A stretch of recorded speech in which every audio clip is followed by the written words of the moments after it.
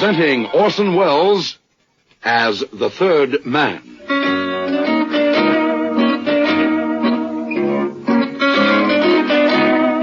The Lives of Harry Lime. The fabulous stories of the immortal character, originally created in the motion picture The Third Man, with zither music by Anton Karas.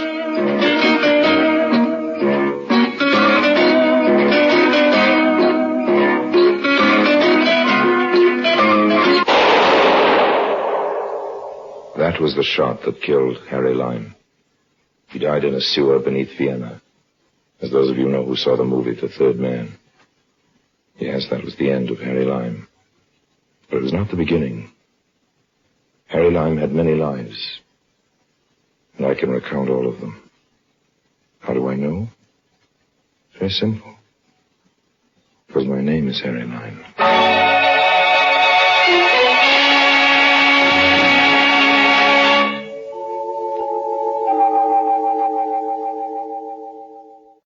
Don't get me wrong, I love Budapest. From Budapest come goulashes and shardashes. Shardashes being something you dance and goulash being something you eat if you go for all that paprika. Me, I love it. So, when I got that telegram, I took the first train to Hungary. Maybe I'd better tell you about the telegram first. Dear Mr. Lime, it said, my bank is going to be robbed and I need your help. It was signed Fekete, evidently a man's name, nobody I knew. I knew all about bank robberies, however, and I was dying to help. Besides, as I say, I love paprika.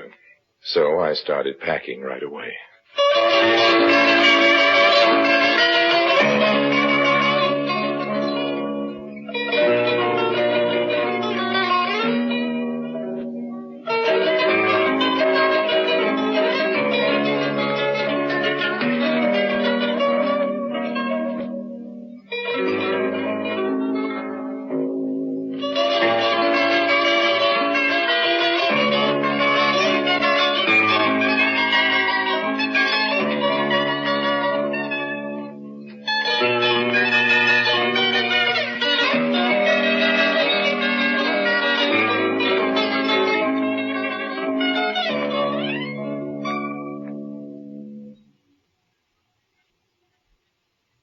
And now, Orson Welles as Harry Lime, the Third Man, in today's story, Too Many Crooks.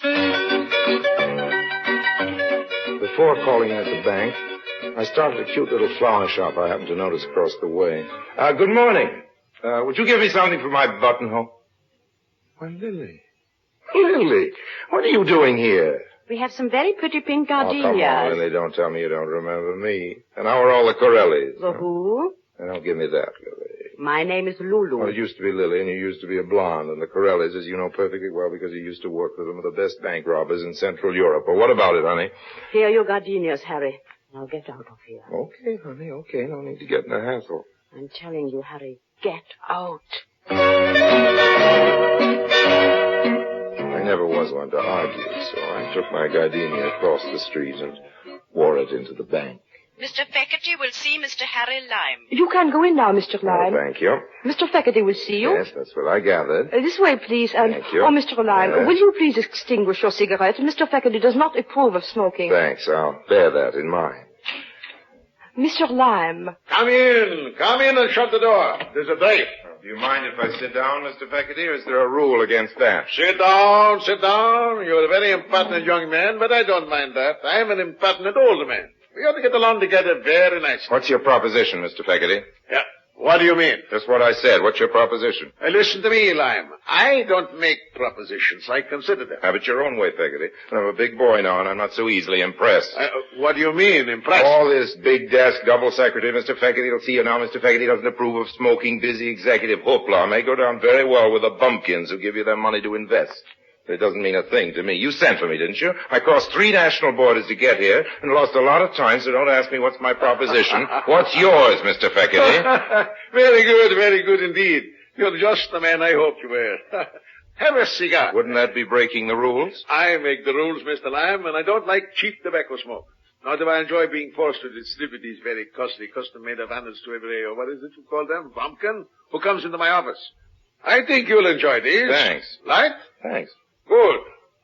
Now that we're a little more at ease, suppose you tell me something about yourself. Why? What do you mean, why? I wish you'd stop asking me what I mean by everything I say, Feckerty. I said why, and I meant why. You put private detectives on my trail. You found me. You made me a very substantial down payment on services to be rendered. And now, when I get here, you want me to tell you about myself. That's just plain silly, old man. It's obvious that if you went to all that trouble and expense to get me here, you knew about me already. I'm the one to ask the questions, not you. Better and better. Mr. Lime, if you were just a little less notorious as a cook, I'd offer you a vice presidency in my bank. I forgive the insult, Mr. Feckerty. What do you mean, insult? You go asking me what I mean again. I meant insult. Now, don't you get pompous on me, Lime. You are a crook, a world-famous one. You don't want to deny that? What I don't want is very simple, Mr. Feckerty. I don't want to be a vice president of your bank. Huh? Oh, I follow you now. Don't worry, Lime. Right. I promised you $20,000. That's right. Or its equivalent in Hungarian pesos. Oh, wait a minute. And you'll get it without having to serve as an officer of this You bank. promised me $20,000, old man. There weren't any gimmicks in the agreement about the joke money you folks pass off on each other locally. I know. I carry my own microscope for reading the fine type. Very well, very well. $20,000 it is. Don't you want to know what I expect you to do for it? Mr. Feckerty, you keep making me repeat myself. I told you before that I'm a big boy now. If you're giving me $20,000, I can relax, not worry about asking you silly questions. You're going to get around eventually to telling me what you expect me to do for it. Did you ever hear of a bank giving a reward? Yes, but only after a bank robbery. Exactly. Exactly. Only after a bank has been robbed. I'm reversing the procedure line. I'm giving the reward first. Oh, so that's the little caper, is it? You want me to rob your bank for you? Oh, not at all, not at all. A reward is usually given for apprehending the thieves who have robbed the bank. What I want you to do, Harry, I may call you Harry? Certainly, old man. Call me Harry if it gives you any fun. Well, Harry, what I want you to do is to apprehend the robbers before the robbery is committed. Very clever, don't you think so? Have another cigar. In my business, I may get in the way of an awful lot of screwy deals, but I can tell you that never in a long career have I been offered in complete seriousness a loopier proposition than Mr. Feckerty's. It seems the key to the whole affair was Mr. Feckerty's junior officer in the bank, a certain Mr. Fodor. Ladislaus Fodor is the full name, Harry. He's one of our vice presidents. I see. I tell you this right now, the man is an unprincipled criminal. Oh? And come here, and I'll show him to you. Come this way. You can see him through the glass panel. Yes. There he is. Oh, that one. Second desk to the right. With all those silly hairs pasted over his bald head. That's the man. He doesn't look very dangerous to me. Fodor? Dangerous? He has the brain of a backward bird and the charm of a worm. Now that I look back on it, I can't imagine how I ever persuaded myself to be jealous of him. Jealous? I don't follow you, old man. If I have a fault, Harry, it is this. I do tend to be jealous. Lulu often chides me about it, and I have promised to curb the instinct, but there, it is a part of my character. Lulu? You mean the girl in the flower shop across the way, that Lulu? She is the only Lulu I know, Mr. Lyon. How does it happen that you are acquainted with her? You see this carnation? I see it, yes. Lulu sold it to me, overcharged me, scandalously, as a matter of fact. Well, Lulu is a working girl. She must live. How does it happen you know her? What makes you think I do? You know her name? Oh, one of the other customers called her that while I was still in the shop. As it happens, it was this little fellow you just pointed out to me over there, the vice president, Fodor. Third vice president. I hate to keep harping on these commercial matters, Feckerty, old man, but just how does my $20,000 reward come into the picture? Let us retire to my inner office, Harry. I never tell you. Okay, Come. old man. Sit down, please, Harry. Have another cigar. My pockets are bulging with cigars now, old man. Let's concentrate on the $20,000. Certainly, certainly. Oh, Miss Carver. Miss Carver. Yes, Mr. Feckerty? No matter who calls, don't disturb me. Not on any account. I'm having an important conference. Yes, Mr. Feckerty. Oh, jealousy, Harry. Jealousy is a terrible Yes, thing. yes, certainly is. Now, about this reward. Jealousy is the green-eyed monster who doth mock the meat it feeds on. That's how the poet Shakespeare expresses the it. poet Harry. Shakespeare said a mouthful, and now... But still, if it had not been for jealousy, I would never have followed this Fodor into Lulu's shop. And if I hadn't done that, I would never have discovered the digging. Digging? What digging? What would you say, Harry, if I were to tell you that running under the street from Lulu's flower shop to this bank, there is a tunnel? A tunnel? What would you say if I told you that? Well, I'd say, well, what do you know? That's what I'd say. That's what I said when I found out about it. And that's why I say now that I mustn't ever forget to be grateful to jealousy. Particularly since I've discovered that there's nothing between Lolo and Fodor. Or nothing serious. And, do you know what I'd say to that? No? A couple of rude words. Yeah, but why? Why? You find them scrabbling away together like a couple of chubby moles, digging away in the general direction of your bank vault, and you say there's nothing serious between them? There isn't, I'm sure of that. I have Lulu's file. And besides, what could she possibly see in a fat little nonentity like Fodor? No, the only one who thinks it's serious is Fodor. And that's the whole point. Fodor is a dupe, a mere cat's paw in the conspiracy. Oh, yes? And who's the mastermind? I am. And what does Fodor think about that? He languishes in ignorance. He knows nothing. And to think that he aspires, he dares to aspire to my position in the bank. And how does Lulu fit in? I must tell you that Lulu has given me some reason to hope that she will someday make me the happiest man in the world. And how would she do that? By giving up Fodor or sending you a big bouquet of roses? Let's get down to cases, old man. Wedding bells can ring out from Voodoo to Pest to back again, but I won't be there to throw any rice unless I get paid.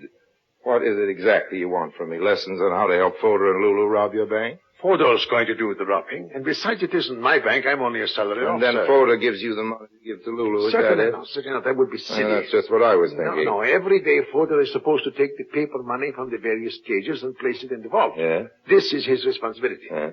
Tonight, however, he will not do this. He will leave the money outside the vault, hidden in a large filing cabinet. Oh, yeah. Oh, the entire plan has been carefully worked out, I can assure you. All I can say is this Fodor of yours is a very cooperative type of cat's paw. Don't call him this Fodor of yours. He isn't. He's no Fodor of mine. Have it your own way, old man. What comes next? You, I suppose, huh? You come a half hour later with a dark lantern and a gunny sack. You wrap up the money, join Lulu, who's been waiting for you across the street in the flower shop, and the two of you, hand in hand, move off down the road into the sunrise and also into the very choicest Hungarian hoosegow. What is a hoosegow? A jail or prison, a place of forcible incarceration, a lockup for bad little bank robbers. Not at all, not at all. It is Fodor who goes to prison. Oh, yes? And how do you work that? That is one of the things I want you to arrange. Oh, I see. I'm going to have to earn that $20,000. I think we'll start by having it deposited in my name and in somebody else's bank, old man. Why now? And why another bank? Well, every bank in Budapest isn't going to be robbed tonight, so I think I'd prefer one of the others. And I'll take it now because I know you wouldn't want me to go to the police with what is, after all, a fairly sordid little Go story. to the police, but that's blackmail. Oh, watch your language, old man. Blackmail's a nasty word. You know, all I want is protection from my poor little $20,000. I'll give you service for it, too, but I want to be absolutely positive that you're ready to meet your payroll. Very well. You'll have your money, but you will help me. I'm going to need a few more solid facts, old man. Well, it all began with this insane jealousy of mine for Fodor. Oh, yeah? I took to following him. He used to go into Lulu's flower shop at night long after it was closed. And one time he left the shutter unfastened and I went in. There were no lights in the shop itself, but I could hear voices from the basement below. I opened the trapdoor very carefully so as not to be heard. And what do you think I saw? You saw Lulu, Fodor, and 3 men all hard at work digging a tunnel. Yeah. How did you know? I didn't, I guess. After all, you told me there was a tunnel. But the 3 men, how did you know about them? Still guessing. It's pretty obvious that Mr. Fodor and Lulu couldn't dig much of a hole without getting some help. Tell me this. It was Lulu who persuaded you to call me in on this deal, wasn't it? How did you know that? Still just guessing, old man, just guessing. Now, let me guess on for a minute and stop me when I'm wrong. When you saw what Lulu and Fodor were doing, you went home and brooded for a while, and then a few days afterwards you confronted her. It was the next day. Oh, okay, it was the next day. And Lulu admitted she was planning to rob the bank, but said she was just using Fodor, and you were the only one she really cared about. And if you joined the party, it's you she'd run off with, leaving Mr. Fodor holding the bag. An empty bag. How am I doing? Oh, you're a clever man. Sure I am. That's why Lulu had you send for me. You see, the idea is that Fodor will hide the money outside the vault and leave. Then, according to the arrangement, as he understands it, Lulu will come through the tunnel at night with her helpers and take the money back under the street through the tunnel. Who did she tell Fodor these helpers were? She said one of them is her brother and the other 2 are cousins. And what did she tell you? That's what she told me. Why? Nothing, old man. Nothing at all. Just give me one more guess, Oh, go ahead. After Fodor leaves the money, what you do is crawl back through the tunnel with a sack of currency clenched in your teeth. But no, that wouldn't make any sense, would it? You'd run into a couple of brothers crawling in the opposite direction. I'm not to have anything to do with the tunnel. You see, Fodor leaves the money out just before closing time. That way he's implicated and we have a scapegoat. So there's nothing to stop me from letting myself in with my key at night and walking away with the money. Who could suspect me? It's a perfect crime, Harry. Wouldn't you say so? Yes, it's quite a crime if you look at it in one way. But tell me about the brothers. What are they supposed to think about all this? Oh, they don't know about it. Lulu hasn't told them. But the news will reach them eventually, and what then? They must be implicated somehow, along with Fodor. But I must be protected, and Lulu. That's what you're here for, Harry. Have another cigar.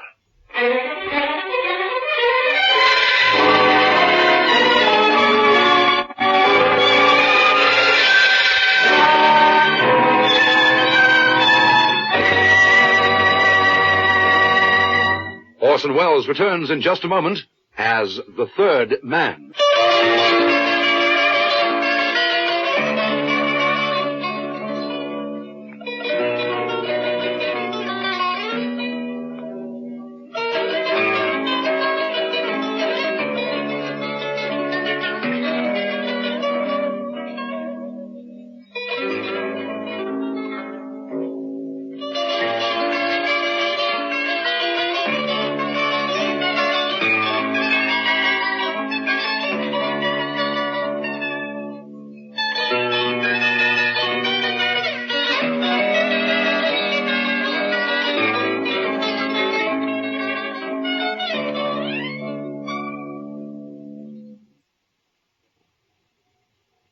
And now, Orson Welles, as the third man, continues with today's story, Too Many Crooks. Naturally, the first thing I did after making my farewells to Mr. Feckerty was to go across the street and pay a call on Lulu. Harry, Yeah? listen to me carefully. I'm listening, honey. There's a little cafe on the hill above the old city. You know the place? There's a gold roost on the roof. Well, what about it? Go there and wait for me. You never can tell when Fodor or Feckerty will be bursting in here. They keep jumping across the street to check up on each other and buying geraniums. Go to the cafe and I'll be with you as soon as I can close up What here. about the boys below? Oh, what do you mean? The construction crew, the Corellis. Oh, Feckerty told you about the Corellis? I would have found out anyway, Lily. Lulu. Okay, what happens to them if you shut up the store? Isn't there a way out? No, but they won't be finished work before I'm back. And besides, what they don't know won't hurt them. Lily, or rather Lulu, it looks to me as though just about everybody around here is due to be hurt by what they don't know.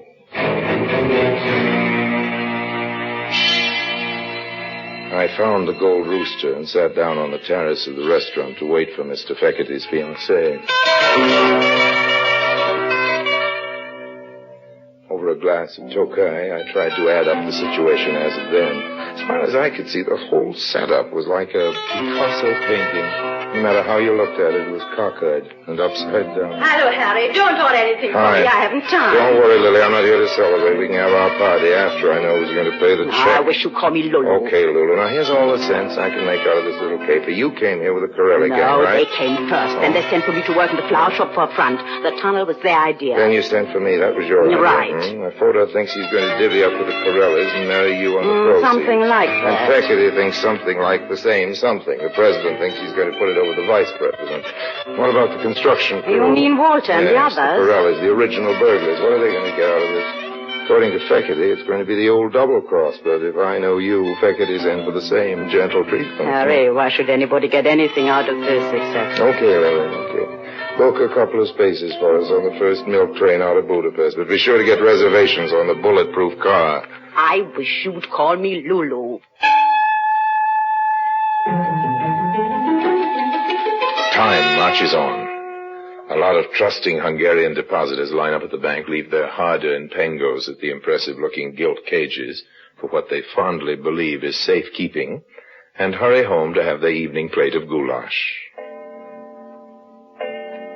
Closing time comes and goes. Feckerty doesn't leave. He just pretends to, and stays skulking in his office.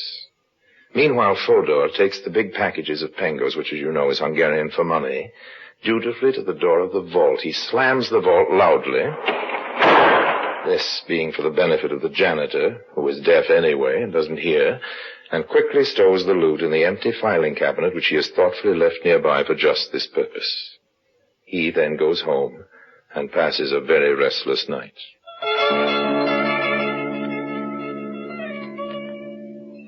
The moon rises over the city and winks at its own reflection in the Danube. A lot of good Hungarians are in their beds. The others are all in a nightclub called the Arizona, dancing a showdown. They do not come into this story, so we'll leave them dancing. Down onto the street, the Corellis, those adept bank robbers, continue to dig. They are putting the finishing touches on their tunnel, and we will not listen in on them because their conversation is very vulgar indeed. In his luxurious office, Mr. Feckerty sits biting his nails and dreaming of a long West Indian cruise with Lulu in an adjoining deck chair.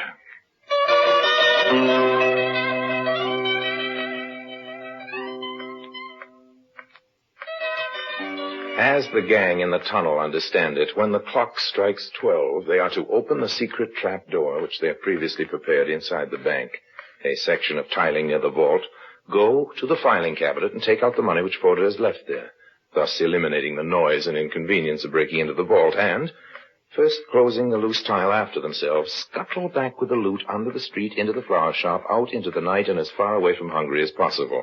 As I say, that's the way the gang in the tunnel understand it. This is also the arrangement as Mr. Fodor understands it, with a trifling difference, that he expects Lulu to stop by for him with his share of the profits. Like Mr. Fekete, he is biting his nails and dreaming of tropical cruises. And what of Lulu? What of Lulu, indeed? It is Lulu's little plan to foozle everybody, Corelli, Fodor, and Fekete. She's led them all on to just this point. It is the point of departure. Lulu's departure. Lulu and all those neatly wrapped packages of pingos. The trouble is, it's all just a little bit too much for one little girl to handle alone, so Harry Lime's been sent for. Harry is supposed to assist at the general foozling of one and all, and then, in due time, of course, he's to be foozled as well. Lulu will send Harry off to mail a postcard, and when he gets back, Lulu will have continued her travels alone, with nothing to keep her company but the loot. That, as I say, is the way Lulu understands it. The clock, high in the steeple of San Stefano, strikes 12. This is the signal. Mr. Corelli, that celebrated expert, with his 2 able assistants, starts toward the bank. The tunnel was not built for comfort, and the going on hands and feet is a trifle rough. There's a bit of genteel cursing, but hearts are high. At the sound of the clock, Mr. Fekete removes the bound bundles of money from their place of safety and checks once again the bolts and fastenings which keep the loose tile in its place. In the darkness, Mr. Fekete smiles. He is satisfied that, contrary to the Corelli's expectations, the bank end of the tunnel is firmly and irrevocably closed. Still smiling, he starts toting the money toward the side door for which he, Mr. Fekete, is the perfectly legal possessor of a key. On the outside, Lulu, with a high-speed car, is supposed to be waiting for him. Unfortunately, however, a moment earlier, Harry Lime, on the flower shop end of the tunnel, has persuaded Lulu to go down for a moment and tell the boys not to try lifting that trick tile for at least a half hour. Lulu hates herself now for not having analyzed the merits of this suggestion. She has plenty of time now to think this over, because foxy old Harry in the flower shop has bolted down the trap door. The clock has stopped striking, of course, and Mr. Fekete pops out of his bank looking for all the world like a jolly Christmas shopper, with his arms loaded with bundles. There is a high-speed car waiting for Mr. Fekete, all right, but it is full of strange gentlemen, and they are all dressed in uniforms. Put up your hands, Fekete. Put up your hands. You're under arrest. But there's some mistake. Oh, not at all, old man. No mistake at all. You see, gentlemen, just as you were told, there he is, and there's the money. Come along now, Fekete. We are taking you in. You, Harry, a police informant. Not a bit of it, old man. I wouldn't dream of telling on you. No, the cops got the tip-off from an anonymous letter, and you know how you spell anonymous? L-U-L-U. Lulu. She did it. Lulu. That wouldn't be Lulu Hartz, would it? Alias Lily the Twister. Yes, officer, I believe so. There's a reward offered for her capture, isn't there? I should say there is. And what about the Corelli gang? They've got the biggest price on their heads in Central Europe. Oh, that's lovely. It's all beginning to add up. When you throw in the generous reward Mr. Fekete posted in the name of his bank this afternoon... But you're not going to collect that, are you? Why not, old man? After all, you put up the money for me to collect before the bank was robbed, didn't you? You also wanted me to thwart the Corellis, and if you yourself are foolish enough to go breaking the law, you'll just have to tell it to the judge. I'll tell him plenty. I'll tell him about you. Go ahead. I haven't broken any laws, remember, and you'll only help me collect my various rewards. Matter of fact, Lime, just what is your connection with this affair? What have you done? Officer, all I did was turn a bolt on a trap door. Nothing at all, really, just a twist to the wrist. And now, if you've got some spare handcuffs ready, I think we better open it up again. The folks down below may be getting a little fretful, and I think they'll appreciate a change of scene. If you'll come with me, officer, I'll show you the place. Really, Mr. Lime, I can't tell you how grateful... Please, old man, don't mention it. Pleasure, I assure you. Won't you have a cigar?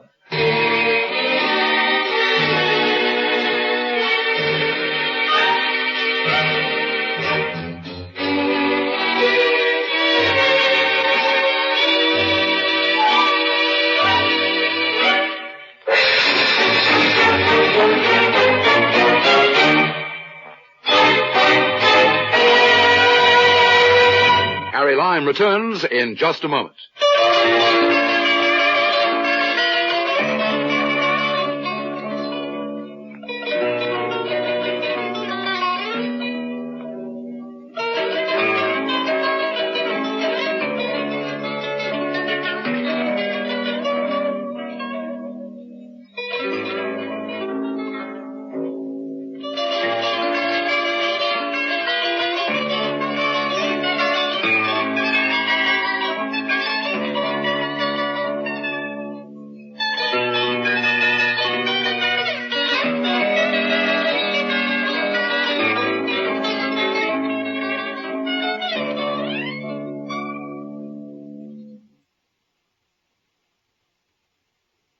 And now, Harry Lime.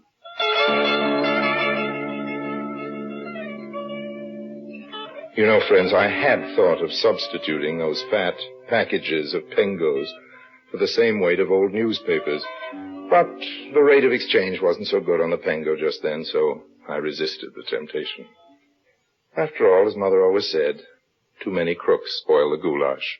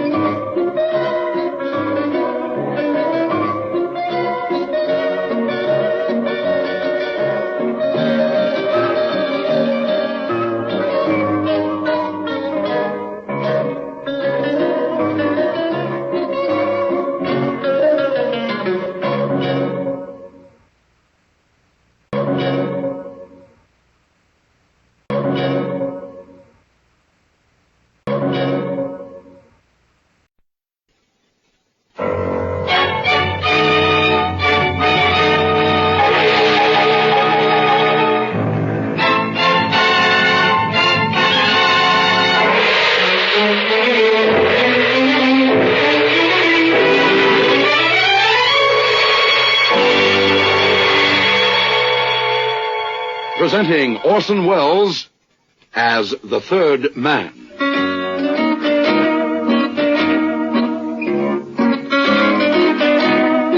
The Lives of Harry Lime. The fabulous stories of the immortal character, originally created in the motion picture The Third Man, with zither music by Anton Karas.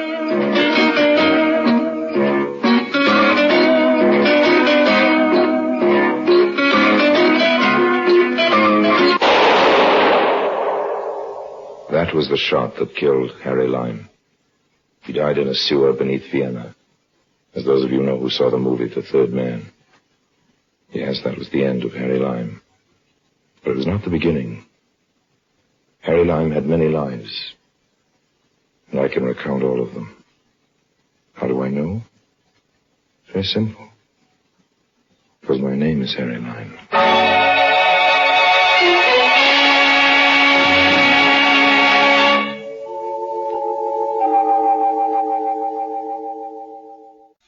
And now, Orson Welles as Harry Lime, the third man in See Naples and Live. Once upon a time, there was an exquisite and huge emerald locket, which spent most of its life looking out of the world from the rather fleshy neck of a Mrs. Donaldson as she waddled like a golden duck across the international social horizon. I had a rather strong desire to change the habitat of this particular locket from the neck of this particular lady to my own particular itching palm. It was Naples before the war. Enter. You kept me impatient for an hour, Mr. Lime. I'm sorry, Signor Rubio. I just flew in from London, forgot to move my watch ahead. It is my knowledge that you have been in Naples for 3 days now, but it does not matter. I am a man with a skill for waiting. I'm going to be very brief. I won't waste any more of your time, old man. Bueno. But first I must tell you that I have made all the arrangements to dispose of the Donaldson emerald. Oh, yes? As soon as we possess it, There's a small item I forgot to tell you about, Signor Rubio. I have decided to include you out. I do not think I understand. To be brief and simple, I have decided to dissolve our partnership, old man. Oh, you're disposing of me? Perhaps that's a nicer way of saying it. I do not prefer to be disposed. Naturally, you don't, but sometimes we get disposed whether we like it or not. Mr. Lime, we began this enterprise together, and I think we shall finish it together. You have never been more in error, old man. Now, you must forgive me for running off my... A moment, Mr. Lime. Yes? You recall Carlos? I do. And that young man from Innsbruck, I forget his name. You mean Mannheimer? Yes, if it were possible, they would be very sorry you were rude to me. I'm now the most well-threatened man in Europe, and you have joined an innumerable caravan. Arrivederci. Don't farewell me yet, Mr. Lime. Sorry, but I really must. Do not force me to shoot you. If you take one more step toward the door, I will fire. Now, don't be a complete fool, old man. If they found a dead man in your room, they'd hang you. I will be easy with you. Just tell me where Mrs. Donaldson is, and I will forgive you your ungratefulness. Rubio, I'm on my way out. If you fire that gun, the police will be here before you can get out of the hotel. Buongiorno. There's a saying in this city, see Naples and die. It only proves that life is very short and uncertain for us all. Goodbye, old man. Believe me, I'm not a professional hero. But I was not at all concerned about Signor Rubio putting a bullet in me, not in his hotel room. I hurried to the pier where the Arcturus was about to dock. She was carrying precious freight, Mrs. Donaldson. I'd already made arrangements with one of the customs officials to hold Mrs. Donaldson up on a pretext of going through her luggage. A few thousand liras did the trick. Oh, you stubborn man. I tell you there's nothing contraband in my luggage. You've already gone through my clothes twice with your dirty hands. Amy, talk to this man. He doesn't understand a word of English. My Italian is worse than his English. Mi rincresce tanto, signora, ma è necessario. Ho istruzione di esaminare il vostro bagaglio. Deve aver pazienza. What seems to be the trouble here? Thank heavens, an American. I have no idea why this idiotic official is rummaging through my clothes. That's just a matter of form, you know. You'd think I was a smuggler or something. I've been to Naples many times, and there's never been this ridiculous fuss. I'll talk to the American consul. See to it that this man loses his job. I wonder if you could talk to him. That is, if you can speak Italian. Of course, I'd be only too happy to. Let me see what I can do. Che cosa succede qui?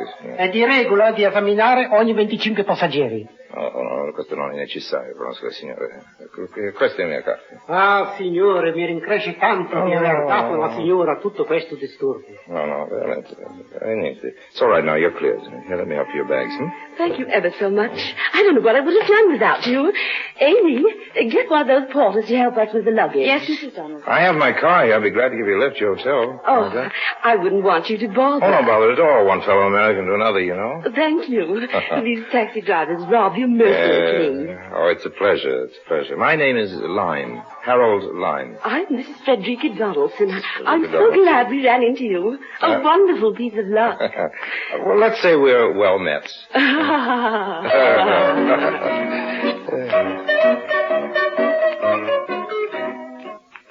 Loveliness was gracing my car.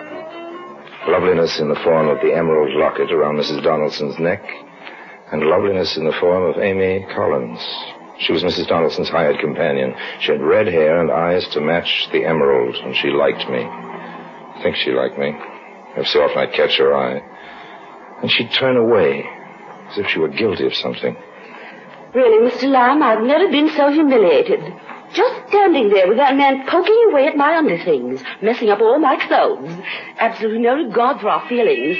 Something should be done about this. He was only following instructions. I don't think he meant... Doing anything of the sort. He was just being malicious and perverse. If it weren't for Mr. Lime, I don't know what would have happened. We're deeply indebted to him. Oh, you don't owe me anything at all. I did what any other American would have done, Mrs. Donaldson. I wish we could repay you for your kindness. Well, I think maybe you can. Wonderful. Just tell us what it is. Well, I've got to buy my sister a gift. It's her birthday. I don't know too much about jewelry, so I wonder if either of you could come along and help me shop. Of course we can. Amy does most of my shopping for me. She's very good at That's it. Wonderful. I'm sure she'd be delighted to help you. Don't you want me to help you get your things unpacked? I'm already unpacked, thanks to that customs official. No, you go ahead. Just drop me at the hotel. You don't mind, do you, Miss Collins? Oh, no, not at all. Good. It's a relief. Now, I'd like both of you to be my guests at dinner tonight. That's very kind of you. We'd be delighted. Oh, it's my pleasure, Mrs. Donaldson. Really, it's my pleasure. We deposited fat Mrs. Donaldson in her room, and then Amy and I went shopping. I took her along to the Corso Vittorio Emanuele, one of Naples' better thoroughfares. What are you looking for, Mr. Lime? Please, call me Harry. All right. Can I call you Amy? If you wish. You don't sound very enthusiastic. Please call me Amy. That's much better. What do you want to buy for your sister? Some nice jewelry, a necklace or a locket, something like that. Mrs. Donaldson was wearing something pretty, something like that. You don't know much about jewelry, do you? Well, I know what I like. Most of the time, the things I like you can find in a dime store. You won't find Mrs. Donaldson's locket in a dime store. It costs about $20,000. $20,000? You're kidding. No, that's a real emerald she has set in the locket. Well, she must be crazy traveling with a thing like that flashing on her neck. Oh, well, it's not very wise, but she's very sentimental about it. Her husband gave it to her just before he died. She swore to wear it every day of her life. She was very devoted to him. Well, I suppose you think I'm pretty much of a chump about jewelry. You have good taste. I also have good luck meeting you. Life is very strange, isn't it? You know why? Well, just half an hour ago, you and I were total strangers. Now here I am helping you buy a gift as if we'd known each other for a long time. Well, there's nothing wrong in that, is there? No, it's... Just at the moment you entered the scene, things seemed to move fast and efficiently. You make it sound as if it were a force. Oh, I didn't mean it that way. I can go away and come back again and do it more slowly. I suppose I sound foolish. Perhaps it's because you like me too soon. Well, I liked you too soon. Well... That's probably too fast for you, too. But you see, I'm a man who says what's on his mind. It's probably not a very efficient way of talking to a gentle soul like you. Oh, no, I prefer straightforward people. All right, now, you be straightforward. What was your first reaction to me when you first saw me? I was interested. Perhaps, maybe intrigued. That's better. You have a way of condensing relationships quickly. Well, if people like each other, they don't need a calendar full of time to tell them about it. Good things grow slowly. Here's a shop. Well, they all look pretty. That filigree pin. I like that. It's very nice. Which one? The one near the large cameo. Oh, yes, it is very pretty. Shall we go in? Wait. Let's look at the other things in the window. I'm begging your pardon. I heard you conversing English. We were talking American, a totally different language. I am trying to reach Via Salvatore Rosa. Could you inform me how to get there? Sure, man. Turn right the next corner and go straight for 3 squares. Oh, I'm much grateful. That's right, all right. Would you like to... you like a cigarette? No, thank you very much. Just turn right at the next corner. Oh, I'm unhappy to trouble you further, but do you have a match? I'm sorry, but I don't have any matches with me. I have a light. Mademoiselle is most generous. 1,000 thanks. Turn right at the next corner. And 3 squares down, 3 squares down. Good day to you all. Good Perhaps day. we will meet again, eh? Good day. He seemed most reluctant to leave. Yeah. An odd fellow. Why did you refuse to give him a light? I didn't like his face. Did you ever see him before? Why do you ask that? He acted as if he knew you. Well, I didn't care to know him. I think you gave him the wrong direction. Well, it could be. It seems that if he followed your directions, he would find himself in the Bay of Naples. I'm sure it won't dampen his spirits. Shall we go in now? Yes, of course. There's just one thing I'd like to ask you. I'll answer anything you want. What do you do for a living? For a living? Oh, I'm a dealer in objets d'art. I wander through the world, collecting the best things. Sounds very interesting. It is. It's often quite exciting. Now, let's go in and buy that filigree pin.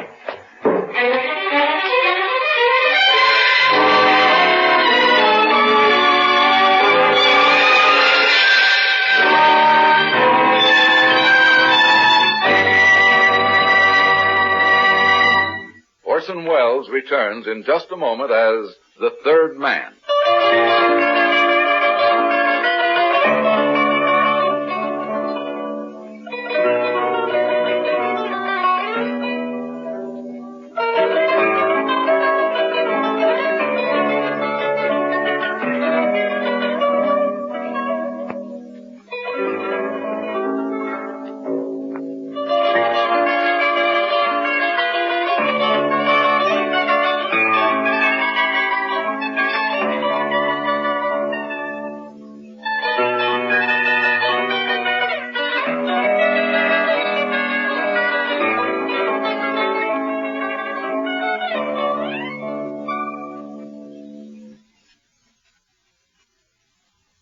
Now, Orson Welles as Harry Lime, the third man in See Naples and Live. I bought a pin for 2,500 lira. On the way back to Amy's hotel, she was thoughtful and not much inclined to do any talking. I took her by the hand. She didn't object to that, but she didn't react to the touch. Put it simply, she just let me hold her hand, nothing more. I suspected that Signor Rubio had made too strong an impression. It was essential now that I work fast. The emerald would have to be in my pocket tonight or not at all. However, I wasn't worried about Rubio. Strange enough, it was Amy. It bothered me. I was beginning to be a little too fond of her. And that was bad. I always make it a point not to be too fond of anyone in this world. This is a lovely romantic restaurant. Well, I'm glad you like it. How discovered, Mr. Lyon? You just ask the porter in the hotel. They know everything in Italy. The portiers are the best informed people in the country. It's a little delightful. Oh, God. Don't you think so, Amy? Yes, I do. It's charming. Won't you have some more spumante? Well, just a drop. I declare, it's just like champagne. Yes, it's the Italian version. It's so kind of you to give so much time to us, Mr. Lyon. Really, it is. Amy, isn't Mr. Lyon just a dear? I think he's most generous. Oh, I'm having such a delicious time. I feel so happy. Happier than I've been since... I wish poor Benjamin were here with us. You would have liked him, Mr. Lyon. Oh, I'm sure I would. Poor Benjamin. Oh, no, Mrs. Donaldson. Let's not be sad here. Just have a little more spumante. Oh, I really don't think we should. I'm afraid you're going to make us all drunk, Mr. Lyon. Oh, Amy, I don't think another drop will hurt us. After all...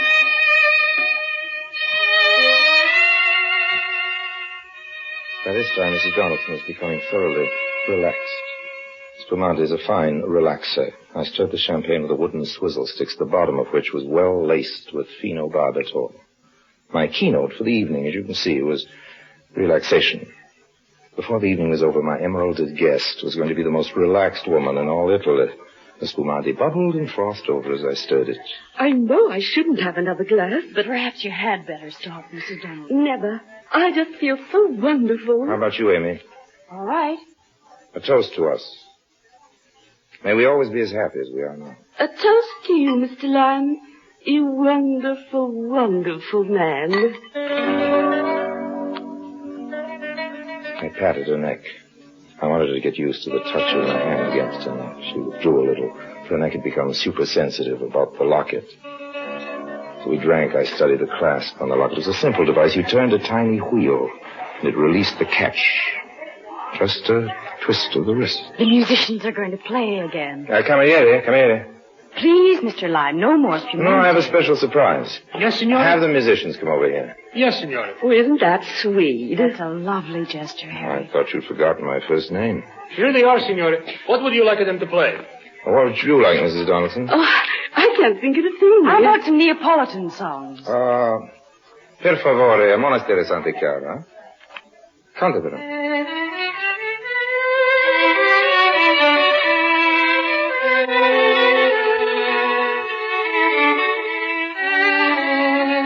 It was going to be very easy. They were completely at ease, and they trusted me. Amy stole her hand into mine as they played. It was really quite pleasant. I leaned back and relaxed.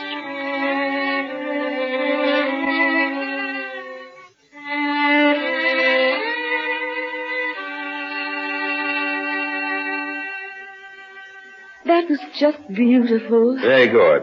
Thank you. Molto grazie. Here's something for the lads. Oh, grazie, signor.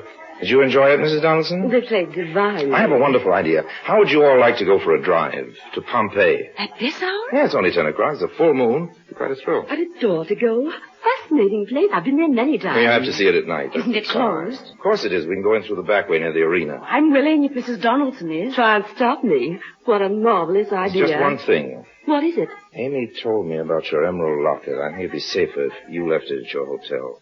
In the safe at the hotel. Don't you worry about it. I never take it off No, but my really. neck, except when I retire. Don't worry about it. Perfectly safe.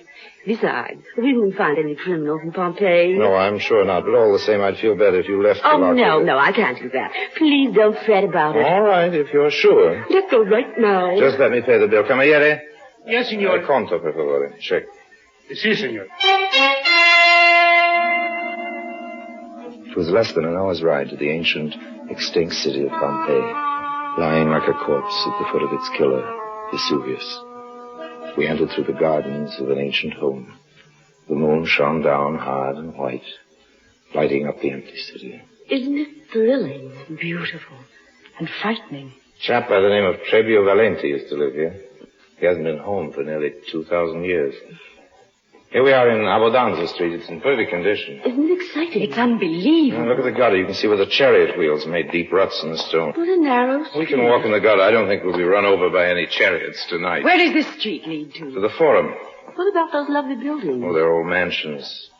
Belong to a couple of rich fellows. See the sign on the wall? What does it say? Post no bills. In Latin. And the sign alongside of it? Down with such and such a tyrant. Time has worn away the name. It's just amazing. It's all beginning to make me feel faint. Oh, don't you feel well, Mrs. Donaldson? I feel fine. Just sleepy. I don't know why I should feel sleepy when I'm so excited. Don't you want to sit down? Maybe I'd better. We'll just rest for a moment. I think we'd better go back. We will, but first we'll let Mrs. Donaldson catch a few minutes' rest. There's a marble bench in the atrium of the Casa de Ceriali. He used to be an arrogant rich man who didn't like the strangers visiting his palatial home, but I don't think he'll mind now. Oh, it's lovely in Here we are. You sit down, Mrs. Donaldson, rest your shoulder against mine. There you are. You're a darling, Mr. Lime. Amy, if you walk into the other room to your right, you'll see some excellent frescoes. They're beautifully preserved. May I have the flashlight? Yes, here. Mrs. Donaldson was sleeping softly. I pressed my fingers against her neck to test her responses. There was no reaction. Tried it again so that even in her sleep she would feel no alarm, become accustomed to the feel of fingers around her throat. She slept peacefully on. I quickly unloosed the catch on her flock hair, tried to slide the locket, picked it gently off her neck. At the same time, I held her hand to divert a sensation of touch. It was done quickly. I was ready to make my silent departure, gently propped her against a pillar. Then I heard a sound that froze me. Footsteps. Footsteps, and they weren't Amy's. Who's there? What's the matter? I caught a glimpse of him. It was one of the guards. There's only one thing to do. Run. As far as Stabione, I turned the corner and ran into one of the old Roman baths. I made for one of the rooms, expecting it to have another exit. It was dark, and I fumbled around. I had a very unpleasant feeling when I became aware that the only way out was the way I came in. I reined back. It was too late.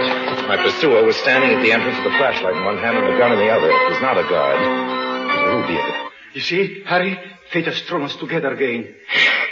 It's still around her neck. The locket, please. I just told you. I'm not in my hotel now. This time I will kill you. Give me the locket. I'm not a usually reckless fellow, but this time I did a very rash thing. I rushed him. He fired. The bullet tore a hole in my shoulder, barely touching my skin. I wrestled with him. He fell on the marble floor. His wiring very strong. In a few seconds, it was clear that he was in far better shape than I. Then he hit me a very rude blow on the head with a gun. And I abandoned the fight. For a moment, I just lay there thinking what a very evil moment of my life this was. Now, the locket. Okay. Thank you. And now I think I will dispose of you for having caused me all this trouble. Getta il revolver, signore, altrimenti tiro. That's the police, Ruby, old man. You're caught. Momento. Caught red-handed. But the emerald. It doesn't belong to you, old man. Better go along quietly with the police. Look, there's some more of them coming through the door. No use putting up a fight. Remember what I've always told you, old man. Crime doesn't pay.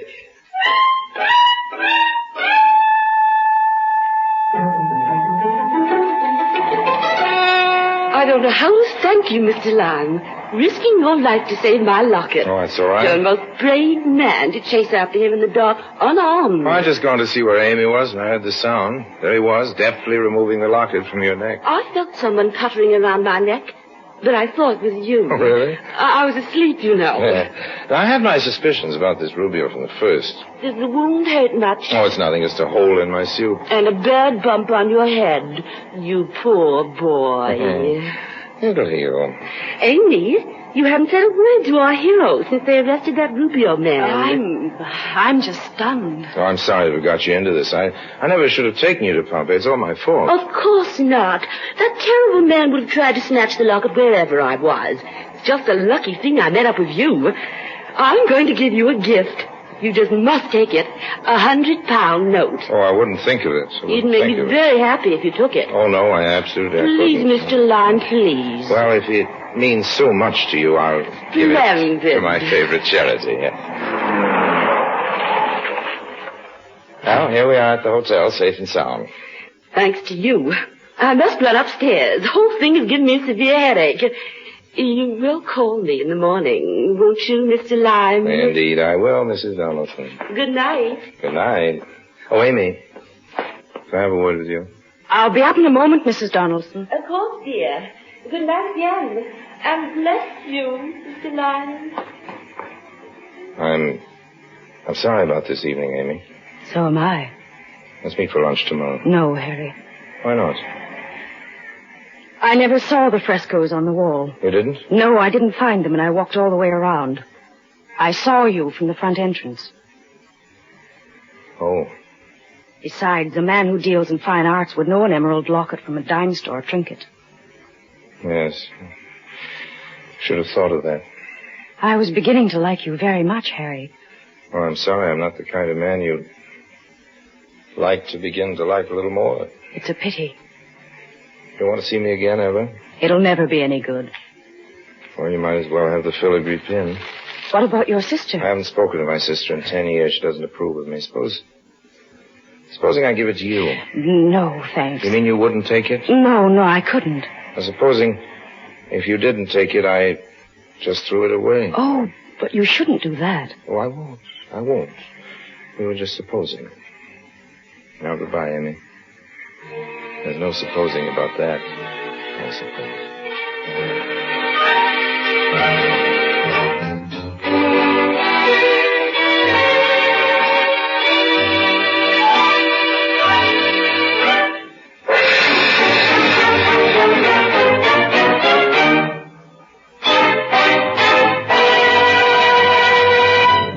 Harry Lime returns in just a moment.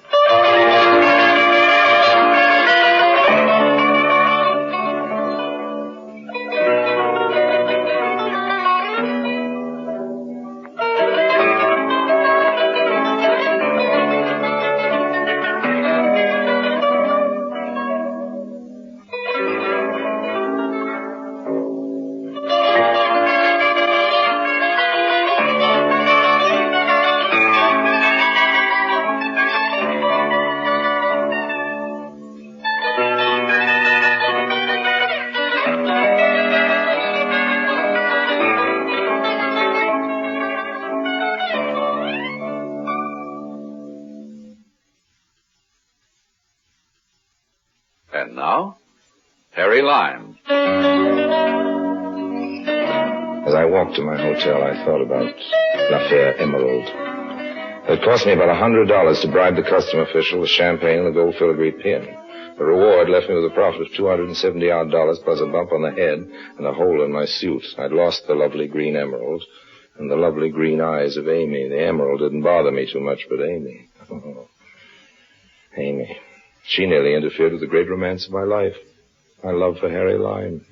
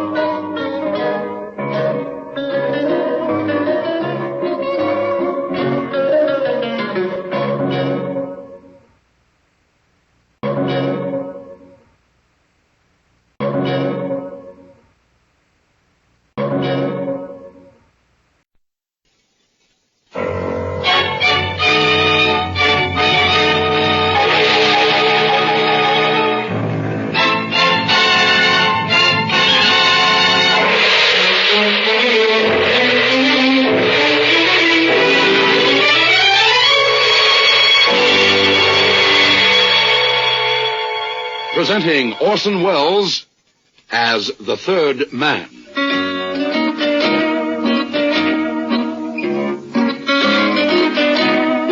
The Lives of Harry Lime. The fabulous stories of the immortal character, originally created in the motion picture The Third Man, with zither music by Anton Karas.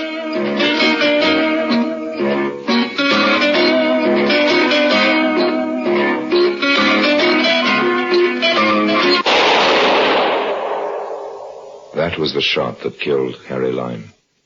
He died in a sewer beneath Vienna, as those of you know who saw the movie The Third Man. Yes, that was the end of Harry Lime. But it was not the beginning. Harry Lime had many lives, and I can recount all of them. How do I know? Very simple. Because my name is Harry Lime.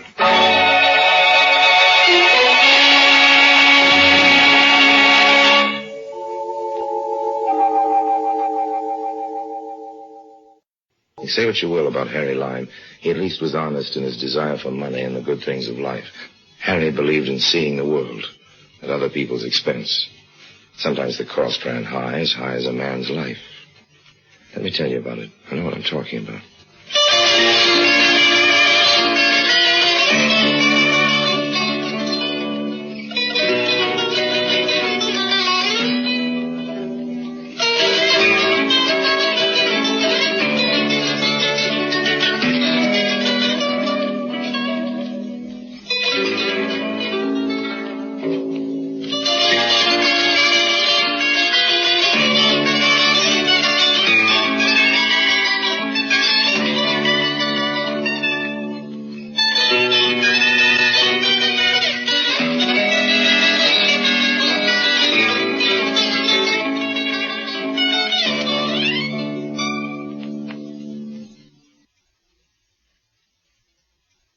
And now, Orson Welles as Harry Lime, the third man, in Play Pidgeon. 1942, my fortunes being for the moment at ebb tide, it pleased me to return to America, to New York specifically, because I'd heard that an old and important enemy of mine was in difficulties and wished to see me.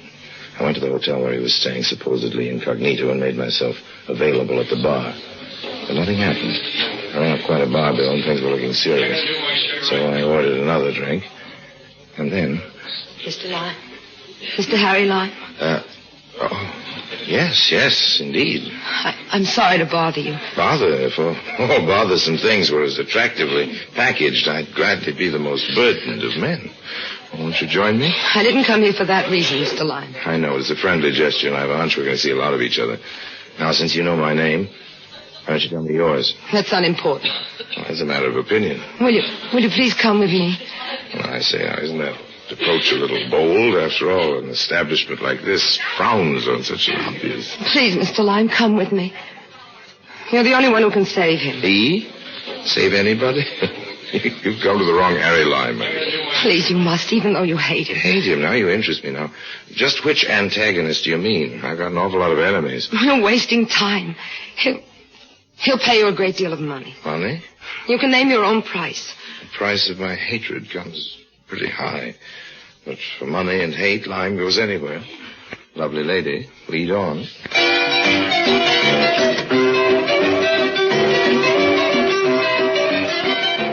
Profitable business should be made as painless as possible, and this girl was a pleasure. The dark Irish type with eyes, the mood and color of the restless channel waters, and hair as blue-black as the proverbial raven's wing. I began to enjoy myself.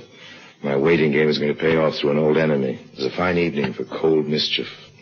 We took the elevator in silence, walking down the corridor to the suite of my enemy. I studied my young guide.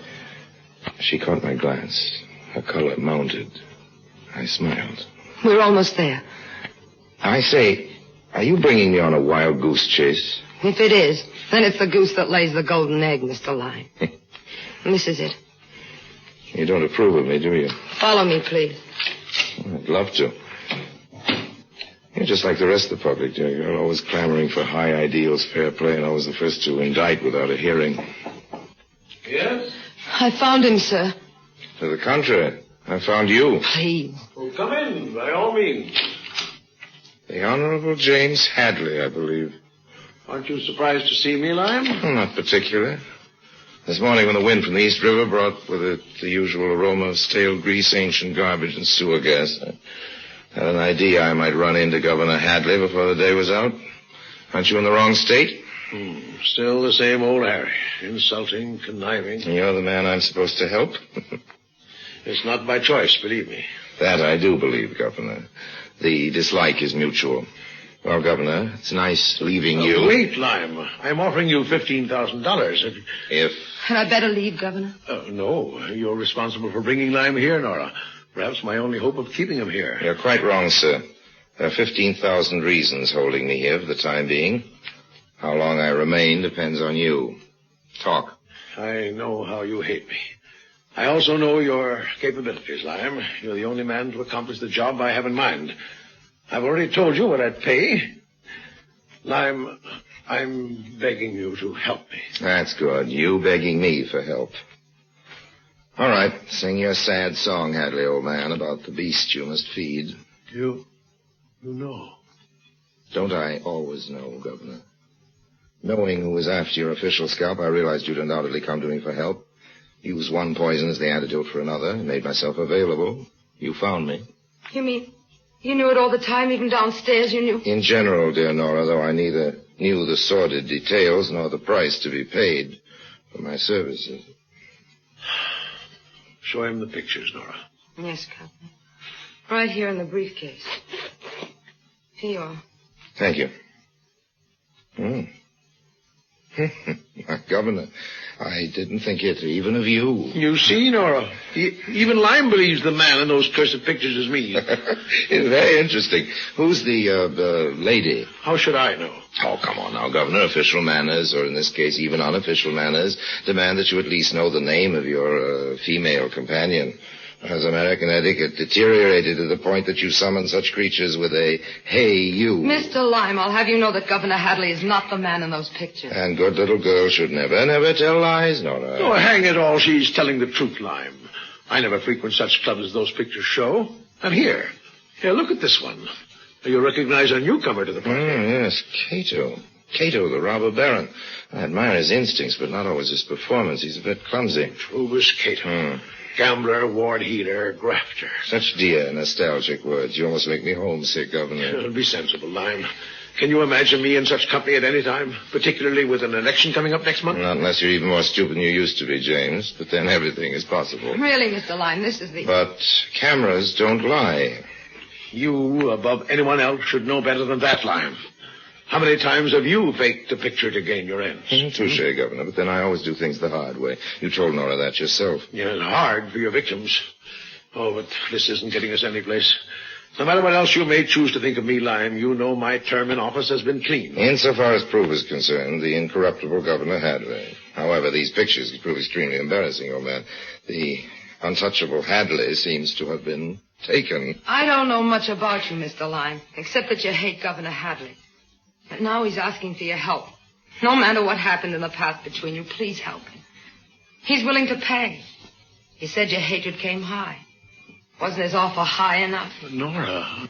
That's quite all right, Governor. I admire honesty and loyalty, even though I don't approve of it or believe in it. Come here, Nora. What? Come here. I want you to stand right before me. Look right into my eyes, straight in my eyes. Answer a question. But Well, Mr. Lime, what is it? If I were the governor and you were my secretary, would you be as honest, as loyal? As honest? Yes. As loyal? No. I see. Well, why the great concern about these pictures, Hadley? Surely your indiscretions aren't that important. Then you are going to help me. I'm considering it. Then you know those pictures are important, Lime. Cato's going to use them to ruin me. Why? He wants control of my state. Either his crooked syndicate moves in, or he sends these pictures to every newspaper in the state on the eve of the election. Truth is, Kato has improved with the years. This is almost worthy of me. I never expected you to understand, Lime. But I thought the fee might make it worth your while. Re-election means a great deal to me. I've worked hard for my office. I don't want to win or lose because of a hoodlum like Kato. And I don't want my wife, my family, to be subjugated to this kind of smear campaign. They don't deserve it. Spoken like a true family man, an American and a politician. Governor Hadley, there must be some other way to get the negatives than this man. Please, Nora. Elaine, the fair Elaine, the lovable Elaine, the lily maid of Astolat. High in her chamber, upper tower to the east, guarded the sacred shield. I'll get the negatives and the rest of these pictures from Kato for $15,000. Oh, thank heaven. And dismissal of all charges against me in your state, old man. What? The price is cheap, Governor, for your career and your family. But, Governor, you can't. Just a moment, Nora. Very well, Lime. You get me those negatives and you'll receive your money and full pardon. I'll take the money now. I expected that. Pay him, Nora. How do you know you can trust him, sir? He's the only man I know who can outwit Kato. I've got to trust him. My fee, Miss Peyton? Here it is. You'd better count it, Mr. Lime. But why? I trust you. Oh. Just how do you plan to contact Kato? Well, that's easy enough. Easy to find a man like Kato. The hard part is in avoiding him. You should know that very well, Governor. Well, what is my next move? Right back to your nice snug capital. Return to your ivory tower, Hadley, and carry on business as usual. Oh, very well. We might as well start packing, Nora. We'll leave at once. Yes, Governor. No. What? Nora stays with me. I what? Now, listen here, lad. Kato doesn't know her by sight, does he? I don't think so. He contacted me away from his office. And she'll be our go-between. You can still pack, Nora. I want you to register at another hotel, the Plaza will do. I'll meet you at the cocktail lounge in 3 hours. Just what do you think? Nora, I'd appreciate it if you would cooperate with Mr. Lime in whatever way you can. Well, Nora? Very well, Governor. I'll do my best. You understand, Nora? We must trust Mr. Lime.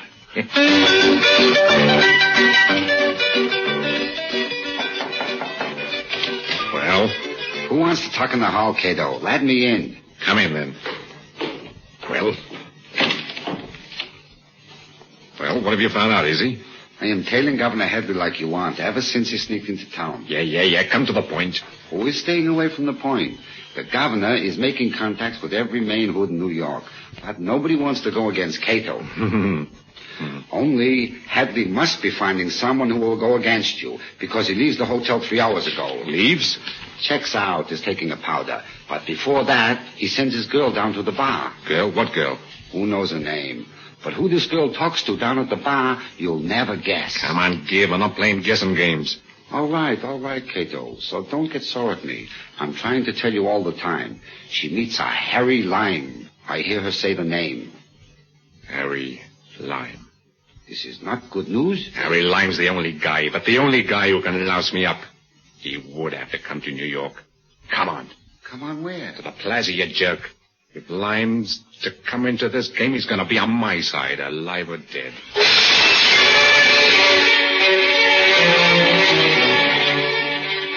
Mr. Lime. Nora, I never dared hope you'd be this eager to see me. It's Kato over at the bar. Oh? Have a drink. What are you going to do about Kato? Careful, here comes the waiter. Yes, sir. What will you help? Well, what's your pleasure, honey? Nothing. Anything. Well, that offers a pretty wide choice. Waiter, scotch and water for 2. 2 scotch and water, it is. Eh? I want you to smile, Nora. Look relaxed. Listen very carefully to what I have to say. I'll try. Glad you blessed me once before I die. What? Your smile. It's the first time I've seen it. Its radiance is breathtaking. Please. Now, leave me at once, Nora. When you're going to the powder room, don't return. Go to your room and stay there. I don't understand. Mr. Kato is preparing to beard me in his den, and I want you around when he does. But He's coming this way. Now, hurry. I haven't called you by morning. Get back to the capital fast. What about you? Why, Nora, I never dreamed you cared. Oh, of all the... Your scotch and water, sir? Fine. Here you are. Oh, thank you, sir. Drinking alone, Lime? That can turn into a bad habit. True is Kato in the flesh. It is flesh, isn't it, old boy? Same old Harry. How about buying me the next round, Harry? At my place. Why, Trubus, old man. Are you thinking of taking me for a ride? Why, Oh, it's all right, old man. I'm game for anything. Shall we go?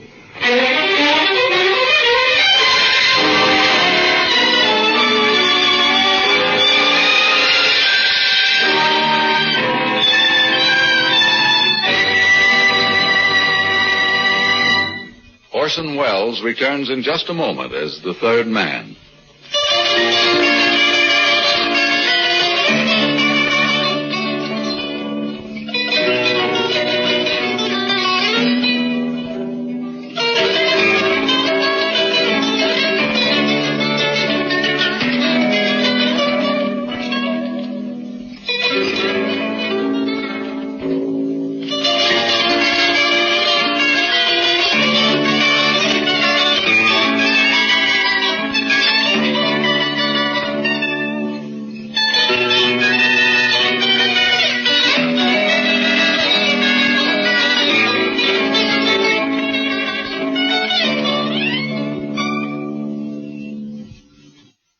Orson Welles as the third man continues with Play Pidgeon.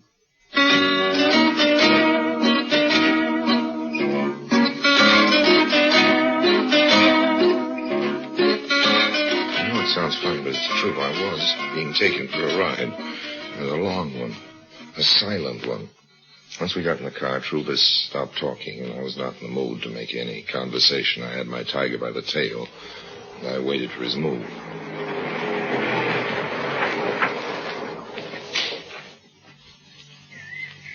Wait in the car, Easy. This won't take long. Okay, boss. I am waiting.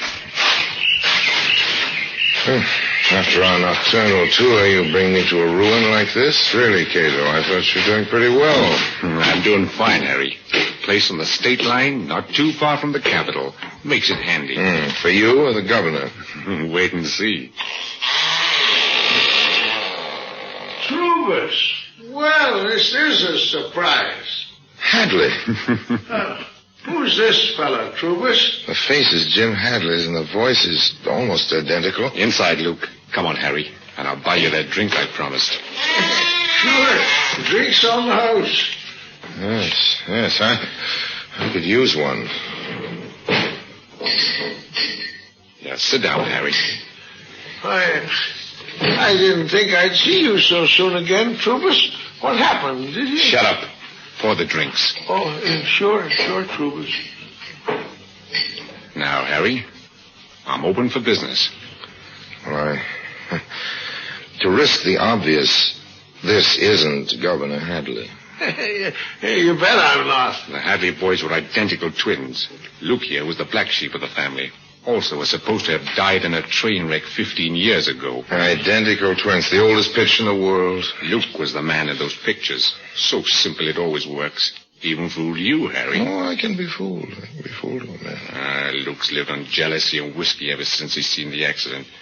He crossed my path several years ago, just as I was figuring how to move into Jim Hadley's state. He was an answer from heaven. Yeah, or the devil. I thought I had luck. I can give you a fat fee, Harry, and a fine chance to pay off your old grudge against the governor. Since when has benevolence become one of your characteristics, Kato? What about this fat fee? You only paid me. Shut up.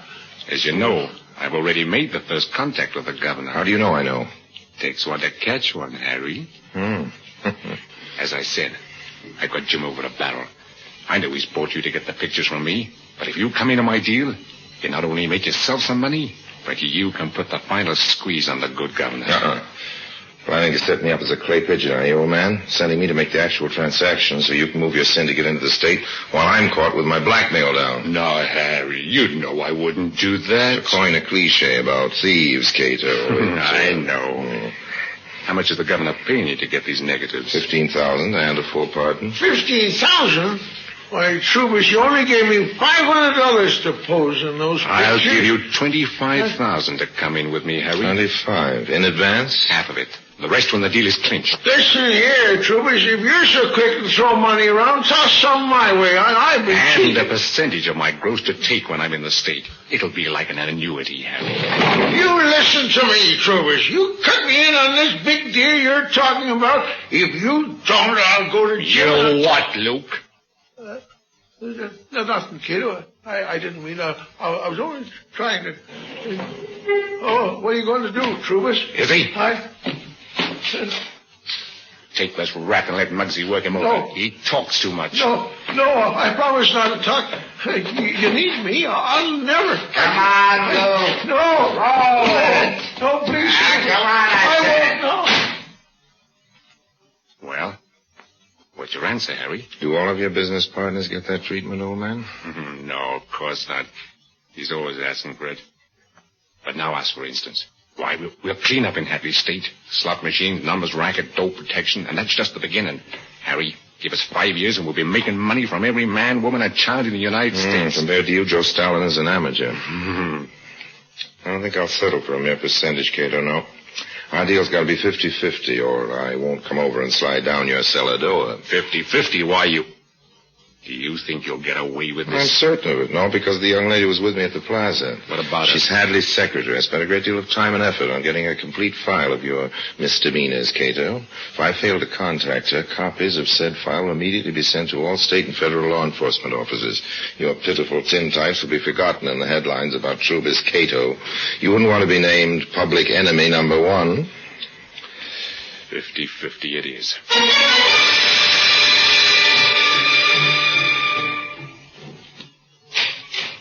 Governor Hadley. Nora. Good heavens, girl. What's happened? Harry Lime, he's with Kato now, or at least he talked with him last night. By this time, he might be dead. Dead? Why don't you call the police or the FBI? You're the governor. Do something. You too, Nora. What do you mean? The notorious Lime charm.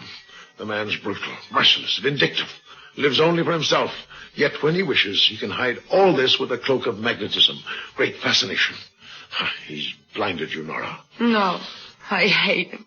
He's a horrible man. I don't know what he is. It's been terrible, all of it. Seeing Kato waiting all night for Harry's call, not hearing, coming here. I know, my dear. Believe me, I'm sorry. Yes? Governor Hadley, Mr. Harry Lime to see you. Harry. And Mr. Kato. Kato here? Send them in, please. Yes, sir.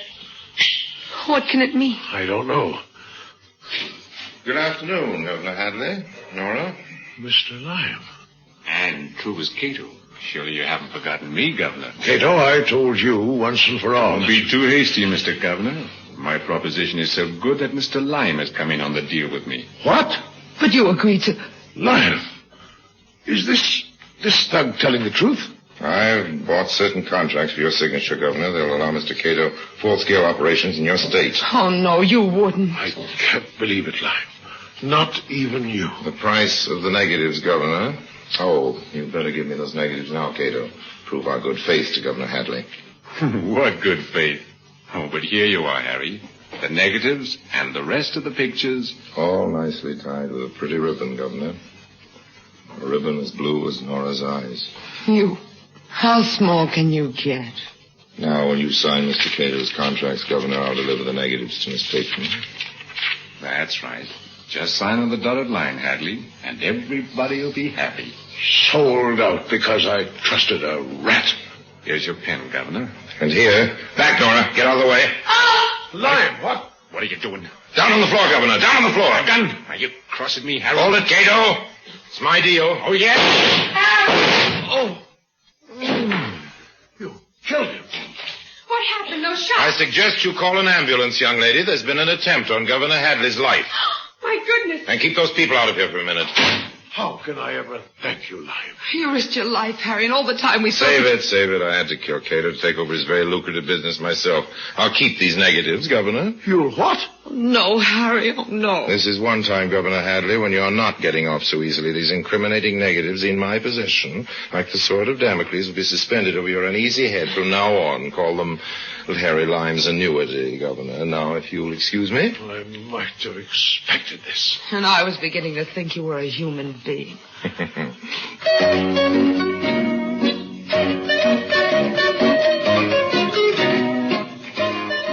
the time I left the Capitol building, the stars were out. The stars was reached by hard ways. I searched for a likely alley that was dark enough, lonely enough.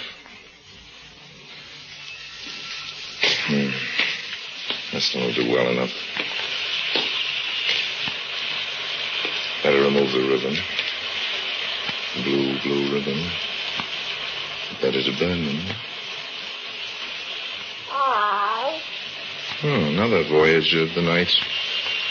Greetings, cat. Mutually. Come closer. Seem to be ablaze. First the negatives. My candle burns at both ends. It will not last the night, but are my friends and all my foes. It gives a lovely light. Thank you, friend. Your applause is deeply appreciated. Now we'll have the pictures. Does that warm you, cat? You there. What do you think you're doing in this alley? Isn't it fairly obvious, officer? I'm making a fire. Are you now? Burning some love letters. Girl named Nora. Nora, huh? Well, that's a good Irish name. She had the bluest eyes this side of heaven. I'll leave the ashes to you, officer. Hey, by the saints, you're Harry Lime. Come back here. So long.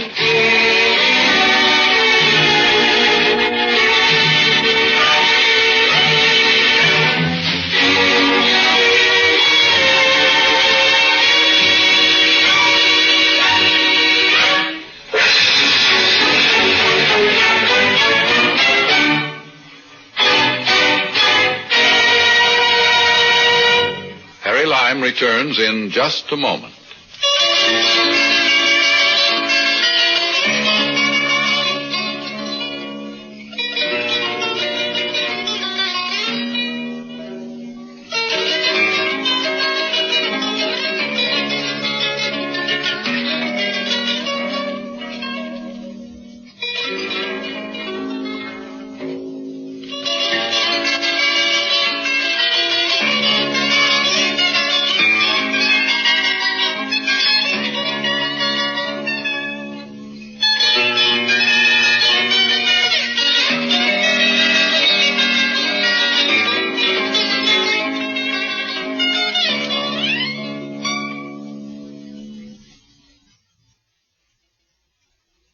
And now, Harry Lime.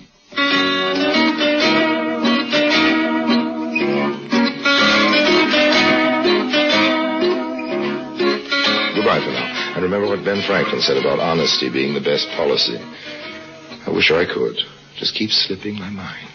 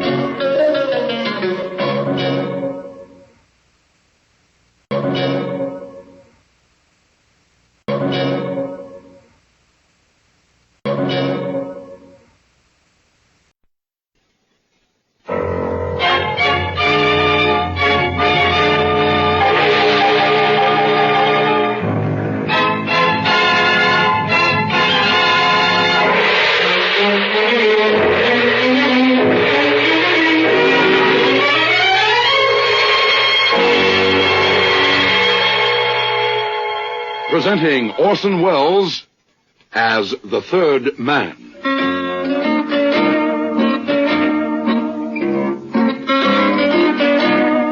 The Lives of Harry Lime. The fabulous stories of the immortal character, originally created in the motion picture The Third Man, with zither music by Anton Karas.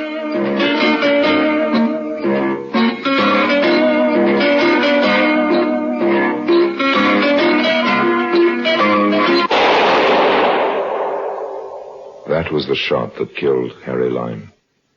He died in a sewer beneath Vienna. As those of you know who saw the movie The Third Man. Yes, that was the end of Harry Lime. But it was not the beginning. Harry Lime had many lives. And I can recount all of them. How do I know? It's very simple. Because my name is Harry Lime.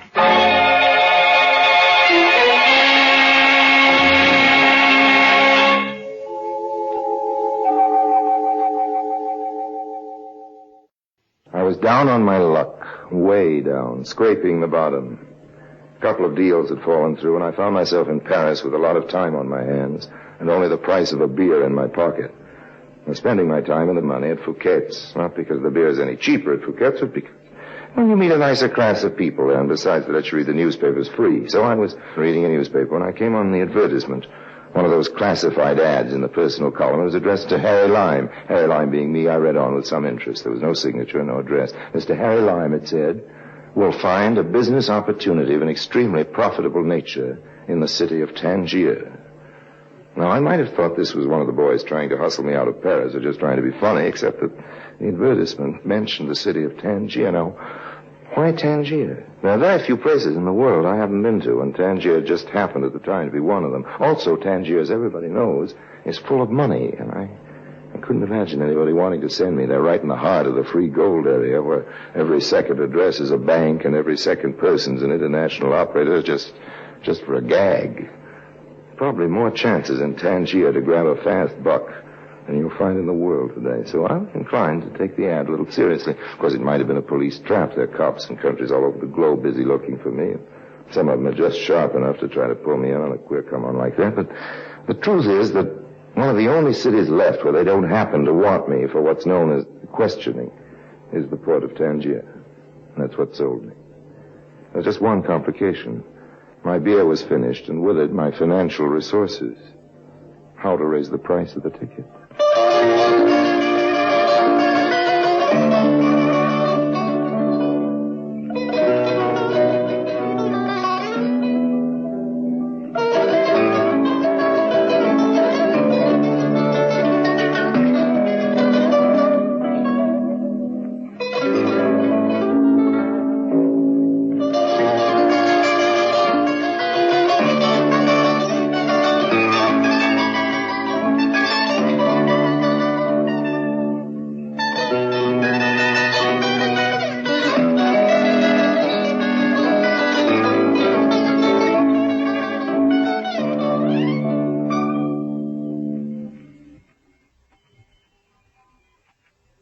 And now, Orson Welles as Harry Lime, the third man, in today's story, Ticket to Tangier.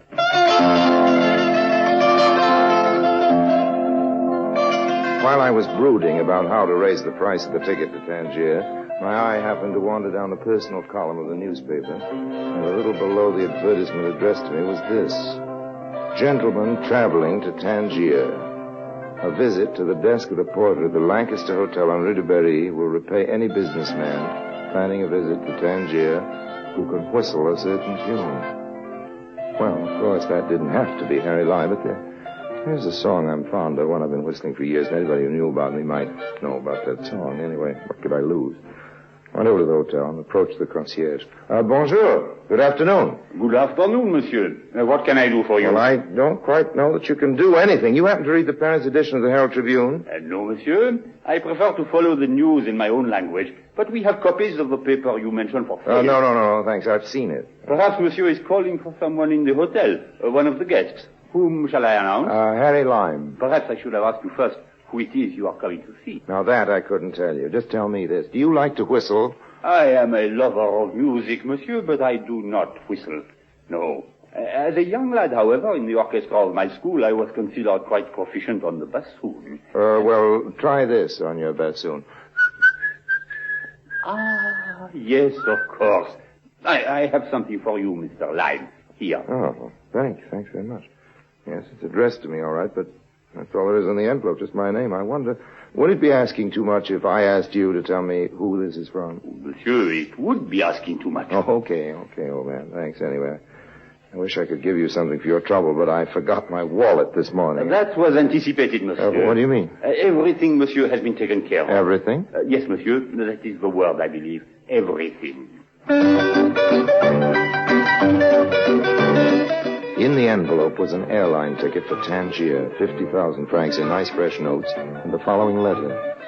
My dear Mr. Lime, when you arrive in Tangier, go immediately to the El Mirador Hotel, where a suite is reserved for you. After you've dined, go to a cabaret called the Kabbalah. Wait there for instructions. Excuse me, monsieur. Oh, yes, porter. Is anything wrong? Nothing is wrong, monsieur, but it... Ticket for Tangier, 50,000 francs in nice fresh notes, and the following letter. My dear Mr. Lime, when you arrive in Tangier, go immediately to the El Mirador Hotel, where a suite is reserved for you. After you've dined, go to a cabaret called the Kabbalah.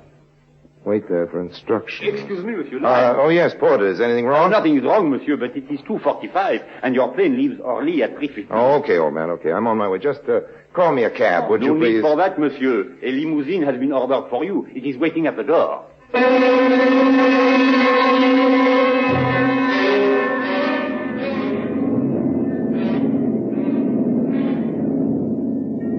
It was a very pleasant trip with a very attractive hostess on board. Are you quite comfortable, Mr. Lyle? Oh, yes, I'm fine, thanks. Isn't there anything you like? Well, I'd like to know what you're doing tonight after we land. I mean, wouldn't you like some more coffee or maybe a pillow? I know what you mean, and you know what I meant. Tangier is a very interesting city. First there's the Arabs and the Casbah and all that, and then there's the modern European city. It's an international port, of course, with 14 different countries in control, but of course you know that. Yes, I've heard tell. I guess you're making fun of me. You're a businessman. You've probably been to Tangier many times. Well, let me take that up point by point. I'm not a businessman. I've never been to Tangier, and I wouldn't dream of making fun of you.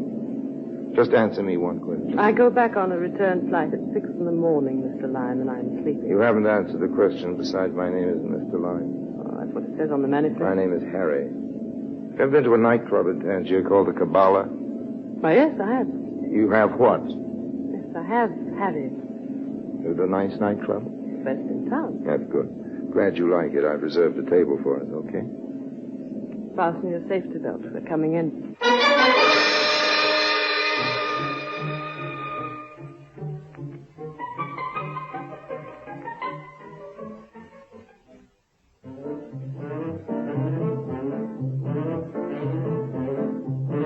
You know something? What? You're one of the few girls outside of Havana I ever danced with who knows anything at all about the rumba. I learned it in Havana. That almost explains it. What do you mean, almost? Okay, you learned to dance in Havana, and so do lots of other people. Okay, you're a hostess on an airline. You're very good-looking, and there are lots of good-looking hostesses that dance the rumba, but they don't dance that well. And none of them are this beautiful. No, I don't know what I mean by almost, but really, you know, you're almost too good to be true. No, I'm not so good. That's good. You don't even know my name. Yes, I do. There's a sign on the door of the cockpit, the plane that says Captain T.R. Stevenson, co-pilot J. O'Brady, air hostess P. Smith. So that's your name, isn't it? P. Smith. May I call you P? P is for Patsy. Okay, we'll settle for that. Shall we sit down? That champagne ought to be cold enough by now. It's awfully close in here. Why don't we forget the champagne and take a walk outside? Oh, wonderful. I'll just pay the check. Don't bother. It's been taken care of. What do you mean? The check has been paid. No, look here, old girl. We can't have that. You're my guest, remember. Besides, I'm the male in the party, and I have my pride. I'm sorry, Harry. It's all taken care of. Come on. Good night, mademoiselle. Good night. Good night, monsieur. Good night. Good night. Patsy, I'm going to take something back. What's that, Harry? One little word. What's the word? Almost. I don't understand you. Well, I used it describing you, but it doesn't fit. The word almost could never be applied to you. Whatever you are, that's what you are completely. You couldn't be almost anything. You're wrong, Harry. Almost is just the word for me. Among other things, I'm almost very rich. You must be if you treat all your boyfriends to champagne. You're a special case. We won't argue about that, Patsy. I'm a special case. But what's an airline hostess get paid? Enough to treat her boyfriends to champagne, even the special cases like me? No, Patsy, it doesn't make sense. You say you're rich. I said I'm almost rich. Well, then you must be almost stupid. What do you mean? Well, if I was almost rich, I wouldn't be working for my living at all. I wouldn't be found on an airplane unless I wanted to get someplace. I said I was almost rich, Harry, and that's what I meant. That doesn't mean I've little money or enough money. It means I have to work for my living. I took this job to pay the rent and also because it brings me twice a week to Tangier. And what do you like about Tangier? A lot of international lawyers and private banks with streets full of American cars and grimy characters in nightshirts. Not very beautiful. As far as I can see, it's a kind of Switzerland with Arabs. No, but it is beautiful, Harry, if you know the right places. Let me show you. Taxi! You know the Villa Muggetti? The Villa Muggetti? Ah, yes, Mademoiselle. Mademoiselle means the great palace on the hill. I know it well. Good. Get in, Harry. I'm going to show you how beautiful Tangier can be.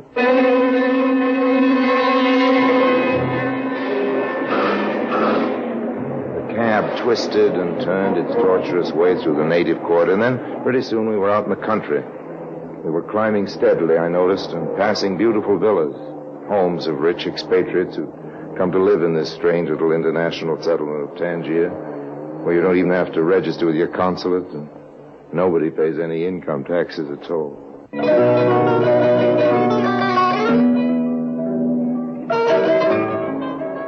I think I neglected to mention that Patsy was beautiful. And if I did, believe me, I was understating the situation. She had gray eyes and that clear, powdery gold hair that makes you think of the ashes of angels' wings. I know an awful lot of girls, but none of them I've ever laid eyes on would have given Patsy a worried moment.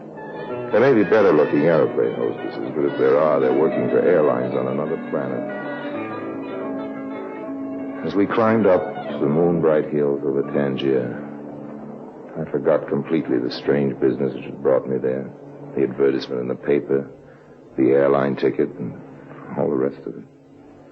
I didn't care why I'd been sent for to Tangier. I didn't care who'd done it or what he wanted from me. I adore kissing you. You do it very well. But we've come to our destination. Oh, so we have. Anyway, the cab stopped. When did that happen? About 5 minutes ago. Where are we? Well, there's the bay below us. Oh, very pretty it looks, too, with all the lights and moon on the water. No, not now, Harry. Please. I'm very impatient. Now let's get out. Why? It's nice in here. It's nicer in the house. That enormous place? Mm-hmm. Anyway, some kind of private mansion it must be. I'm sure we'll be welcome. Here, you take the key. The key? You mean... That's what I mean. You're my guest. Yes, but how? You've been my guest all along. Gentleman traveling to Tangier, a visit to the desk. But what do you You mean? whistled a tune, didn't you? Well, how do you know about it? I had a friend once who told me how fond you've always been of that music. No, I mean, how do you know about the ad in the paper? I ought to know. I paid for it. And my plane ticket. I got a reduction from the airline. Come in, Harry. Here's a flashlight. I've got something to show you.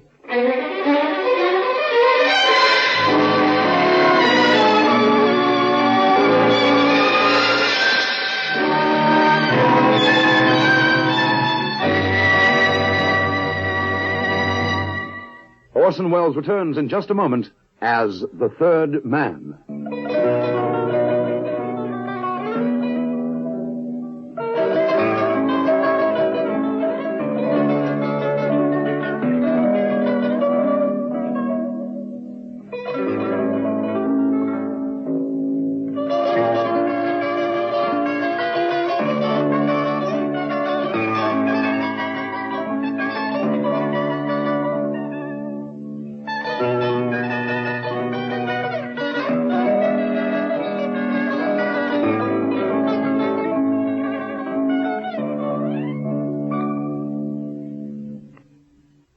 Orson Welles as the third man continues with today's story, Ticket to Tangier.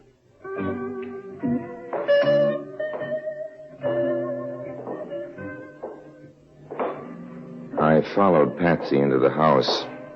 It was a huge place, full of heavy chandeliers and pompous furniture, most of which were pretty spooky looking because they were covered with dust cloths. Obviously, the place hadn't been lived in for many months, but who was it who had lived here? Who was it that built this unlikely palace on a hill overlooking the harbor of Tangier? Above all, why had I been brought here? Just who was P. Smith, air hostess, and what did she expect me to do about it? We made a tour of several chambers before I even started to get any answers. This way, Harry. Oh. Where are we now? This used to be a ballroom. Close the curtains, then we'll turn on the lights. Okay. You're sure they're tight shut all round? We don't want the police to come and start asking questions. You can say that again, honey. What have the cops got to do with you? Nothing. Yet. I'll turn on the switch. See that? Huh? I see a piano, about 30 gilt chairs, a big rolled-up carpet, all very splendid and grand, but which particular item am I supposed to admire? The carpet. I'm not a connoisseur, Patsy, so if you brought me here to get an appraisal, I'm afraid we're both wasting our time. Think about carpets. Do you know about heroin? Yes. Heroin is a drug. It is nasty and habit forming, and its sale is controlled by international law. Go on, tell me more. I don't know any more about heroin. Not anything to speak of. I don't use drugs, Miss Smith. But you sell them? I just told you that the sale of heroin is controlled by law. Are you suggesting... I'm suggesting that there isn't much you don't know about breaking the law. Any law. You've got a point there. I won't try to deny that my knowledge of the subject isn't fairly extensive. Why do you think I sent for you? Why do you think I brought you here? You're Harry Lime, aren't you? Now stop kidding for a minute and let's get down to business. First of all, I think you'd better answer a few questions, Miss P. Smith, air hostess. That isn't necessary. Maybe not, sweetheart, but I'm the curious type. I like the facts before I take on a job, all of them. First of all, what's your racket? I haven't any racket. I'm an airline hostess. Yes, but why? Because it's a good job. Yes, and because the run takes you to Tangier, am I right? That's partly right. Yes, but listen... What's your real name? What's it to you? We'll play it my way, sweetheart, and we aren't playing it at all. You must need me awful bad to take all this trouble to look me up and move me. If you need me, you're going to cooperate. We'll start off with your real name and go on from there. Did you ever hear of a man named Mugetti? Mugetti? Rico Mugetti? Mm-hmm. Yes, I thought the name of this place was familiar. I met Rico once in Marseille. Another time in Casablanca. He comes from Corsica, isn't that right? He came from Corsica. You mean he's dead? Yes. I was his wife. Oh, I'm sorry. There's no need to be sorry for me. I killed Rico myself. Well, I'm sorry for Rico. He wasn't a nice man, Harry. No, I guess he wasn't. I remember now. I once saw him blind a man with a broken wine glass. You're right. Rico wasn't a very nice man, but he was careless. How do you mean, careless? But his wives, anyway. A man has to watch himself when he starts playing with wives. Sometimes they're loaded. Why don't you stop kidding, just for a minute? What am I supposed to do? After all, there are only so many alternatives. I can make a joke about what you just told me, or congratulate you, or hand you to the cops. And now I think it's better if we treat it as a joke. So this is the notorious Harry Lime, the man no country can hold and who stops at nothing.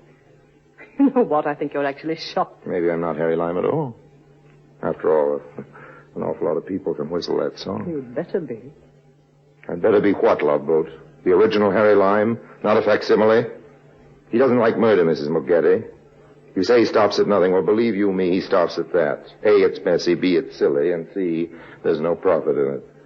Besides, Harry Lime's mother always told him not to go around killing people. She said it wasn't nice. You don't know the facts in the case, Harry. I was justified. Don't have to take my word for it. I guess I will at that. And now, Mrs. Mugetti, if you don't mind, why have you brought me all the way to Africa to this empty house? You say there's a lot of heroin in that rug. Do I take your word for that? You don't have to. You can look for yourself. I told you before, honey, I don't know anything about dope. You know people who do, don't you? People in Paris, in London, in New York. Not intimately. But you know how the drug traffic works. I don't. It was something new for Rico, some kind of big haul. He must have had a partner because he wouldn't have known how to dispose of it. It wasn't his line at all. It isn't mine either, honey. I keep telling you that. How do you know it's so valuable? He told me. I've been keeping it here in the house for months now. This airline job I have is perfect for smuggling the stuff, but I don't know who to take it to. I don't know what towns pay the best price. I don't know the names of the agents. Rico kept me away from that kind of thing. All I can remember was hearing him talk about you. You've got to help me, Harry. And what about the police? They don't know it's here. I don't think they even know about the house, at least. There isn't anything against him in Tangier. I mean about you, Love Boat. You killed him, didn't you? How do the cops feel about that? They don't suspect me. There's no reason why they should. I had a good alibi. I wasn't even in town. You must tell me how you did that sometime. So you can blackmail me? No, thanks, Harry. Let's keep our relationship on a nice, clean business level. Now, that's the way I like to hear you talk. Who are you? You talk about that letter, Madame Mugetti. Now I think it would be easier all round if you and Mr. Lime put your hands in the air. Not too high. Just shoulder level, huh? Right. This is a very efficient gun I'm holding. And I have a good mark. How did you get in? I hate to tell you, Madame Muggetti, the explanation is so banal. Through the door. You left it open. Now then, where's the heroin? Just a minute. Yes, Mr. Lime? You seem to know my name, monsieur, but I'm afraid you have the advantage. It doesn't matter. I was, shall we say, a business associate of this widow's lady's husband. Okay, don't tell me. Let me guess. You began in Indochina. You served 3 years in a penal colony in Brazil. They used to call you the doctor, am I right? I have a doctor's degree. Dr. Bessie, that's your name? What a detective you would make, Mr. I have a good memory, Dr. Bessie, and I'm a professional collector of information. You'll find the heroin in the piano. In the piano? Yeah. This is probably a trick, Mr. Lime. Suppose you go to the piano and extract the heroin yourself. Don't be silly, old man. It would be very simple for me to extract a revolver from the piano. I think it would be unpleasant for both of us if there was any shooting. There must be police in the neighborhood. I'd much prefer you to find your dope and leave quietly. I'm a peace-loving man. Very well. I'll look for myself. I'm keeping my eye on you, Lime. Now then. Wait a minute. There is nothing here. What have you... Put up your hands, Bessie. I'm warning you. I'll shoot if you don't. What you did? Well, very quick, I must say. Congratulations. Strange. He said he was a good shot. Must have been boasting. He should have kept his eyes on both of us, and nobody could do that. Is he dead? I wouldn't know, Mrs. Muggetti. I haven't asked him. He looks that way. Have you any plans? Yes, we better get out of here. Now, isn't that funny? That's just what I was going to suggest. Take the heroin. You can carry it just as it is in the rug. No, thanks. I have a bad back, and I hate to stoop over. Why don't we just leave it where it is? Let the cops find it and give up $100,000 worth of dough, you crazy? Not crazy enough to argue with you as long as you're holding that gun, Patsy, but... What's that? Well, what do you think? Maybe it's the police. Either that or it's New Year's Eve. Douse the lights on it. Right. Okay, and now? That's much better. Why, you... We've got darkness, and I've got the gun. Give it back to me. You're too impulsive for firearms, Mrs. Muggetti. I'm keeping the gun. The cops. Sure, it's the cops. Your husband built a nice big house, but it's getting a bit overcrowded. If you don't mind the suggestion, I think we better scram just 2 feet ahead of me, Mrs. Muggetti, and don't try anything funny. You Keep your seatbelt fastened. We're coming in.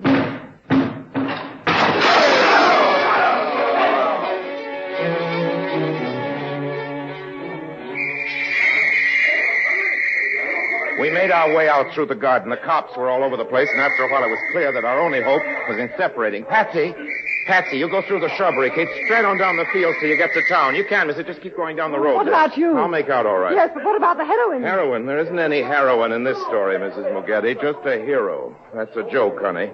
You can laugh at it later when you catch your plane to Dakar.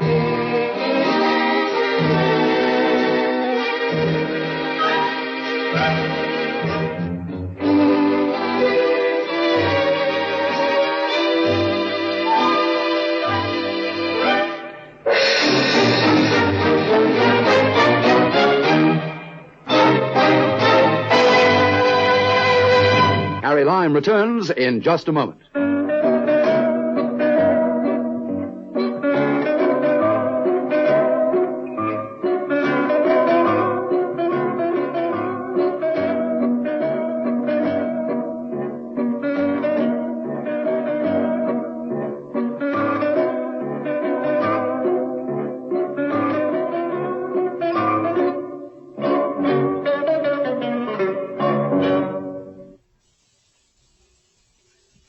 And now, Harry Lime.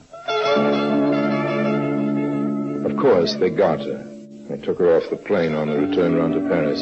Somebody tipped off the police about that murder. It's what you might call the wages of Lime. It's another joke, but you don't have to laugh at it. I'll do the laughing. You see, what Patsy didn't know was that I had picked up the rug in the darkness and hid it under a bush just outside the window. I came back later and collected it. Of course, the word was out about Rico's big consignment, and didn't have any trouble getting a good price in Marseille the next week. But honestly, I don't approve of drugs.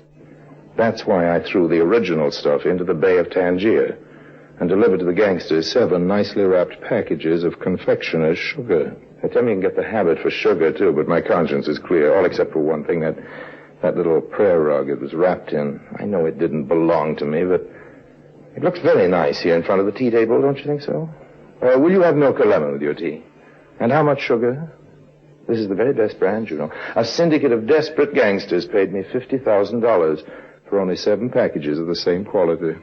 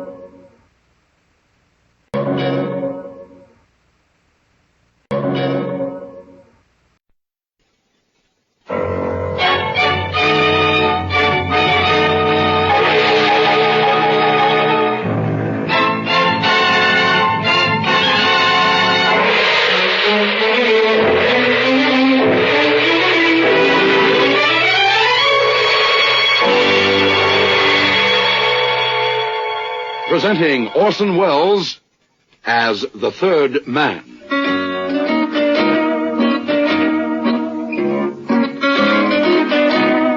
The Lives of Harry Lime. The fabulous stories of the immortal character, originally created in the motion picture The Third Man, with zither music by Anton Karas.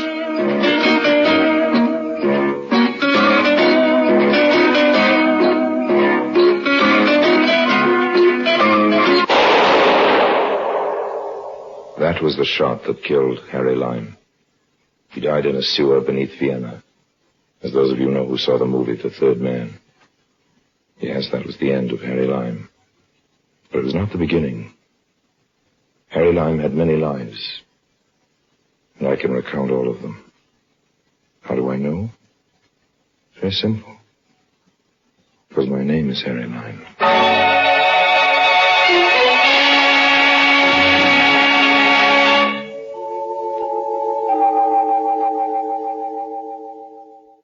I've known many places and left them, made many friends and lost them, won many fortunes and spent them. My fate seems to be linked to a cosmic yo-yo. This is a story of a low point on one of the yo-yo trips down. This particular low point is known on the map as the island of Haiti.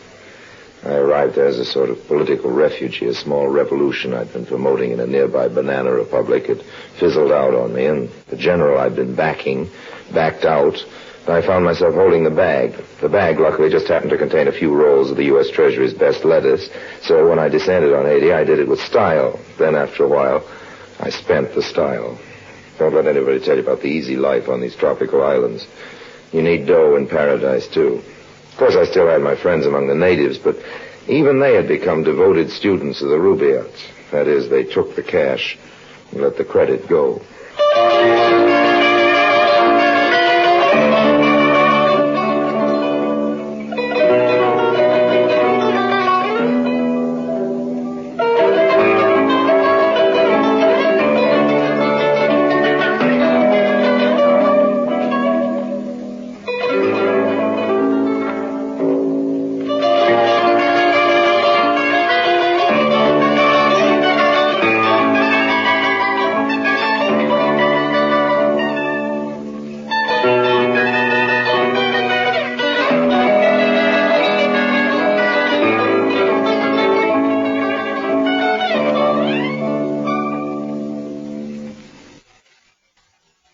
And now, Orson Welles is Harry Lime, the third man in Voodoo. I am sorry, Monsieur Harry, no more. Oh, come on now, George. You've got a clean white cuff there, even for a bartender. Monsieur Harry, please understand. My boss, he supply my cuff. I cannot mark it up any further. George, are you trying to tell me that money makes that much difference to you? Do you prefer that sort of customer to me, that ambassador of ill will over there? The Babbit who comes to Haiti to find somebody new in Toledo? Or do you prefer... Monsieur Harry, I prefer you. Oh, merci, old man. Every native on this island prefers Monsieur Harry. Well, then it's settled, huh? But the boss, he prefers his customer with the money. Oh, I should have known. Somehow, George, it never occurred to me that you'd sell out like the rest, go commercial. But, well, you've been trapped too, George. Cornered, impaled on the almighty dollar sign. No, mon ami. Well, George, it's getting late. Time for me to move on, I guess. That's your greatest fault, Harry Lime. Always moving on. What? And it's always getting so late. Donna. Hello, Harry, darling. Donna, you beautiful, wonderful witch. Oh. What are you doing? Let's not be trite, Harry. I could ask you the same question. Okay, then. Whom are you doing here? Harry, darling. 3 years haven't changed you a bit. Well, who is he? That one? No. Over there. The seersucker suit. Oh, no, Donna. Oh, he's really quite charming, Harry. Charming, huh? He's an oaf. I don't like the way he laughs. Oh, you'd adore him, darling. He pinches waitresses, collects souvenirs, collects money, too. Ah, I might have known. He's with you. Well, let's meet him. And now, Harry. After you, mademoiselle. Oh, and, George, you might tell your boss that Harry Lime is on the preferred list again.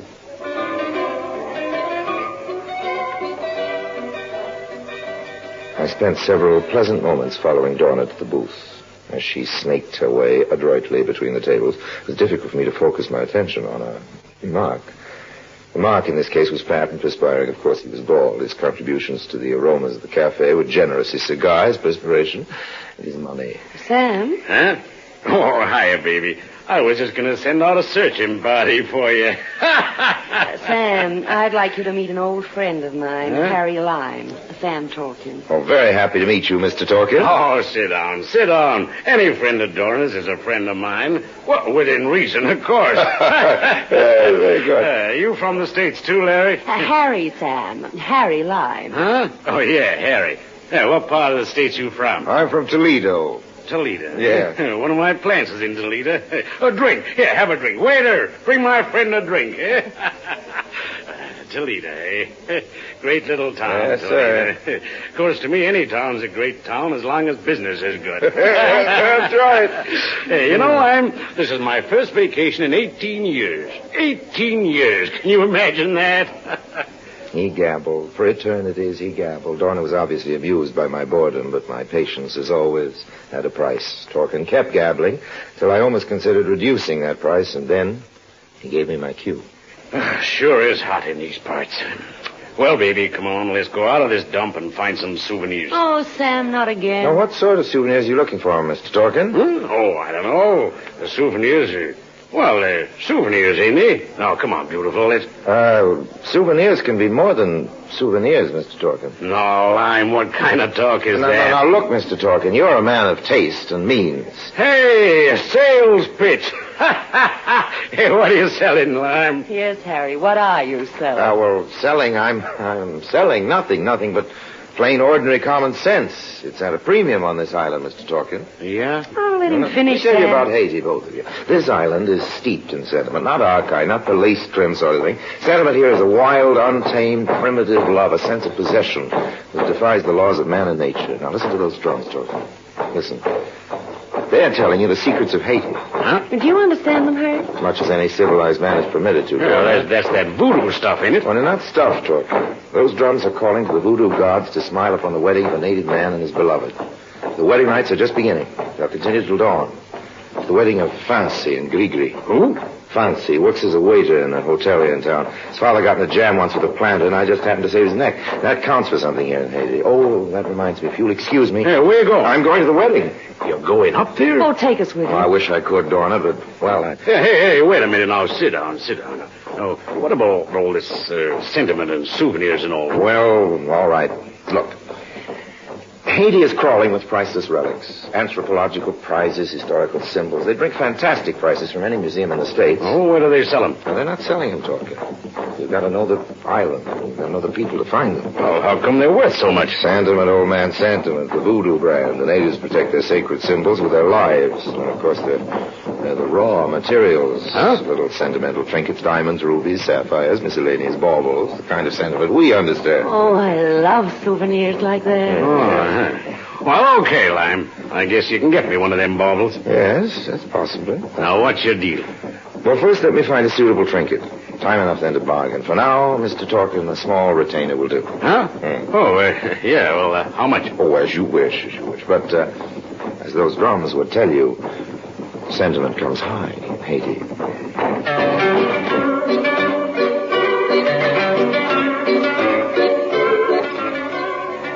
I had a feeling that Dorna would keep Sam Torkin well occupied for the present. The future, of course, I'd handle in my own way. And in the meantime, there's nothing to worry about except keeping a date with 2 old friends. I found my friends in the clearing. Fancy the head of the ceremonial party in a place of honor, as befitted them. Monsieur Harry, we don't think you ever come. Oh, I wouldn't have missed it, Fancy. You and Grigri are my favorite people. Oh, thank you. You are kind. You say that so often, Grigri, I almost believe it. Seriously, I wish you both much happiness. Merci. We will be happy always when we have friends like Harry Lime. You have done so much for us. Our family. We cannot forget you. Fancy, old man. You go far with a wife like this. She says all the right things. It is the time. Oh, the marriage ceremony? Oh, no. We are married already. It is the moment to pledge ourselves to the authority. Authority? It is a tribal custom. Fancy. Please, Harry, these are tribal secrets. Oh, you don't trust your old friend with secrets? We can trust no one with these secrets.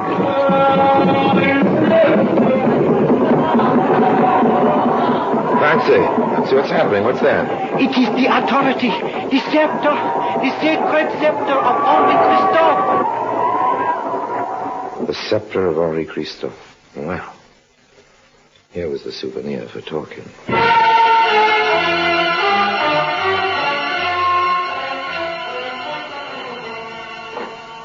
All right, Lime, all right. Who is this Henri Christoff? Talking. You mean to say you never heard of him? Nah.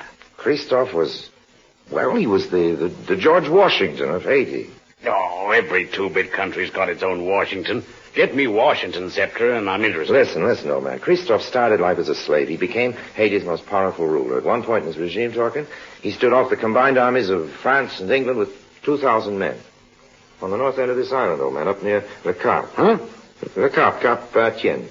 Tremendous fortress high on the hill, above the jungle. You've seen it, haven't you? Well, how could I miss it? It's big enough. One of the biggest. Washington didn't build that, Torkin. Christoff did. So what? He didn't just order it built. He planned it, designed it, supervised the work, dug rocks out of the mountains with his bare hands. You're a self-made man, Torkin. That ought to appeal to you. What about the scepter, Lime? Look, old man. Henri Christoff is a landlocked saint to these people, an all-powerful earth god. While he lived, his scepter was his symbol of strength and wealth. Being king in those days was a profitable business, old man. Christoff had more jewels in that scepter than Dorna has curves.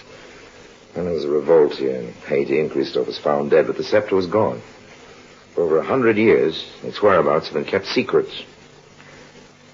I know the secret, Torkin. I can get it for you. Yeah? How? It's my business. Your business is to make it worth my while. Okay, Lime. How much this time? Oh, plenty, old man.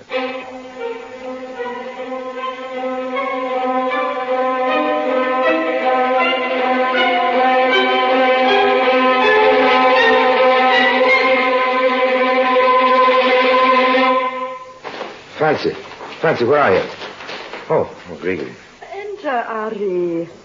Oh, you are welcome in the house of Fancy and Gregory. Harry, my friend Harry. It is Fancy, good. I've been looking for you. I've got to talk to you. Oh, we are always eager to listen. Fancy, it's that scepter of Henri. Oh. What's the matter? Oh, Harry, please please, you must not ask. These are secrets of our people. But I've always considered myself one of your people, Grigri. My friend Harry, I have told you too much already. Please do not think any more of the scepter. It is forbidden to speak of it. Forbidden among friends? Harry, with the scepter, it is different. It is the authority. Is it? It is. It is the scepter of Henri Christoff. It is passed on from high priest to high priest. It is never out of their hands. It is the authority. Oh, that is enough to know. Please, ask no more. Grigri, would I ask if it weren't important? No, Ari, please. I've got to know more about it, Grigri. Fancy, you understand, don't you? Grigri. Oh, don't make him say more, Ari, please. Don't make him say more. Please, please, please.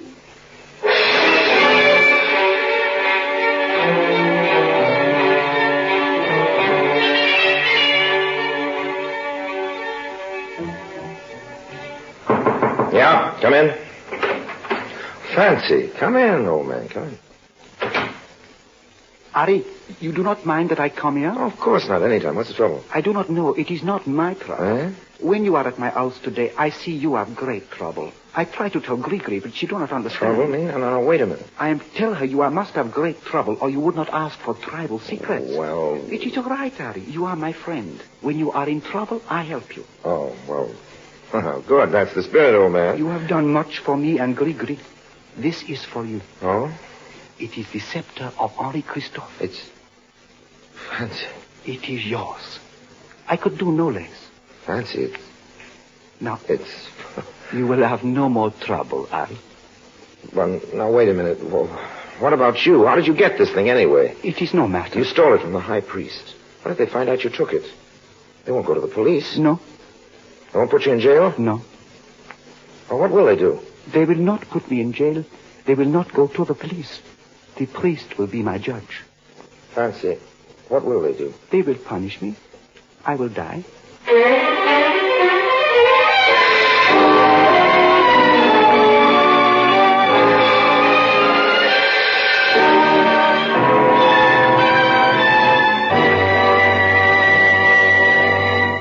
Orson Welles returns in just a moment as the third man.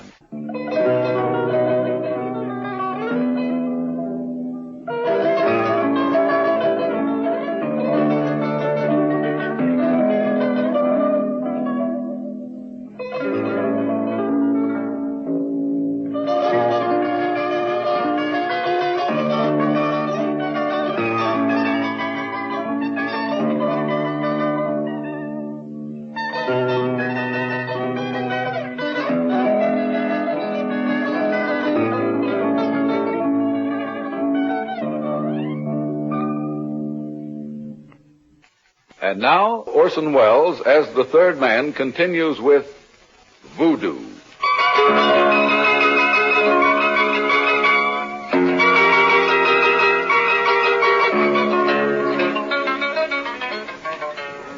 Had I known a man like Fancy earlier in my life, my ideas about all men might just possibly be a little different today. Here was the truest kind of friend. True in the real sense of the word true. He was staking his life, literally. Staking his life on his faith in Harry Lime. If I rejected his offer of the sacred scepter, I'd have shattered his faith in me. And Fancy lived by his faith in his friends. And I did need the scepter. As for friends, well, there are many kinds of friendship. Harry, tell the truth. Oh, sure. Darling, my love, you're ravishing. Oh, no, not that. About the scepter. No. You got a cigarette? Here. Thanks. Is it really the scepter of Henri Christoff? Think Sam will buy it? Why not? Why is it so valuable? Historical significance, cluster of rubies, big fat sapphire in the middle. Harry. What's it really worth? 20,000, maybe 25. Move the ashtray over. Bet Tolkien would give me 35,000 for it. Think so? I'm prettier than you. Right. But I have Christoph's scepter. Oh, but darling, If you let me peddle it to talk Donna, my sweet, I lost you 3 years ago in Madagascar. The scepter might be a temptation if you leave me again. Oh, no. Never No, mind that Harry. stuff. Never mind that stuff. Oh, wouldn't 35,000 be nicer than 25? Mm-hmm. Then why don't you let me Donna, have the it? fact is, I don't have a scepter. What? Talking, bought it this morning. $50,000. Harry, you. You.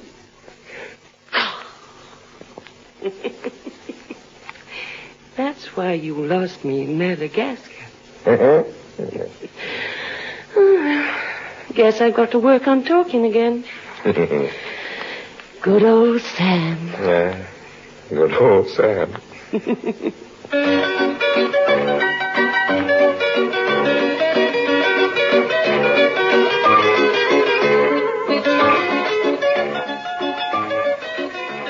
Somehow, good old Sam ran a bad second.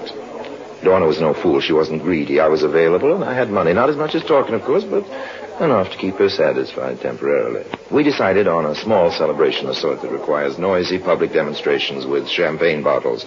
We went to a little cafe, and I rather enjoyed the impression I was making, particularly on Georges. Would you like me to put this on your bill, Monsieur Harry? Oh, certainly not, George. Certainly not. I wouldn't want to cause any undue strain or suffering for your employer. But, Monsieur... Never mind, George, old man. Here, this should cover the situation, I think.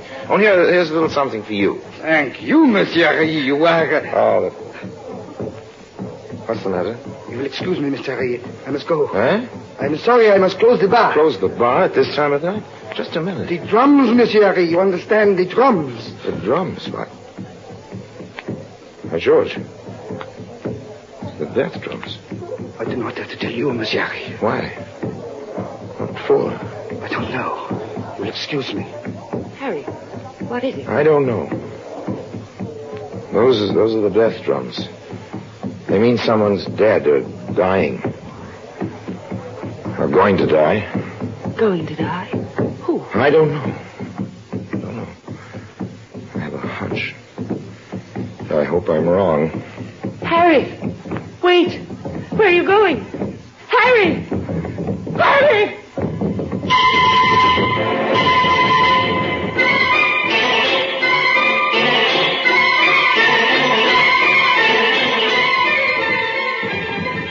When I got to the ceremonial grounds, I saw a frenzied sight. Hundreds of natives, still dressed in the tattered dungarees of the cane fields, dancing, shrieking, half hypnotized. And the drums. They were the drums of death, all right. No mistaking it.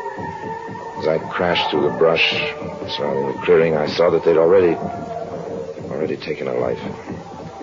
There was a body, a dead body, strapped to a post in the center of the circle. Sam talking. The voodoo priest danced up and back in front of it, waving curses over it, and screaming through the slits in a hideous mask. And in his hand, he held the scepter of Henri Christoff. A scepter that had cost Torkin more than he'd bargained for. I'd had enough. I turned to leave. And then at the far end of the clearing, I saw something else. 2 more bodies tied together, back to back, hanging by their wrists from a long crossbow strung between 2 trees. The 2 of them together, Fancy and Grigri, ready to be sacrificed. No, wait, stop it, I tell you. Listen, all of you, listen to me. You're making a mistake. You're torturing 2 innocent people. You can't do it. They have wronged us. It was forbidden. They must be punished. No. They will die. Well, they can't die. You're punishing them for something they didn't do. You think they sold the scepter to this man, but they didn't. I did. I made Fancy tell me about it. I'm the one you want. Listen to me. You've got to believe me. Harry Lime would not cause their death. Harry Lime is their friend. But I tell you, it was my deal. And I'm the guy you want. So untie these ropes. Come on, move, or there'll be a new voodoo priest holding forth at your funeral. It's no use, Harry Lime. If you kill me, others will take the revenge. It's no use to kill these 2 either. Okay, Grigri, you're loose. Help untie Fancy. Okay, I'll do it myself. Hold still, Fancy. There, you're loose. All right, come on. Come on, I'll get you 2 out of this. It is too late. You must go. Come on, I'll help you. Now run for it. Stay back, you lunatics, or I'll start knocking off Voodoo.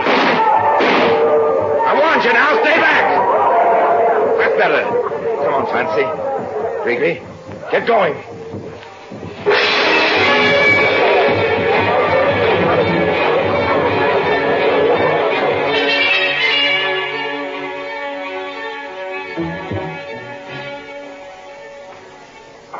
Well, there goes Haiti, Dorna.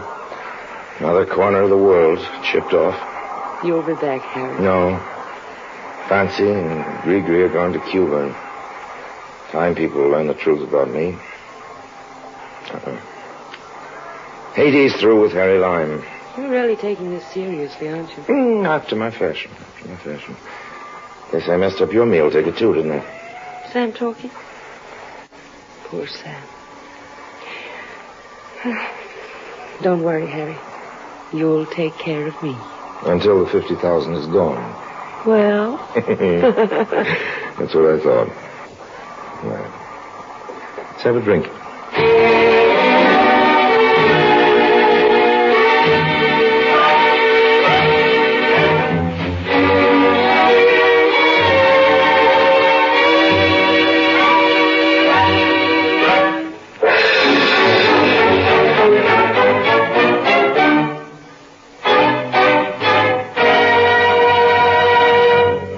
Lime returns in just a moment.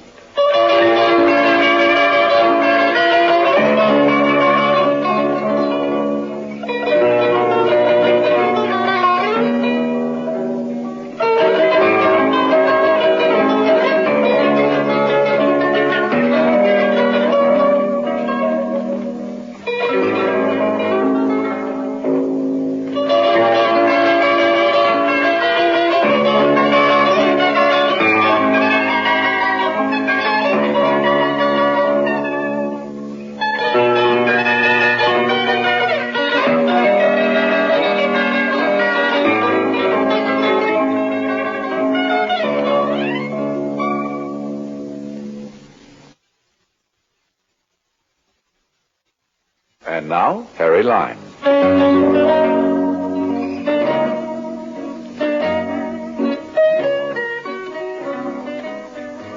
I know what you're saying. You're saying that wasn't Harry Lime at all. You're saying the noble hero that pulled off that fancy rescue party wasn't the third man. He was a couple of other guys. Just goes to show how I misjudged. Well, ask Fancy and Grigri, now happily keeping house in a suburb of Havana. They'll tell you it really was Harry Lime that got them out of that whole voodoo mess. Of course, they'll also remind you that I got them into it. And they might possibly mention that as the three of us dashed off into the jungle, I paused just long enough to borrow that scepter back from the high priest.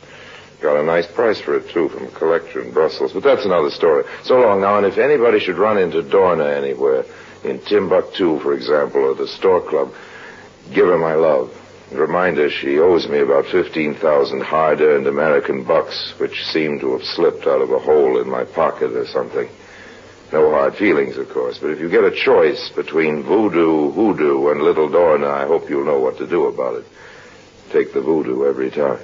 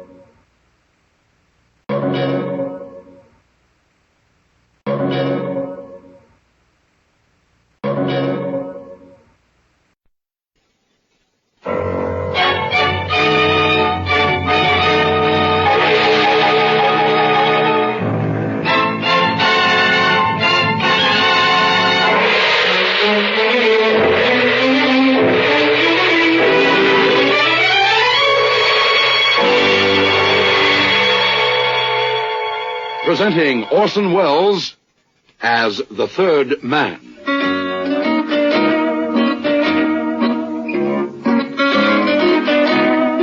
The Lives of Harry Lime. The fabulous stories of the immortal character, originally created in the motion picture The Third Man, with zither music by Anton Karas.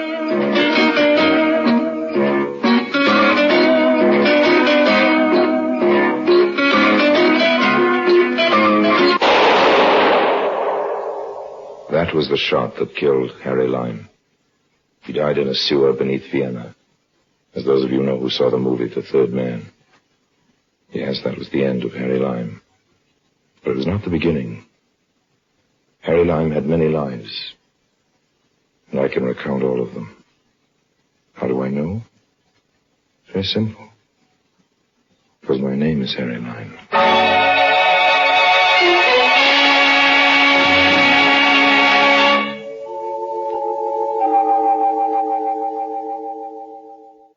A diamond as big as a hen's egg. Change that to a duck's egg. And I held it right here in my hand. Not that I had any idea of keeping it, you understand. I was merely recovering it to return it to its rightful owner. Do I hear hollow laughter? All right. You don't have to take my word for it. Ask Scotland Yard. Get them to show you the files. What do you think I am? A crook?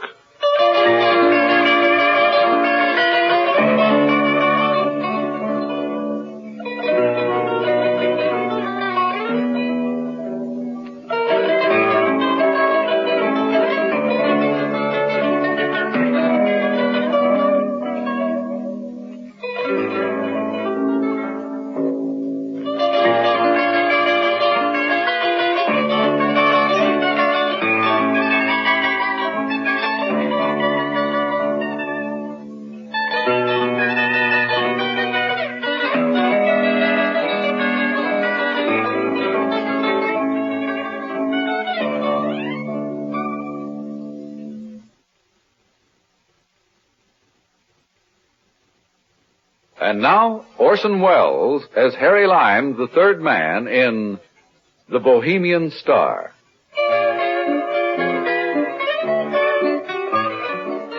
London, 1938. One of those quaint old English pubs, you know, with cubicles around the walls. Seated together, a boy and a girl. Not hard to look at either, the girl. Peaches and cream, that wonderful English type.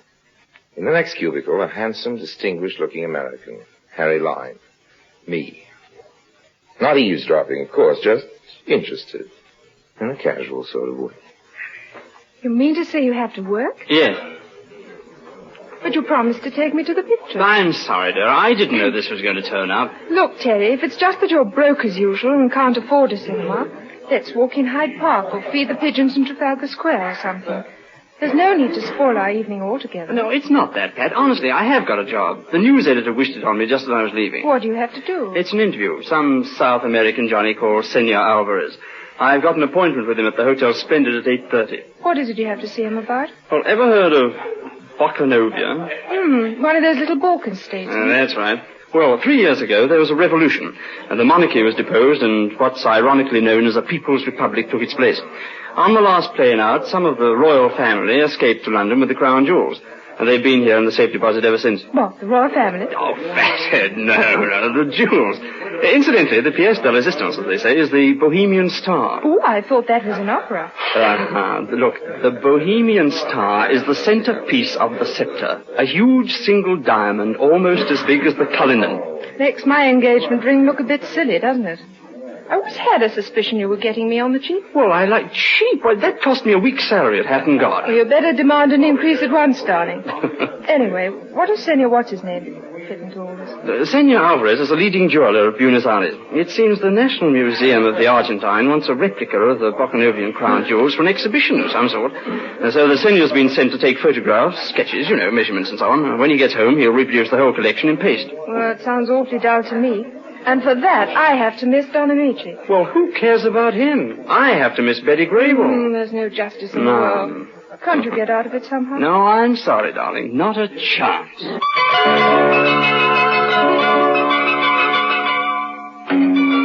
I've always had an interest in jewels, purely academic, of course, particularly diamonds, particularly big diamonds.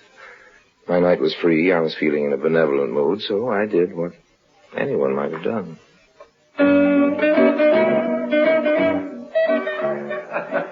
Hey, excuse me. I hope you'll forgive my rudeness, but I couldn't help overhearing your conversation. I thought maybe I could help you out if you'd let me. Perhaps I'd better introduce myself first. My name's Paul Atkinson.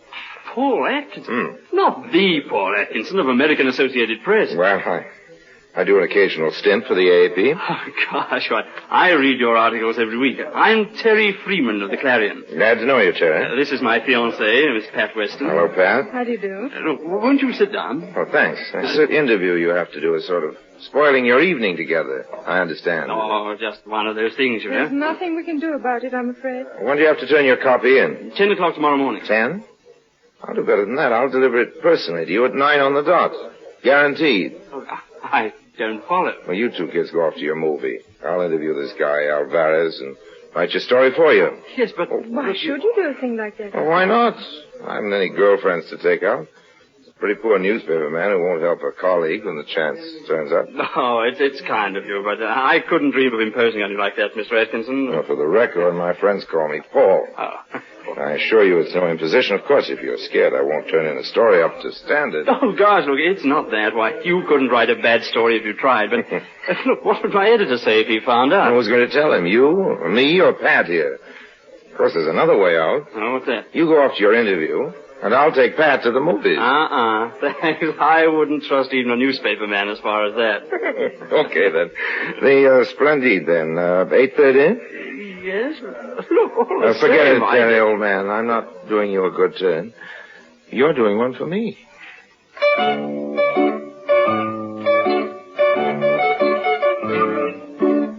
On the dot of 8:30, I pressed the bell to Suite C, 3rd floor, Hotel Splendide. I hadn't figured out any plan of campaign, you understand. This was just a sort of preliminary survey. Smooth South American type introduced himself as Alvarez and invited me in. We drank each other's health, and then we settled down to business. I am not very accustomed to be interviewed, Senor Freeman. What is the procedure? Oh, it's easy. I ask the questions, and you answer them. I will do my best. Well, now, your job is to work out the precise measurements, as I understand it, of the jewels and their settings, so you can make exact replicas for the museum. Is that right? Partly.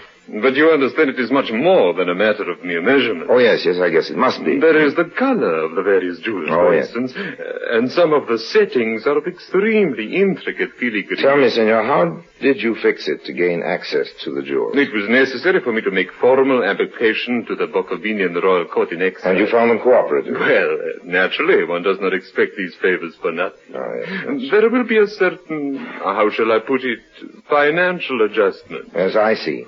Well, how long do you figure the job will take you? I hope to complete it in a month. How long have you been on it now? Just a week. What's the routine? The routine? Well, I dare say there's an armed guard and so on. But of course, that is inevitable. The Bohemian Star alone is worth £500,000. Yes, that's $2 million. Who provides this guard? The insurance company. There is a room at the safe deposit. And each morning, the item I require is taken in there, and I work on it. Under observation? Yes. There are 2 detectives who never take their eyes off me or my secretary. So you have a secretary, too? Yes, Manuel Arizza. He should be here soon, so perhaps you will meet him. That's fine. Now, tell me, senor, could it be arranged for me to come along one day and watch you actually at work? I cannot say as to that. Make a much better story, you know. Perhaps so. But it would be a matter for the Bohemian authorities. Okay. I'll put in an application tomorrow. Will you support it? Naturally. Fine, that's settled then. And now I guess... that must be my secretary now. I am in here, Manuel. Good, everything is fixed, Pedro. That very obliging gentleman, Senor Meyerson, has finished the paste copy of the Bohemian Star, and I have it with me now. Regard it, my friend, is it not that? Manuel. Tomorrow, when the right moment comes, I will distract the attention of the detectives, and you will remove the real jewel and slip this one in its place. Manuel, we have company. You fool, to talk like that. But how was I to know? Who is this man? One of Meyerson's? This is a gentleman named Freeman, a reporter from the Evening Clarion. A reporter? Well, thanks very much for the interview, senor. Now, if you don't mind, What I think is your hurry? Well, I have to go on back to the office. You can wait a little while. Let me pour you a drink. Oh, no, thanks very much, Roman. I think Sorry, I can't stay. I think you'd better, senor. This gun is loaded. Well, oh. What's the big idea? You do not think we could let you go after what you heard, eh? Well, now, wait a minute. I'm not the sort of guy who goes around shooting off his mouth. I can keep quiet. It is my intention to see you do keep quiet. Oh, it is? There are ways. Well, how?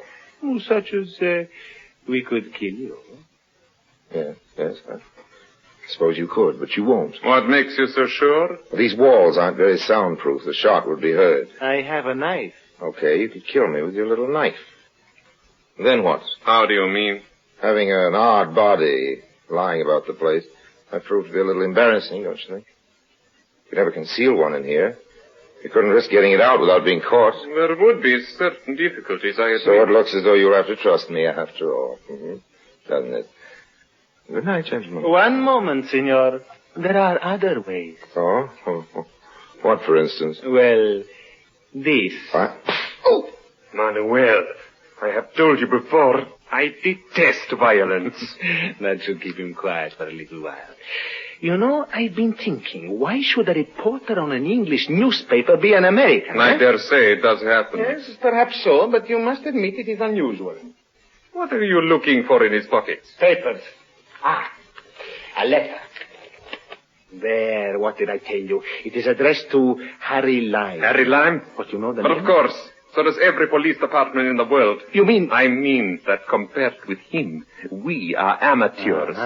So that's it, We must do something, Manuel. I know.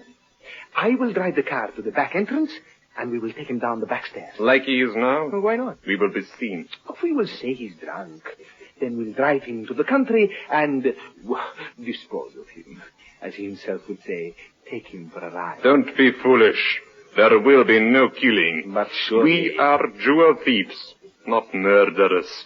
A man like Lime would have powerful friends who would stop at nothing to get even with us.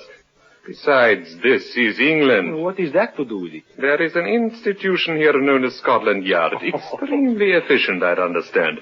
I have no wish to die with a rope round my neck, even if you have. Very well. You make a better suggestion. All right. We steal the Bohemian Star tomorrow, right? Right. Tomorrow evening we catch a plane, and next morning we are in New York, where we have many good friends who will look after us, right? Right. And then it is quite simple. All we have to do is to keep our friends here quiet for a day and a half. And after that it will not matter how much he talks. Yes, and how are we going to do that? That is up to Senor Meyerson. He must find us a quiet place somewhere and a reliable man to see that Senor Lime does not escape till we are clear. I will telephone him now. Aha. You are waking up, senor. We are going to take a little journey soon, but I do not think it wise you should appear in public like this. Do you? That's better. Pleasant dreams, senor.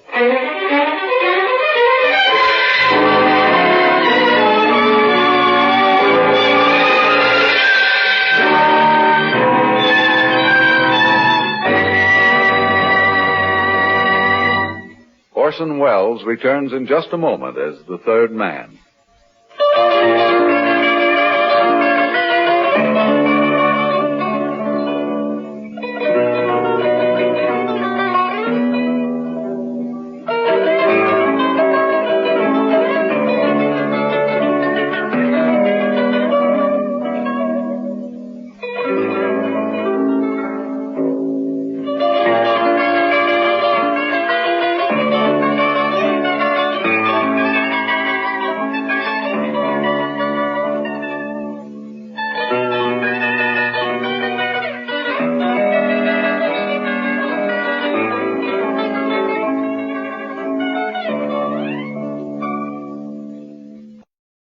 Orson Welles as the third man continues with The Bohemian Star.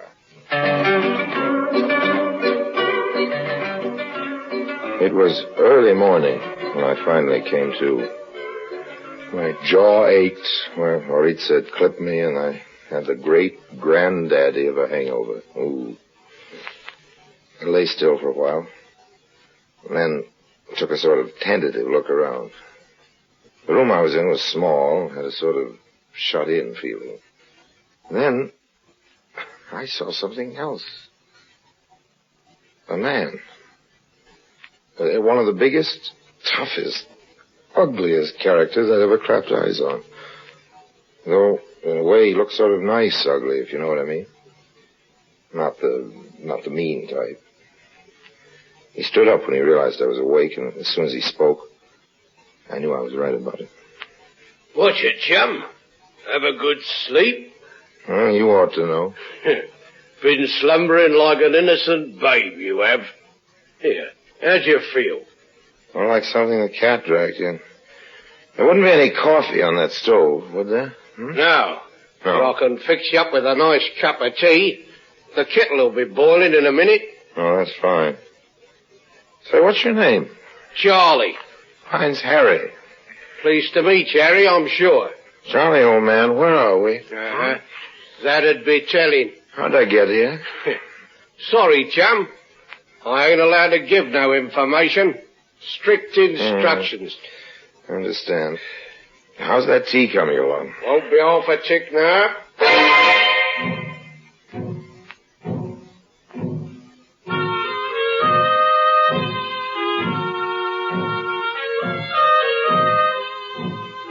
I slept again afterwards. It was going on for midday when I woke. Charlie had some food ready. After we'd eaten, he suggested a game of cribbage to pass the time. I disapprove of gambling, except maybe poker for real stakes with a few aces up my sleeve. But my only hope was to cultivate Charlie. And thank goodness he was no hothouse flower. So we settled down to play. After about an hour, I judged the time for action was right. 15-2, 15-4, a pair 6, and one for his knob 7. Puts me out. That's a sprat you owe me. A sprat? Yeah, a tanner. 6pence. Oh, well, here you are. So, your deal. Oh, sure.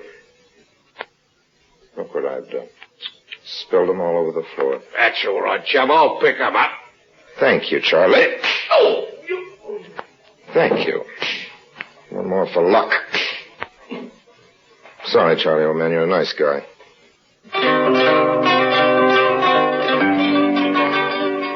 I tore up a sheet and bound and gagged Charlie. He had some keys in the pocket. I let myself out. I guess I'd been right. I was somewhere in the East End. I walked till I found a main road and then called a cab.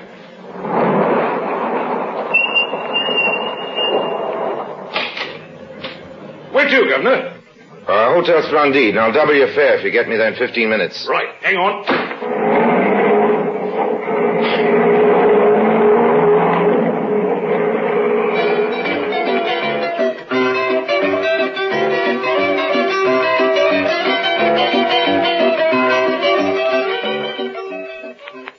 There's only one way to tackle this job.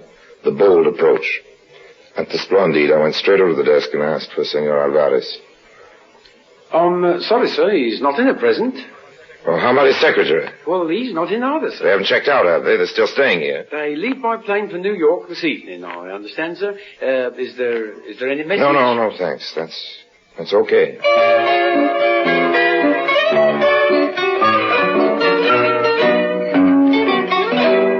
So they hadn't made the snatch yet. I had no idea where the safe deposit was, so all I could do was wait. Found a spot where I could keep out of sight and watch the elevators at the same time. An hour passed. An hour and a half. And then, there they were. Their elevators started to rise. I took the stairs 3 at a time. I reached the 3rd floor just as the door of their suite was closing behind them. I wanted that Bohemian Star. Nothing greedy, you understand, but now or never. Gun in hand, I pressed the bell. You? Good afternoon, gentlemen. I wouldn't reach for a gun if I were you, nor you, Oritza. Unless you've a wish to commit suicide, just keep your hands up. Well up. That's much more sensible. How did you get here? I got here by cab, if it's of any particular interest. Oh, Charlie. Don't worry about him. He'll get over it. Come on, let's go into the sitting room, have a nice, cozy talk. After you, senor. And you. It's more like it. All right, chums. The Rock. The Rock? The Diamond, the Bohemian Star. But you're mistaken, senor. We have not got it, have we, Manuel? Oh, no. Oh, there must be some misunderstanding. The only misunderstanding there's been so far was in you fellows mistaking me for a sucker. Step over here towards me, Oritza. What, me, senor? Come on, do as you're told. Now turn your back. Keep those hands well up. Nice, efficient little piece of ironmongery you've got. I'll have that, if you don't mind. Oh, I've no doubt. Okay, you're next, Alvarez. But I assure you, Turn around. senor, I give you my word of honor. And what's this? Your word of honor? Quite a hunk of stone, isn't it? You won't mind if I take charge of this, I'm sure. Senor, let us talk. What more is there to say? We made a mistake, Manuel and I. We admit. Considering I have the stone and this gun, that seems rather obvious, don't you think? What I mean is that we made a mistake when we met last night, not inviting you to join us in this enterprise. Oh, what gives you the idea that I might have joined you in this? Harry Lime, are you not? Correct me if I'm wrong, but surely our object in this case has been the same, to obtain the Bohemian Star. Our object, maybe, but not our purpose. You speak in riddles, senor. Oh, no, not at all, old man. You stole this jewel for your own enrichment. I've taken it from you now to return it to its rightful owner. Its rightful owner? You will pardon us if we smile, senor. You don't believe me? Okay, sit down, gentlemen. I have a little telephoning to do. Hello? Operator, get me Whitehall, 1212. But that's Scotland Yard. Sure, it's you do not Scotland mean Yard. that you are going to Please, telephone. senor, put down that telephone before it is too late, eh? Let us make a bar. Hello? Is that Scotland Yard? It's all right, Mr. Lime. You needn't bother with that call. Now, what's the idea? Who are you guys? I'm Detective Inspector Marsh, and this is my assistant, Sergeant Andrews. Well, not so fast. How do I know you two are on the level? Oh, here's my warrant card. Oh, glad to know you, Inspector. Well, this all seems in order. Sorry I sounded suspicious, but, you might have been a couple of crooks, too. Of course, the point hadn't occurred to me. This is an outrage. You have made a great mistake, senor. Well, we'll thrash that out at the yard later. Take him away, Sergeant. Yes, sir. Come on, you two. Well, I'm certainly glad you turned up when you did. I can't figure out is how you got in so quietly. My ears don't miss much, and I'll swear I never heard that front door open. Well, of course you didn't. We've been here all the time. Here, in this actual room? Yes, behind those curtains. Well, I'll be darned. And what's more, we've a friend of yours. You can come out now, Mr. Freeman. Hello there. Why, Terry, I don't get all this. Oh, it's all quite simply explained. When you didn't turn up this morning, I got a bit worried, so I phoned AAP, and they told me Paul Atkinson was in Malaya. Then I went round to the yard and gave the whole story to Inspector Marsh here. And you figure there must be some dirty work, huh, Inspector? Well, it did seem that something odd was going on. And doubly odd when I rang the Argentine embassy, and they denied all knowledge of Alvarez and Noritza. So the management let us in here while they were away. We were just about to announce ourselves and find out what was what when the doorbell rang and you came in. So you figured you'd wait a while and see what happened, is that it? Exactly. I say. What is it? Just as well I'm not a crook, isn't it? I mean, if I tried to get away with the Bohemian Star instead of phoning the yard, I'd have found myself in a lovely jam, wouldn't I? Well, I shan't pretend we didn't suspect you for a while, Mr. Lime. But we know now that you're an honest man. That's all right. It's not everyone who'd risk his life the way you've done. Oh, that's okay. Yeah, I guess you better take this stone, Inspector. I'll be glad to see the last of it. Oh, thanks.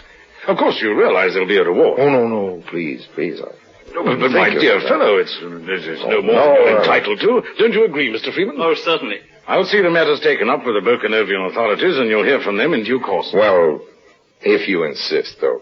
After all, I was only doing my duty. And Terry, I really did intend writing that story for you. I'm sorry I slipped up on it.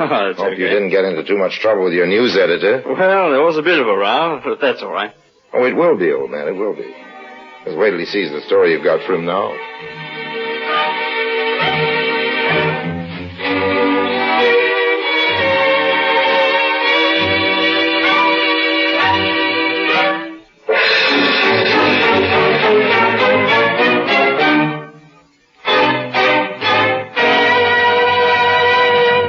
Harry Lime returns in just a moment.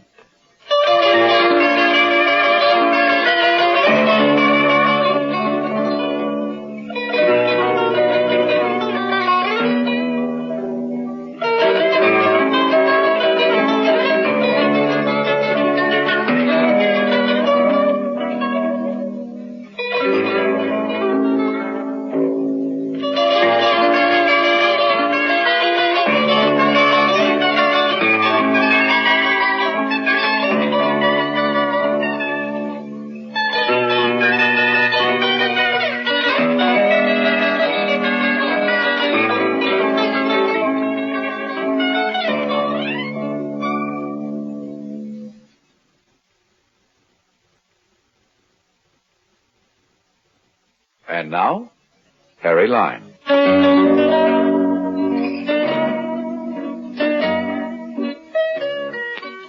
Right here, maybe I'd better hand in a little explanation.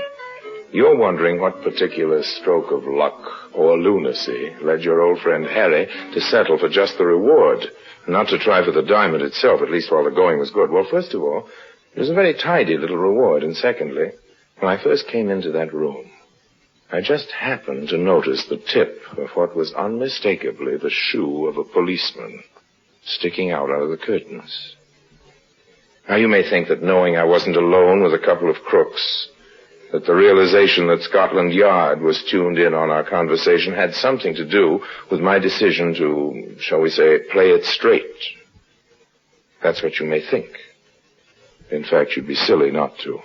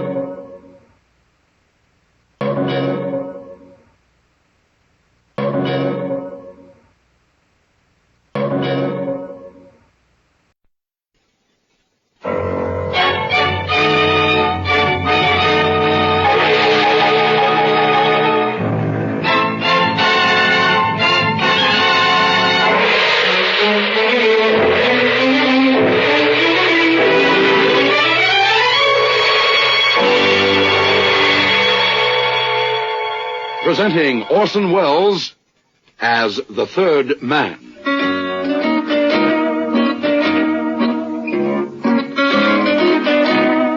The Lives of Harry Lime. The fabulous stories of the immortal character, originally created in the motion picture The Third Man, with zither music by Anton Karas.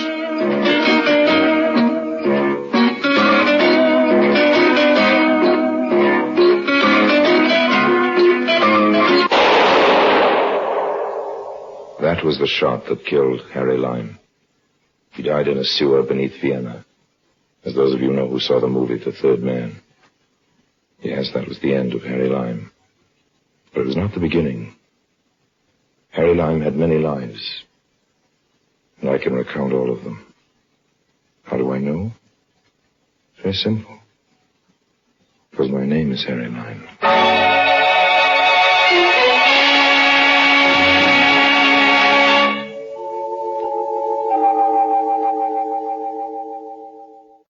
Friends, the story of my marriage. My first marriage, and believe you me, my last. It all began in the funny little city of Becorata. There isn't much to do there except get married.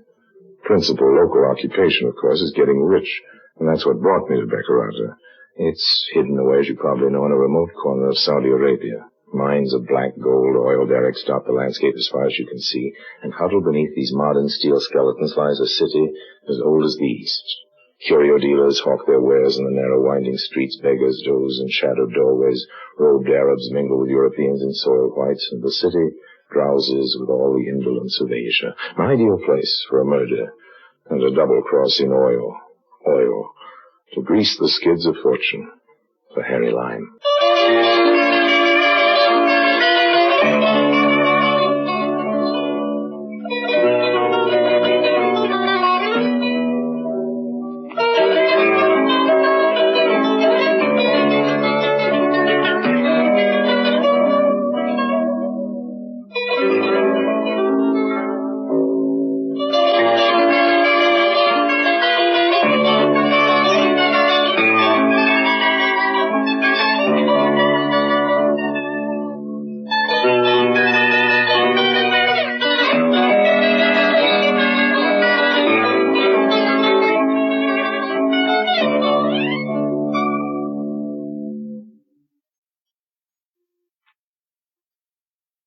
And now, Orson Welles as Harry Lime, the third man in Love Affair.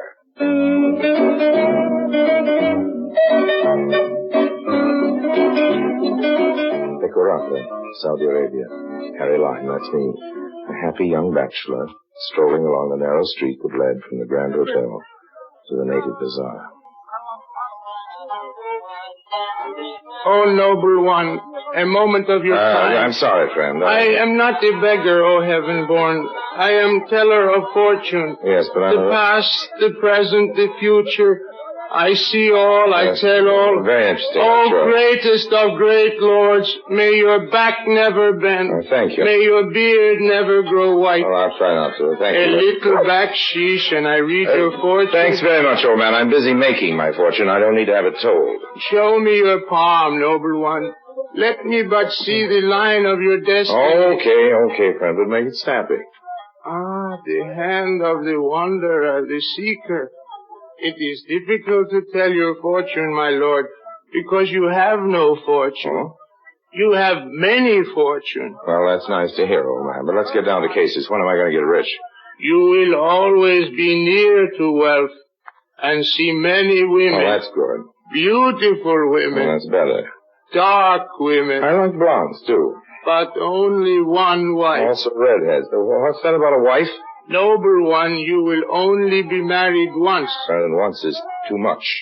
Put it mildly, I'm afraid you've got your fortunes mixed up. You will travel, great one, quickly and across many lands. And you travel with a wife. Okay, now you've had your fun. I'll say goodbye. Wait, you have not paid me. Why should I, friend? I'm Harry Lime. But you don't know about me. It'd fill a book, and nobody's going to write it without paying me royalties. So long, old man. Feel the same sweet, generous Harry Lime. Schweig, what are you doing, Beccarata? Just exactly what you think I'm doing. Checking up on you. The same sweet, lovable Carl Schweig. Where can we talk, eh? Almost anywhere. The time for Salat, no one to bother us. Go on. Go into this cafe here. It doesn't look very clean. It'll answer your needs, don't you think? You follow me? Well, there doesn't seem to be anyone around. What do you want, Schweig? What do I want? I want to know whether you've obtained the oil leases. That is what you're being paid for, isn't it, Mr. Lime? Not too well paid. Quit toying with me, Harry. I'm not toying with you. What do you expect? Everything in the city moves by inches. I've made friends here. I'm real chummy with Alapin. I think I've got him in a receptive mood. Actually, I'm sure he doesn't realize how important oil is going to be here in a few years. If I can't force him to sign the minute, things don't work that way. I know. We have perfect confidence in you. And why did you come here? To make sure that our confidence wasn't misplaced. Oh, I see. And you think you might be able to settle the matter of the oil leases? I have an appointment with the Alapin late this afternoon. He's out at his summer palace now. It's about 40 miles from the city. When I get back, I'll get in touch with you. You'll be at the Grand Hotel, I guess. I'll be gone by this afternoon, Harry, but I do have others working for me. I'll know it if you try to double-cross me. Your government will get the leases, Schweig. How about the money? I brought you a draft to pay for your services today. Here. And thank you. Hey, what's this? This hardly covers my hotel bill. My fare getting here. You're trying to... Your final payment will be waiting for you at the Bank International when you have concluded negotiations. And how will anyone at the bank know when I... They'll know, Harry. They'll know.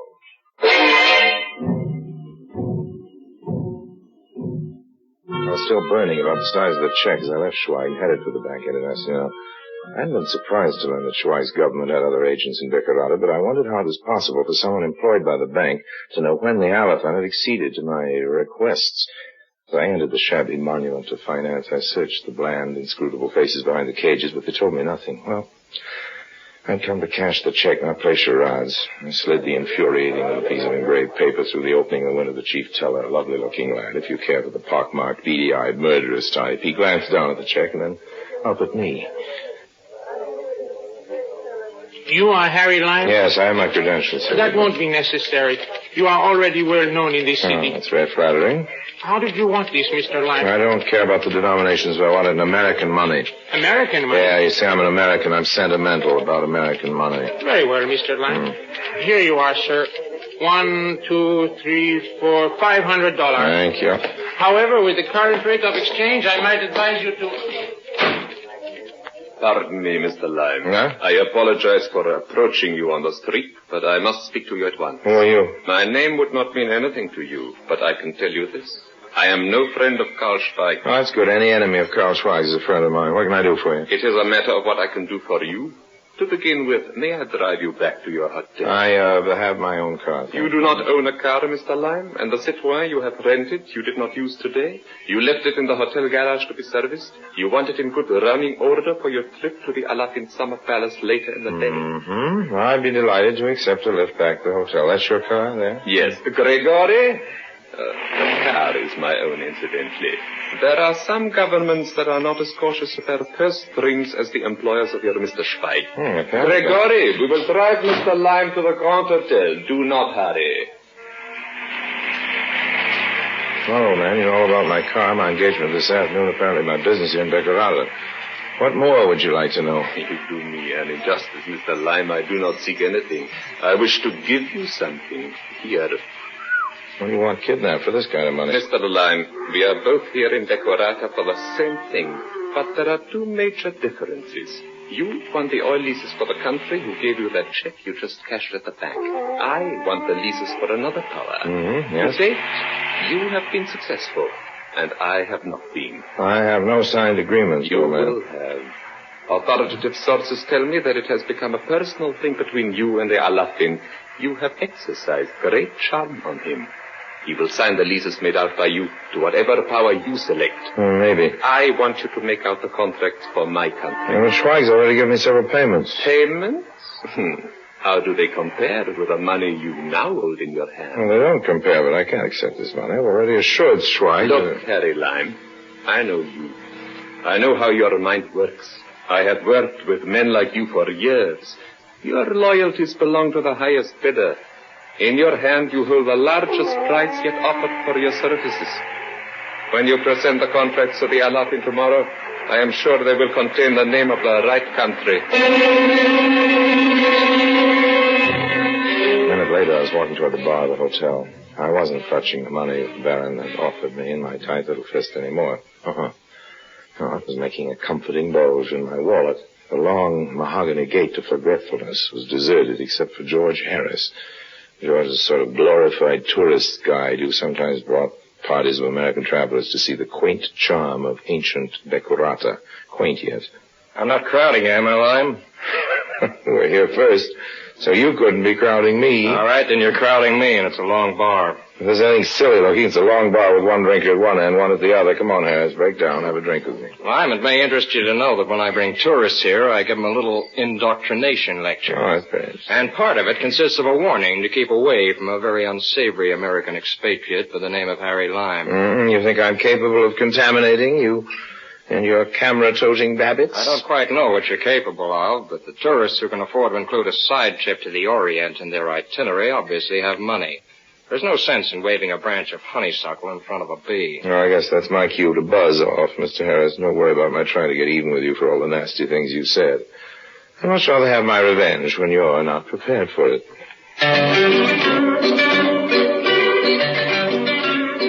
wasn't hungry, but I walked into the dining saloon. George Harris followed me, headed for a table festooned with his party of tourists. Usually his party consisted of bicarbonate of soda addicts, fugitives from board of directors meetings, and generously proportioned dowagers enjoying the money their late husbands had worked themselves to death accumulating. But this time, there was a new note. A lovely, fresh-looking girl. She had the sort of innocence that only a Reynolds could have captured, or a Harry Lime. When she got up from the table, I followed her to the piazza. There wasn't a hovering mother, a chaperone, or a tourist guide in sight. I say, you didn't drop your handkerchief. What? If you had, I could have picked it up and returned it to you. We could have started talking. I would have offered to show you the city. I have a guide, thanks. Yes, I know, but I could show you places George Harris wouldn't dream of taking a 17-year-old girl to. I'm 19. Oh, I've been wondering. Now, I've been wondering about a few other things, too, as a matter of fact. You must be the Harry Lime Mr. Harris was telling us about. Oh, surely I'm not the only man in Beckerata capable of speculating a bit about a beautiful American girl. I'm terribly sorry, Mr. Lime, but the others will be coming out from lunch soon, and I mustn't be seen talking to you here in broad daylight. But it won't be broad daylight forever. Well, perhaps we'll meet this evening, Miss... Perhaps.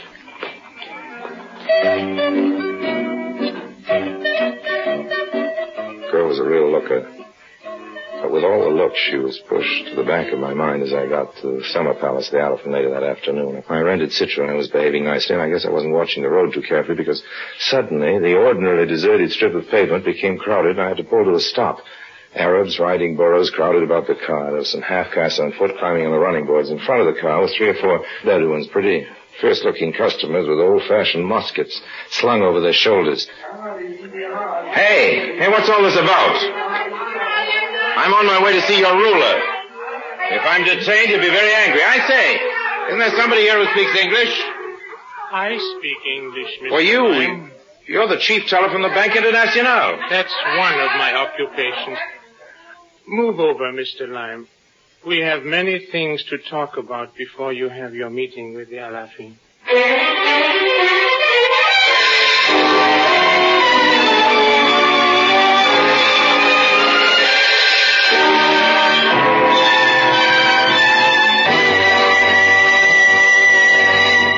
Orson Welles returns in just a moment as the third man.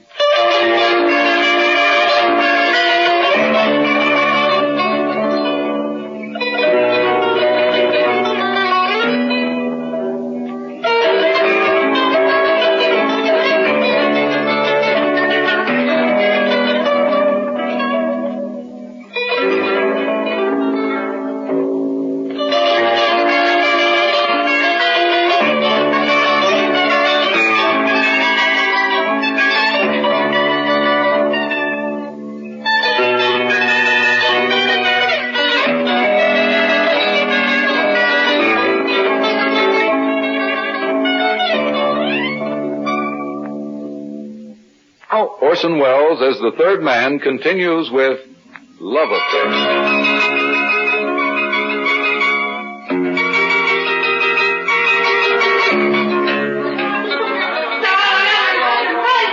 The beady-eyed, pockmarked Arab was sitting next to me on the front seat of my rented Citroen. The near equatorial afternoon was growing cold. The leather of the car's upholstery damp and clammy under my hand. And as the motley crew outside the car crowded close, I made an instinctive gesture toward the bulgy wallet that rested in my inside pocket. If you're thinking of reaching for a gun, Mr. Lime, I might inform you that these few friends represent only a portion of Mr. Schweig's representatives in Becurata. So you're Schweig's man in the bank? Precisely. Well, you can relax. I wasn't reaching for a gun. I have no need to relax, Mr. Lime. But you appear a trifle nervous. Oh, no, not at all. No. But perhaps your gesture towards your pocket was only to assure yourself that your wallet was still safe. What are you getting at? I saw you get into Mordecai Varing's car outside the bank today. It would not be healthy to go against Mr. Schweig's wishes. No, I have no intention of doing that. No. I thought the idea might have occurred. Oh, no, not for a minute. If Monsieur Varing's offer was more interesting, don't try it, Mr. Lime. Keep your promise to Schweig. And then get out of town before Valley knows you've completed our arrangements with the Alafin. I'm not leaving town till I get the balance of the money Schweig owes me. He said he'd be waiting for me at the bank. And so it will be. Well, the bank will be closed by the time I leave the Elephant's Palace. Well, you conclude the negotiations and then meet me at the bar of the hotel. Okay. I will have the money waiting for you there. All right, old man. It's a deal. And don't try any tricks. If you do, I will know about it before you have finished counting the money. My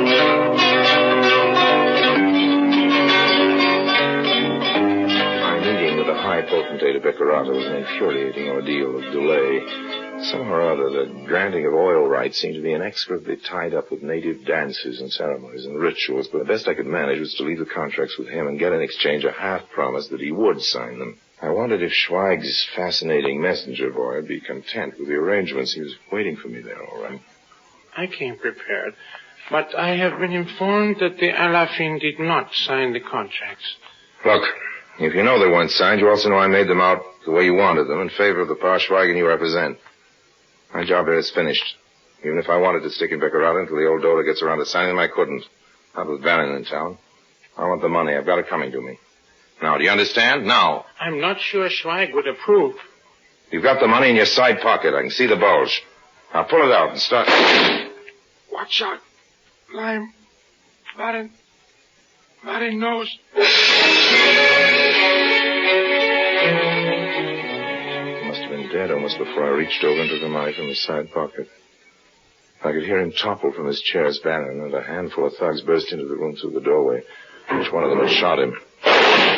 They fired after me as I streaked out of the back door, and I reached the rear of the hotel and jumped into the Citroën.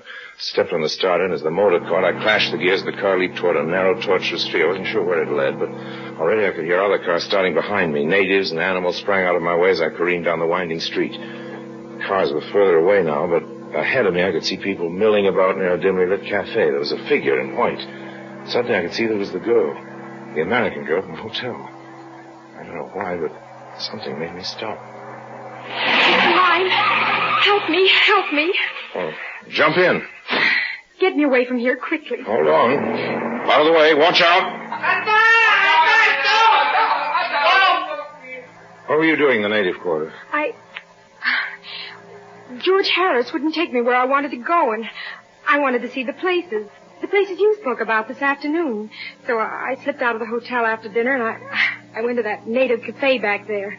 A horrible place. 2 natives came up to my table, and I started to sneak out, and they followed me. Oh, I was never so happy to see anyone in my life. That's all right, honey. I'll take care of you. It'll be all right. But I can't call you 19 years old, American girl. Well, my name's Marion Lawrence. Hello, Marion. I'm an orphan, and a distant relative of mine died a few months ago and left me a little money.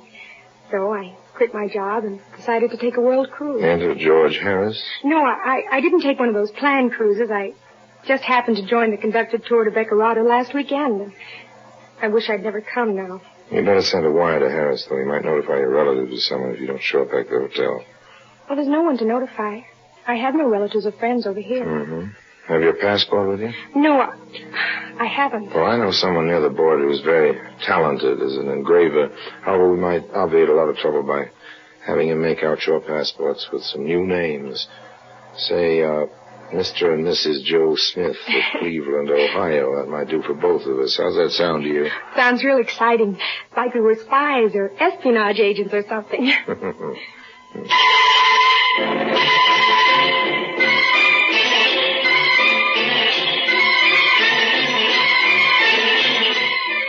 Working perfectly.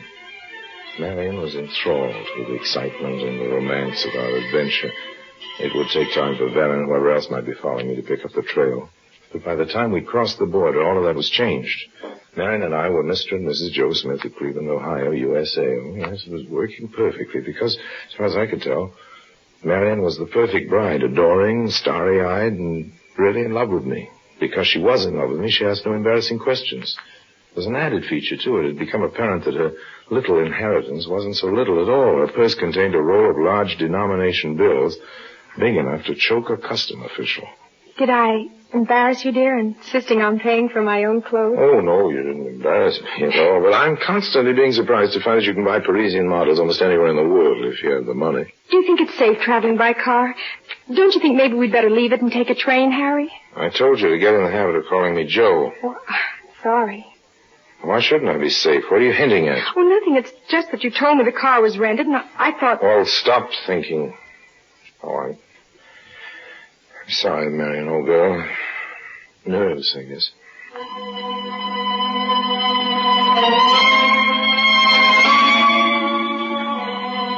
The nerves lasted all that week as we crossed border after border.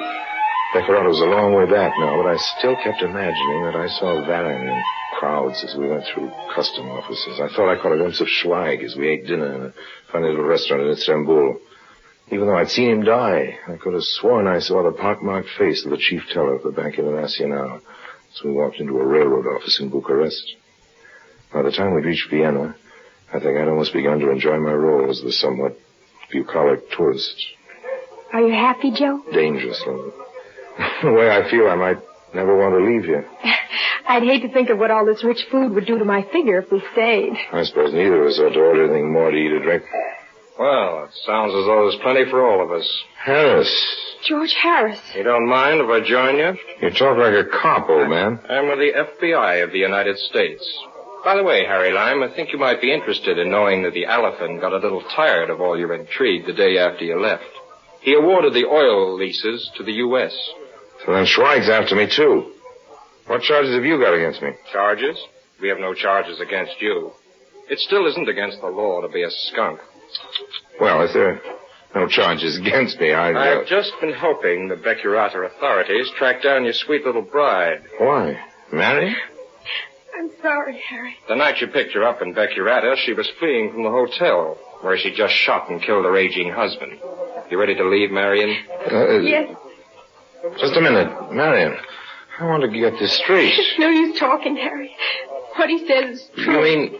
You mean that's why you came away with me? You mean I was the sucker? You've been using No, me? Harry. Okay, I've been a lot of things in my life. I've even been married now. I've even been a sucker. But that's one that doesn't go in the book. But, George, I don't see how you traced us. They're the big bills your wife spent on the trip. You see, her doting husband, not you, the one she killed, cashed a large check at the Bank International a few hours before she did away with him. Luckily, the chief teller made a list of the serial numbers. Come on, Marion. Well, goodbye, Lime. By the way, where are you planning to be? We may need you for the trial. Well, you can always look for me, old man. There's no law against that. Tell you what, I'll give you a little hint. The elephant maybe hasn't signed that oil contract. He may need a little advice after all, so you'll probably find me in Becurata for a while. There's a fortune teller I want to look up. I owe him some money. So long, Marion. Goodbye, old man. May your beard never grow white.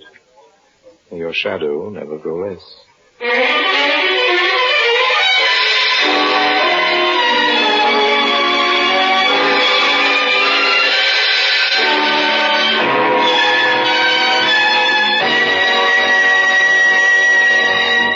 Harry Lime returns in just a moment.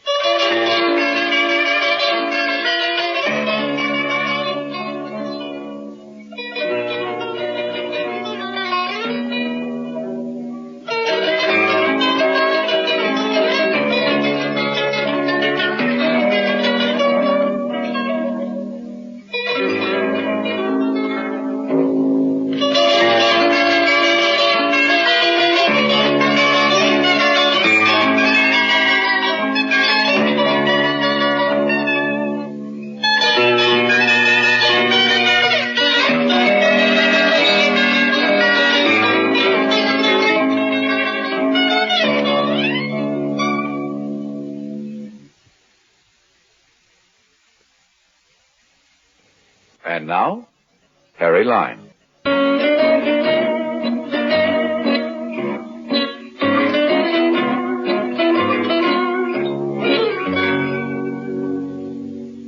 Well, friends, it was a short marriage, but a very pleasant one. And if you should settle down somewhere and start enjoying easy living, rich food, and fine liquor, don't worry about what it'll do to your figure.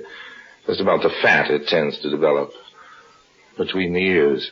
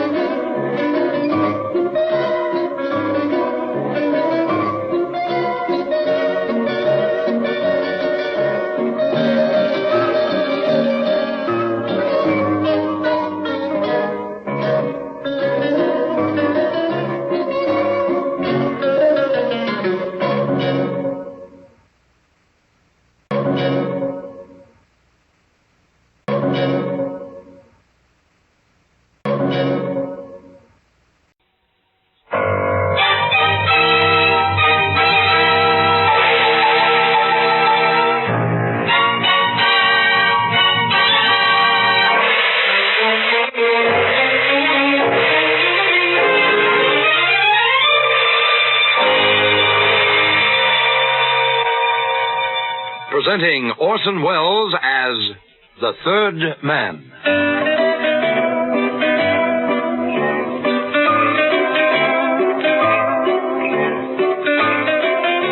The Lives of Harry Lime.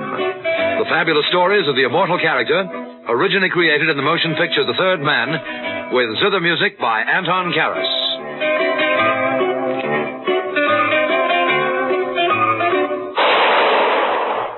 That was the shot that killed Harry Lime. He died in a sewer beneath Vienna. As those of you know who saw the movie The Third Man. Yes, that was the end of Harry Lime. But it was not the beginning. No. He had many lives. And I can tell you about all of them. How? Because my name is Harry Lime.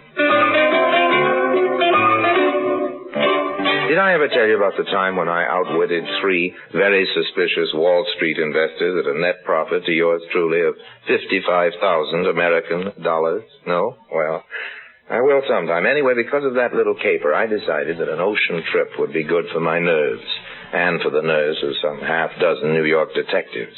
And that's how I happened to go on a holiday. A rogue's holiday, if you will.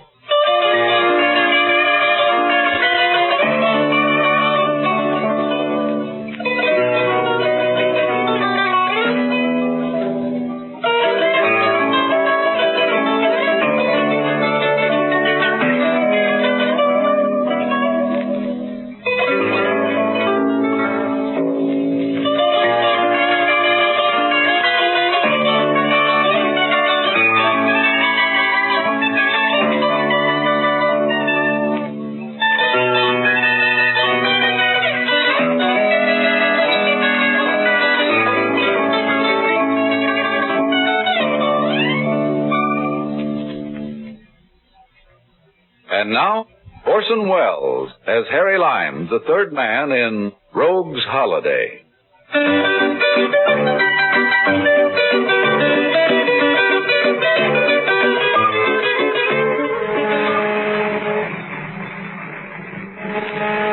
Very pleasant.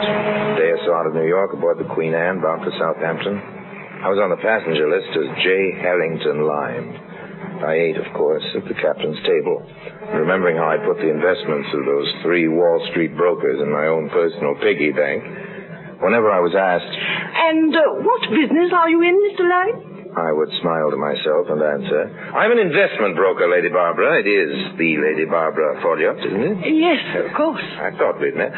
Aren't you also sitting at the captain's table?" "Yes, that's right." "And I seem to remember that there's an empty chair at the table next to yours. You're not traveling alone?" It's of no importance. You are on a holiday, Mr. Lime? A holiday? Well, after a manner of speaking, yes. I don't understand. I'm so interested in my work, Lady Barbara, that I'm seldom able to keep from mixing pleasure and business. Oh, you seem so young to be engaged in so complex a business. Investment banker. I always thought all bankers were portly men in their 50s. Well, every banker must be able to inspire confidence in his clients, Lady Barbara. The incompetent banker relies on his appearance and his maturity. And you? I rely on my record of success, ma'am.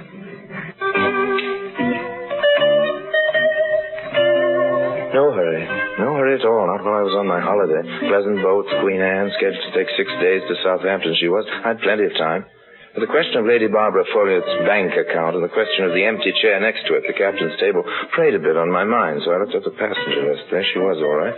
Lady Barbara Folliot, stateroom A deck, stateroom for 2, right enough. All it said was, and companion. And companion. What did that mean? Not a husband, surely. Looked up the steward for a stateroom. Yes, sir. Steward, you're in charge of the staterooms along this corridor, aren't you? Yes, sir. Now, number 6. I believe that's Lady Barbara Folliot's stateroom, isn't it? I believe so. Now, I was wondering, just idle curiosity, you know, on the passenger list, she's down as traveling with a companion. But it doesn't say who the companion might be. It don't, sir? Steward. Yes, sir. Here, take this for your trouble.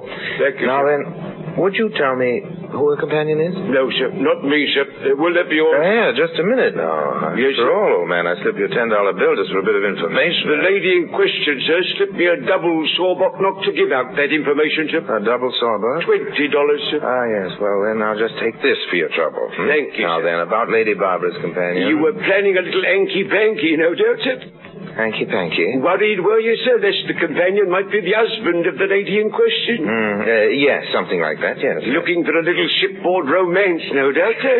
That's it. Now, who's the companion? You've got clear sailing, sir. The companion's not her husband. Matter of fact, sir. Yes? Take my advice and wait till the companion's got her sea legs, sir. A lot cuter, the companion, than Lady Barbara, sir. Well, thank you, Stuart. Not at all, sir.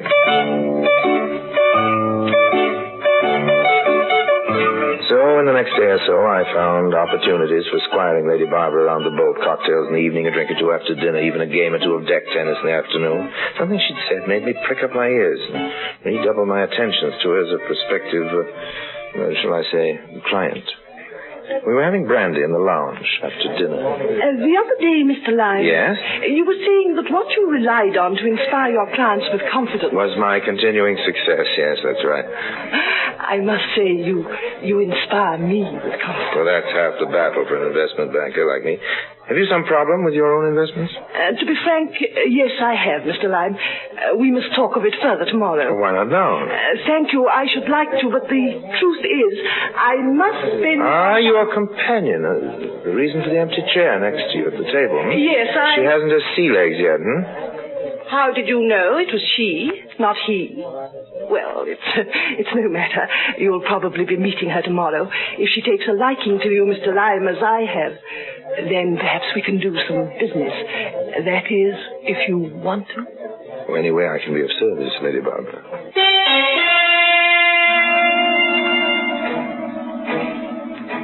Next morning, I ran into their steward, and he told me that both ladies were out promenading. Some caution, I went looking for them. True, I was on holiday, but still, if I could turn my hand to a piece of business.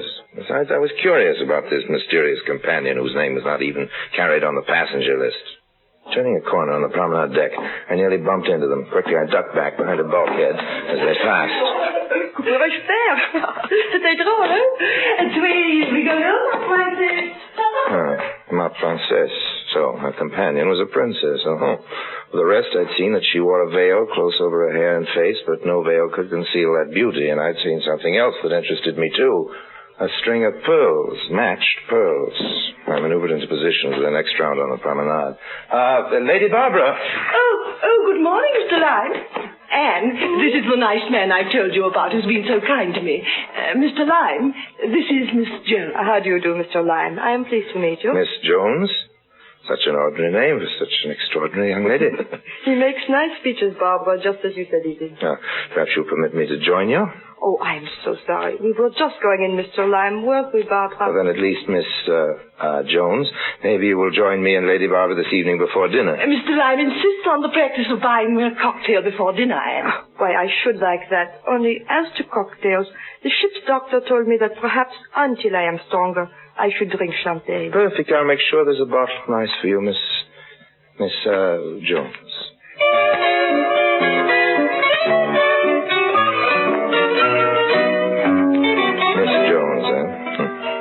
I was sure that while that name Jones was a phony, the pearls weren't. This was promising to become one of the more profitable holidays I'd spent. That evening, I was in the lounge early, a bucket of iced champagne by my side. Mr. Lyme, as you promised, my wine. It's vintage, Miss Jones. I think it should be adequate. No, Lady Barbara? Oh, she was a little indisposed. She sent her regards. Please sit down. Stuart, I confess, Miss Jones, I'm not too sorry Lady Barbara's not joining us tonight. So? I was looking forward so to meeting you. You'd become a lady of mystery, and having met you this morning on the promenade deck, I spent the day looking forward to chatting with you. Oh, more pretty speeches. All right, sir? Yes, fine. Fine, thank you. If the wine meets with Miss Jones' approval. Oh, Miss Jones knows little of wines, Mr. Lyme. She is content to leave such matters to you. You have won Lady Barbara's confidence, and that means that you have won mine, too. Then a toast to your improved health, Miss Jones. Now, why do you always pause, as if you do not remember my name? Oh, my apologies. Very rude of me. I'm awfully sorry. I accept you. Oh! What is it? Oh, my string of necklace. It broke. Oh, my pearls. Oh, here, look out. Just hold still. You know how many of them there were? Now, don't move. Yes, there were 64. Just so we can make sure none of them have rolled under the... Here. Yeah, here's another. Such a stupid thing. No, I really must have... Please. Here. Here's another. Stuart. No, it is all right. I think that's all of them. Let me see. quickly. That's 5, 10, 15. Yes. Just hang on a second, will you? The lady's string of pearls broke in. Maybe that one or two are still missing Mr. Sam, somewhere. I have never done such a bêtise, such a foolish thing. 55 and 5 is 60, and 1, 2, 3, 4. Yes, that is a whole lot of them. Thank you, Stuart. Lucky thing, ma'am. Oh, Mr. Lyle, do me a great favor. Anything at all. I say you're sure they're all here. Oh, yes, sure. Take them, will you? You have an envelope, perhaps, or a safe pocket? Take them for me to the little jewelry shop. You know, the one right on the steps. Oh, sure, I know the shop, but... Maybe it's still open. You can have the man restring them properly on a strong new string. Would you do that? Well, I'm not sure I like the idea, really, of wandering around the ship with a handful of loose pearls. These look like the real thing. Oh, no, they will be perfectly safe. Now, won't you? For me, such a little favor. If the shop should still be open, please? Leave you? Oh, I shall sit here quite quietly, just thinking how lucky I am that you were with me when the string broke. Till you return. All right? All right. I'll be back as soon as I can.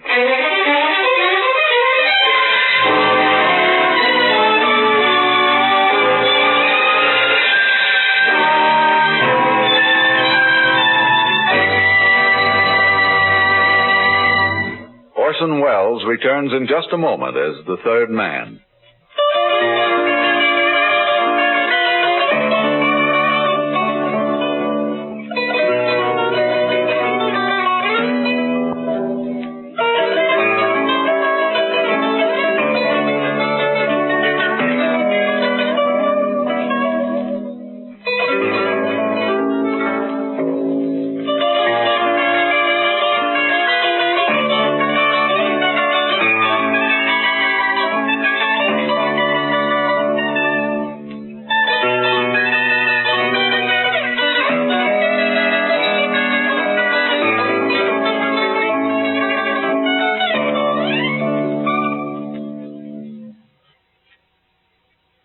And now, Orson Welles as the third man continues with Rogue's Holiday. So there I was, by myself, free as the wind, with 64 pearls in my pocket. Even one of them, one of the bigger ones, was worth, well, 5,000 pounds, something like that. Nice sum. My stateroom, I had some loose pearls, paste. I could have made the switch easily enough, had plenty of time. And a stupid thief might have done just that. But not Harry Lime. Oh, no. I'd play it smart. I'd wait till later. Went straight to the ship's jeweler. String broker? If you could do a quick but good repair job, old man, I'd be most grateful. Oh, it's easy enough. Just take a moment. Just roll them out here. Good ones, aren't they? Oh, they look it, don't they? Yes. To an expert's eye, they're very handsome indeed. How much would you estimate that string to be worth, old man? If you were to just walk into this shop and ask to buy them, you mean? Yeah. Or if you wanted me to find you another 64 like them? No, just walk in and buy them. 50,000 pounds? Oh, I'd say this string closer to 150,000, sir. Well, I was a pretty rich man there for a few minutes. There you are, sir. Yes. That string shouldn't break very Thank you very much. What do I owe you? Oh, forget it, sir. The privilege to be handling those pearls, even if only for a moment. It would have been foolish for me to temper with his fortune while we were still aboard ship. 2 days we'd been in Southampton, at which there'd be still plenty of time. The important thing was to get this lovely girl's confidence, which I most certainly did. And the second thing was to pry under her incognito. Who was she? Which princess of the blood was anxious to conceal her identity under the plebeian name of Jones, and why? Not until the last night, when the ship was gliding into the soft darkness past Plymouth, when the two of us stood under a sickle moon on the boat deck, did I find out. If she looked lovely in that moonlight, her pearls looked even lovelier. Oh, the wonderfully soft, warm night. I hadn't noticed. You had not? Oh, the band has begun playing again. It has? Can't you hear it? What's the matter with you? I need all my 5 senses for something more important than looking at nights or listening to dance bands. Oh, no, Mr. Lime. Harry.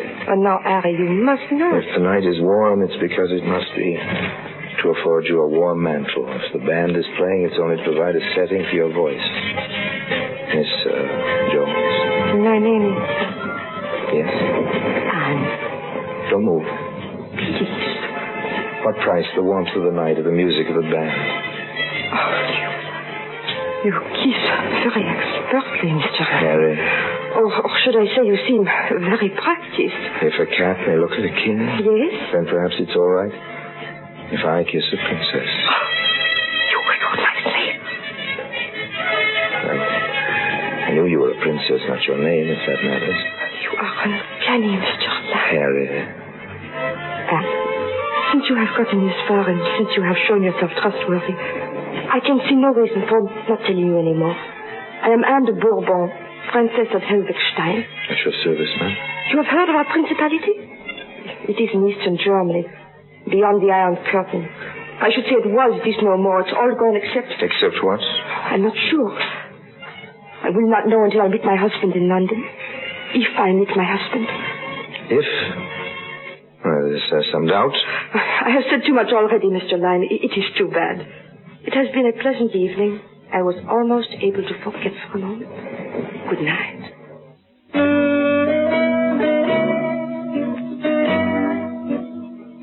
She was gone. Just like that. At least I knew now who she was. Whether I'd be able to find her again in London, whether I'd frightened her away, and with her my chance at that string of pearls by letting her know that I knew she was a princess, all these things I was a little nervous about. Till next day, just as I was getting ready to disembark in Southampton, Lady Barbara came up to me rather quickly. Mr. Lyme, here, a note. A note from... read it, please. After last night, I've been worried for fear I might just possibly have said something which, might have offended your friend, Miss Jones. Offended her? Oh, read the note. The note paper bore a crest, a coronet. It was one sheet of heavy paper folded once. There was no salutation. The note said... As you said, a cat may look at a king. It might be interesting and fun to experiment once more with your other statement, the one about a princess. There was no signature, but none was necessary. Do you feel better? Yes, but... She asked me to tell you that we would be stopping at the Carlton. We'll hope to see you there.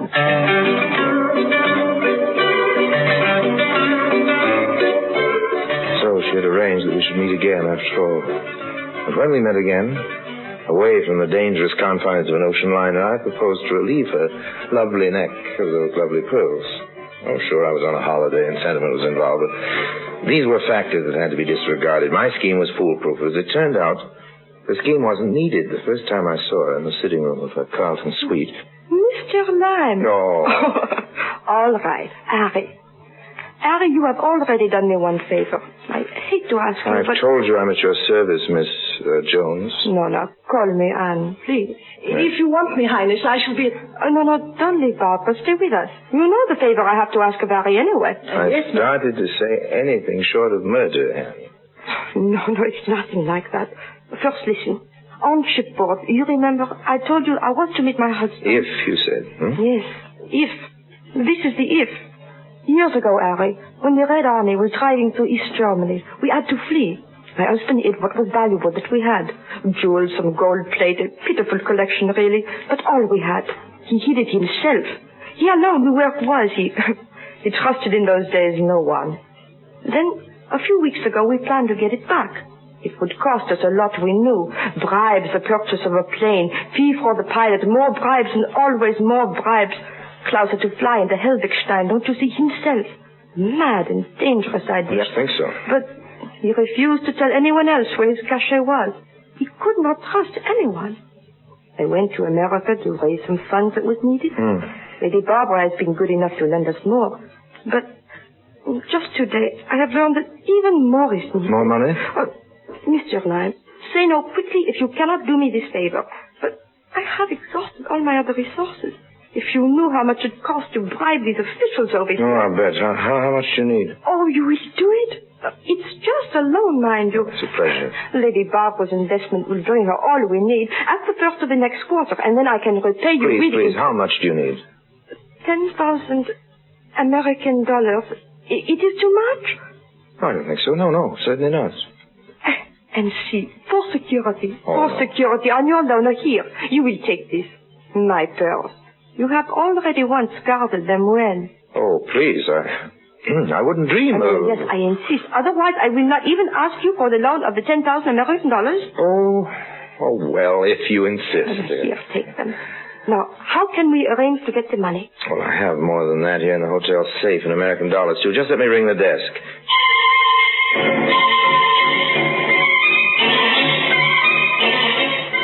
A trip downstairs in the lift, elevator to you, back up again to my room and over to hers. I handed her 10 bills. She handed me the pearls. We smiled, shook hands on the deal, and I walked out of her room with a fortune in my pocket.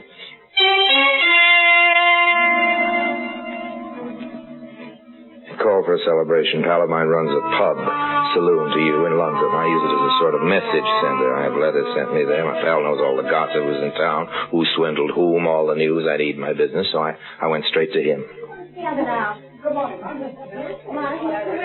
Harry, I haven't seen you for months. Afternoon, Barney. Give me a whiskey and soda, double whiskey and soda. None of your bar whiskey. There's something good. One for yourself. I'm celebrating. So am I, man. So am I. I'm celebrating your return. Well, good. How long you been in England? Just a little while. Too hot for you in the States, was it? Look, can we have a drink somewhere in private?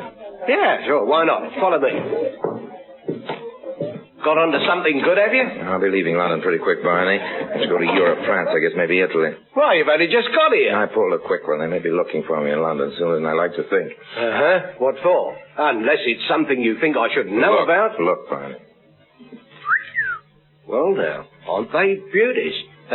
Real thing, aren't they? I had them priced by a jeweler who said he'd ask £150,000 for them. Well, that should keep you in cigarettes for a week or two. Not bad. Not bad at all. Not half bad. Not, in fact, a quarter better. Let me have a look. Do you mind? Look them over all you want, Barney. I'll fence them in Paris somewhere. This is your last look, old man. Uh-huh. Where did you say you got them? Off a German princess. She gave them to me as a security on a loan. Mm-hmm. German princess, is it? Yes, French-born, I think. French-born, you think? Yes. Name of what? Anne de Bourbon, Princess of Elvigstein. Yes, very good. What's so funny? What's so very funny? Anne de Bourbon. Princess de Elvigstein. All right, old man. All right. Better let me in on the joke. I thought these pearls looked funny. Although you said they weren't gem. You're crazy. Well, Barney, I had them priced myself. Maybe you had some pearls priced, but not these, big boy. You've been Ed. The oldest trick in the world.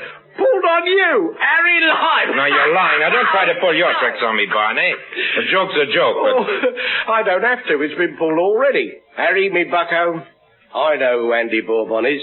I know who the Princess von Elwigstein is, too. She's a slick little article. Oh, no. But she ain't German. She's not French-born, and I don't think you'll ever find any Elwigstein on no map.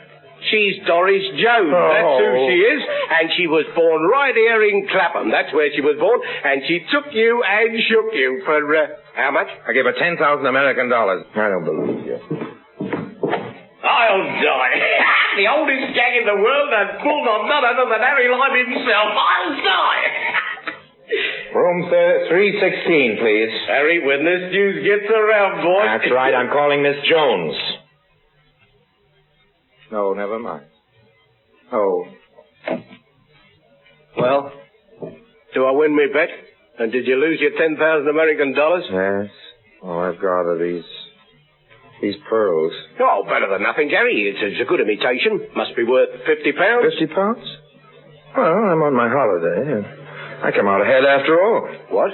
Well, what about your 10,000 American dollars? Your slick little article from Clapham tries to pass that 10,000, Barney. They're counterfeit. That'll teach Miss Jones to try anything fast with Harry Lime.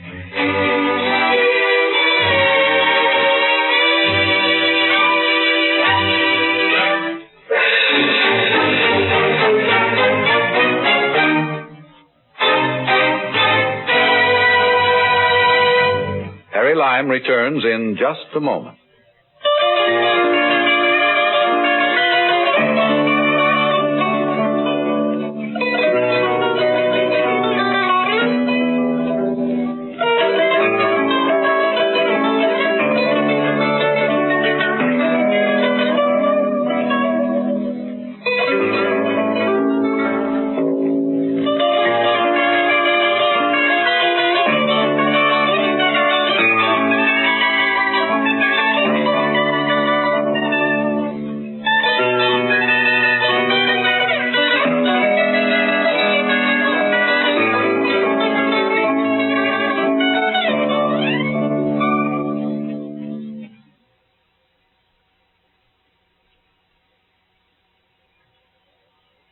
And now, Harry Lime.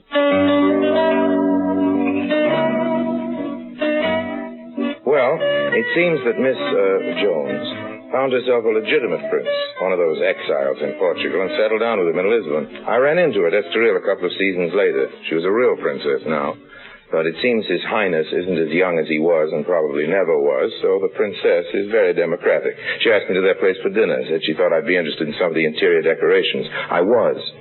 She complimented me on my nice set of pearl studs, which she recognized, and showed me into the cloakroom, which was entirely wallpapered in American $10 bills, or a reasonable facsimile. I recognized them. No hard feelings, you understand. It's a pleasant little caper, and I always enjoy moving about amongst the upper classes. It's so educational. Well, goodbye for now. Don't take any lead nickels. And remember, if you can't manage to resist temptation, be sure you get it appraised.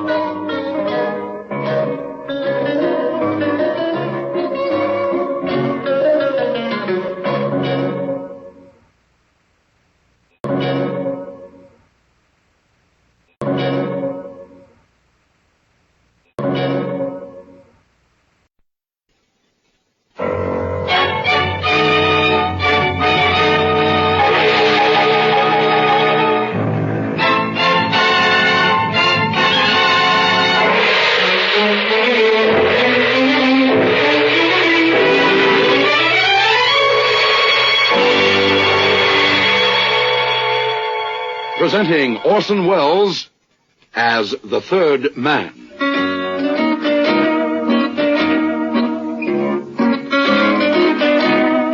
The Lives of Harry Lime. The fabulous stories of the immortal character, originally created in the motion picture The Third Man, with zither music by Anton Karas.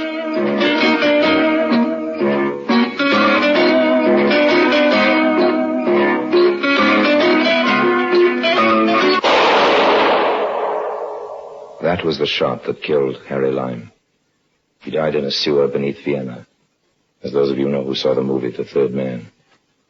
Yes, that was the end of Harry Lime. But it was not the beginning.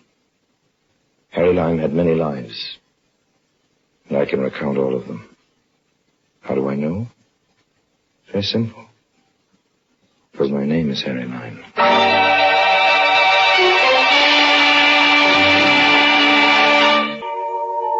Buenos Aires, July 1944. The Argentine papers were full of the attempted assassination of Adolf Hitler.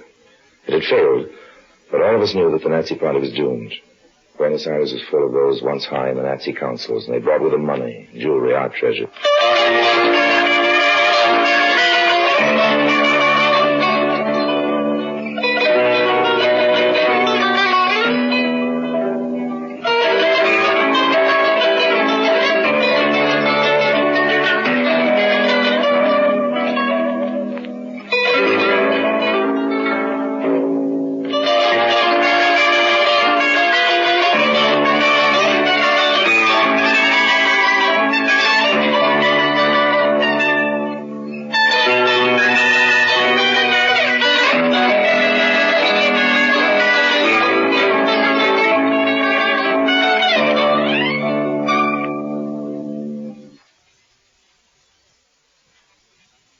And now Orson Welles is Harry Lime, the third man in Work of Art.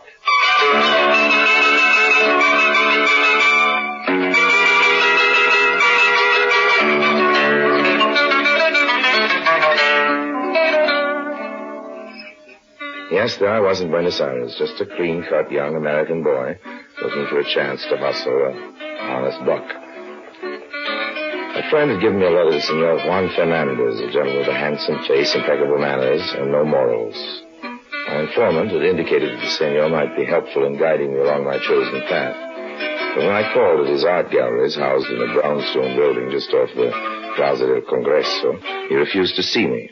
Oh, there was other sources of income to be found without Senor Fernandez's help, and the bar at the Casa del Oro seemed an ideal place for a young man to start a career.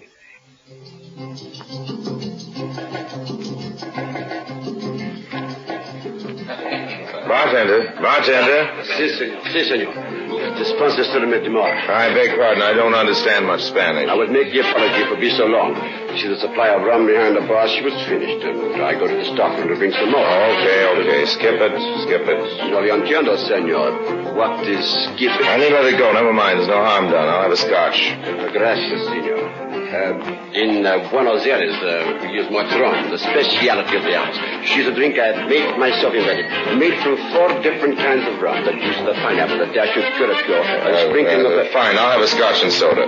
Si, senor. But you would like my speciality. From all the world, I see it is the fine... You make a mistake in ordering scotch and soda where rum, Mr. Portrayal. Why? I'm your clothes. You should buy clothes in the stores of Buenos Aires as soon as possible. Miss Emily Post, I presume? No, my name is Fernandez. Juan Fernandez. And I do not make these suggestions for the sake of etiquette, Mr. Lime, only for business reasons. I'm completely fascinated, Senor Fernandez. Please continue. In our profession, we must dress as the multitude dresses. We must drink as they drink, act as they act. We must never call special attention to ourselves, but must seemingly melt into the background. Yeah, but I melt so badly. I'm serious. I tell you these things for your own good. Isn't this concern for me a little sudden, old man? This morning you wouldn't even see me. Your drinks, senor. Oh, thank you very much. And you, senor. I'll have one of your specials, Gerardo. We'll be over the little table in the corner. But of course, senor. It was not judicious of you to come to my art gallery, Senor Lime. You see, the business that goes on in the front rooms is quite regular, but there is a back room where some of the transactions are a little bit less orthodox. Oh, yeah? My backroom friends must not be seen coming into my establishment by my front room friends. You do understand? Well, of course. It's perfectly clear. Lime, you come to Buenos Aires to reap some of the wealth here, huh? You are not the type to do it honestly, and that is all right with me. I will help you. But we must remain casual acquaintances who meet in bars, not business associates. You must not come to my galleries. Okay, old man. You are not giving me your full attention. Well, how could I? Did you see what came through that door? The beautiful senorita with the off-the-shoulder dress. You don't miss anything either, do you? Not very much, I assure you, senor. Well, should you know? If you and I come to terms, senor, she is the first assignment.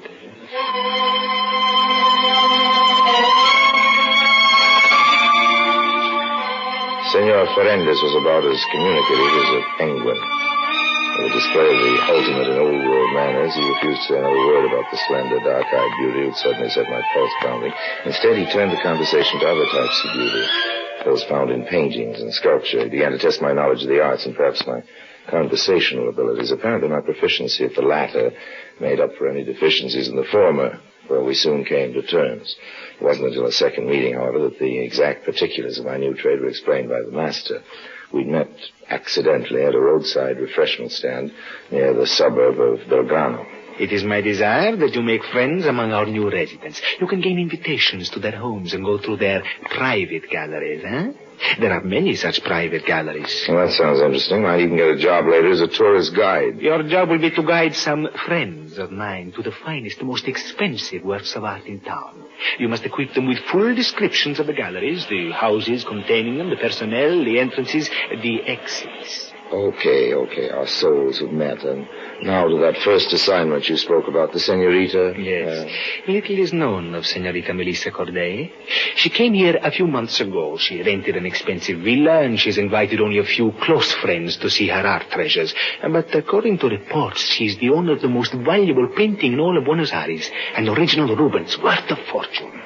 All that and original Rubens, too.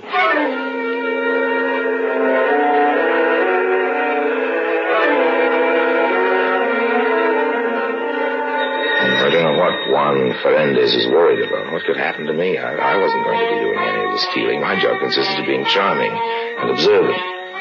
During the next few weeks, I managed to exercise my charm among half a dozen of the local gentry. I was invited to their homes, and I made polite compliments to my hosts, extravagant ones to my hostesses. You know, it's amazing how much information you can get if you say the right things about a woman's choice of dresses or a man's choice of wines. And Senor Fernandez paid me handsomely for the information, but both of us were still primarily concerned with Senorita Melissa Corday. And she proved as elusive as the olive at the bottom of a martini. However, by this time we were both members of Buenos Aires society, and an eventual meeting was inevitable. I managed to meet her often. As a matter of fact, she found me quite irresistible. I'm very sorry, Senor Lime, but I'm busy tomorrow. The following day, then? No, I'm sorry. The following day I have an engagement. The day after that, Senorita Corday. Busy, huh? Now, there were two things driving me toward Melissa Corday. My determination that I'd pierce that core of cold steel and my desire to get the Rubens. Oh, I've known women, like her before. Women with cash registers where their hearts were supposed to be, but it wasn't going to defeat me. I'd have a bank balance to blind the next mercenary woman I'd met, and Melissa Corday was going to be the donor. On Saturday evening, Senorita Corday was giving a large dinner party for a visiting American diplomat. After a short study of the guest list, I chose as my target an undersecretary of the English consulate, Mr. Albert Ramsey.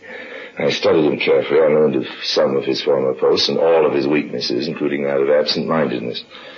On Saturday evening, I followed him out of his hotel.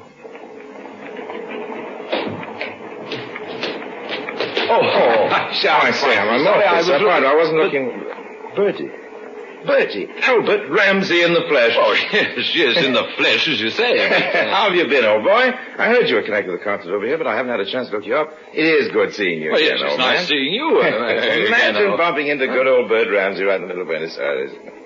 It's been a long time, hasn't it? Well, I hope you'll forgive me, frightful memory, but I don't seem to remember quite where it was. Oh, you're joking, of course. You remember. It's at the Shoreham Hotel in Washington. Oh, yes, of course. How frightfully stupid of me. Washington, eh? Yes, Washington. Must have been about 40. 1940 it was, but exactly. And you say you have a bad memory. This is really a break bumping into you on my first free evening since I got here. You've got to have dinner with me, old man. Well, fact of the matter is, I have a dinner engagement. Charming girl. Having a bit of a party tonight. Promised I'd go. Well, I'm certainly not going to say goodbye after having been lucky enough to run into you. I hate these dinner parties myself, but then maybe you couldn't take me along even if you wanted to. Oh, I dare say it'd be all right. Well, as long as you say it'd be all right, you're sure I wouldn't be intruding? Oh, no, of course not. No, a pretty girl like that'll be delighted to have me bring a handsome young chap around. Probably only invited an old duffer like me because she needed an extra man. Well, if you're positive, it's all right. Oh, I do have a confession to make, though. That rotten memory of mine, I remember our meetings in Washington plain as though they occurred yesterday, but your name slipped right out of my mind. Can you imagine that? Well, don't apologize. It's Lime. Harry Lime.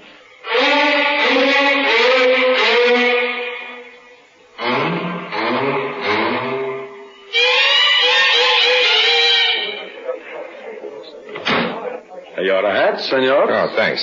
Here, take my stick, too. I've got a stalwart companion with me now. I won't need a stick if I'm attacked by rogues. That's a good one, Bert. That's a good one. Here comes our hostess. Good evening, Mr. You look simply ravishing, my dear. Look, I want you to meet an old and very dear friend of mine, Mr. Harry Lime. I've had the pleasure. Oh, you don't say. I didn't know. I'm terribly sorry, Maurice. I didn't know Mr. Ramsey was coming here. I bumped into him. Oh, it's all my fault, my dear. Harry and I met accidentally, and I hadn't seen him for years. I simply insisted that he come along. I suppose I was so busy chatting about old times, I didn't get round to telling him who our hostess was. I see. I hope you'll pardon an old duffer. Yes, of course, Mr. Ramsey. Well, of course, you could call the police or have your servants throw me out. I say he's droll, isn't he, my dear? Very. Well, come in and have a drink. The others are a little ahead of you already. Oh, we'll catch up, won't we, Harry? Oh, I don't think I'll have a drink tonight. I don't want a chance dulling my senses. I understand Melissa has an art collection that's really worthwhile seeing. You're interested in art? Oh. Somehow I didn't think you would be. I'm very, very, very interested. Perhaps I've been wrong in my estimate of you, Mr. Lime. I'll be happy to show you my gallery, if you really think you'd enjoy it. Well, honestly, Miss Claudette, nothing could fascinate me more.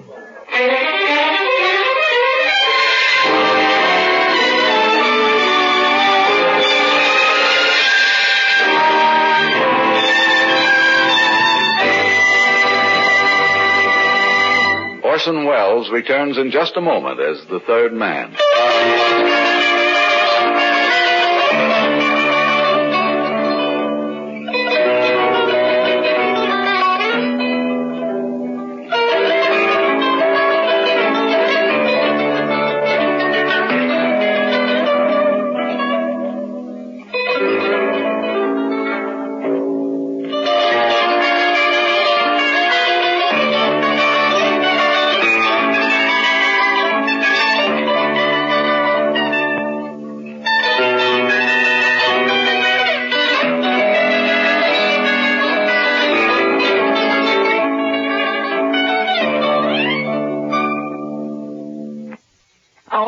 Orson Welles as the third man continues with Work of Art.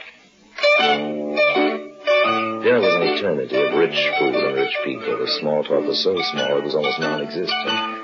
But for one thing I could be thankful. My pal, Bertie Ramsey, forgot me in his absorption with a mustached Ecuadorian woman. He was probably fascinated by the task of counting her chins. No mean job, since she was constantly quivering with laughter. At any rate, the dinner was over in what seemed like a mere few months. And after what Mr. Ramsey probably would have called a decent interval, I persuaded Melissa Corday to take me on a cook's tour of her gallery.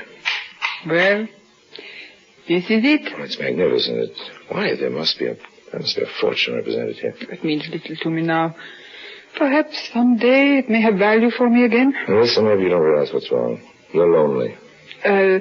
This first painting's quite interesting. A little-known artist, Constantine Langmuir, painted it. I suppose it has little intrinsic value, but I recognize the scene. A little cove on the Riviera where I used to go when I was a child. Oh, that's lovely. That's a Degas over there, isn't it? Yes. And a Rubens. That is a Rubens, isn't it? Yes. When I first got it, I thought it was the answer to all my dreams. And it isn't now? It's almost worthless. Melissa, you can make things worthwhile again. You can learn how to dream again. Please, Harry. You're hurting my hand. You're hurting my heart. Melissa, I don't know what's holding you back, but sometimes when we've been hurt, we build up a wall around ourselves. I know because I've been hurt. I've been lonely. Maybe neither of us has to be lonely again. No. Harry, please. I didn't intend to kiss you by force. I think maybe I'd better go back to my other guests. When you're ready to rejoin the others, just pull the door firmly. It's self-locking.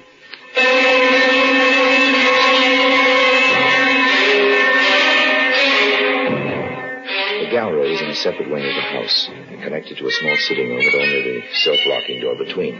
The sitting room had a large French door that led to a small bathroom. The street was only 7 or 8 feet below. On the other side of the sitting room was a boudoir, Melissa's. The servants' quarters must be miles away. It was a setup.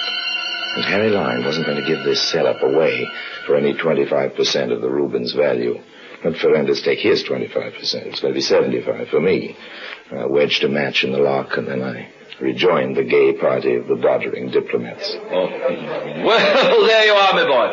Did you manage to come out with a Picasso under your coat? It wouldn't quite fit, my dear. We could all give our eye teeth of some of Melissa's paintings. She had some real beauties, doesn't she? Well, let's say she possesses real beauty. Oh, well put, old boy, well put. Have a drink, Harry. I really have to be going, Melissa, if you'll excuse me. The night's young yet, Harry, the night's young. I expect a busy day tomorrow. Awfully sorry. You must go. Please don't bother seeing me at the door, Melissa. I don't want to take you away from your other guests. Well, goodbye then. Adieu. Good night. Bye now. Buenas noches.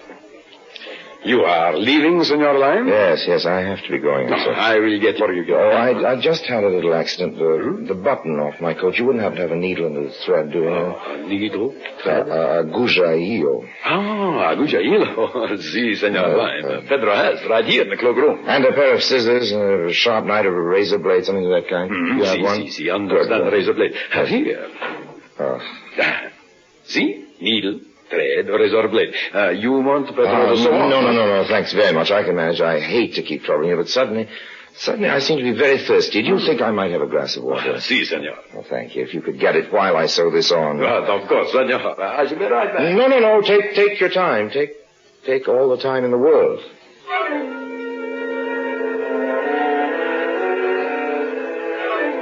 This was the one dangerous element in the whole scheme. My being seen now. I waited until the obliging painter was out of sight, then I slipped down the corridor. I hoped he wouldn't start a fuss when he found me going. The guests and the servants were all busy, thank heavens. I reached the gallery wing and slipped through a little sitting room into the room containing my Rubens, took the little matchstick out and heard the lock click reassuringly. But just in case someone should come in, I took a position behind a heavy velvet drape. Hours later, I could hear the other guests take their departure, the servants locking windows and doors. Someone rattled the doorknob of the gallery and then went away. I heard Melissa's door open and closed. But still I remained motionless. I waited until almost dawn, till the silence was thick and heavy.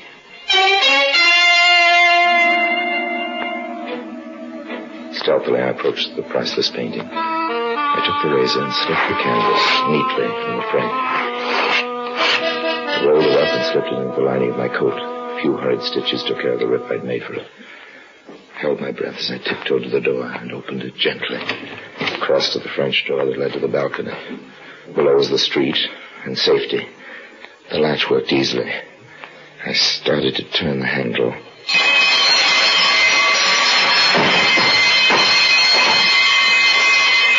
Oh, my ankle. Stop! Oh, my ankle. No, don't shoot. So we've got a ladron, eh? It's on the alarm. Get to your feet. Stand up. My ankle's killing me, Pedro. Pedro? You call me by name. Oh. Carlos, flash your light in his face. No.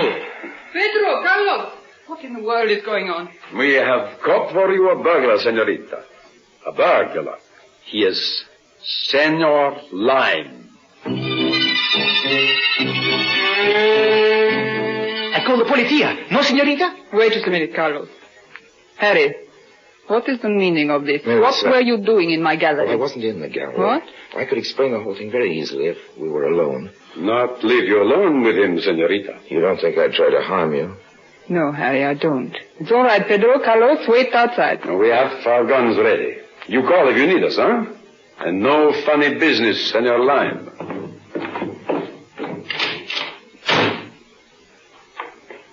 Well, Harry?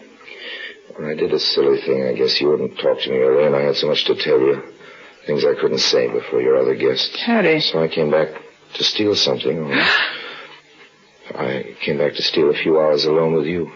So I tried to sneak out and, well, you know the rest. Oh, you're going to make Carlos and Pedro very unhappy. They thought they'd go to Ladron. Oh, poor Harry. Your ankle hurts you very much. Well, when you look at me like that, I can't feel any pain. Oh, you'd better go back to your hotel and rest. Yes, I guess I'd better. Could I phone for a cab? Oh, I'll send you home in my car. Pedro can take you. You're very kind, Melissa. Monday morning came. Read at the newspapers. Probably carrying my description. But no, there was no mention of the robbery. For some reason, Melissa Corday had not reported the theft. Maybe the old lime charm had been more effective than I thought. Still, I wasn't taking any chances. I made my way most carefully to the galleries of Senor Ferentes. And this time I insisted on seeing him.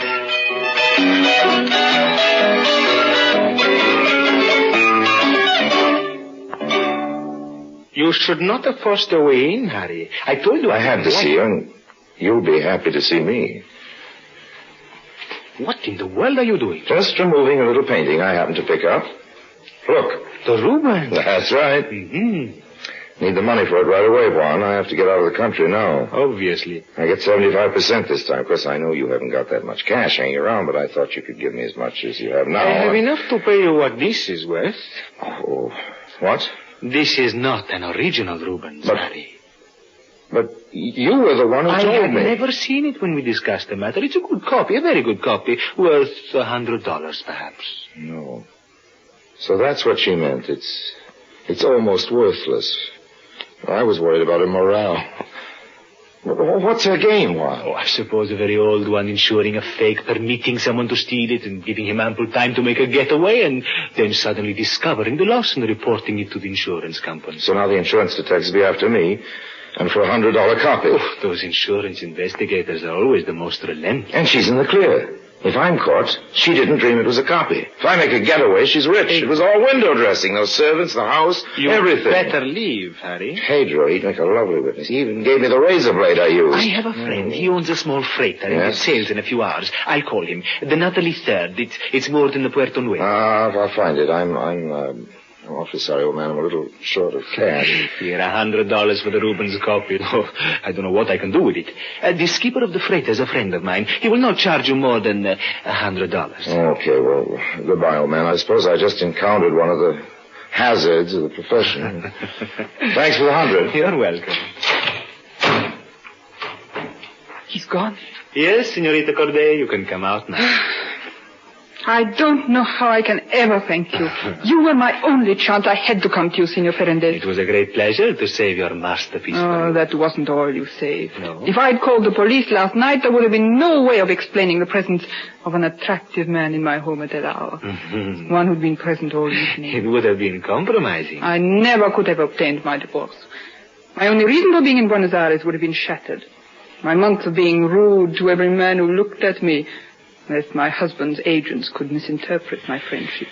You know, I'm beginning to think I was never cut out for this business. We Spaniards are too sentimental, eh? Like Harry Lime, I might have made a fortune out of this painting. Imagine getting it back for $100. But with no profit to me. All I accomplished was the saving of a woman's reputation. A perishable commodity at best.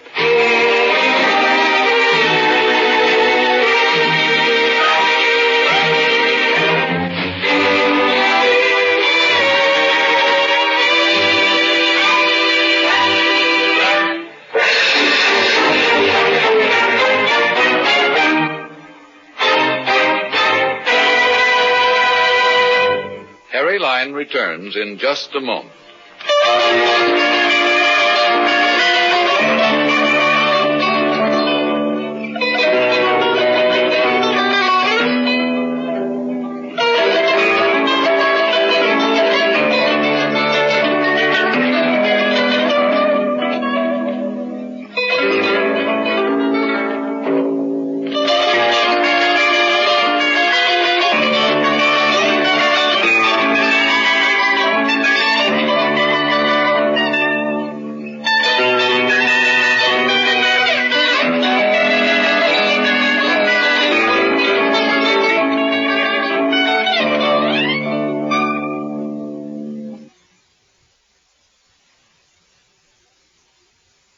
And now, Harry Lime.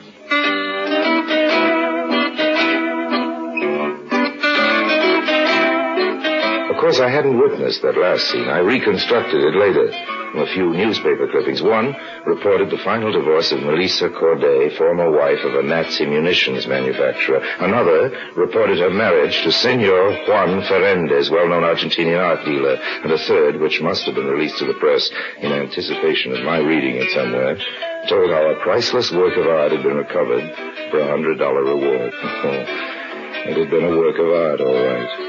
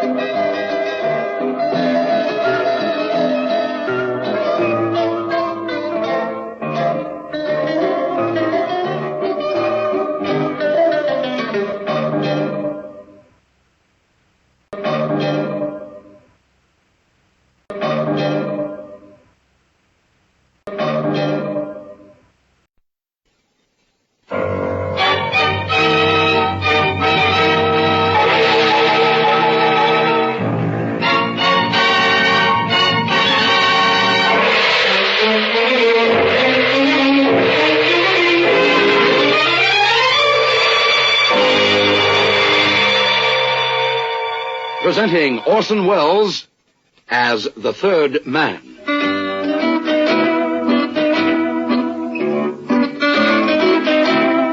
The Lives of Harry Lime. The fabulous stories of the immortal character, originally created in the motion picture The Third Man, with zither music by Anton Karas.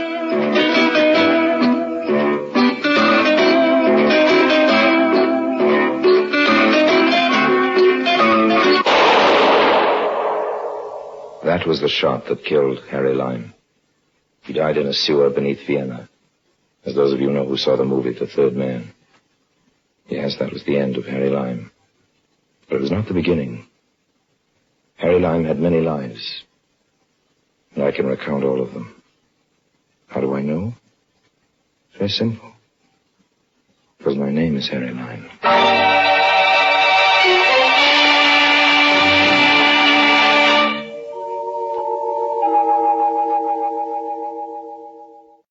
Now, Kiddies, London, which is the capital of England, is noted for a number of curious historical events. King Charles was beheaded in London. They had a fire there and a plague. And it is also the place where Harry Lime broke 3 music boxes and founded an orphan asylum. Please don't ever say I'm not a music lover and a philanthropist, because I'm not.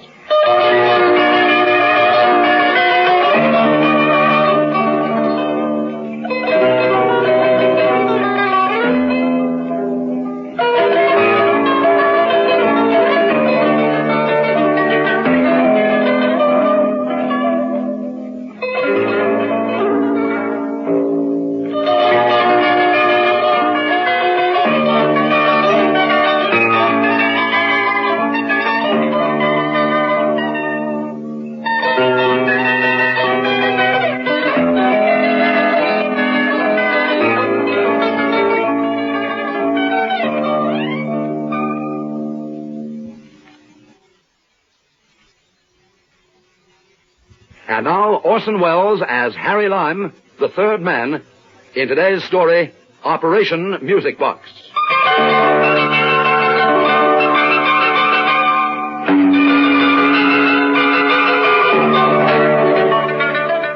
Good afternoon, Mr. Dowdley. That's right, madam. I'm interested in a music box. Certainly, madam. We have a number. I'll go and get them. Just a moment, though, Mr. Dowdley. I'm only interested... He didn't hear you. I think he must be a little deaf. I guess so. You know, you make me homesick. What do you mean? Don't you know what it is to be homesick? I sure do. I've only been away a few weeks, and I'd certainly like to be back. But why do I make you homesick? Well, you make me think of Central Park and the fountain by the plaza, Fifth Avenue in the morning in May, and the sound of roller skating on the sidewalk downtown, hoot of shipping on the East River. Everything, in fact. How do you know I come from New York? I just guessed. Here's your check, Mr. Lime. Oh, thank you, Mr. Entwistle. Here we are, madam. These are all the music boxes we have. These 2 are 17th century, and this one 18th century. This one, well...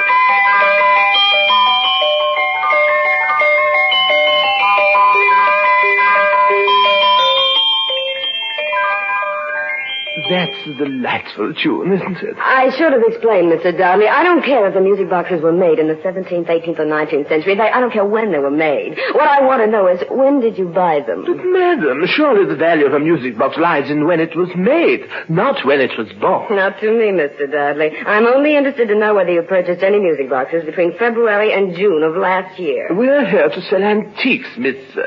Chapek. Miss Chapek, not to disclose records of our purchases. If you'll excuse me butting in, I guess what this lady's trying to say is that she's ready to buy any music boxes you happen to purchase during that period that she's been... I'm not trying to say anything. I'm quite capable of making myself understood, thank you. But Miss Chapek, do I take it that it is as Mr. Lime here suggests? Yes. Well, in that case, we'll see what we can do for you. What do our records say, Mr. Entwistle? Yes, let me see. Yes, during the period in question, sir, we purchased 4 music boxes, 3 of which have since been sold. And the fourth? It's the one Mr. Dowdley is holding at the moment, madam. May I look at it, Mr. Dudley? Certainly. Got a hammer. A hammer? A hammer? Yes, a hammer. Hey, you're not going to buy this music box just to smash it up, are you? Yes, do you mind? Well, it's all right with me. I've never heard of such a thing. In 50 years' experience of selling antiques, I've never heard of such a thing. Why should you care? You can name your own price. Oh, there's a little more to it than that, isn't there, Mr. Entwistle? Certainly, I think so. Miss Chappick, I don't like to see beautiful things willfully destroyed. I said you could name your own price, Mr. Dudley. Oh, in that case, I must warn you the price will be a stiff one. Entwistle, give Miss Chappick a hammer. What? Very well, Mr. Dunn. Is this a habit of yours, breaking up music boxes? You don't know how many I've broken up in the last week. Oh, here comes your hammer. Here you are, Miss Chappick. Thank you.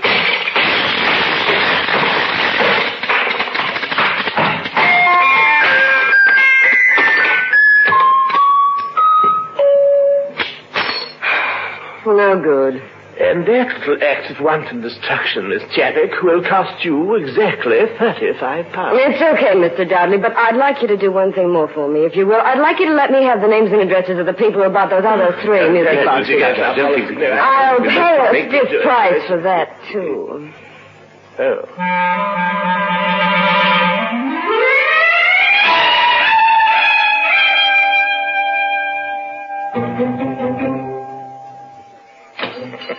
Let me get you a taxi. Don't bother. For a minute, I thought he was going to refuse to give you those addresses. Well, he didn't, did he? Taxi. Oh, so he's trying that when the flag's down. I know. It's waiting for me. Well, in that case, you can give me a lift. I don't suppose for a minute we're going in the same direction. That's just where you're wrong.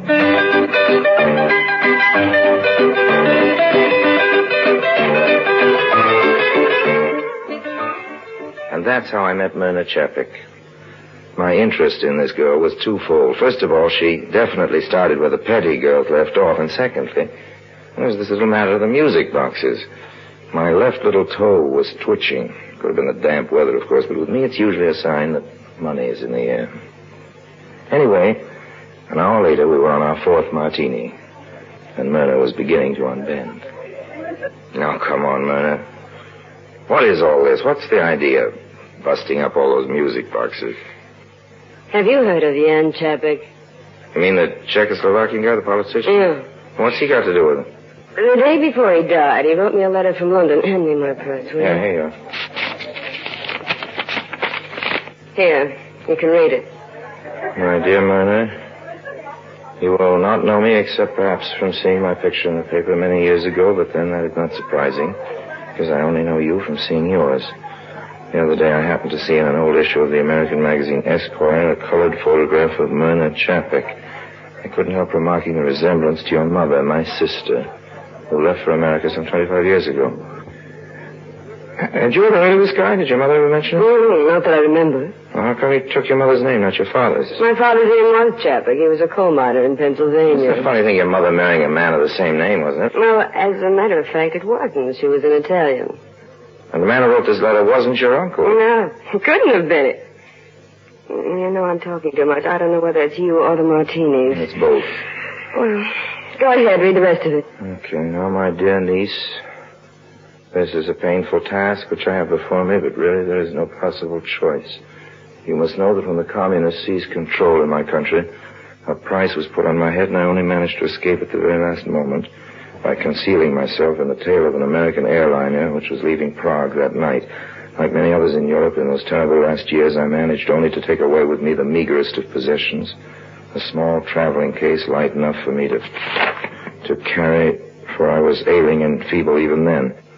I have said that the purpose of this letter is a painful one, but perhaps you will not find it so, because after all you do not know me, and surely will not receive the news of my death with any sorrow. But the fact is that I will be gone by the time you read these words, which are not intended so much for a farewell. People who don't know each other can't very well say goodbye, can they? But as a last will and testament. I am leaving you the contents of my little suitcase, Myrna, a few shirts, a necktie, and the unfinished manuscript of my last book. These you will not find very exciting, I'm afraid, and I can't imagine you're traveling across the ocean to claim such an inheritance. But there is a music box, Myrna. It's the only thing of value I could take away with me on my flight. I want you to have it, and I give you my word that it will be worth your trouble to come after it.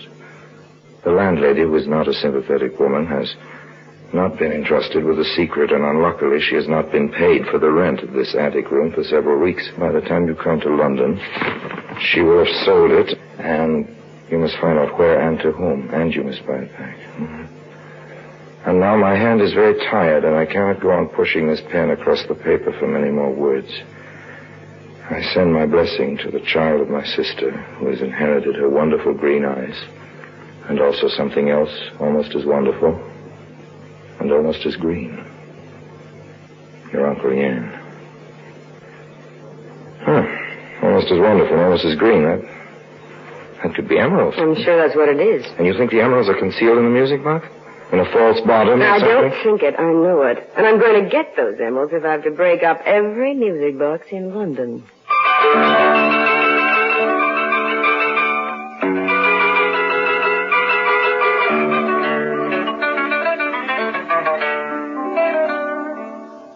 I left Myrna a good deal later that night. He'd had a wonderful time. I had her promise that we'd meet the next evening. I also had something else. I had that list from Dowdley's antique shop. Oh, yes, I know what you're thinking. You're thinking I pinched it out of her purse. And you're right. That's what I did. Somewhere in London there were 3 music boxes, and one of those 3 was a fortune in emeralds, and I've always been a great believer in the old adage, finders, keepers. Yes, if anybody was going to break up any music boxes, it was going to be me.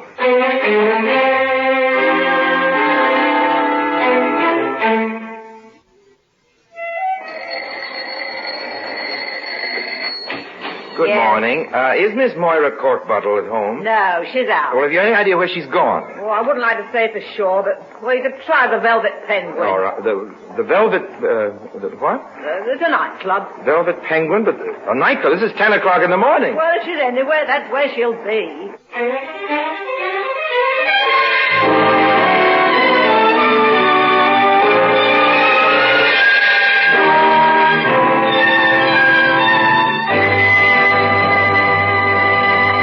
Orson Welles returns in just a moment as the third man.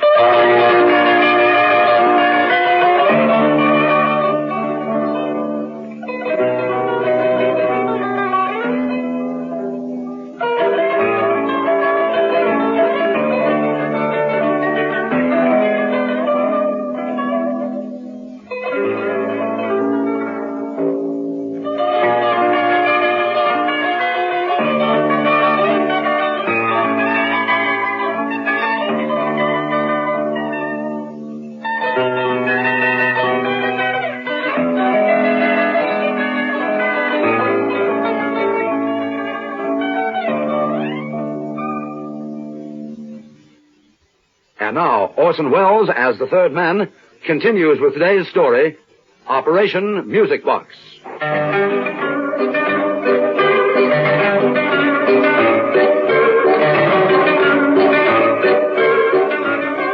Like all nightclubs, the Velvet Penguin looked more than ordinarily squalid at 10:30 in the morning. Most of the chairs were piled up onto the tables, and by the glare of a work light, an unhappy-looking character in shirt sleeves was pounding the piano.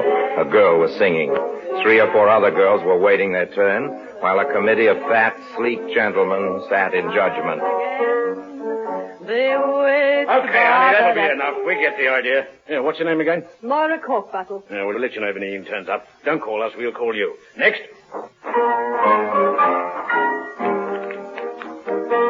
Pardon me, Miss Corkbottle. Yes? My name is Lime. I'd like to talk to you for a minute, if you don't mind. What's it about, a job? Well, no, It isn't. I'm not interested. I've had just about as much of this audition racket as I can take. I'm fed up with the whole cabaret game. Just as soon go back to singing in front of a band, even in the smalls. Sorry, I just wanted to ask you about that music box you bought at Dowdley's last February. You a detective? Not exactly. You did buy one, though, didn't you? Yes, I did, but it didn't do me any good. What do you mean it didn't do you any good? I thought it would soften him up. Soften who, Miss Corkbottle? My uncle, of course. My Uncle Ben Corkbottle. You know, General Corkbottle. No, I don't know. You mean you never heard of General Corkbottle? No, I never did. Well, you haven't missed anything.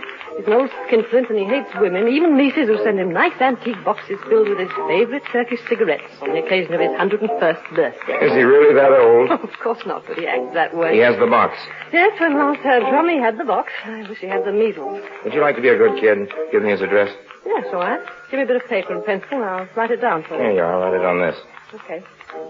Now, look, if you see him, tell him I'm starving to death, which is true, that I speak of him constantly, which is also true, and that if he can see his way clear to sending me £100 or even a fiver, but no, he won't. I know him. Well, good luck with the General, Mr. Lime, and don't forget to wear your bulletproof vest.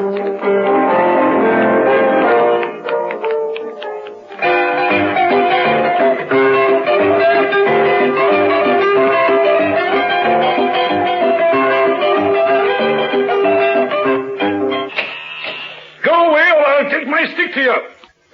Wait a minute. You don't look like a peddler. Oh, no, sir, I'm not. I'm a collector. Dust collector? Garbage collector? What kind of collector? Well, speak up. Music boxes. Oh, another one. By gad, the thing's turning into a positive plague. Well, come in. Let's get to the bottom of it. Thank you, sir. Well, come into my study. What's the explanation of this wild rash of music box collectors? Who'd want a music box? Blasted things make you jump. Give me the Jim Jams.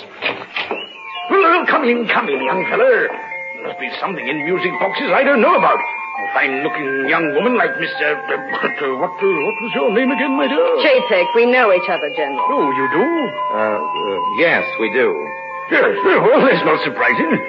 After all, you music box bugs probably have some kind of club or other. Hold meetings, swap boxes and all that, eh? Oh, we're going to hold a meeting, General. You can be sure of that, Harry. Now, please, Myrna, don't misunderstand. I understand perfectly. Now then, I haven't got all the morning. Yeah, here we are now. Now then, before this young fellow interrupted us, you were making me an offer. Yes, for your music box, General. Oh, that is if you're willing to sell, General. What's your price? £2. £3. £4. £10. 15 guineas. 25 guineas. This is as high as I'll go. Well, that's the highest bid. Well, going? Gone. No, don't write a check, young fella. I'll take it in cash.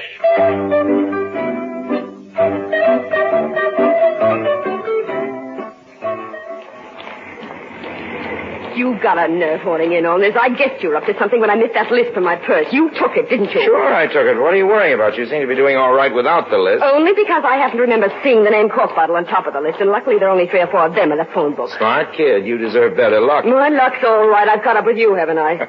From now on, you've got yourself a constant companion, Oh, good. so you'd better start getting used to it. Well, that shouldn't be hard.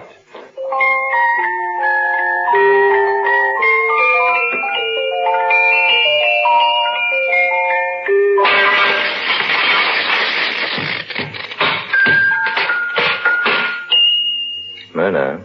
Yes? Give me that hammer.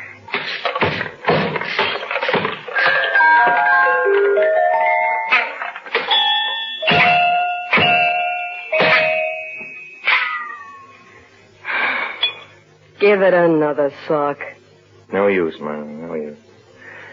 Isn't this one?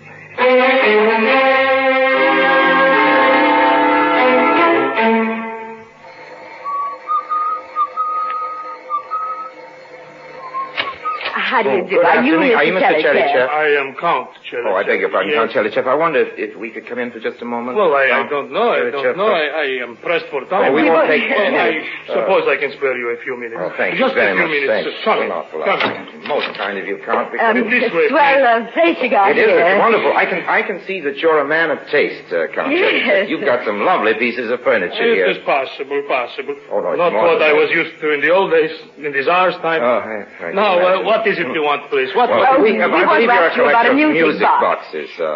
Please, just a minute. One at a time. Yes, One at a I'm time. sorry, Count. Yes, Now, what is all this about music boxes? well... I am not a collector of music boxes. I am a collector of miniatures of the Empress Katerina of Russia. Oh, what about this music box on the table? Here. I bought that one, certainly.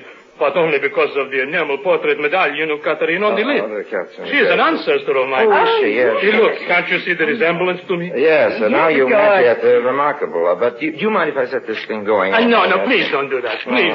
No, don't. That's all right. There we are. I am not interested in this as a music box. Oh, you aren't. Well, in that case, Count, maybe you'd be ready to sell it. Sell it? Yes, Certainly not. Oh, but... I told you I want it for the miniature on the lid. Can't we persuade you to change your Yes, mind? I'm sure We're you- prepared to pay a good price No, for it. price doesn't enter into it, my dear lady.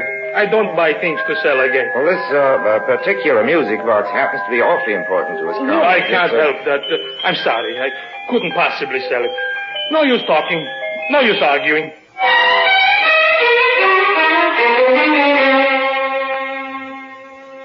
You know, it's a very lucky thing for you, Myrna, my girl, that you've got me as a partner in this business. I hadn't noticed Oh, that. no? There wasn't much luck about the Chalichep episode. We haven't got the box. We soon will have the box. How come? Because, my dear old girl, it so happens that just for kicks, I once took lessons from one of the best cat burglars in the business.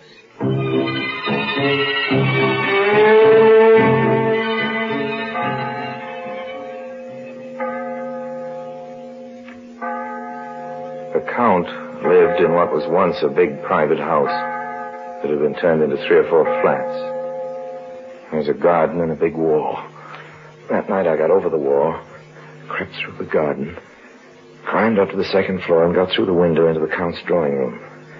I worked quickly and quietly. I cut a small section out of the crystal cabinet with my diamond cutter that contained the Count's object d'art. I got through to the latch, unlocked it, and seized the music box.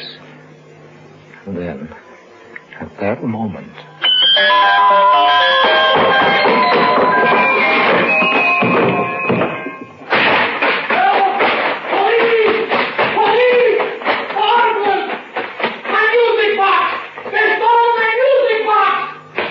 Just a minute there. What's the hurry? What's going on?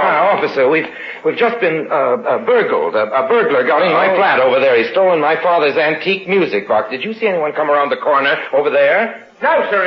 He can't have come this way. We'd better try the other way. Quick. Here, just a minute, Jerry.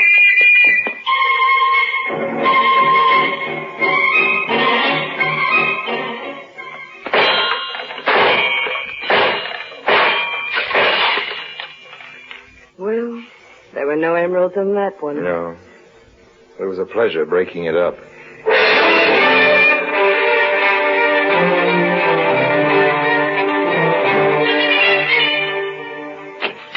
Good afternoon. We'd like very much to see the Principessa, my good How colleague. did you two get past the old porter downstairs? Like this.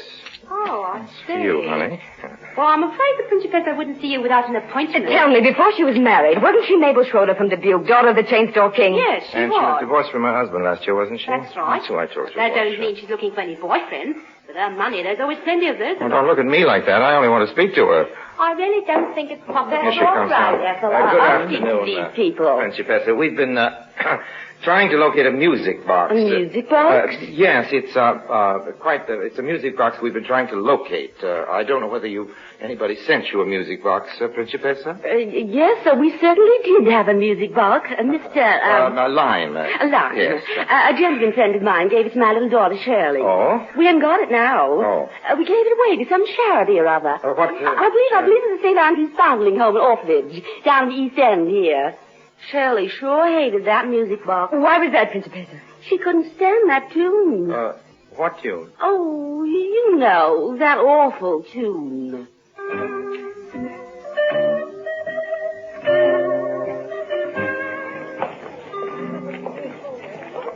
Look, this is the place, Harry. St. Andrew's Foundling Home and Orphanage. Looks as if there's some kind of a ceremony going on. Silence, please, silence for our director. Thank you. Ladies and gentlemen and children, a little while ago, some kindly soul sent to us anonymously, amongst other gifts, a music box. A few days later, little Billy Gubbins, whom you all know, whilst playing with the box, stumbled and dropped it. This incident, trivial in itself, had the most surprising result.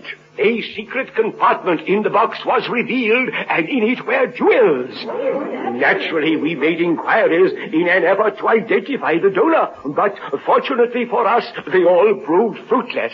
And it is from the sale of these jewels that the building of this wonderful new wing is being financed. Here in my hands is the very box that brought about our good fortune. And I might add, it can still be used as a plaything by little Billy Gubbins. Listen.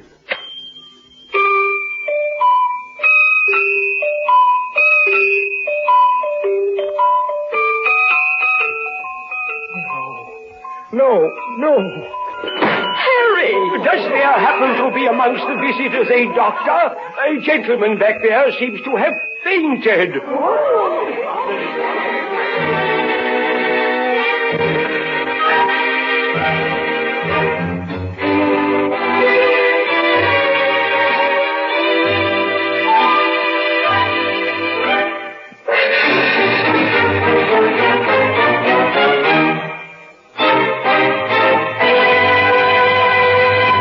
Harry Lime returns in just a moment.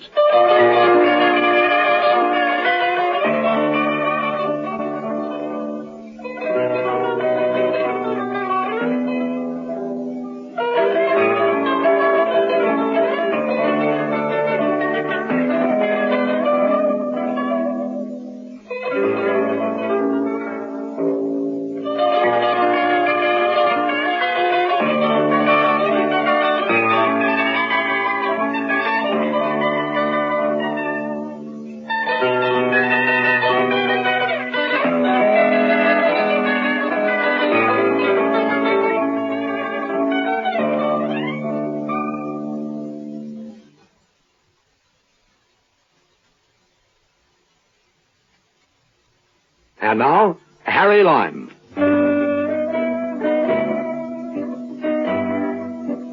Goodbye for now. And remember what Ben Franklin said about honesty being the best policy. I wish I could.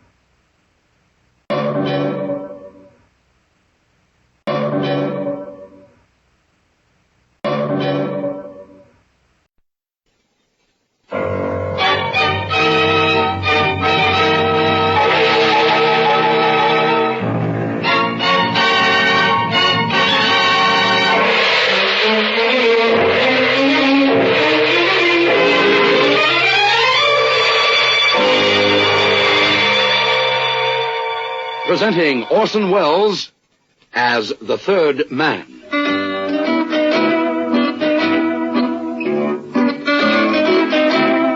The Lives of Harry Lime. The fabulous stories of the immortal character, originally created in the motion picture The Third Man, with zither music by Anton Karas.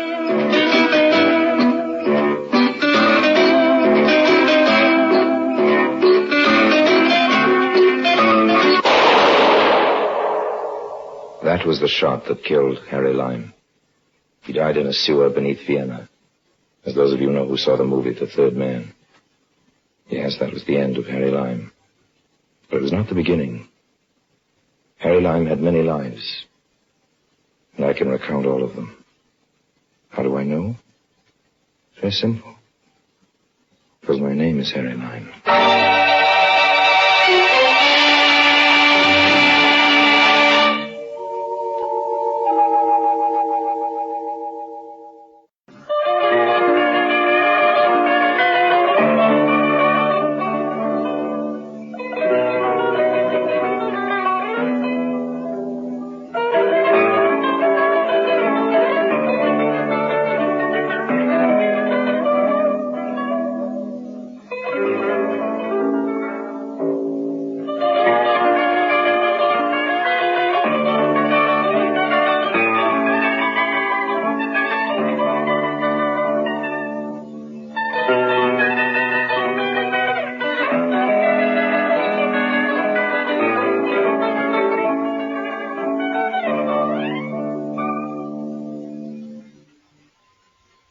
And now, Orson Welles as Harry Lime, the third man, in today's story, The Golden Fleece.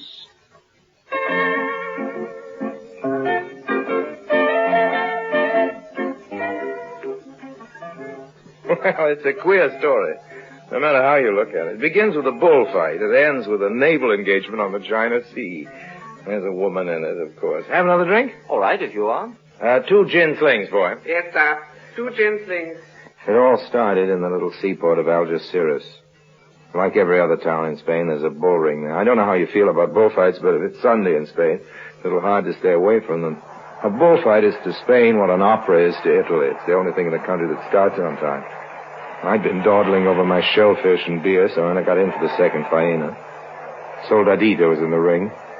He was younger then and braver than he is now, but I've never been one of his fans. Too much ballet dancing for me and not enough bullfighting, but we won't go into that. I could talk about the corrida all night, but I promised you a story about adventure on the high seas. It's beginning right now. Soldadito is dedicating the bull. He is paying this compliment to the lady who is seated next to me. For the first time, I glance at her, and the glance freezes into a stare. She has very dark red hair, very pale ivory skin, and very bright yellow eyes. I mean, really yellow, like a cat's. I won't dwell on her. I'd like to, but I won't. Suffice to say that this kid could stop traffic on the Indianapolis Speedway. The bullfighter turns, tosses his hat to her in the classical gesture over the shoulder, and moves out into the sunlight toward the bull. But as far as I'm concerned, the bullfight is over. You must watch the ring, senor. I beg your pardon? It is very pleasant to feel your eyes upon me. I adore being stared at, but just now, don't you think it's a bit disrespectful to our friend Soldadito? He's no friend of mine. He's a good friend of yours, senorita. Permit me to inform you that he is my enemy.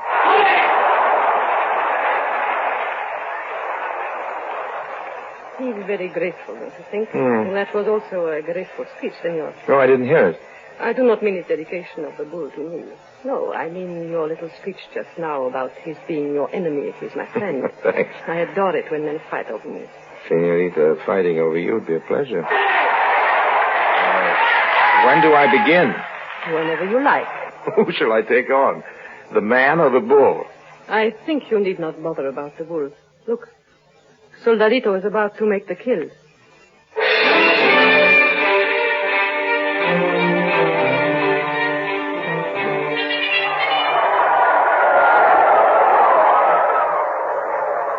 That was a beautiful kill, wasn't it, Mr. What is your name? Lime, Harry Lime, yes? Good kill. I will call you Harry. The bull kneeled like a penitent at his feet. The beast seemed to be asking the torero's pardon. It should have been the other way around. You are already jealous. I adore that. Still, you must admit it was a glorious kill. Great kill. Tell me, Harry, what are you doing in Algeciras? No, I'm just looking around. And what are you looking for? Well, no need to look any longer. I found it. You make very pretty little speeches. I adore that. What is your profession? Export, import, mostly. I dabble in a lot of things. What a pity. Why? I had allowed myself to hope you were a sailor. Well, I have been a sailor. Will that help? You have to have master's papers. I'm here with my yacht. Perhaps you have seen it in the harbor. Oh, that big three-master with a black hull? It's mine. We've lost our captain. Oh? It happened quite suddenly. I'm very sorry you're not a ship's captain. I would like to see you in the blue jacket with the gold buttons. Would you believe it? I was a ship's captain. I do not believe it. But I have master's papers. And where are they? Oh, in Barcelona. Oh, that is a bore, because we are leaving tomorrow. Okay, I'll have somebody bring him down by train tonight. In other words, you want the job? In other words, I've got the job.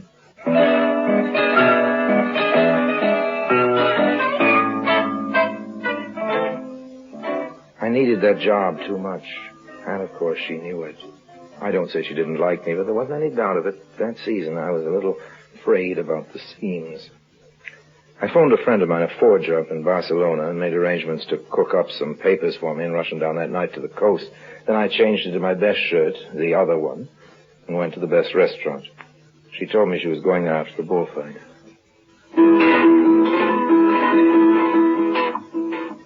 Good evening. Good evening. I'm sorry, but I just realized something. I don't know your name. You do not know the lady's name? You know Soldadito. Of course he knows me. All Spain knows me. But what is this man doing at our table? He doesn't know you. That's all right, old man. You can fix that. Introduce us. I am the Baroness von Königswald. But you will call me Nadia. Okay, Nadia.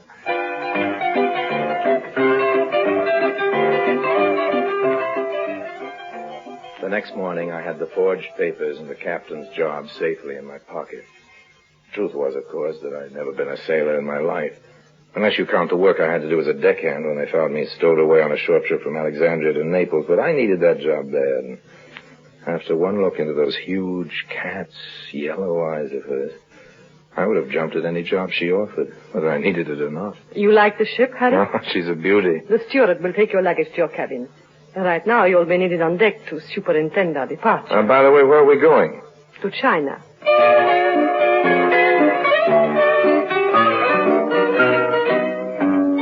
Algeciras, Spain, to Hong Kong, China. That's quite a run for an old salt, whose only experience as a navigator consisted of piloting a canoe around the shallow end of Lake Winnebago, Wisconsin. Luckily, I thought to bring along a little help. The help's name, of all things in the world, was Sidney Carton. He was an ex-smuggler, rather an unemployed smuggler. I'd run into Sidney occasionally on various little capers in and around the Mediterranean. I figured he was crooked enough so I could trust him. His main attraction, besides a shock of dirty, carrot-colored hair and a glass eye, was a set of teeth like a rotten rake. Sidney was the only man I ever knew who could eat a tomato through a zipper. But if Sidney was an eyesore, he was a gift from heaven as far as Captain Lime was concerned. He was a real sailor, remember, and he covered up for me, doing all the real work while I walked around in my blue jacket with the gold buttons trying to look important. Naturally, Sidney wasn't doing this for love. But since I didn't have any money, I found it necessary to make him a few promises. I tell you, Sidney, this isn't a yacht at all. Of course it's a yacht, Harry.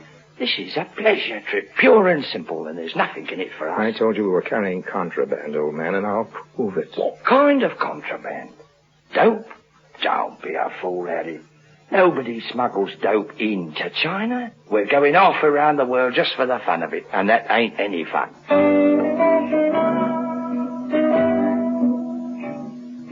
Why had I been signed on with so few questions asked? Why had we left so quickly? Above all, what had happened to the original captain? It was queer enough, all right. But I was not telling Sidney the truth when I claimed that this was not a pleasure cruise. It was a pleasure, believe me.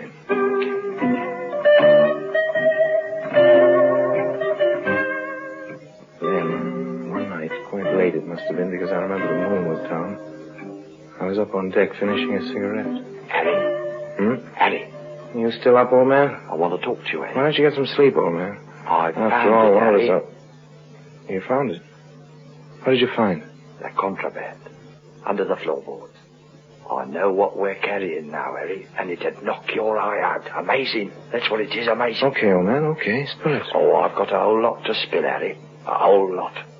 Maybe I ought to begin with the explosives. Explosives? Very powerful they are, Harry. Enough to blow this ship to China. So that's it. Oh, no, that's not the contraband. But let me ask you this, Harry. Did you ever notice that glass box in the charterhouse with a sign over it that says emergency only? Hold it a minute. Oh, what's wrong?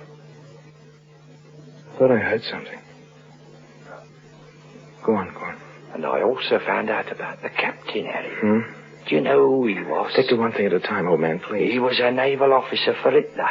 Oh, very high and mighty mucky in the Nazi Navy he was. And you know his name? Well, what's his name got to do with it? I want to know what was happening. I'm coming to that. But the captain's name, Harry, was von Koenigwald. Von Koenigwald, but that's Nadia's... Right, Harry. He was her husband. And this is a rum go if ever I've seen one. Now, you take the explosives. You take him. What I want to hear is you about... You can't laugh it off, Harry. Try as you will, it just ain't funny. These explosives are all wired up and set to go, Harry. This isn't a ship. It's a bomb. Shh. And as for what we're smuggling... Shut up. There is somebody listening. Stay there. I'll be back in a second. Hello. Hello, Nadia. It's too hot to sleep, isn't it? It's pretty hot, all right. Keep me company, Harry. I'm lonely.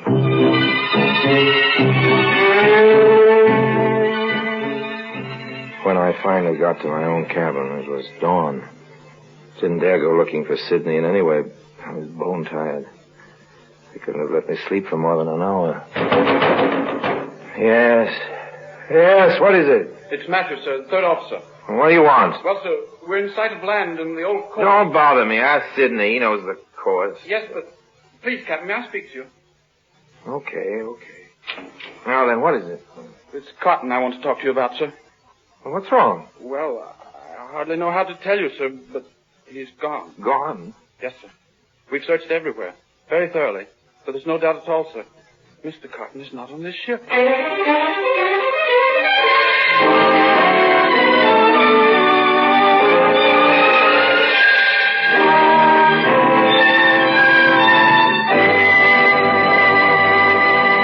Orson Welles returns in just a moment as the third man.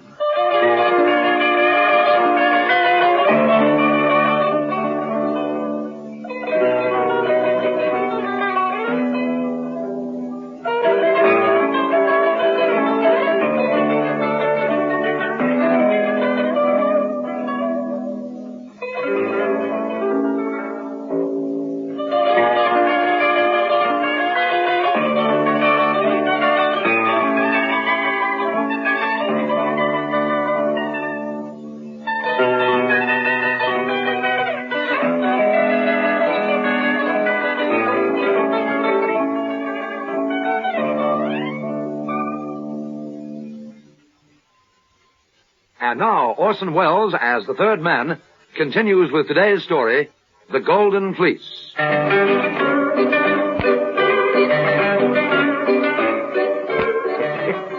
still don't know how we made it into ports. The trick was to keep that second mate from guessing that I couldn't tell the poop from a bosun's whistle. And also to keep all of us from crashing into a reef or turning upside down or something. Luckily, a little boat came out to meet us with the harbor pilot. Seems that's the regular procedure. I was very grateful, I can tell you, to be spared the embarrassment of having to swim for it. But it's a long haul from Hong Kong, China to Panama City, and much as I like Nadia's company, I think I would have quit the job if I hadn't managed to make a deal with young Matthews, the second mate. I showed him some papers I happened to have, proving I was a secret operative from the FBI, and explained that he had to cover up for me the way Carton had been doing before.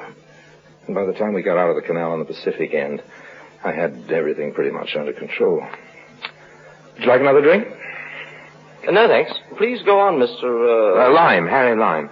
You see, I've got a reason for spinning this yarn. We'll come to that in a minute. What happened to Cotton? What? Sydney? Nobody ever saw him again. Now, I'll skip the Pacific crossing now because nothing very important happened to us till we got to China. Unless you'd like to hear some more about those yellow eyes of Nadja. What happened to von Koenigwald, the lady's husband? I'm coming to that, old man. Just a second till I finish the drink. Okay. Well, it was late in March when we sighted Hong Kong. I'd learned how to imitate a sea captain by then, but I was more than a little anxious about my papers. It had been a nasty moment or two in Tahiti, and I was afraid the British authorities might spot the forgery. They might even have gotten some wireless message about me by then, but I still didn't know the purpose of the trip, you understand. Sydney hadn't gotten around to telling me about what the contraband was before he disappeared. So my curiosity got the better of me as usual, and I stayed with the ship. Captain, there's a speedboat coming alongside on the port bow. It can't be the pilot. We've already taken him on. Could be the harbor police, sir. Isn't good. No, the speedboat is mine. Oh? You'll bring the ship into anchorage, Mr. Matthews, please. The captain and I are leaving now. We are? Where are we going, honey? I know that expression. Okay, Nadia, but you haven't answered my question. There'll be plenty of time for that on the way.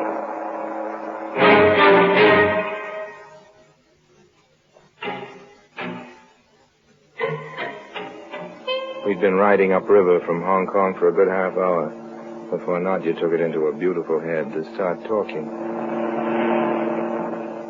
I'm taking you to meet a very important man, Harry. Huh? You'd better know his name. It's General Wei. A Chinaman? He is Chinese, yes. General Wei was governor of one of the largest southern provinces, but of course that was... Where are we meeting him? I think the mainland would be too hot for him now. The general will be waiting for us on the jungle. Of what? A Chinese boat. I hope you're hungry, because there's bound to be quite a feast. You mean to say we've come halfway around the world to keep a dinner engagement with a Chinese warlord? Ours has been a very serious mission, Harry. And before you meet the general, I think you should know the truth. So do I. The general is planning to retrieve the lost provinces. Luckily, he is a wealthy man and had many investments in Tangier. It was my mission to bring him some of his wealth, which will be needed in the coming war. I think you have guessed what happened to the Baron von Königswald. Yes, I think so. I think the Baron had a wife, and I think his wife bumped him off.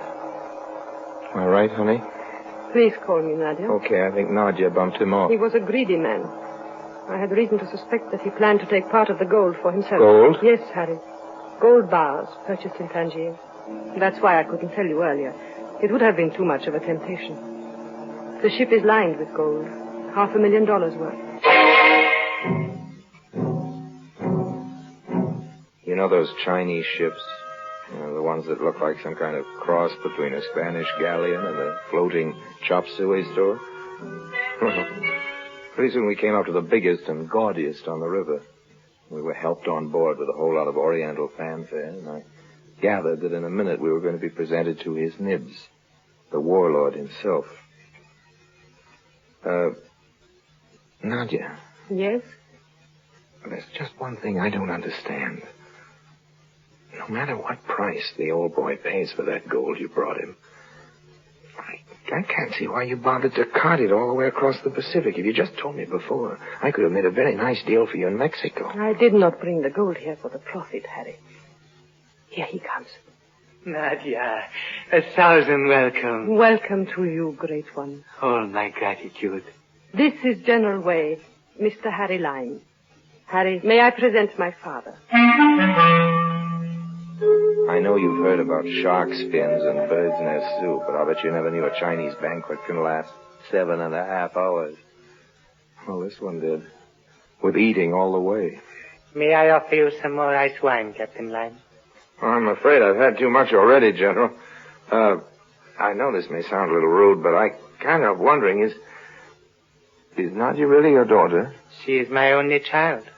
That's funny. She doesn't look very Chinese. No, Nadia's mother was a white Russian refugee. I met her in Chifu and made the mistake of marrying her. Nadia, however, is no mistake. She is my very precious jewel, Mr. Lyme. And I thank you for taking such good care of her. Father, it's gone. Get the speedboat! What's happened? The boat, Harry, our boat with all the gold on it. It has vanished.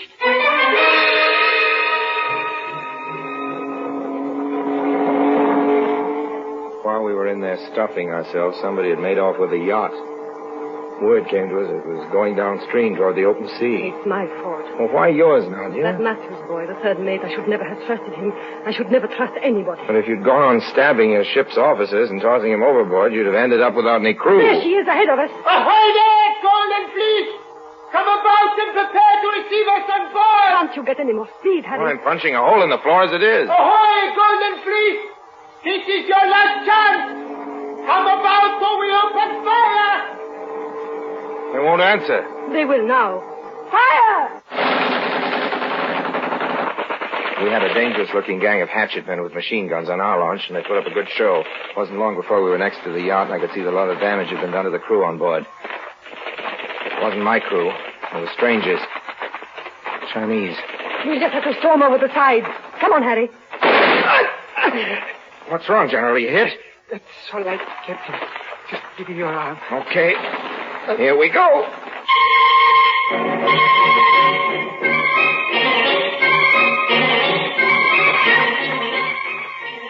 No sooner were we on deck than a mean-looking Mongol I hadn't noticed before, high up in the shrouds, bit off the end of a grenade and threw it smack into our launch.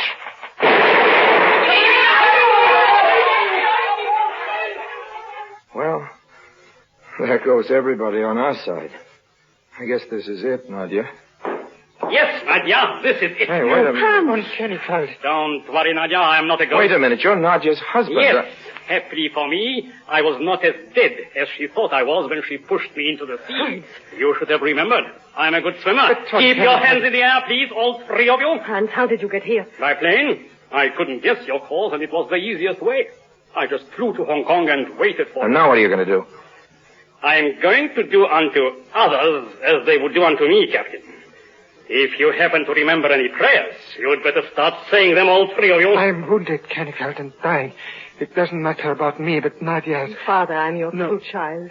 Do you imagine I would leave you now? This is all very nice and noble, but what about me? That's true, Harry. Hans, this man has done nothing to harm you. Let him swim for it. He knows about the gold, Nadia, and I prefer to keep that as my own secret. He also knows about something else, don't you, Harry? Carton told about it the night I killed him. What do you mean? There's a tiny glass window here by my hand. Carton explained it to you. I heard him. The sign says for emergency only. Yes? Remember what he said, Harry? This isn't a ship. It's a bomb. Thanks, Nadia. God bless you. Shoot that man! It's no use, Hans. He's a good swimmer, too. Goodbye, Harry. Child. You gave me a ring, Father, with the seal of our family. I still wear it. It's enough to break a pane of glass. Goodbye, Harry. He's too far away to hear you. He will hear this.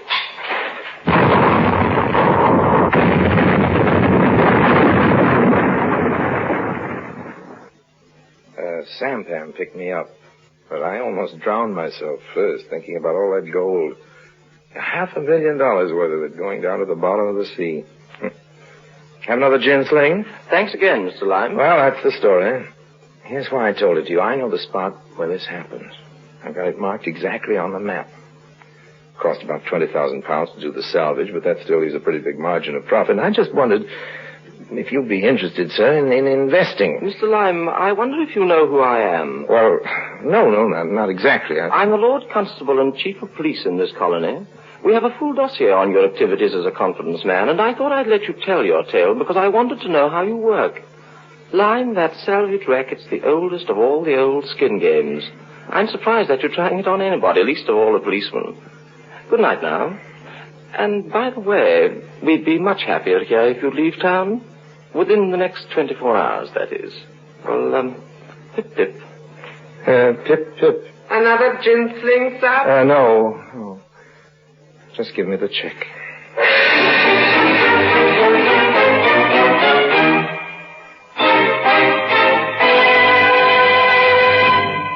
Harry Lime returns in just a moment.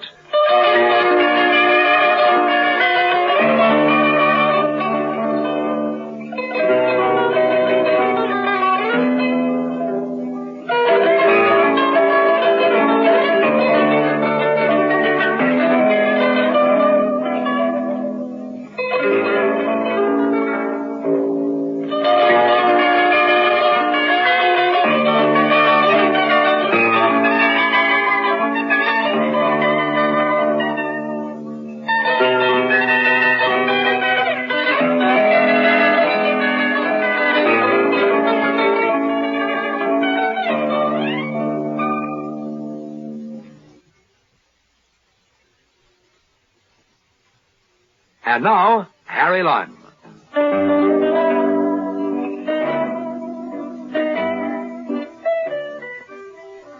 Well, friends, I think you understand why I don't like telling that story.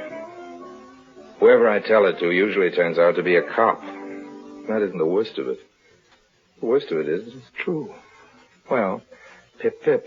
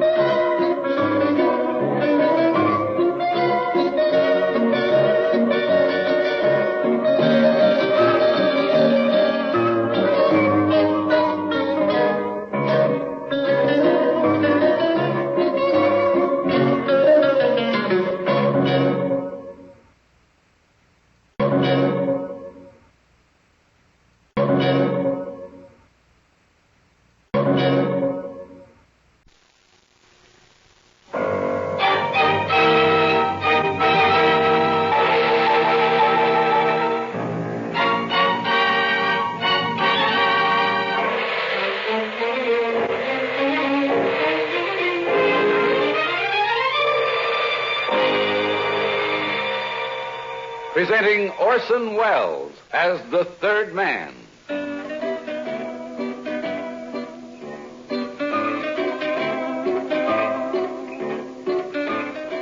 The Lives of Harry Lime.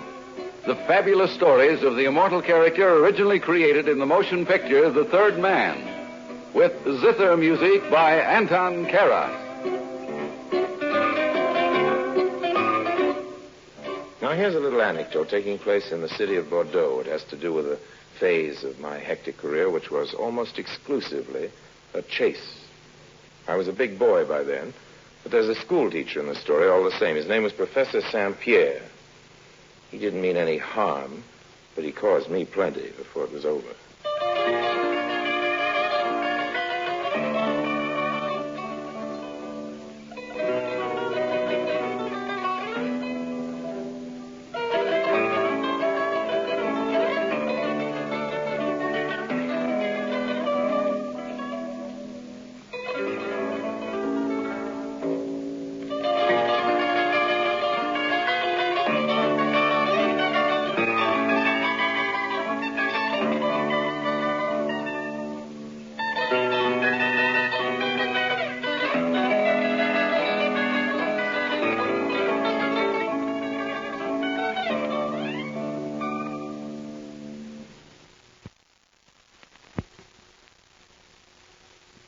And now Orson Welles as Harry Lime, the third man in Blue Bride.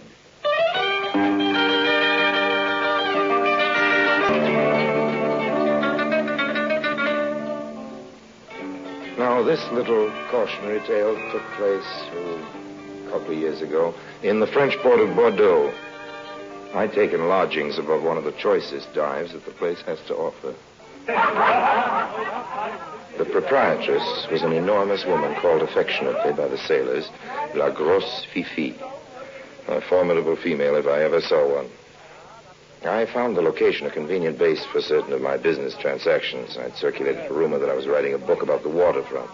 Unfortunately, Saint-Pierre got wind of it, and evidently La Grosse Fifi mistook the little teacher for one of my clients and let him up. I was going over some accounts when there was a knock on my door. Who is it? It is I, Professor Saint-Pierre from the lycée. I desire very much to speak with you. Saint-Pierre? Who are you? Please, it is of the utmost importance. I will not take up much of your time. Okay. What is it? Those papers on your desk. Notes for your book, no doubt. Oh, yes. As a matter of fact, they are. I'll just gather them up and put them away. Oh, no, please. I do not mean to interrupt your work, mon cher Dr. Lime. I have long thought that some scholar should write a book on the waterfront of our beloved Bordeaux. Such a wealth of material, the mixture of dialects, the different racial strains, the songs and stories of the sailors. I cannot tell you how happy I am that someone like yourself has the time to devote to this project. Well, that's very kind of you, I'm sure. Dr. Lime, with all the deference to a scholar like yourself, I must make a confession.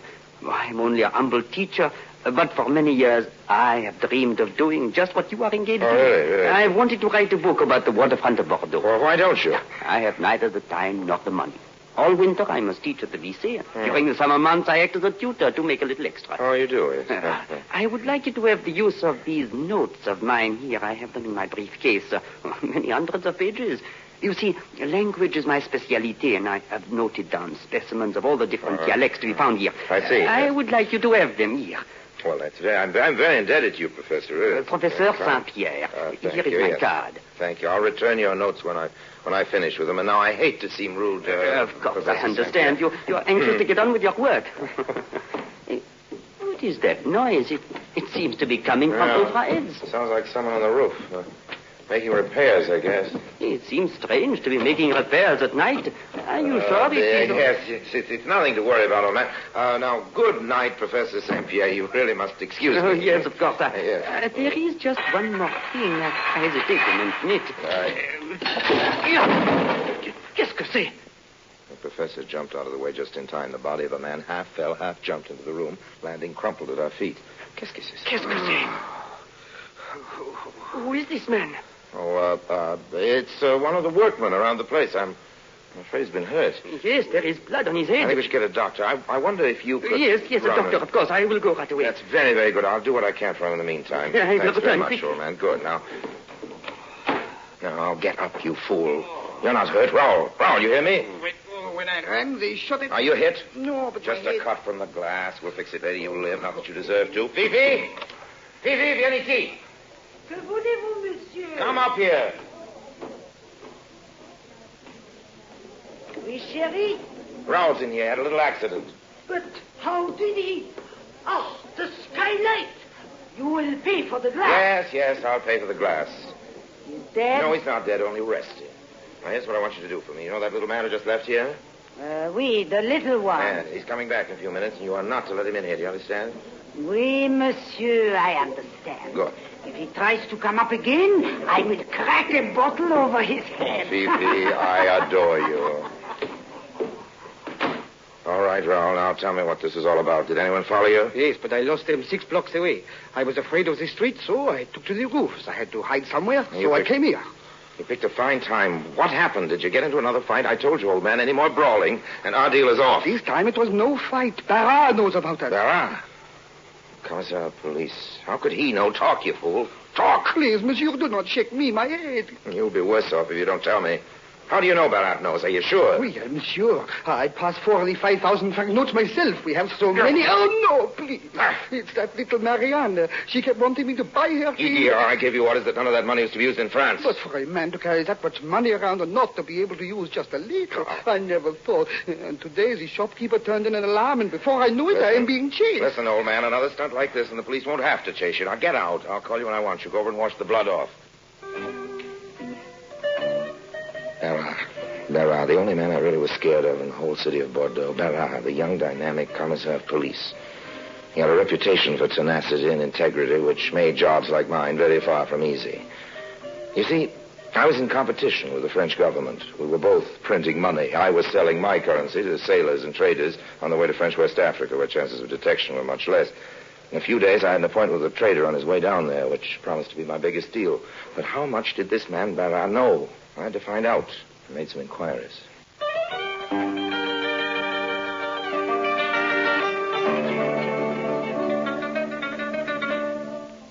I can't understand how a girl like you can be satisfied to be just a maid.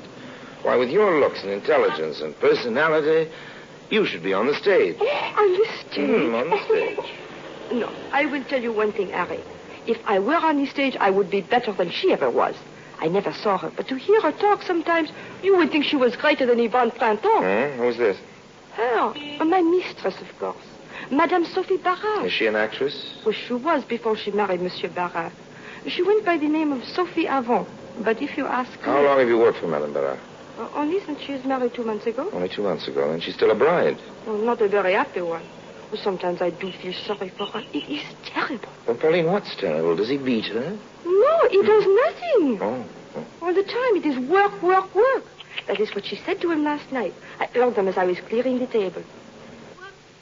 What? That's all I ever hear. Oh, I'm sorry, darling. We never go anywhere together. Half the time, we do not even dine together. Is this the way you treat your bride? Sometimes I'm not even sure that you love me. No, Sophie, this is not fair. Would I have married you if I did not love you? You see, you are raising your voice to me already. But I am only trying to tell you that I must have loved you, or I wouldn't have... Aha, you speak in the past. This means you no longer love me in the present. Oh, but I do, my little one. Come here. Georges. Now, do you believe me? Mais oui, Georges. Georges? Yes, my sweet. Perhaps we could go somewhere this evening. Somewhere with music and just a few people, and then walk home slowly together, just as we used to walk last spring in Paris. Oh, I wish we could, but I have to go over some reports. Now you make me angry. Oh. You think you can set my mind at ease with only one kiss? No, but... A kiss that does not take up more than a few seconds of your official time. No, Sophie, you've got to try to understand. There are some things which I cannot entrust to anyone else, and this is one of them. A vicious ring of counterfeiters has evidently descended on Bordeaux. We almost caught him in today, but he disappeared down near the waterfront. But next time we will not fail. Meantime, I must try to trace the bills to their source. This is all very well, but it seems to me that you are more concerned with your work than you are with your poor wife. Oh, you refuse to understand. You also refuse to understand. You even refuse to tell the truth. You say you love me and you want to be with me, and then you... Oh, I don't want to hear anymore. I am going to the office. No, Georges.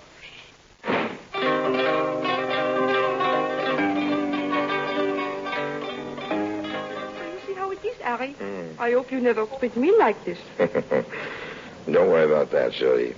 You do not find this a depressing marriage? No, I can't say that I do. In fact, I find it quite inspiring. You have a good ear, Pauline, old girl. I can almost hear them talking. Well, listening is the only thing that makes it interesting to be a maid. You know, you're a very bright girl, even brighter than I thought. Supposing I put you and your packages into a cab from here. Taxi! Oh, but maids do not ride in cabs. Oh, they do when they have money. Here, close your warm little hand around this. Ooh, so much. Not as much as you deserve. Au revoir, my dear. Keep those pink little ears open, and tomorrow, if you have some information for me, I'll give each one of those pink little ears a little kiss. Oh, Allie.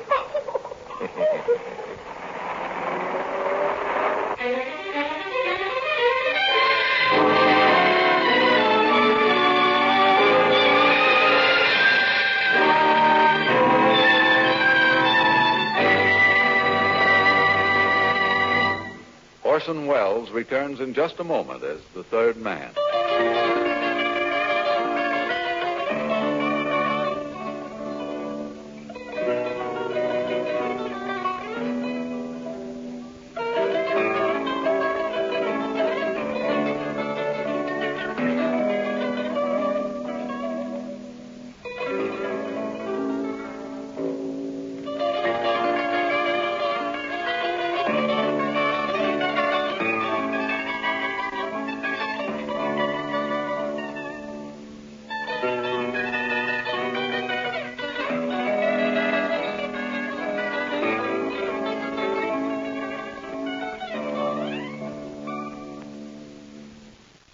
Orson Welles, as the third man, continues with The Blue Bride.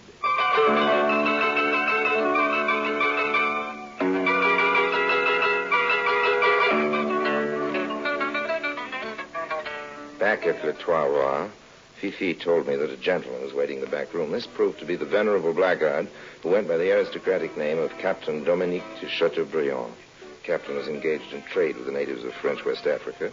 It was on him that I hoped to unload a large amount of my counterfeit stock. Ah, Monsieur Lime. Enchanté de vous voir. Enchanté. What can I do for you, Captain? As you know, I am dealing with some natives in the interior. Some missionaries have told them the value of their merchandise, which I used to buy for next to nothing. Now they want cash in return for their goods and ivory.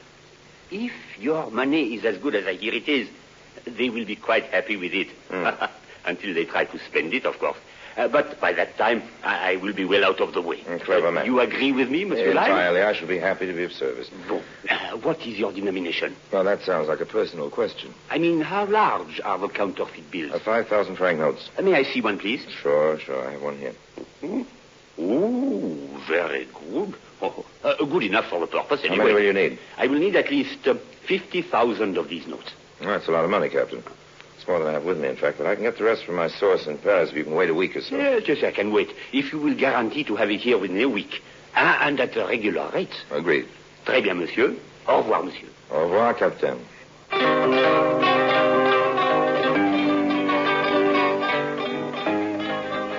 For this big deal in the offing, it became necessary to throw Barra off the trail for at least a week or so.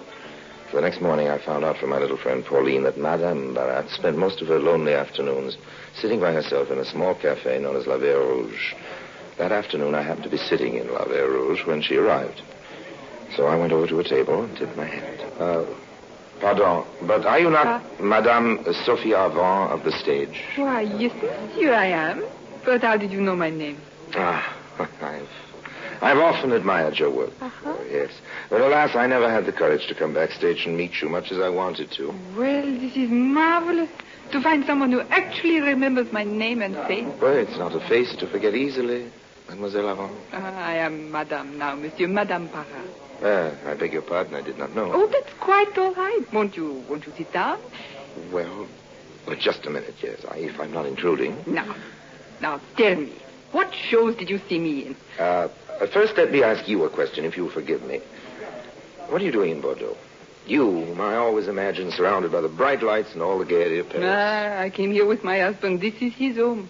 Oh, I see. He is a commissaire of police of Bordeaux. You don't say. Must be a very interesting job. For him it is interesting. For me it is dull. Oh, I don't quite follow. I have no right to talk this way to a stranger. You don't forget that I am a stranger who has known you I've been interested in you for a long, long time. Oh, it is not fair to burden you with my troubles, but today I am, how you say, blue. Oh, a blue bride, eh? Well, if I can help in any way. Oh, monsieur, I'm so unhappy. I do not know what to do or where to turn. Are you sure your husband loves you, madame? Oh, yes, I'm sure of that. And I know I love him, but unless something is done right away, the marriage will not last. Does it mean enough to you to try to save it? Oh, yes, yes. Well, you're young and beautiful. You should be able to lure any man away from his duty. But my husband is not any man, monsieur. Nonsense, nonsense. All you lack is confidence. You need to feel more sure of yourself. And believe me, madame, you have every right to. But what can I do? It seems to me that the only hope for both of you is to get away from Bordeaux for a while. Away from everything that reminds him of his work. Surely he has competent assistants to whom he could turn things over for at least a week or so. I don't see how I can get him to come away. We have even had to postpone our honeymoon last spring because he was so busy. Well, then there's your answer. A honeymoon trip. And the sooner the better. But I know he won't leave his work, especially right now. He will if you force the issue once and for all. And if his marriage means anything to him. What do you mean, force the issue? I mean, suppose you packed your bags. We're ready to leave, with or without him. Tell him if there's no honeymoon, you're on your way back to Paris for good. In a day or so, you and your husband will be enjoying a nice little cruise somewhere, believe me. That sounds wonderful. How I wish it could come true. Well, it can come true. If only you won't lose your courage. But I don't really want to leave him, even if he will not do what I want. But you've got to make him believe that you would actually leave. Do you think I can? My dear Sophia, you are an actress, are you not? Of course I am. Of course you I'll are. do it. I'll do it this very evening. Oh, monsieur, I can't tell you how grateful I am to you. Oh, please. And now I must go home and make preparations. Look out. It started to rain again. Do you have an umbrella? Oh, no, I ran out of the house without one. Here, take mine. Oh, no, I couldn't. I insist. Oh, thank you, monsieur. You are a true friend. Au revoir. Au revoir, madame. And I wish you both much happiness.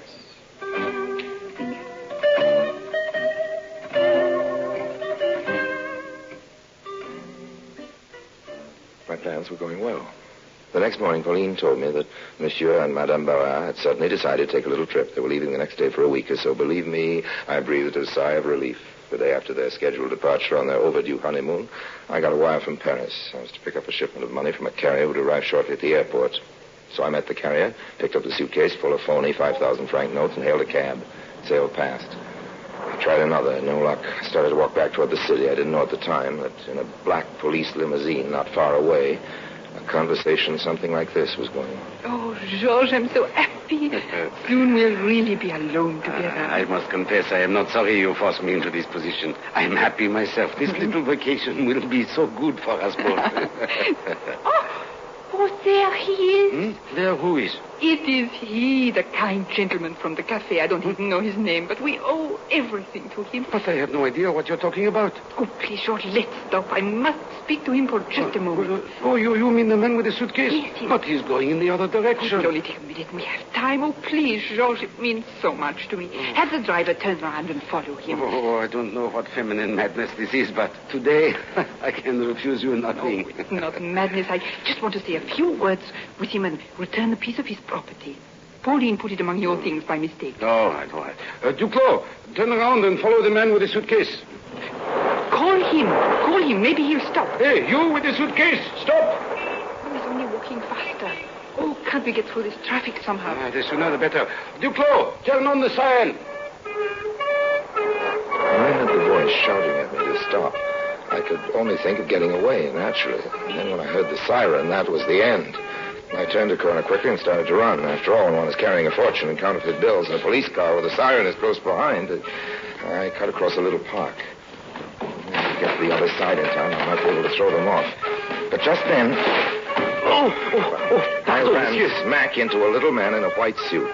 The heavy bag I was carrying threw me off balance for a minute, long enough for him to grab me by the lapels. With a broad smile, I saw to my dismay that it was the ever-helpful Professor St. Pierre. Ah, Dr. Lyme, how fortunate that I should run into you. Although it was really you who ran into me, huh? That is a joke. Yes, a very funny joke. I'm in a hurry. I'm awfully But sorry. I want to ask you about that poor workman who fell through the roof the other night. How is he? It's Would fine. I family? If I could be of any financial help to them, or if there is anything I can do for you. You can get out of my way. Dr. Lyme, I am surprised at you. I know you are a busy man, but... I pushed him roughly out of my way and ran on. But valuable seconds had been lost. I reached the other side of the parking. I called, taxi! Taxi! A long black car rounded the corner. I recognized it in time and started to run again. I ran up the steps of a large building. I realized it was the public library and decided to seek refuge there, but the weight I was carrying made me trip on one of the stone steps, and I lost my balance, and the suitcase went flying, skinned my knee, and my palms of my hands were all bruised. An old man insisted on helping me to my feet, fussing over me. The suitcase had rolled down the steps. The old man chased it. I couldn't wait. The only thing in my mind at the moment was escape. I have an aversion to French jails. I ran up to the big brass doors at the top of the steps. Just as I reached the entrance, a uniformed guard was stretching a metal grill work across it. He was most polite. Sorry, monsieur, but library hours are over for today. You will have to wait until tomorrow. I ran down the steps again. In a cold sweat, I hurried into the street, heard the shriek of brakes, and realized I'd been narrowly missed by a truck. I hurried on, ran smack into the arms of a traffic policeman. The gendarme held my arm firmly and stopped the truck to bawl out the driver. What's the matter with you? Didn't you see this man? You almost killed him. But officer, These signals were against you, not against him. You're a menace to pedestrians. This poor man here. Let me see your please, license. officer, it's quite all right. Begging your pardon, monsieur, but I am here to protect your rights. very These kind of fellows you. must be taught a lesson. So I was forced to stand there with a policeman in the middle of the busy street while he upbraided the driver. The siren grew closer and closer.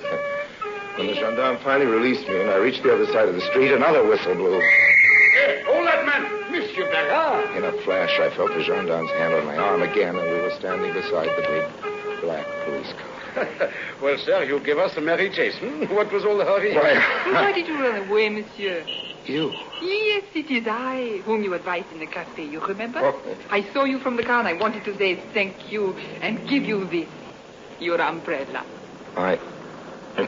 My umbrella? Yes, you lent it to me that day. Oh. Now perhaps you will explain your anxiety to avoid us, Well, this is very embarrassing, really, especially since this is a police car. You see, it was the siren. I have a phobia about sirens. Ever since I was a child and had to run from a burning house, I've had this same unreasoning fear. No matter how much I analyze it, it's something I just can't control. I have to run. Yes, I feel like a fool, but that's the way it is. Every time there's a fire in the neighborhood, I have one of these same running fits. All sirens sound alike to me, you see. I see. How unfortunate. What is this? What happened?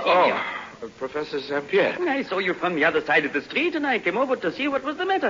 Very kind of you. Bonjour, Saint-Pierre. Do you know these men? Indeed, I do. This is Dr. Lime, the scholar who is here in Bordeaux doing research for a book. Oh, yes, that's right, yes. An eccentric scholar. Yes, eccentric All scholar. scholars Yes. are eccentric. Well, perhaps you are right.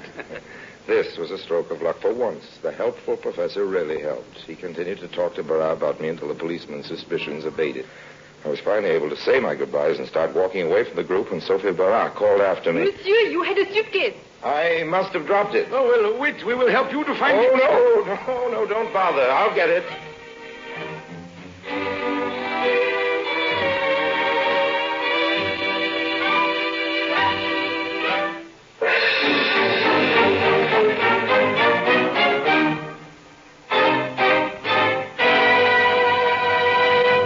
Harry Lime returns in just a moment.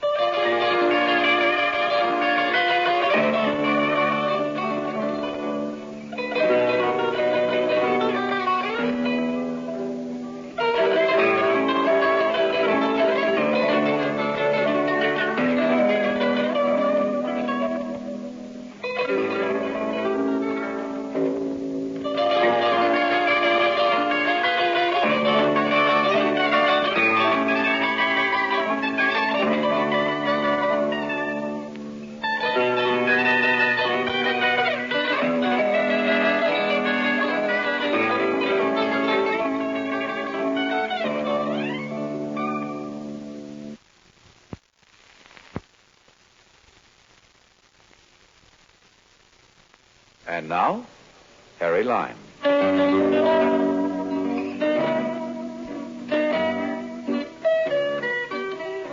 By this time, I was running again. I glanced back over my shoulder just in time to see the old man gesticulating excitedly over the suitcase and holding up a fat packet of franc notes.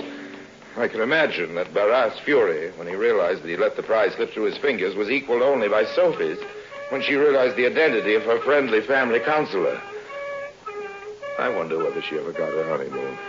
I heard the siren again in a few seconds, but this time I made good by head start.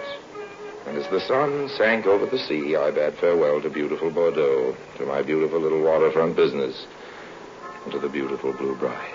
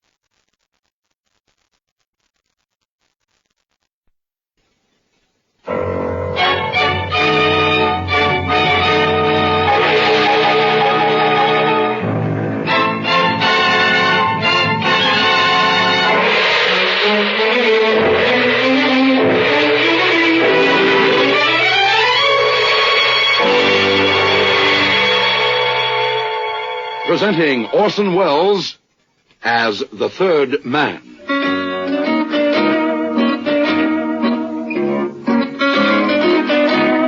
The Lives of Harry Lime. The fabulous stories of the immortal character, originally created in the motion picture The Third Man, with zither music by Anton Karas.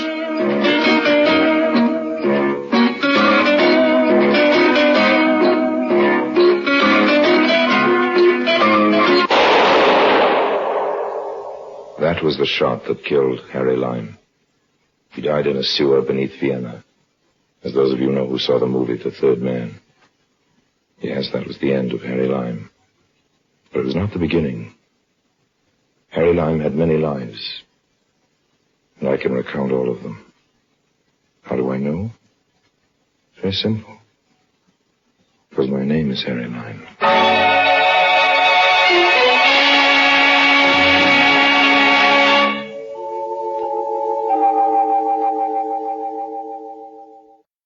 A fellow I knew once told me I was a poet, but he was so wrong.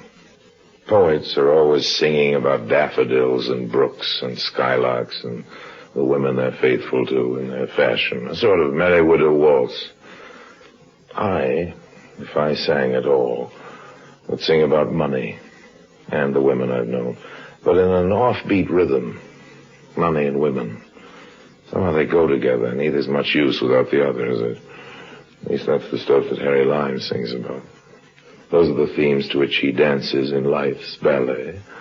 Sometimes pleasant, occasionally a little painful.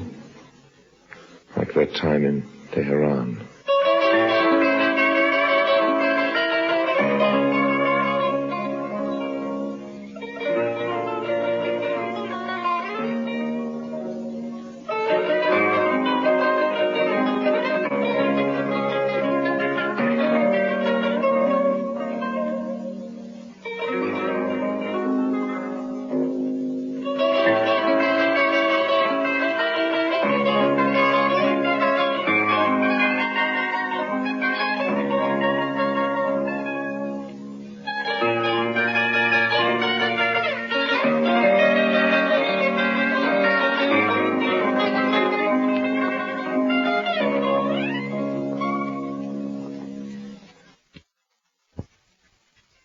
And now, Orson Welles as Harry Lime, the third man. In every frame has a silver lining.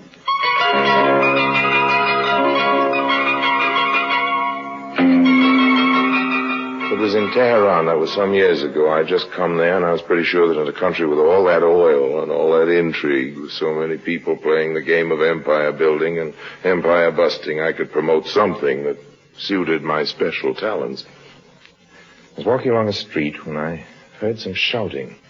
A small, frightened man, out of breath and frantic, came wheeling around the corner and piled into me head on. Hey there! Where's the fire? Out of my way. Hey, not so fast. Papas, don't you recognize me? Harry Lime. Right. Who's after you, the devil? The police are chasing me. Here, take this. Okay, what is it? $50,000 worth of opium. What's that? Opium. $50,000 worth. Take it. Well, what am I going to do with it? Then if they catch me, they'll have to let me go. Tonight at 7:30, bring it to the Grand Hotel. My principals will be there, and we'll cut you in. Okay, I'm with you. Beat it now. Duck down this alley. Thank you, Harry. Tonight at 7:30. Tonight at 7:30.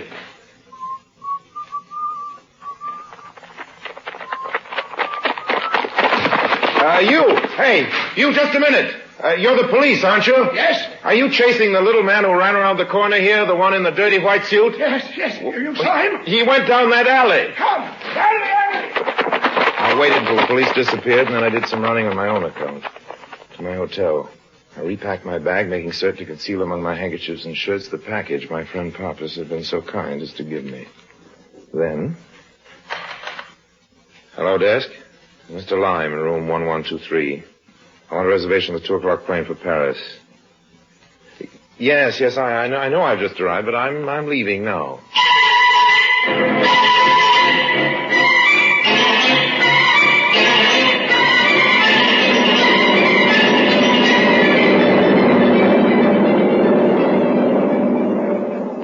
I was now the sole owner of $50,000 worth of opium. In Paris, I could protect myself to some extent because of connections. And the other problem I had was how to smuggle it into America, where I knew I'd be able to get the best price for it. In Paris, I set about to find some likely tourist into whose luggage I'd be able to put my package. It took me 3 days to find my American. Very lovely-looking American, outside a cafe. A lovely, fresh, unspoiled girl sat watching the Parisian scene. Some men would merely have looked at her hungrily until the cafe closed. Not Harry Lime. Hello? Do I know you? My name is Harry Lime. I don't know you. Right. I just introduced myself. Perhaps I should warn you that I'm waiting for my parents. Oh, good. Fine. I'd very much like to meet your parents. You are rude, aren't you? You don't really believe that. You know, a man can see a girl and know that this is the girl. One they've always felt must be somewhere on earth, the one they've never met and always wanted to meet. But he doesn't speak, and she goes away, and he never sees her again. So is it rudeness if he speaks to her? Is it wisdom? You're very bold. Well, I hope I'm also convincing. I very much want to be. May I sit down? Well, since my parents are coming. Thank you. It's better. Now, maybe I ought to know your name. Helen Bow. How do you do? American? Of course. I'm from New York, but you're not. How can you tell? Because you're unself-conscious, because you're direct and simple in the best sense of that word. You're not from a large city, but you're not a farm girl either. You're from a small city. Probably the Midwest, right? I'm from Youngstown. See? You're very clever. No. I'm interested, that's all. So interested that I can't be satisfied with anything less than a close and complete study of you. Oh, you make me sound like a picture in the Louvre. You're much too natural for that. I hope you're going to be in Paris for a while. Well, we're leaving in about a week, I think. Doesn't give me much time. Tell me, are your parents due here any minute? No. I'm supposed to meet them here in an hour, but I didn't know where else to go. Good. We have an hour then. At least an hour. For what? For me to show you Paris. Come on. Oh, well, really? Let's make it more than an hour. Let's leave a note for them. We can meet them later at your hotel, and I'll take you all to dinner. Goodness, you're so sudden, so abrupt. I haven't much time with you, you know. Only a week. Garçon?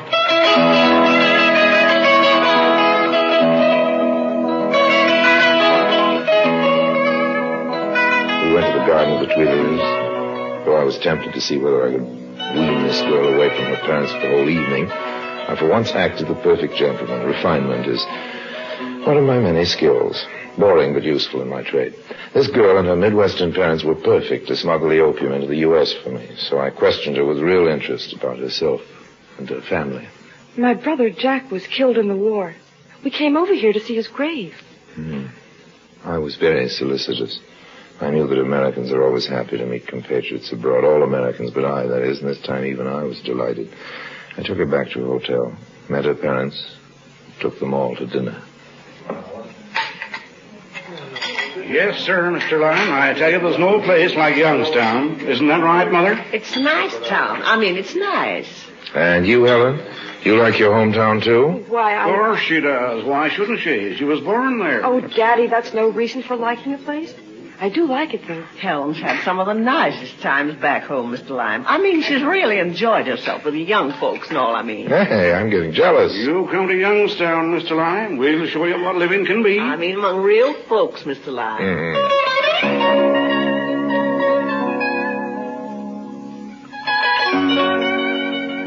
They were perfect for my gag. Real homespun boobs who wouldn't suspect I'd planned anything in their luggage and would not be suspected by customs officials. I knew after 5 minutes that I had the answer to my problem. After dinner, they took me back to the hotel suite, and here in a city full of the greatest art treasures in the world, I was made to exclaim over the family photograph albums that they'd brought from Youngstown. This picture was taken at the picnic grove, Mr. Lime. See Dad in his white flannel, see? Yep.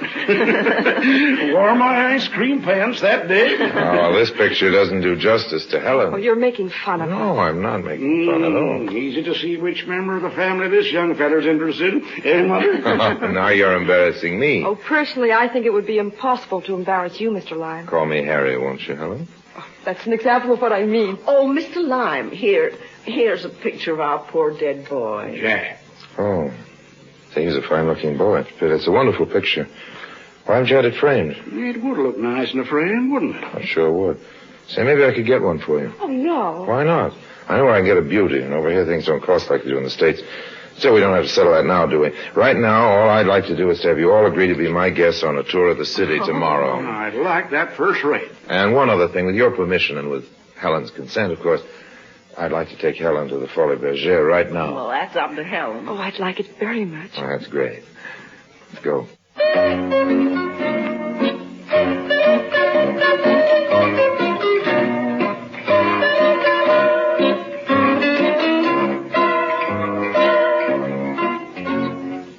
In 2 or 3 days, I was in solid with the family, and so the day before they were to leave for Cherbourg, take the boat for New York, I felt I could move in with my presents. It was a silver frame, good-sized one, a thick one, a hollow one for the boy's picture. In my room, I opened the little package I'd received from Pappas and concealed its contents in the hollow of the frame.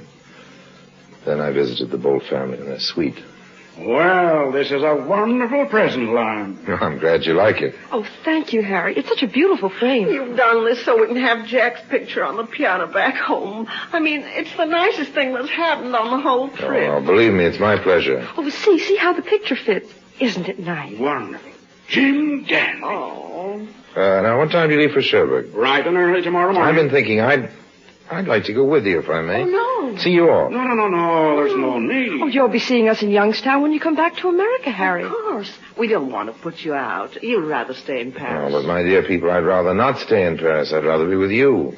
I want to wave goodbye to you as you sail.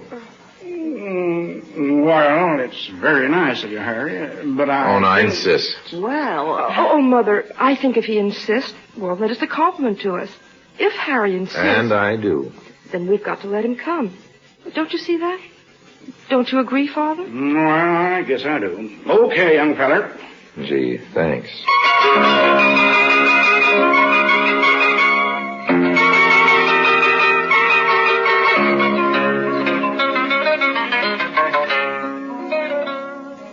Orson Welles returns in just a moment as the third man.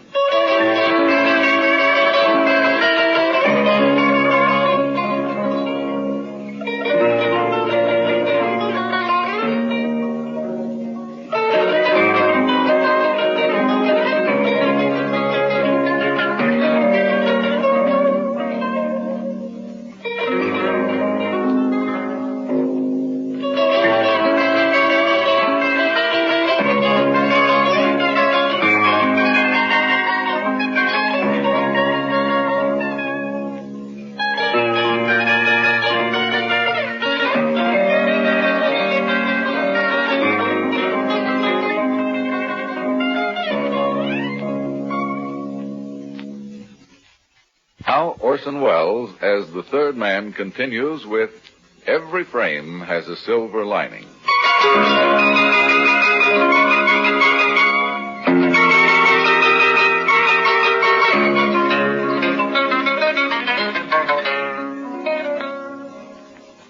I wanted to go to Cherbourg. Do I have to tell you? Because I never believed in leaving anything to chance.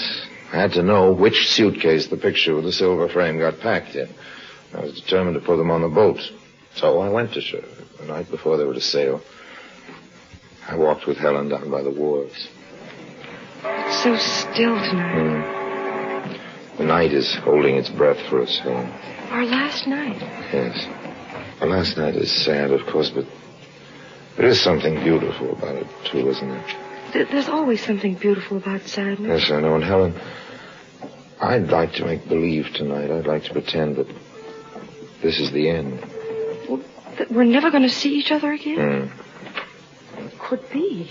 Oh, I don't mean it, but even though I'd soon come to you in Youngstown, even though we might soon be married, I want to say goodbye to you tonight, the way a man says goodbye to a girl he loves and will never see again. Oh, I know how you feel. I feel that way, too. Harry, darling. Helen. Look at me, Helen. Yes. Oh, kiss me, Harry. Kiss me.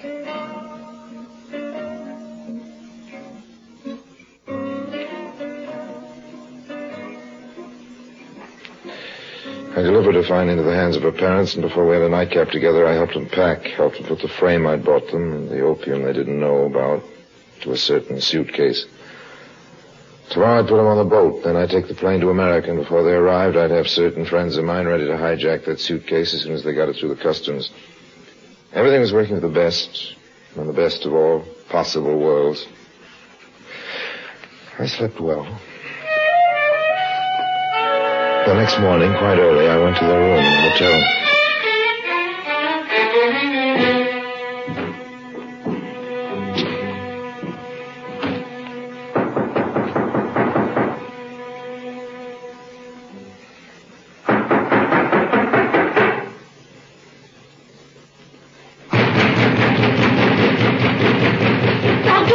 You must not make so much noise. Well, I'm trying to rouse my friends. But, monsieur, that room is vacant. Nonsense. The bolts are staying here. No, monsieur. They have left at 2 o'clock this morning. See? I show you. Vacant. Oui, they are gone. I stood there in the doorway looking into the room vacated by my erstwhile friends. And in my mind's ear, I heard the voice of Pappas. My principals will meet you tonight in the Grand Hotel. They met me, all right. They met me, Pappas's principals, and took me. Perhaps Pappas, who knew me well, had told them that I liked a pretty face. Now they were gone, and so was my opium. And so was my $50,000. I advanced into that room. But, monsieur, you have no right in here. Yeah, does this give me the right? Oh, thank you, monsieur, thank you. Can I help you in any way, monsieur? Yeah, I'm looking for something. Oui, and for what? I don't know. Clues. Here is this picture on the floor, monsieur. Ah, Brother Jack. Now, if they'd only left the frame around that picture. Monsieur? Never mind. Hey, what's this? What? On the desk blotter there, someone was writing on a paper over this blotter, and he bore down hard. Let's see. See if we can make it out. 23. Rue de... Pêcheur. 23 Rue de Pêcheur. Oh, say, I'm off. Mais, monsieur! Ah, ces Américains!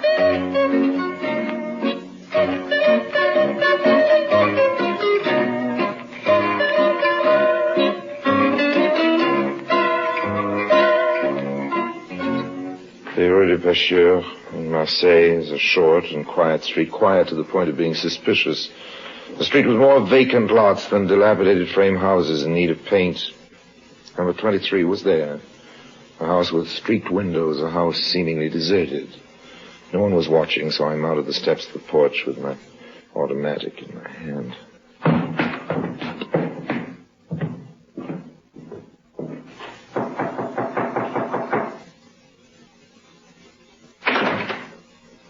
Harry Lime. Hello, Pappas.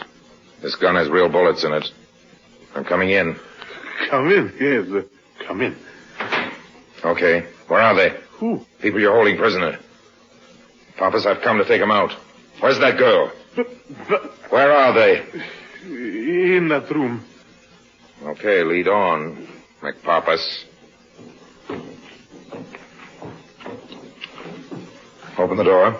Harry! Hello, darling. Hello, Mother and Father. Now, wait a minute. We'll make a deal with you.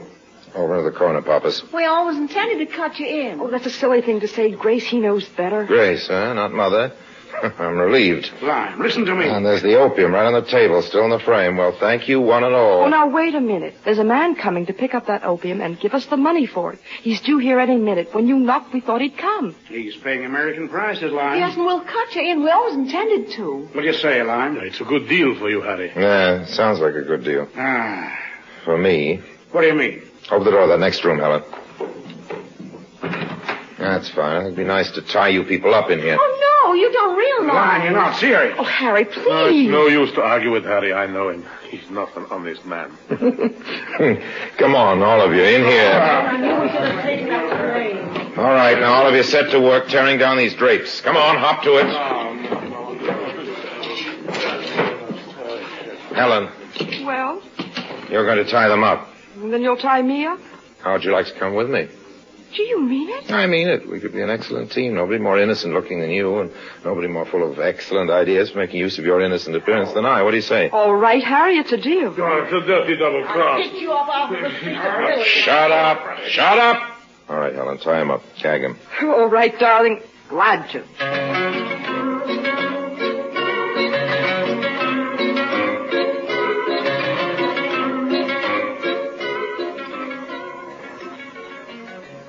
She tied them well, and afterwards she and I went into the other room and waited for the messenger with the money. Oh, it's going to be a merry life. Oh, it is that. It is that. You know, it's a relief, Helen. What is? Discovering that you're not a little maiden from Youngstown. I can like you just as much this way, more, but it's fine not pretending. Oh, you pretended well. Not half so well as you. Do you love me, Harry? Now, there you are. A woman can have all the wickedness and all the terrible, precocious knowledge of a street urchin, and still she remains a woman. Do I love you? Yes, Helen, I love you. I'm glad. I have a soft spot, you see.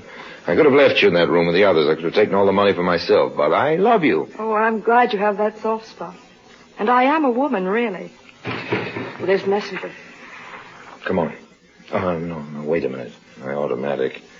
Never can tell when you're dealing with crooks. All right, let's go. I'll cover the door with a gun. You open it.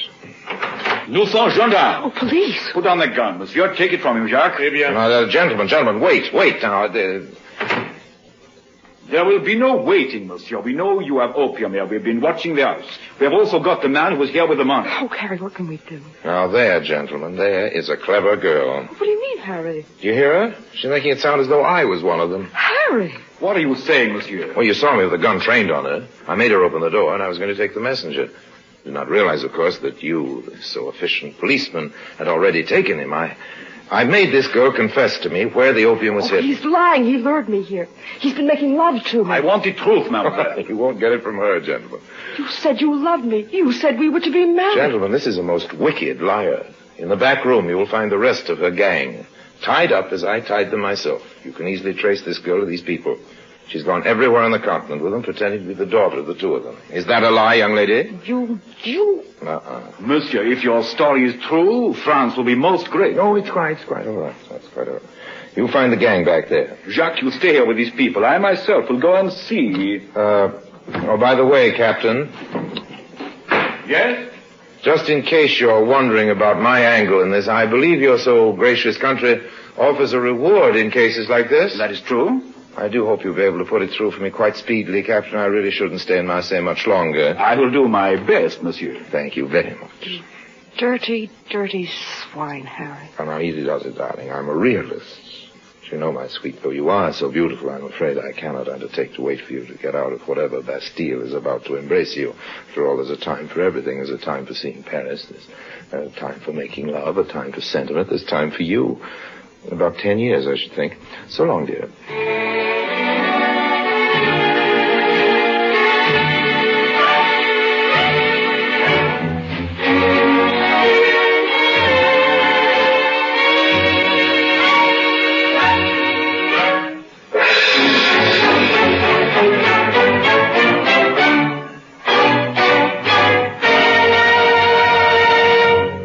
Lime returns in just a moment.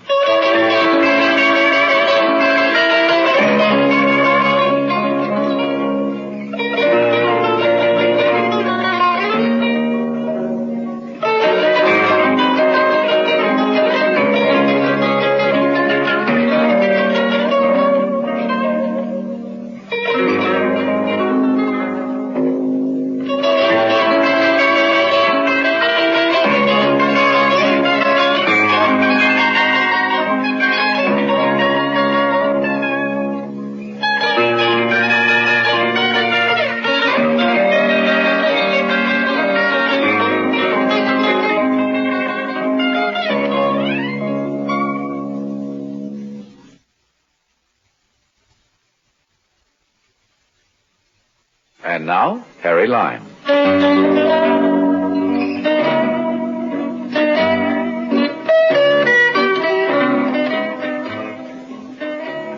By the way, there's a postscript to that story. I told you once before I don't approve of dope, and you may have thought from this little adventure that I'd gone against my principles. Really, you should know me better by now. Harry Lime may be a trifle underweight on some of the virtues, but touch upon his principles, and I warn you, watch out.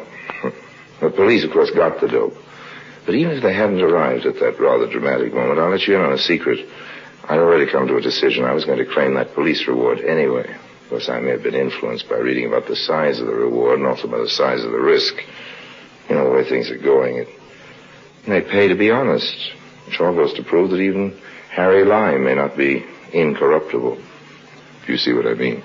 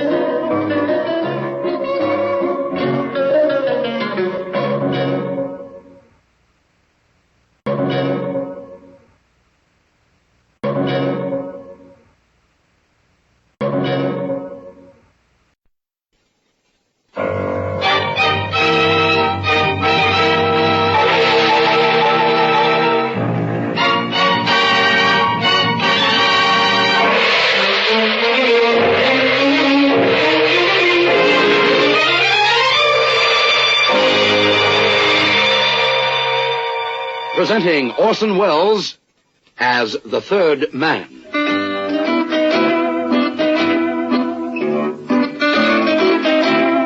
The Lives of Harry Lime. The fabulous stories of the immortal character, originally created in the motion picture The Third Man, with zither music by Anton Karas.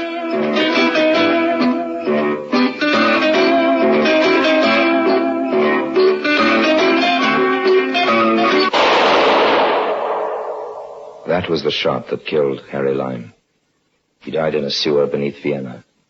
As those of you know who saw the movie The Third Man. Yes, that was the end of Harry Lime.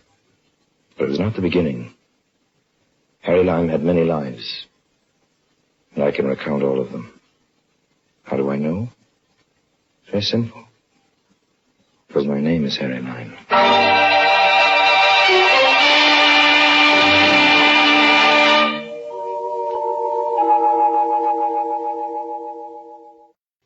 Me, I don't approve of gambling.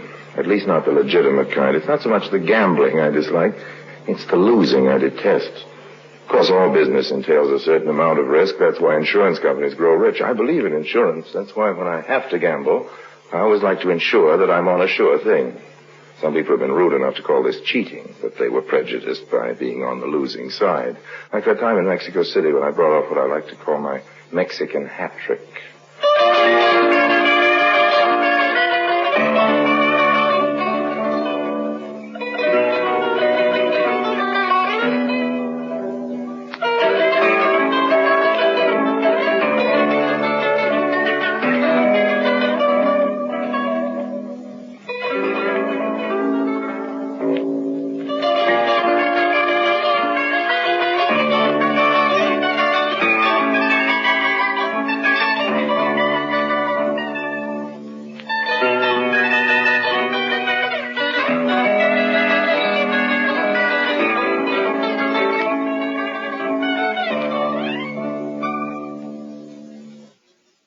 And now Orson Welles as Harry Lime, the third man in Mexican Hat Trick.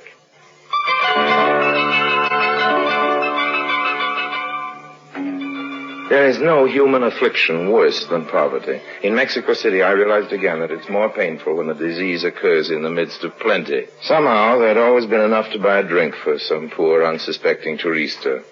You know the kind, too much money in his pocket, too much trust in his heart for a fellow American, a meal ticket for Harry Lime. But now, nothing. Harry Lime, soldier of many fortunes, good and bad, was down to his last borrowed cigarette, sitting in a crummy dive in a fourth-rate district of the city, checking a mental roster of friends, contacts, and local suckers. Senor Harry. Oh, hello, Diego. Just thinking about you, Diego. Sit down, old man. Bueno. What's your standard rate for 6 fast lessons in pocket picking? Mi amigo, I trade you favor for favor. You know my friend Bolo Minoso? Bolo, of course, king of the Mexico City dips. How's he doing? He died this morning, Harry. Oh, it's too bad, Diego. Anything I can do? See, before he died, Bolo asked me to help him remove a great stain from his immortal soul. You don't say. He was afraid that when he entered the next world... Look, Diego, you've come to the wrong man. I'm having troubles enough with this world. Bolo gave me this note, Harry. He asked me to take it for him to the police. Well, go to it, old man. But the police, could you not deliver this note for me? To the Yes? police? Yes. Diego, remember, Bolo has entrusted it to you. Be a man, face the issue, straighten up, shoulders back, chest out, old man. Not jest, amigo. You could remove Bolo stains more simply. I'm afraid. All right, let me see this note. See. I don't know why you should be so worried about it's... Okay. Huh? Oh, well, Diego, you've done a favor or two for me. Yes. I guess I'll take care of Bolo's note for you. Amigo. Sure. Gracias, amigo, gracias. You will take it to the police, eh? Don't worry about a thing, old man. No, I'll take care of the note.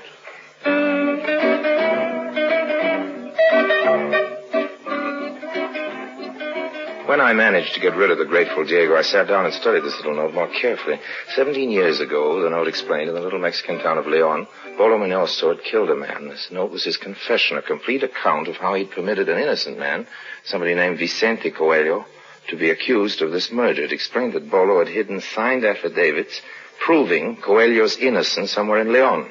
Just where in Leon, he neglected to say. The police would be interested in this confession, of course, but then it seemed to me that the Coelho family might have a greater concern. So I decided to investigate the financial aspects of the family interest. Buenos días, señor. Buenos días, señora. ¿Es esto usted, señora Coelho? Sí. This is my daughter, Alicia, señor. I'm encantado. I'm delighted. Senora, this document concerns your husband. My husband? Vicente Coelho. He was your husband? Yes. Yes, but Vicente is dead. Bendito sea Senora, su nombre. how long has it been since his death, I mean? We do not know. Not for certain. It has been a long time. Yes, well, you needn't be delicate on my account, Signora. I know. No? Signora, I know that your father was accused of murdering a man in Leon 17 years ago. He did not. Vicente would not hurt I know, anyone. He was not a criminal. The police didn't share that view. When he escaped from prison before his trial, it seemed to cinch the case against him, right? Okay. It made the authorities even more certain of his guilt. But he had to escape. There was no hope without the papers. Yes, I know. You seem to know so much, Mr. Lyle. I know what you know, Senorita. Those papers were the evidence that could have saved your father, and they were stolen. This does not help us. We have searched for 17 years for some kind of evidence that would have cleared the name of my husband. We have spent thousands of pesos. What if you found that evidence now, Senora? Oh, por Dios. If we only could. Senorita, those papers... They were affidavits proving absolutely that your husband was nowhere near the scene of the crime when it occurred. They were? How do you know this? I have the word of the man who stole them. You have? Alicia, you know. Where is this man, Mr. Lime? We must see him immediately. I'm afraid it's too late for that. He's dead, you see. Dead? Then it has been for nothing. Why do you come to us now? Oh, there's always hope, Senorita. I have his confession that he was the murderer. I can prove your father's innocence. You can? Mama, you hear? Si. I knew that someday. Madre de Dios. Gracias. We must go to the police. Yes, you can tell them. I'm afraid not the police. You won't go? With this deathbed confession, I'm afraid it isn't enough. Then what? The affidavit, Senorita. I know where they can be found. That is the approximate location. The same affidavit? Yes. After 17 years? They still exist. With a little searching, I can produce them. Then you must get them for us. We will do anything. Senora, there's nothing. I'd rather do more. I'd like very much to help you clear the Coelho name, but... Well, I can't leave immediately. It'd take time, 6 months or so, and then, yes, possibly a year. Depends on business, of course. I do have certain commitments here in Mexico City, you see. But, Mr. Lime, I'm sorry, it'd mean losing quite a bit of income. I'm afraid 6 months anyway. No. No, you must help us now. Mama.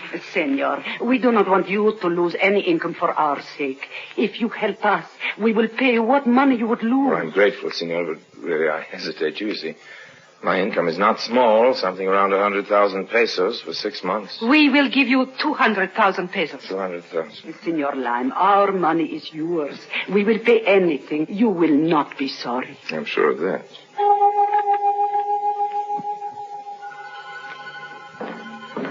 Take back your gold. Gold will never buy me. What it though? Take back your gold. Take back your... Come in. Buenos dias, Senor Lime. Senorita. May I come in? Of course. Come right on in. Yeah. I see you are preparing for your journey. Yes, sorry, I can't offer you a decent chair. Take this one. It is all right. I will stand. How'd you ever find me here? It was not difficult. You are well known, it seems. Oh? Checking up on me, huh? You might say the Coelhos are cautious people, Mr. Lime. My mother thought it best Please, Senorita, I should be making the apology. Mr. Lime, forgive me for saying this, but for a man with business affairs such as yours, you live so... So modestly? Si. Not at all. Note the spider web over there, Senorita. A genuine antique. 15th century. The spider is a direct descendant of Cortez. I am sorry, Mr. Lime. Bad luck spares no one, it seems. You've had your share, Alicia. I've had mine, but it really makes little difference. We can help each other now, and that's what's really important, isn't it? Si. Yeah. Si. Let me pour you a drink. Good stuff. A pickpocket friend of mine borrowed it from an American tourist. No, thank you. You are so gay, Mr. Lime. Harry. See, Harry, Say, you know what I think? I think something's bothering you. What is it, the spider web, the saggy chair? Harry, I would like to go to Leon with you. Now, just a minute, young lady. I have the car. You will need an interpreter, perhaps, in Leon. Well, I've heard it's a lonely town. Yes, Harry, it is. Well, don't just stand there, woman. Go on home and pack. No need to, senor. My luggage is downstairs in the car. We got our first glimpse of Leon from a hill behind the city. Quiet little mountain town, quite incapable of coping with giddy tourists on expense accounts. As we entered Leon, I wondered what murder had to do with a place like this. Bueno, Harry. You have taken us directly to the town plaza. Couldn't miss. Only one road into town. That a hotel over there? It is the hotel. Mm-hmm. And that must be the town's official greeter. Hmm? Out you go. Out you go. Gracias. Good to stretch. Un tostón nada más. He says he will watch the car, Harry. It's official greeter, all right. One or 100 in every Mexican town. His mother is ill, he says. His family is dying of hunger. Sure. Give him something, Harry. Looks like the greeter was just sent into retirement. Buenos días, señor. Buenos días. Señora. Welcome to León. You will be happy with us in this hotel. Your bag, señor? Gracias. Come, I have a beautiful room for you. Una habitación muy bonita. Señor y señora will be... Un momento. Sí, señora. Dos. ¿Dos habitaciones, señora? Señorita. Ay. Señorita, sí. Bueno, pues dos habitaciones. Dos habitaciones. We followed the officious little hotel manager across a tile lobby up rickety stairs. And many centuries before this, my hotel was the home of one of the Spanish conquistadors. Those are our rooms down there? See, there is much romance Very in this interesting, building. yes. Over there you see... Senor, what bell is that we hear? Bell? Oh, the bell, see. This is the famous church bell of León. Famous? It bears a long and tragic story, señorita. Every hour it tolls to remind us of the scenes... Look, old man, some other time if you don't mind. Sí, señor, pero... Here you are. It's for you. Muchas gracias, señor. Muchas gracias. Nada. Young lady, how do you say we wash up first and then start the big search for the affidavit? Harry, it seems so difficult. Where does one begin? With Bolo, of course. Find his trail. We find the papers. Let's go.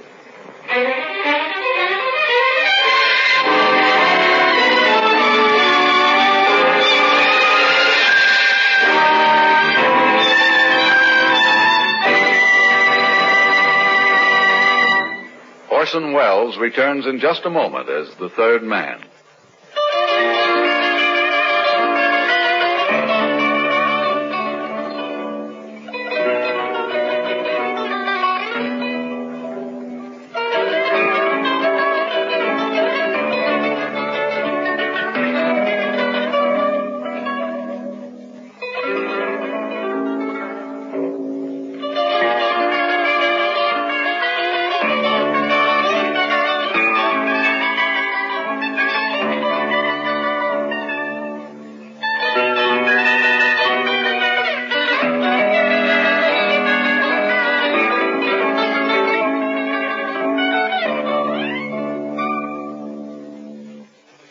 Now, Orson Welles, as the third man, continues with Mexican Hat Trick.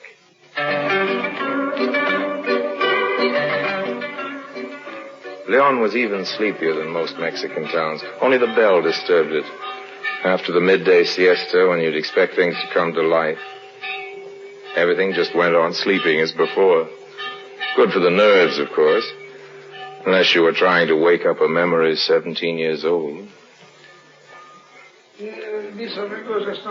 Perhaps he will know this man. Let's hope so. I'm a little tired of asking. You speak English? I speak well. good English. I want some information. Información. ¿Qué información, señor? Nunca has conocido un hombre que se llama Voluminoso. ¿Voluminoso? Sí, vivía aquí hace muchos años. No, señorita, no le conozco. I understood that. Okay. What now, Harry? Another bar. Gracias, amigo.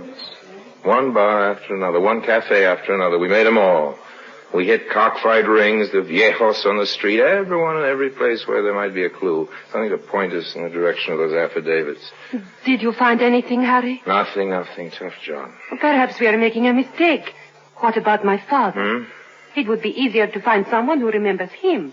We can start from there. Out of your mind, mention your father's name. Just mention it around here. You have not only the police down on us, we'll have every chief confidence man in Mexico on our hands, trying to find out what we want. But we have to start somewhere. And we have to rest somewhere, too. My feet are killing me. Let's go back to the hotel. Harry, it is not right for me to be What? in the room. Oh, for the love of... Come on. There's no time to worry about propriety. But it is not... Oh, we're both tired. We've got to rest. We might as well talk while we're doing it. Go on. I'll order up a couple of drinks. Hey, Alicia, that's not to cry about. I am sorry. I cannot help it. Come here. Come on. Oh, you should not kiss me. Oh, I'd be pretty silly if I didn't. Harry, please, no. You're a great kid, Alicia. Oh, Harry. You know what? I kind of hope this search of ours isn't too successful. Too soon. Things were considerably more bearable during the next few days. The warm Mexican evenings and Alicia. But during the days, long, tedious days, we searched and searched and searched, and we found nothing. After one of our better evenings together, I left Alicia at her door and headed for my room. When I opened the door, there was a surprise waiting for me. I had a guest. The weazened old beggar who'd been the first to greet us on our arrival in Leon. This time his greeting was a little violent. Hey! Damn! Hey, why you? Maria! No, you don't. You try to kill me. Oh, you try to kill me. I die. What are you doing here? Come on, what do you want? Panhandle business falling off, robbing hotel rooms now? Well, we'll see what the police have to say about it. No, not the police. Okay, let's have it. What's it all about? You come to kill me. What are you babbling about? Who wants to kill you? Bolo, you looking for Bolo. You come to kill me. Bolo? What's he got to do with it? Hey, come back here. Bolo?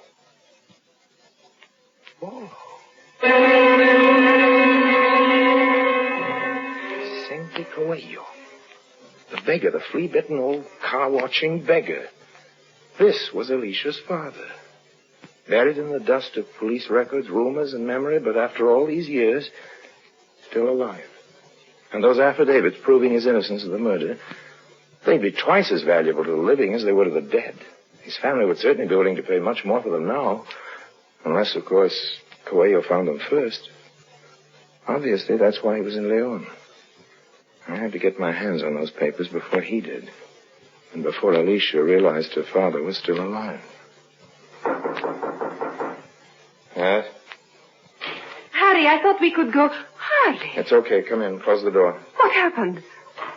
I had a little argument with destiny, honey. I won. Your clothes. Yeah. They're all torn in your face. Oh, Harry. Nothing I can't wash off with soap and water. But Alicia. what was it? The old beggar. He must have been after my money. He tried to kill me when I caught him at it. Oh, Harry, you must be careful. No, you're the one who's got to be careful. Stay away from him. No telling what he's up to now. Might try to get back at me by hurting you. Then we must go to the police. No. I don't want to talk to the police. No, not until we can clear your father. And then what? I'll handle him myself. You just stay close to me from now on. I had to find those blasted papers quickly now. But how? Where? Was Coelho any closer to them than I? How could I keep Alicia from learning that her father was alive?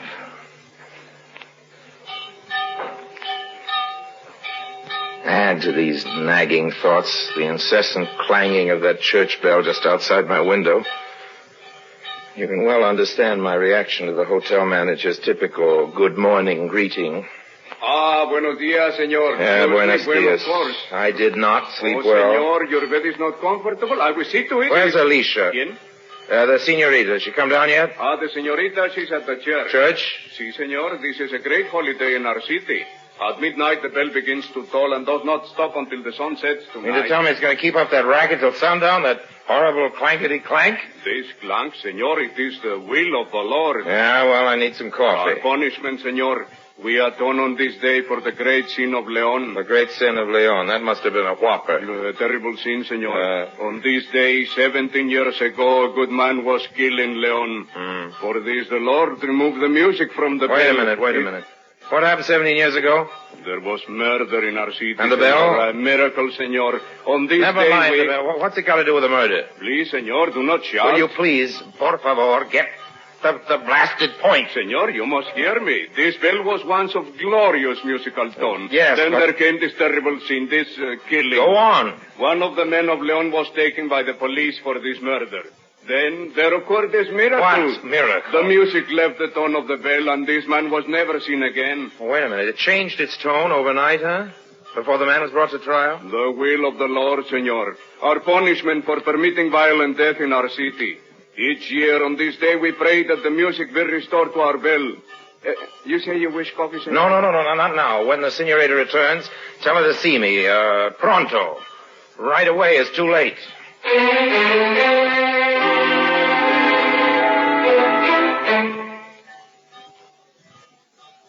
Harry, it is too fantastic. Oh, sure, it's fantastic. Bells don't change their tone the way you and I change our clothes. There's got to be a reason for it, a practical, fundamental, tangible reason. Now, look, this note. Yes? Bolo's note. Here, he admits it right here. He stole the evidence that would have cleared your father. He says he hid it right here in Leon. Well, why did he not destroy it immediately? Who knows? Maybe he intended to confess sooner or later. Murderers are seldom logical people, but look.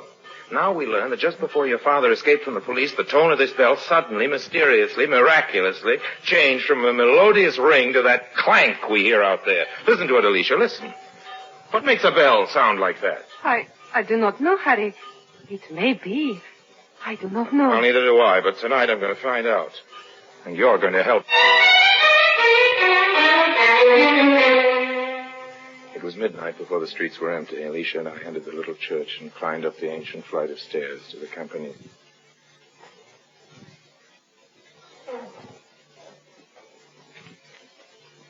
Quiet now. How will you get to the bell? The steps do not go that I'll high. have to use the bell pull. You will make so much noise. Yeah, You I know. will stop the bell to ring. Won't make much difference once we get what we're after. Here we are. Can you reach it? I've got it. Stay here. If the Padre shows up, let me know. I'll make it as fast as I can. Be careful, Harry. Do not hurt yourself. I'll be okay. Harry, I love you. Hmm? This is for good luck. That did it. Harry! I climbed up hand over hand. I don't know how far. 10 feet, maybe 15 or 20. It wasn't easy. The bell made a horrible racket over me, and the sound grew in waves as I approached it, making me dizzier and dizzier until I almost let go. But finally, there was no more rope. My hand touched the inside of the bell, and it stopped ringing. The old line confidence was at a cockeyed angle and slipping away fast when I suddenly grabbed for the clapper and found what I wanted. A heavy oilskin wrapper tied around it, a couple of 100,000 pesos worth of missing affidavits. One good tug pulled it away. I stuffed it in my shirt front.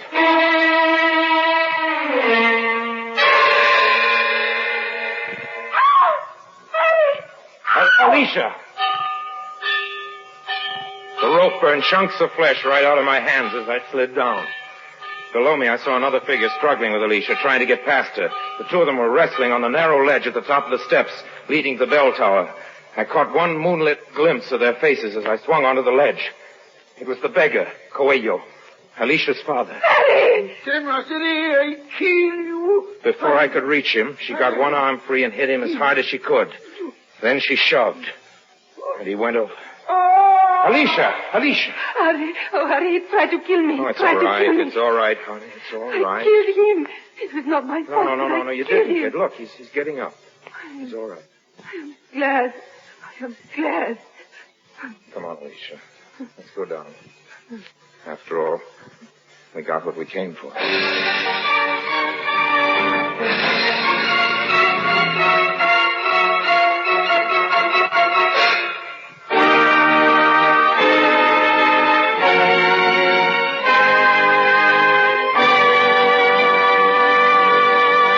Harry Lime returns in just a moment.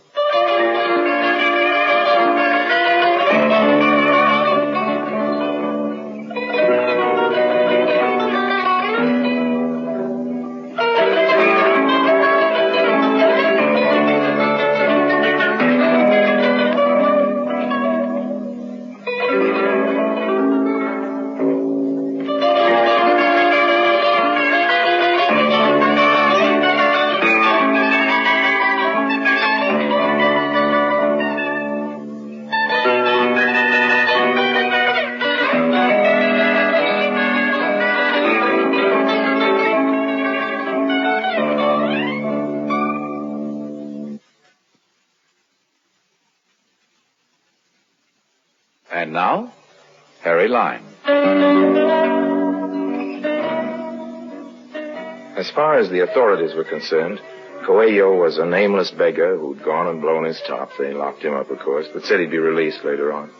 I was the one person who could identify him, the one person who could return him to his family. But why interfere? Let the old man figure it out for himself. If he wanted to remain the unknown beggar for the rest of his days, that was his business. Probably everybody'd be happier the way things were, particularly Alicia. She was all that really worried me. I went out into the little plaza to think it over. Day was breaking. The birds were waking up. The little cantina was still open. I went in and sat down at a greasy little table and had myself a couple of tequillas. Then I borrowed a few sheets of notepaper and wrote this. Alicia, my darling, I'm writing this in a great rush because I want to be gone from Leon before you're awake. I'm doing it this way because I'm afraid if I saw you again, I wouldn't know how to go, and I've got to. No matter what, I mustn't stay on here in Mexico with you. I hope you find somebody you deserve, but I doubt it. Anyway, here's wishing you happiness. Adios. And as for my fee, you can pay it to a man called Diego, who called at your house. Again, adios. Yours, Harry Lime.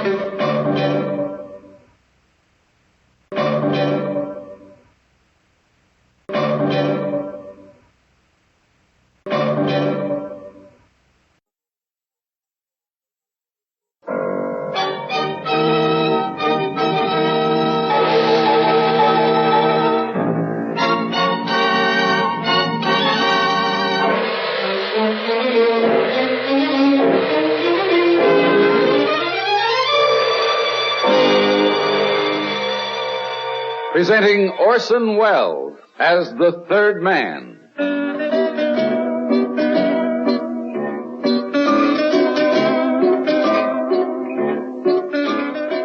The Lives of Harry Lime, the fabulous stories of the immortal character originally created in the motion picture The Third Man, with zither music by Anton Kara. I won't burden you with the sordid details about how I met two very lovely Brazilian women named Inez and Aurora. They were very rich. They were in Paris on a buying spree, and the three of us became inseparable friends in very short order. I told them I was a dealer in masterpieces of famous painters. They were most eager to see my collection. So I began to browse around old antique shops, looking for something to sell them.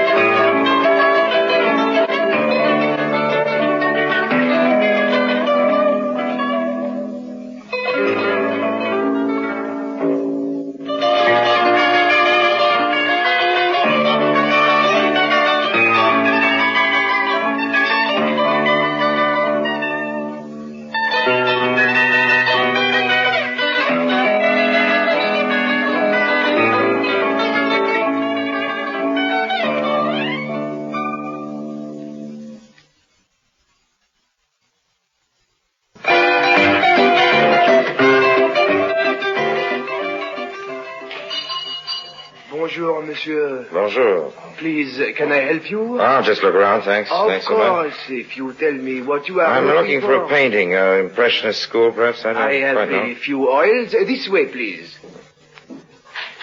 Here they are. They are very cheap. Yeah, not very good either. I are have they? one that is a little more expensive if you would step this way. Huh? Now, this one is very good. There's a picture of a bather. And in a dark light, and from a considerable distance, it might look a little like a Renoir. I looked the picture over carefully to see if it had a signature on it, but luckily enough there wasn't any inscription. A charming painting. Now, who painted it? It is hard to say. Looks just a little bit like a Renoir. doesn't it? Yes. How much is it? 10,000 francs. I'm sorry, old man, that's robbery. It is a very fine painting, and as you say, it looks a little bit like a Hey, what Renoir. I'll give you another 1,000 francs, and you put the picture in the heavy old gold frame there hanging on the wall. Oh, no, monsieur. That frame cost much more than the picture. Okay. 12,000 francs. No more bargaining. Is the deal? All right. I'll wait for it now. I know you will appreciate it. I expect someone else to appreciate it far more than I.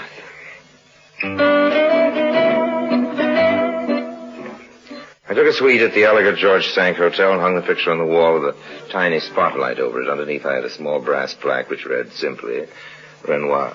Then I invited Inez and Aurora to have cocktails with me in my suite. That was a very funny story, Monsieur Harry. My dear Inez, it's true, every word of it. I do not believe it. You make it up to keep us in smiles. I'd do anything to keep you both in smiles, as you put it. You're very charming to us, Harry. I am most enthusiastic to see the painting. We'll get to Mr. Renoir by and by. How about another drink? Not for me, one is enough. Me for two. I mean, two for me. I am mixed up. I understand you perfectly. Here is me for two. Shall we not see the picture now? All right. Step this way. Lovely Inez. Beautiful Aurora. Thank you for your compliment. I don't compliment you. I merely told the truth. It is over dark in here. I'll put the light on in a minute. I'd like you to stand here as the best distance. Oh, it is so exciting to me to see a real Renoir. It's exciting to me every time I look at it. Now I'll switch on the overhead light. It's magnificent, isn't it, Inez? Oh, it is beautiful. I've looked at this picture 1,000 times. Just can't part with it. Look at the form of the bather. So chaste, so full of feeling.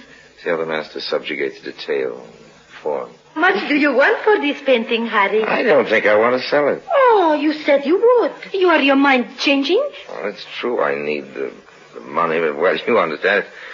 It's the one beautiful thing in my life. But you are a dealer. You must not go backwards on your word. Let me think about it. There's no hurry, after all. But we must have Let's have lunch tomorrow. We'll decide then, If you do decide, how much do you want for it? I'd never sell it under 4 million francs. 4 million? Too much money for you and too hard for me to part with it, so we'll just remain friends, shall we? I do not care how much money. I must buy. We'll meet tomorrow at the usual place for lunch and talk it over. In the meantime, you think about it, and I'll think about it. All right, Harry. 1:30 tomorrow. Good. I'll be there.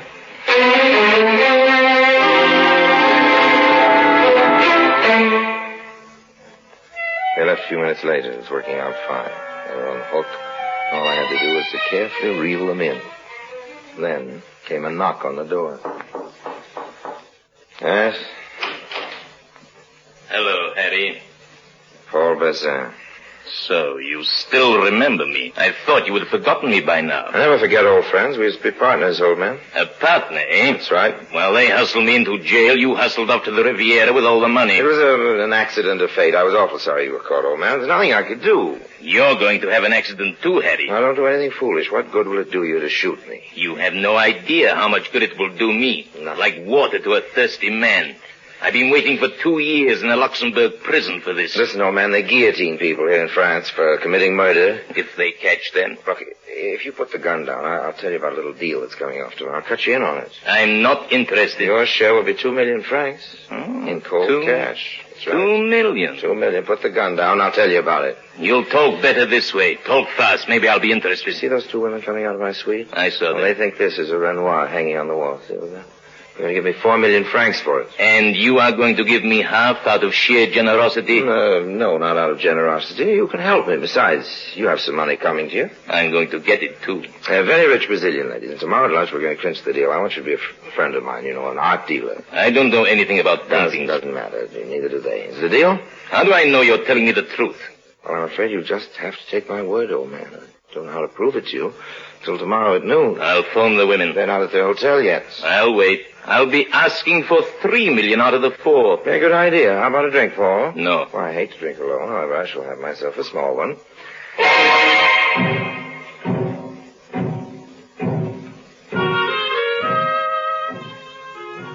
We waited an hour until Inez and Aurora returned to their hotel.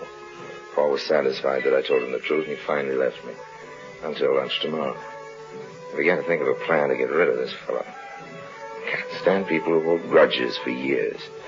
It's a sign of immaturity. We met at lunch as scheduled. Mr. Basin, what is your opinion of Impressionist painting? How does it compare with the modern? Well, I think it's very different. Mr. Bazin does not particularly like modern art. He hates to talk about it, as a matter of fact. He's against any form of art that isn't immediately comprehensible to everyone. Yes, I feel very strong about it. And me also. Abstracts are to me crazy painting. Yes, I think so, How too. about another cup of coffee? No, thank you. Let us talk about the Renoir. Ah, yes. By the way, when are you two lovely women leaving Paris? Yet we do not know. Maybe 2 weeks, maybe a month. Oh, it's hard to leave this city. Chance everybody. We have decided to pay you 4 million francs. Oh, did you? Well, we'll think about it some more, shall we? But that is the price at which you gave it. Yes. Oh, I am getting all mixed up again. You haven't changed your mind, Harry. Well, not exactly. Let's give it another few days. You're going to be in Paris a few weeks. There's no hurry. You don't want to sell it? Well, I do. That is, I must. But you see, after I left, I had an offer from the Fontaine Galleries, about 5 million. I'm very embarrassed by it. I don't like this kind of business. But you said yes to 4 million yesterday. I didn't make a promise. I said I might sell it for 4. You must understand, I'm a businessman. I must sell it to the highest bidder, after all. Why don't you forget the Renoir? I'll be glad to show you other paintings. Very fine, famous artists for much less money. We will give you the request you ask. Well, it's worth much more, I assure you. How do you feel about it, Inez? We will buy it for 5. If you can afford it, I think you're making a wise investment. I'll write a check for you right now. Give me the checkbook, Aurora. If you don't mind, I'd rather have it in cash. Why? Well, I have some very urgent bills to pay. It'll take a week or so to clear through the bank. I can wait until this evening. You'll get the check cashed at your bank. We can meet for dinner. We'll have a real big celebration, A party. Yeah. You will be guest to us. Oh, no. You're my guest, please. You come too, Monsieur Basin? With pleasure, mademoiselle. Where shall we meet? Shall we go to my favorite restaurant, Tour d'Argent? I know where it is. Oh, it's one of the best in Paris. Now, I must go. Garçon, addition.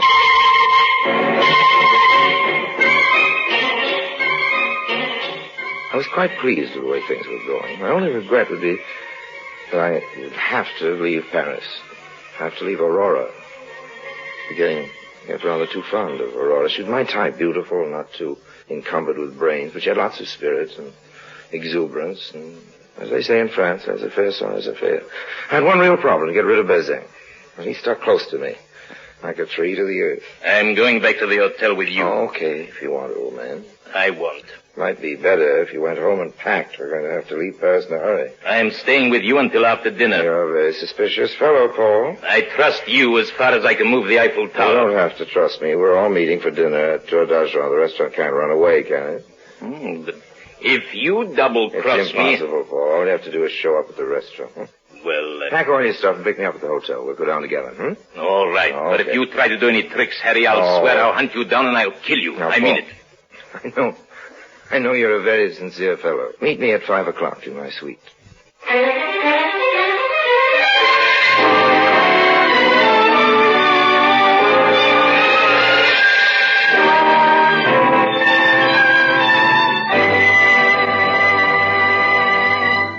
Orson Welles returns in just a moment as the third man.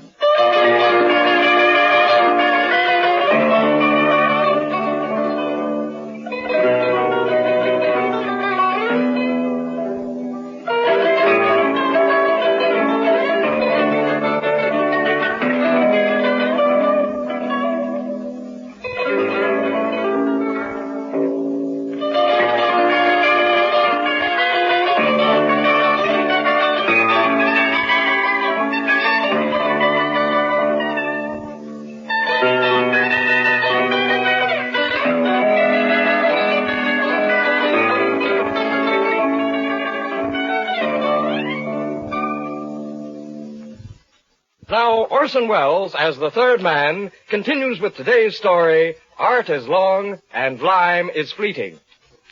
I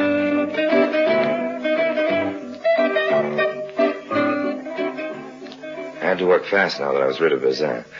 I hurried to my hotel and began to pack my clothes, and I telephoned my 2 Brazilian customers. Hello? This is Harry. Oh, Harry. You have your mind not changed. No, I just learned that the Tour d'Argent's closed tonight. Well, then we shall someplace else go, no? Of course. There's a superb Italian restaurant called the Casa Bellini. Write the address down, will you? I have a pen. Good. It's 43 Rue Victoire. I made a reservation for 7:30. We will be... Tell Inez I'm sorry about the change. Oh, it is very nothing. I suppose she's gone to the bank, hasn't she? Oh, yes. Good. She will be back soon. What makes you so happy? Inez says I have for you much liking. And is it true? Yes, Harry. True for me, too, Aurora. I think you're the most charming woman in all of Paris. You are to me, too. Oh, I get mixed up again. I know you and I are going to be the very best of friends. See you tonight, honey. Tonight, Chérie. I packed quietly, wrapped up the painting, and got ready to leave. Soon I left my suite better. I had a hunch that Bazin would change his mind and come early. Yes? Hello, Paul. You are about to leave? Well, I was just going down to pay my bills, matter of fact. You lied. You're getting to be awfully unpleasant, Paul, old man. You are getting up to something. I am getting up to 5 million francs for this little package here. I think you were trying to run away. I think I came just in time. You're not thinking. No matter where I ran, I'd still have to be at the Tour d'Argent at 7:30. Where were you going when I came into the room? I told you I was going downstairs to pay my bill. You're being very dull, Paul. You don't fool me. I think you better come along, huh? We'll go down together in a little while. Now, look here, Paul. We have 3 hours until we go to the Tour d'Argent. You're not going to stand there with a gun in your pocket all afternoon. That is exactly what I am going to do. Well, I have to go to the bank, arrange for my plane ticket. You're being quite a bore, old man. You never had money in the bank in your life. So happens that you are cruelly wrong. Show me your bank book. It's downstairs in the hotel safe with all my other valuables. You are lying. A partnership based on suspicion and mistrust can never be successful, old man, really. We are going to be Siamese twins for the next few hours. It's no use arguing with me. Well, if that's your decision, you might as well sit down. You get very tired standing up there for 3 hours. You worry about me a lot, don't you? I was brought up very carefully. It's ingrained in me to be a hospitable host. Now, I'm glad you're taking my advice. Like some refreshments. A drink, perhaps? No. Just want to sit, That's right, just sit. Well, don't doze off now. You think you're funny. No point in being grim about it. Want some cards? No. Have a set of dice somewhere just to while away the time. I don't want to do anything. You just want to sit. That's right.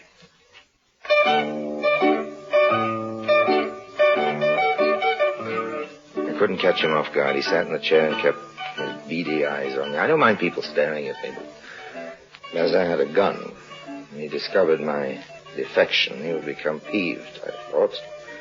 And that gun might go off. He just sat there for a long time, and then even he became bored. He was just sitting. Tilted his chair against the wall, rocking himself back and forth. The pressure of his toes against the floor. A sudden kick on the back legs of the chair when he was tilted would certainly give me an advantage. As he fell backwards, I hurled myself at him, pinioning his arms. He managed to get the gun out of his pocket, but I rolled the chair over his arm and he let go of the gun. I seized the gun and placed it against the back of his head with a good deal of force. The fight was over in less than a minute. He lay there quietly. I figured he'd be out for an hour at least. Yes. Mr. Bazin was out of the picture. Forgive us for being late, Harry. Oh, please. It was the fault of me. I took too much time to seem beautiful. You don't seem beautiful. You are, both of you. Monsieur Bazin, he's not coming. He won't be here. He wanted to come very much, but he was suddenly taken ill. Oh, that's too bad. And he'll be all right, I think. I am much hungry. You make the selection for us. We do not know the French word. Oh, I'd be delighted. Perhaps we'd better settle our business first, though. Business before pleasure, you know. Oh, let's eat first. There's no hurry. We'll have all the night. I didn't like this. They didn't seem to be so eager for the painting as they were at lunch. Maybe they were only hungry. Maybe. I don't like your attitude at all. I like your peshmelba, Aurora. It is superbly. It will make me fat, and then you will not like me anymore. It'll make you fat, and I will adore you even more, darling. We must thank you for a very fine dinner. The best we eat in Paris. I'm very pleased that you're pleased. And now that we've eaten, shall we finish our business? You know, the Renoir is all wrapped up. Oh, hurry. We haven't had our brandy yet. But we can negotiate while we wait for the brandy, Oh, you Americanos so impatient. I Americanos like very much. Impatient in men is very nice. It's a custom in our country to get our business over with first. Very droll in that respect. Then we can all relax and enjoy ourselves, shall we? Oh, Harry, you do not say a word all evening about my frock, which I wear for you, especially. It's a beautiful dress. Perfectly beautiful. I must say that if you've changed your mind about the painting, it's perfectly all right. You don't have to be embarrassed. Oh, no, Harry. We have not changed our mind. Let's have the brandy and then we settle the business. Okay. Garçon? There was definitely something wrong. They were obviously stalling. But stalling for what? I was getting very uneasy. The waiter brought the cognac, and they sipped it a drop at a time. For 15 minutes, they dawdled over it. I decided not to wait any longer and forced the issue. Tell us something about yourself, Harry. About America, I mean, when you lived there. There's nothing much to tell. I grew up like any average American boy. I got interested in art, but I learned soon enough that I'd never be a good painter. You were an artist? Well, not much of one. Now, if you'll forgive me for bringing this up again, I will give you the painting in exchange for 5 million francs. I'm afraid that we'll have to do it now or not at all. But, Harry... I mean it, Inez. We'll all feel better once it's done. Well, here's the money. You can count it. Oh, I trust you. Please, I won't even open the envelope. And here's your Renoir. I hope you'll enjoy it as I have. We will. Mademoiselle, I am sorry. I am late. I just couldn't get away. Oh, Monsieur Bordet, this is the Harry line. Now, how do you do? I am pleased to meet you. Monsieur Bordet is an expert on Renoir's painting. He's from the Louvre Museum. Oh, the Louvre, eh? Now, if you'll just excuse me for a minute... Monsieur Lime. I have got to leave. I'll just take a quick look. Wait, please sit down. Alan Rapid. I began to figure the distance to the door. It looked like this might be one of the times to run and fight another day. Monsieur Bordet motioned the gendarme who had evidently accompanied him to come into the room, close the door. Well, I took care of that. I just have to bluff it out. The expert slowly unrolled the picture, held it this way and that. How much did you agree to pay this man, mademoiselle? 5 million francs, monsieur. Is it too much? Too much or not enough? I don't like your tone. Just what do you mean by that, sir? The light in here is too dim for me to make a definite opinion, but it could be a Renoir. There is a painting of his with this same general composition. The figure is not bad. The colors like his. You think it is a real Renoir? I was sure it was all right. I would like to take it with me and examine it more thoroughly. But I can say this. If it is a Renoir, it is worth 20 million francs. 20 million! Qu'est-ce qui arrive, hein? Monsieur. De quoi s'agit-il, hein? You are not going to arrest anybody. Keep your hands high. You'd better do as he says. He looks dangerous. So the picture's worth 20 million, eh? I'll take it with me. Just a fact. Now stay as you are or you'll get a bullet. And don't follow me.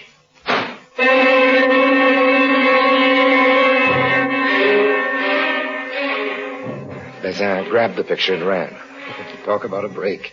With the gendarme, the girls, and Bordet, I ran after him, yelling, "Stop, thief! Stop, thief, thief!" All the time blessing myself for not having tied him as securely as I thought I had. All I had to do was to follow him away and then get lost. As I tore along in his wake, I noticed a couple of street Arabs huddled around a small fire. They scattered in panic. I sprinted, tackled. He hit the sidewalk. The picture flew out of his hand. I shoved it into the fire. "I've caught you, you rogue.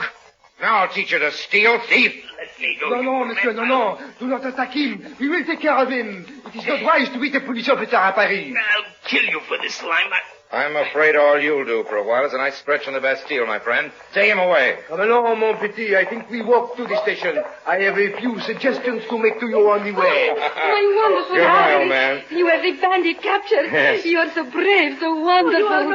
You are all right. a wonderful action, Monsieur Lime. An heroic deed. But where is the picture? The picture, it must be right here. It flew out of his hand when I tackled him. Oh, the picture, it is burning. It will be destroyed. Get it, Harry, it is burning. I'll get it. I'm afraid it's completely gone. Oh. Of course, I made sure the picture was burned. I managed to grab a corner of it, but I had to drop it back into the flames. What a pity. The girls in Godet were very concerned over my hand, but what's a few burns compared to a term in the local Hooskow and 5 million francs, not to mention getting rid of Bazin. Godet and I saw the girls home, and then after making a date for the next evening with Aurora, I offered to drop him at the Louvre, where he still had to make his report. There is only one thing remaining to say, Monsieur Lime. Mm-hmm. Yes? What is that? I would not want you to think that I am such a bad expert that I really had any doubts about the picture. You mean that it was an original? No, I mean that it was not. Oh, I see. Well, how much do you want for that? Nothing. Nothing? I don't get it. Monsieur Lime, if I had everyone arrested who tries to sell a fake picture, the prisons of Paris would be full. I wanted only to give you a chance to get away without embarrassment. I hope this will be a lesson to you, and that you won't try it again. Monsieur Corday, I can't tell you how much I appreciate your courtesy. You're a wonderful fellow. And I must tell you, I want you to know what an inspiration people like you are to people like me.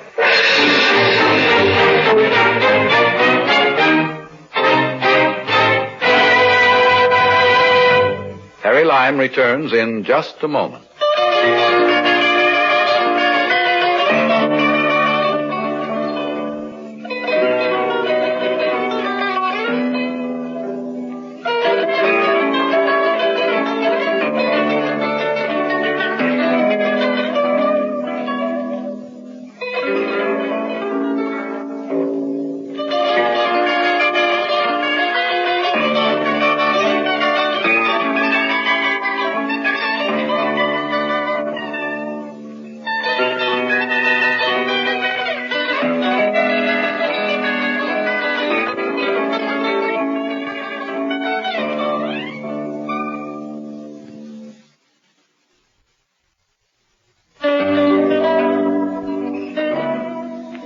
Let's face it, friends, the world is very generously populated with mugs. Millions and millions of mugs just waiting like the proverbial sheep for the proverbial fleecing. In fact, if they weren't shorn from time to time, they wouldn't be comfortable. It always makes me laugh to read that one of the mugs was an innocent victim of a confidence game. Now, just how innocent, I ask you?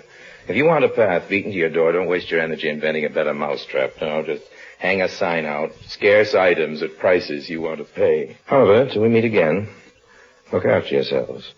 And remember, if you don't, no one else will.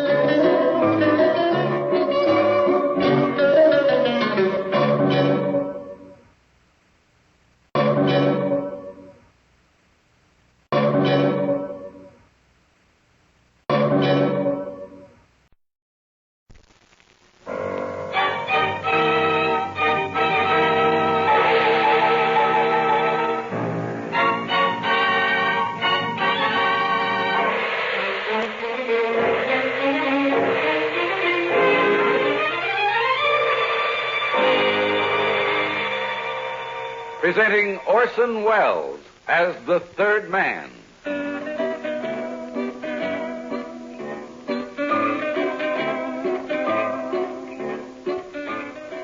The Lives of Harry Lime. The fabulous stories of the immortal character originally created in the motion picture The Third Man, with zither music by Anton Kara.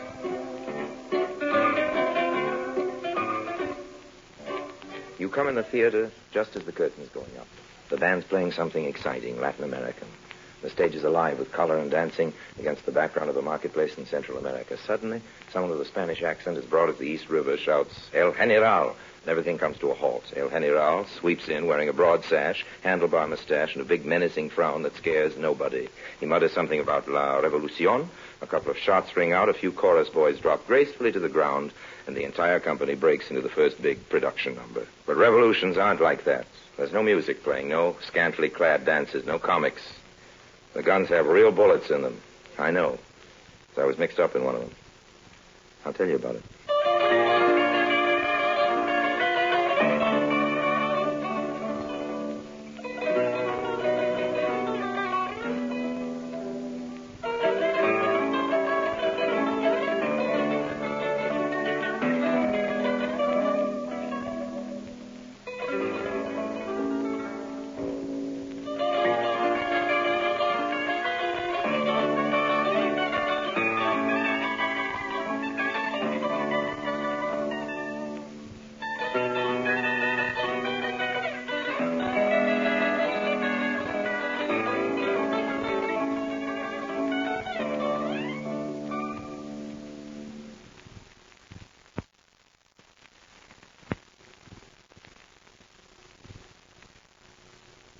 And now, Orson Welles as Harry Lime, the third man in In Pursuit of a Ghost.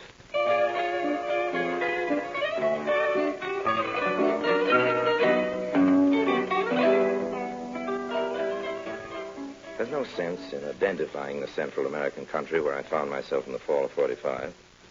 Any of those who were involved in the revolution are still alive, of course. I've caused enough trouble. Anyway, I was in a waterfront cafe in the tiny country's capital, and there were only two of us at the bar, yours truly, Harry Lime, and a derby-hatted little Englishman who looked about as much at home as a burlesque queen at a church picnic. Yeah. How about having a little drink with me, Governor? Oh, thanks. I don't like drinking alone either. Oh, American, eh? Yeah. I thought from how you were English. Sorry to disappoint you. Oh, it don't make no difference. Thought I was hoping for a word about home. What'll it be, Governor? No, scotch, if they have any more. Hi there, matey. How about finding a little scotch for the gentleman here? Scotch para el caballero. Sí, señor. Scotch para el norteamericano. Pronto, señor. Ah, gracias, amigo. You never learned that lingo in Petticoat Lane, you know, man. You're right there, you are. I've been in this blooming country for 10 years now. There's plenty of brass here, I can tell you that, I can. Money, I've heard of this stuff. It's been a long time since I had my hands on it. Oh, down on your uppers a bit, ain't you? You said it, man. You said it. Scotch, señor. Thanks, gracias. No trouble with it, señor. No trouble. Well, here's to your increased fortune. And to yours. You've been here a long time. You might be able to steer a fellow onto good things. There's no way of making an easy living here, there ain't. The blinking government controls all the gambling, the lotteries, the casinos, everything. And if the revolution succeeds, it'll be worse. Revolution? Oh, maybe I shouldn't have let that little bit of information slip. All right. I don't go around talking. How'd it be worse? Well, it's this way, Governor. For a long time now, a bloke they calls General Valdez has been brewing us for the trouble. He's a rough customer, he is. But up till now, he ain't had the money to buy arms and ammunition and hire soldiers. And now he's got the money. No, that he has. A gent from the States is financing him. American financing the revolution? One of them blokes you call gangsters up in the States. He'll have a good thing, he will. So he's taking an awful chance. If the revolution fails, he'll be facing a firing squad. Not bloody likely. He's too smart for that. The way I hears it, he comes down here, he makes his deal with General Valdez, and then he hightails it out of the country, goes to Havana someplace to wait it out until Valdez is sitting in the driver's seat. He's left the country, eh? That's right, Governor. Well, I suppose he stands pretty well with the revolutionists. I used to know if you guys got mixed up in the rackets back in the States. I wonder if you happen to know the General's friend. The one who's financing the revolution? Yeah, do you happen to know his name? No, that I don't. Down here, they just call him El Zorro. It means the fox, and he's that all right, I guess.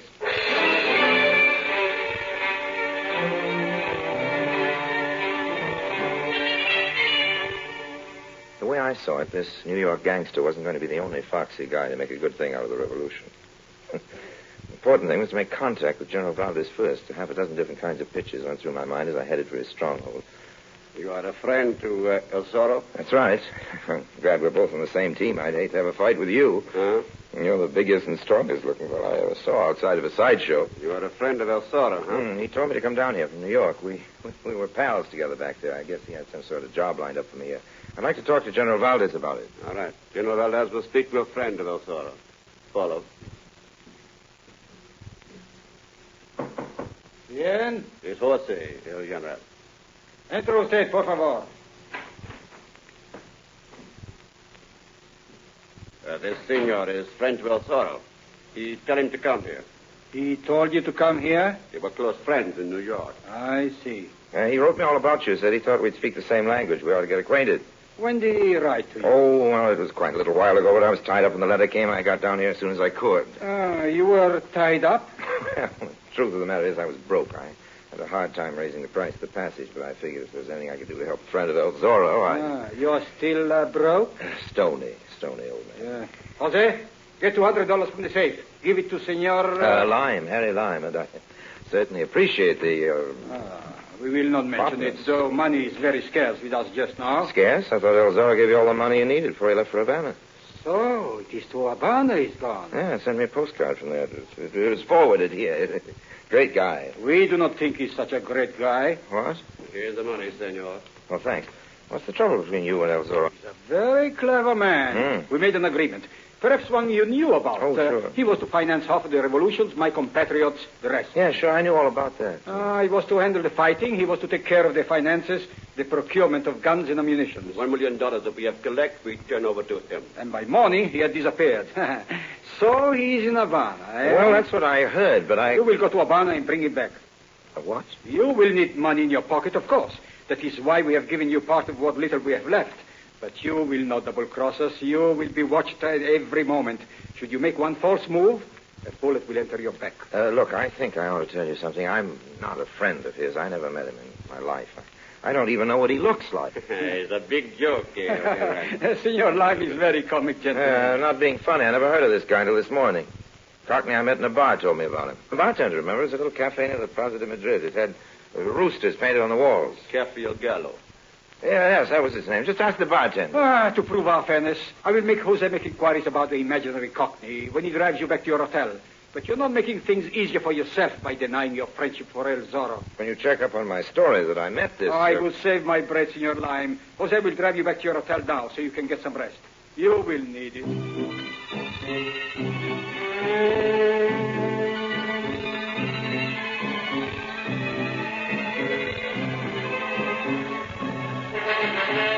When the gargantuan Jose dropped me at the hotel, I went in one door and out the other, and then I hurried to the railway depot, bought a ticket on the first train out, which wasn't until 3 a.m. Wandered for a few blocks until I saw the reassuring sign, Polizia. Never had any love for the police, but now they represented some protection from General Valdez. After all, he was a revolutionist, an outlaw. Thought gave me a little comfort. I headed into a nightclub across the street and sat down amidst chattering cocktail drinkers. Hadn't been there long when my eyes were suddenly drawn to one of the most seductively beautiful women I've ever seen. She was a tall, slender brunette. She was sitting alone. There was invitation in her eyes. I armed myself with a couple of glasses of champagne, one in each hand. Walked over to a table. You know, it's strictly against the law for beautiful women to sit alone in bar rooms without a drink. I was waiting for a friend. Well, I'm very friendly. I come bearing champagne. If I sat down, would you scream for the manager? I would not scream very loud. It is bad for my voice. Ah, you're a singer. I knew it. It was your artistic appearance that appealed to me. That's really why I made like a St. Bernard. Well, I would like a drink, but you look more like El Lobo to me than a St. Bernard. El Lobo is the wolf in Spanish. And you don't like wolves in any language, No, I don't mind. As long as their claws are not too sharp. Some girls pretend they do not like the roving males, but women are all complimented by attention. I like wolves like you. I love your frankness. What's your name? I am Consuelo. And you? Harry. To Consuelo and Harry. Very wonderful, Consuelo. If I didn't have quite so much on my mind, I'd... Oh, poor Harry. You big American businessmen are all alike. All the time you must worry about money matters. There are other things in life. And anyway, worry does no good. No, you're right. All the worry in the world can't change a thing. We'll have another drink. No. Consuelo? No, I'm afraid to drink any more on, how you say, an empty stomach. I might lose my head. Well, let's have dinner together first, and then both lose our heads. Are you a good sport, Harry? What's up? You come with me to my little apartamento, and I will cook for you a real Spanish dinner. Something you cannot get in a restaurant. It is made with chicken and rice and white wine. Sounds like quite a dish, Consuelo. May I say the same for you?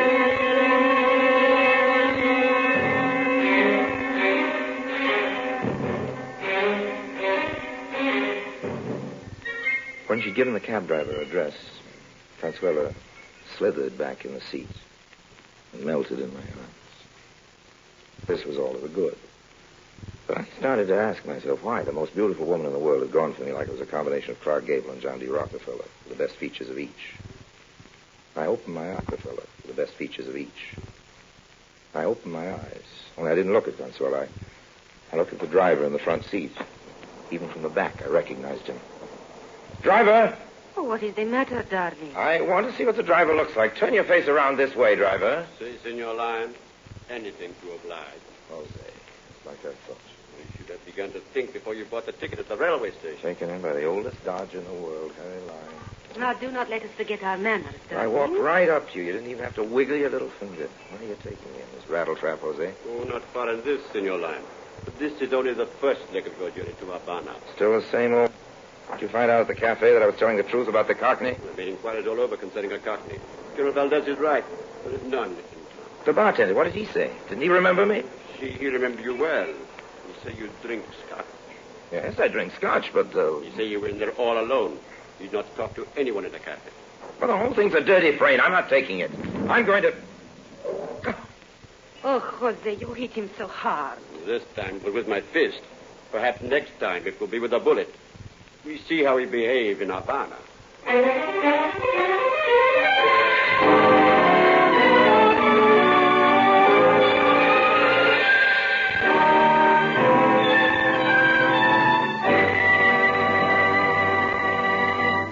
Orson Welles returns in just a moment as the third man.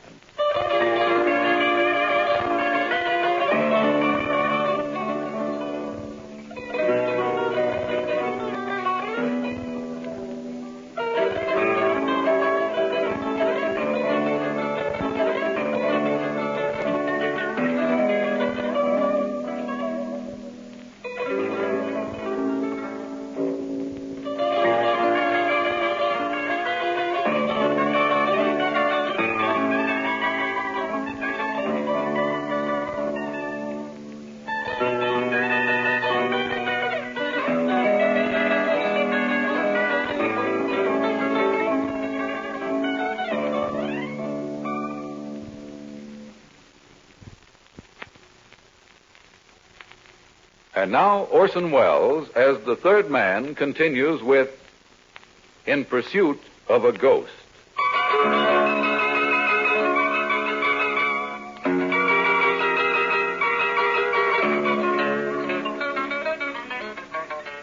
Everything was black and purple, with nice little polka dots of green light. This went on for a couple of thousand years. Then I realized I was lying down and the bed was soft, but it kept pitching, sliding out from under me. I could feel the throb of a ship's motor. He's waking up, General. For a while I thought you never would. I hate pulling a line as old as this, but where am I? We are on our way to Havana, Senor. Yeah, I guess that. But this ship... A private yacht a friend was kind enough to lend us. We are the only passengers aboard, and the crew are all very loyal to me. That should answer what you really want to know.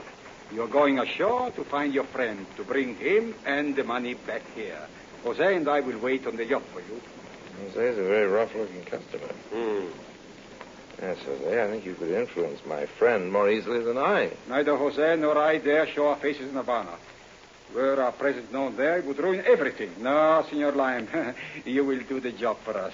But you will be watched by our friends, watched every second of the time. Look, old man, this whole thing is pretty silly. I don't even know the man I'm supposed to find. The statement is ridiculous. We will not go into that again. All right, so he's my pal. My pal. I'm supposed to get him to leave Havana and come aboard this yacht. Do you mind telling me how I do it? That is your problem, senor. But I can tell you this. If you fail, you will not leave past tomorrow night. By 2 in the afternoon, I checked in at the Hotel Nacional, wandered along the Prado looking at all the sidewalk tables for somebody who might look like a resourceful New York gangster. I'd consumed half a dozen daiquiris at Sloppy Joe's, but I wasn't any closer to the solution of my problem, finding a man I didn't know, making friends with him, and persuading him to tuck $1 million in his pocket and come aboard a strange yacht. But if I didn't get back to the yacht with him, well, there wasn't any sense in speculating on that. I'd seen the look in Valdez's eyes. The general was playing for keeps. I walked for endless miles. I took buses. I traveled by cab. Finally, at 3 a.m., I landed about 4 miles out of the city on a little street they call Hot Dog Alley, a sort of skid row lined with Roomba palaces. And there, at a table in one of the noisiest of the joints, I saw him. I knew it was him, tall, dark, and just reeking with rotten money. Also sitting beside him, holding his hand and nuzzling up to him, was Consuela.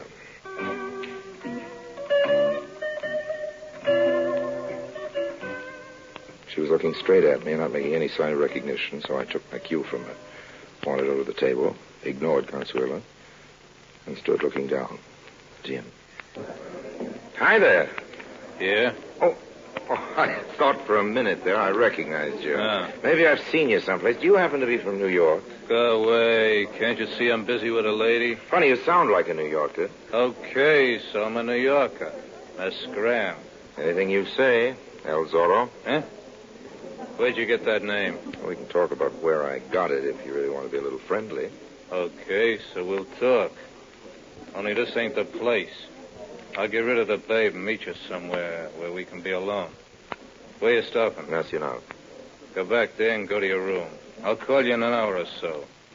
Who do I ask for? Harry Lime. Be waiting for your call, pal.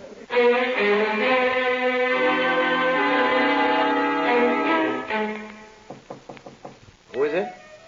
It is Consuelo. Let me in. All right, babe. So now you're in. Comes next. Please, we have not much time. Please do not fight with me. I did not know they were bad men, honestly. They said it was some sort of a joke on you, that you were a big businessman and you were working too hard.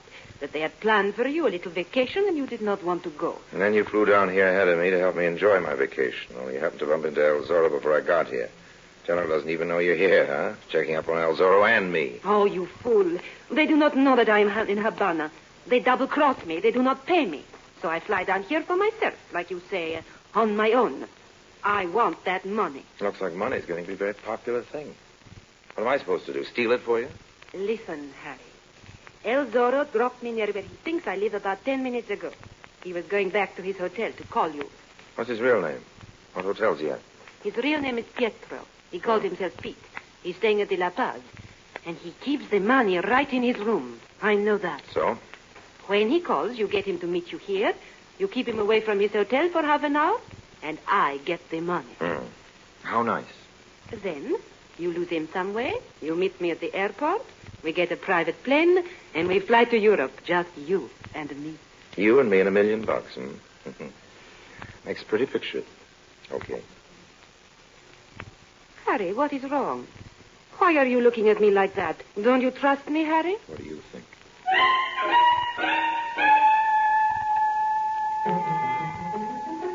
Of course I trusted her. About as far as I could throw the Hotel Nacional. Consuelo is a beautiful girl, but nobody's that beautiful. I have a very good nose for a frame-up.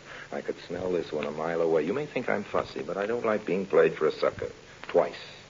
So I gave the lady time to get started, and then I put in a call. Hello? Hello, Pete? Yeah? Harry Lime speaking. What do you want? $100,000, Pete. Quit your kidding. What's all this about? Well, we're fellow Americans, Pete. I want to do you a favor. For $100,000? I know about the $1 million, Pete. I also know that General Valdez and his boys have followed you down here. Yeah? They know where you've got the dough, Pete. Is this on a level? Not only that, they've got every means of escape all corked up. You're not getting out of here, Pete. Not without my help. What can you do, Lime? I can get you out of Cuba alive. I want a fast answer, old man. Let's not quibble over money. You're getting a bargain, 100,000. I slip you out of Cuba into some spot where you'll be safe. I have my own yacht and a crew I can trust. How do I know you're telling the truth? Easy, because I'm giving you my first tip off for free. That girl you were with tonight. Yeah? Well, old man, she's one of the gang. She's on her way to your place now. Wait 10 minutes. Then leave your hotel, give her a chance to get in, then go back. You'll find her going through your things. I'll give you a chance to settle things with her, and then I'll call for you. Have your things with you, including my $100,000. It's a deal, Harry Lime. You're a pal.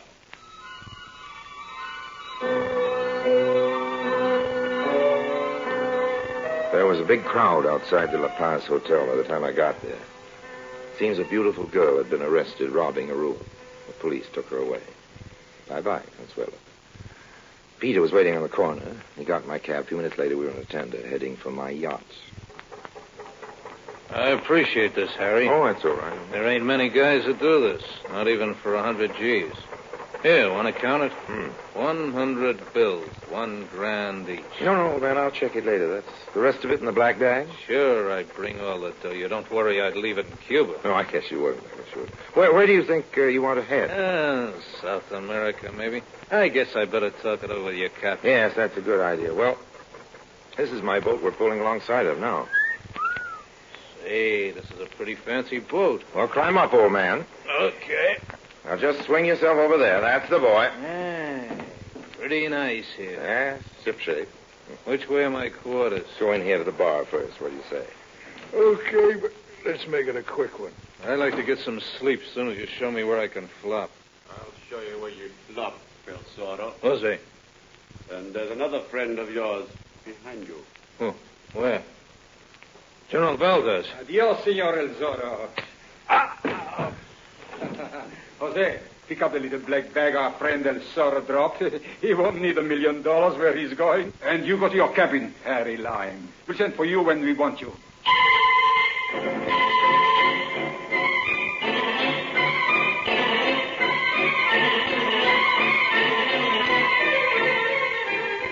I've never been very fond of unnecessary arguments, so I went down to my cabin, threw myself on my bunk.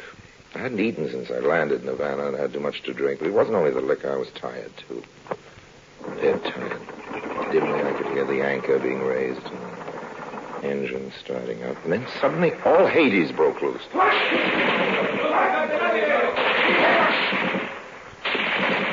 what in the name of... There is another of the revolutionists. Kill him, too. But I'm not one of the revolutionists, I swear. Please. Ready. Hey, No. Do not fire. He's not one of them. As you say, your Capitan, the General and the others are all dead. And we can now see to the running of the ship. Well, Harry Lime, I hope you're proud of your role in the thwarted revolution. You're the Cockney I met in the bar that first day, but... Yes, the Cockney dialect is one of my accomplishments.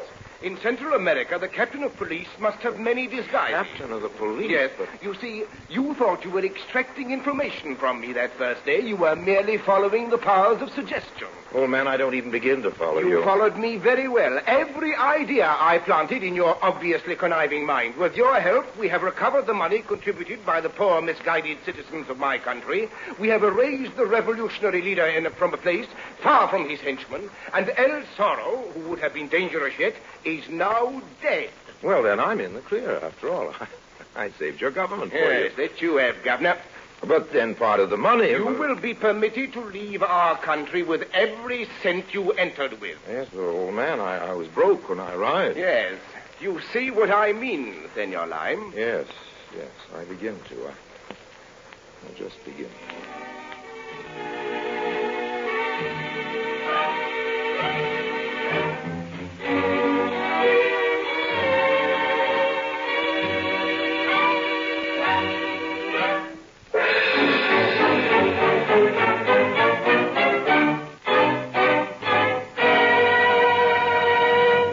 Harry Lime returns in just a moment.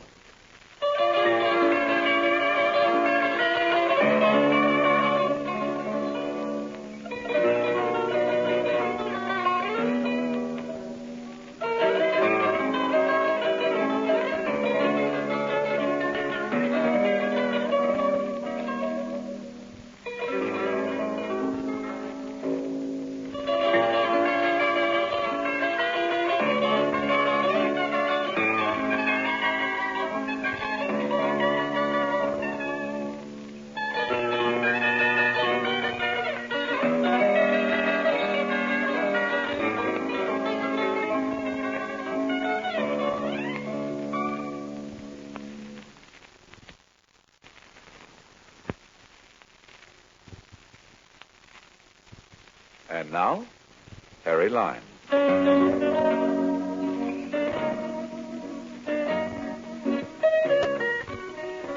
My only comfort was the cozy feel of a roll of greenbacks, 100 grand warming my breast pocket. Yes, Ernie was a smart cop, but he didn't know about that. But we do, don't we?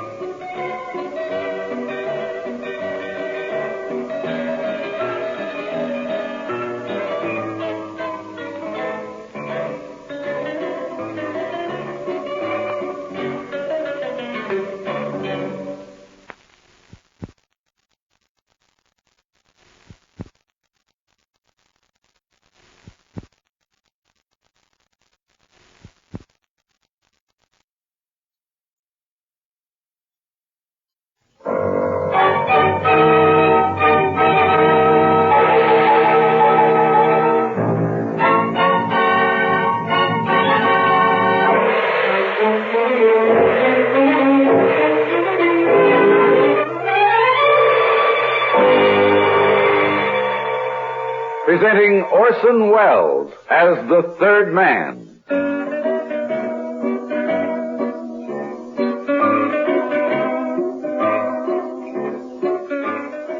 The Lives of Harry Lime. The fabulous stories of the immortal character originally created in the motion picture The Third Man, with zither music by Anton Karas. If I were an honest man, which would be silly on the face of it, this would be my sermon. Any character who gets swindled is asking for it. You can't swindle a man unless he's so full of larceny that his very breathing is crooked. This, to a man of my talents, would be disconcerting if I didn't know that 9 people out of 10 are full of larceny. Like a certain American named Harris, who not so long ago came to Paris for a holiday.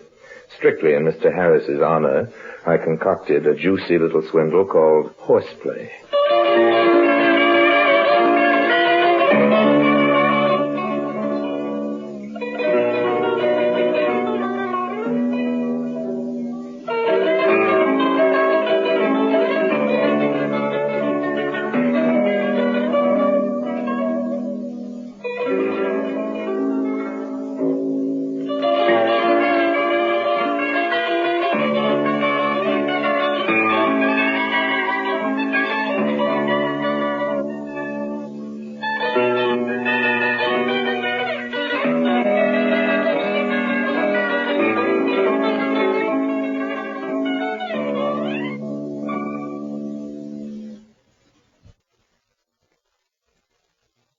And now, Orson Welles as Harry Lime, the third man in Horseplay.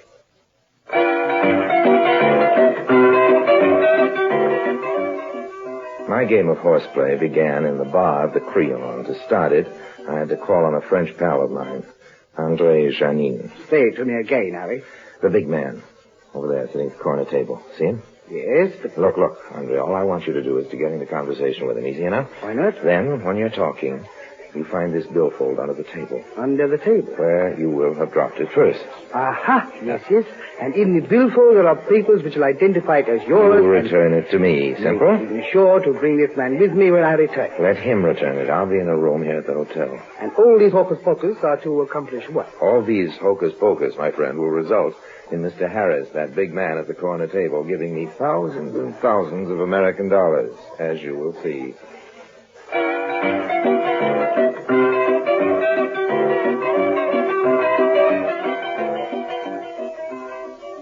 Andre Janin did his job smoothly. He was sitting down and talking to Harris in a matter of minutes, though they were old friends. When not too near, I watched discreetly. They were just getting up to go. When suddenly... Oops. Oh, I'm sorry, Monsieur Janin. What? Your foot, I must have kicked it. Excuse me. My foot? But you did not. Let's see what... Look, it's a billfold. You must have dropped it. Billfold?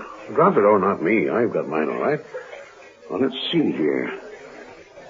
Well, whosoever it is, it's sure one fat wallet. Why, look here at this. Oh, there's nothing to be leaving around in hotel bars. 7, 8, 10, 15, 10 mil franc notes. Must be $400 American anyway. Membership card here to some club. Club de Turf. What's that? Sounds like some sort of club where one may place bets on horse racing. A turf club. This is English? Oh, sure. A turf club, eh? Fellow's name is Harry Lime. Here, look at this. Looks like some sort of coach typer. And 2 race tickets. And look at this newspaper clipping here.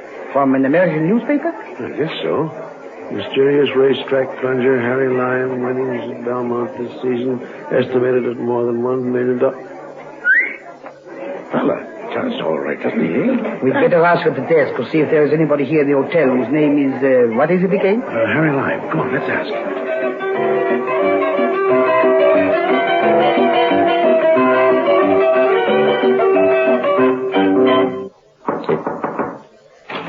Yes, what do you want? Are you Mr. Harry Lime? You a newspaper man? If you are, I don't want to see you. No interviews. Except we will not be bothered by a lot of... One moment, sir, please. We simply called by to ask if you had lost anything. Lost anything? Certainly not. Good day, gentlemen. You sure you have your wallet? Your billfold? Oh, good. Where? Now, just a second. I think we have found it, Mr. Oh, come in, gentlemen. I'm sure you know how sorry I am. If I seem to be rude, it's just that these reporters, even here in Paris, all men in my position... I suppose you can identify the billfold. I certainly can. Now, let's see. Some cash, maybe $400 or $500 in French-American money, a membership card in Club de Turf, a code cipher I use in my business, and, let's see, a couple of cablegrams. Yours, all right. Well, can't tell you how grateful I am. Certainly would have put me in... Here, why don't you take this cash and have yourselves a good time? Oh, nonsense. Don't be foolish. Please me very much if you take it. Seriously, these papers here, they're what's of value, although only to me. You're sure I can't repay you by... No, mille merci. Well, then, at the very least, you must both be my guests for an evening while you're in Paris. Drinks, dinner, make the rounds of the hottest spots, maybe some girlfriends, huh? Meanwhile, let me place a bet for you just to cover your hotel bill while you're in town. A bet? I'm afraid I do not exactly see what you are. He means on the horse races, don't you? Well, you mean you have some, let me see, some odd tips? Well, in a way, yes, tips. You see, I represent a large syndicate which, shall we say, is beginning to regulate the winning of races at French tracks. I'm merely the agent, placing the syndicate money to the considerable disadvantage of French bookmakers and gambling clubs until they fall into line. Naturally, this is all confidential. Oh, of course. By me. That's why I was so curt with you when you first came to the door, you understand. I thought maybe you might be newspapermen. Occasionally they become embarrassingly close to realizing what the syndicate is up to. And naturally, any publicity would... Excuse me. Yes? Cablegram, monsieur. Merci, tiens, garçon. Oh, merci bien, monsieur. The point is, gentlemen, I'm sent my instructions by coded cablegrams, so you can see what a spot I'd be in without my cipher. So, I'm grateful to you both.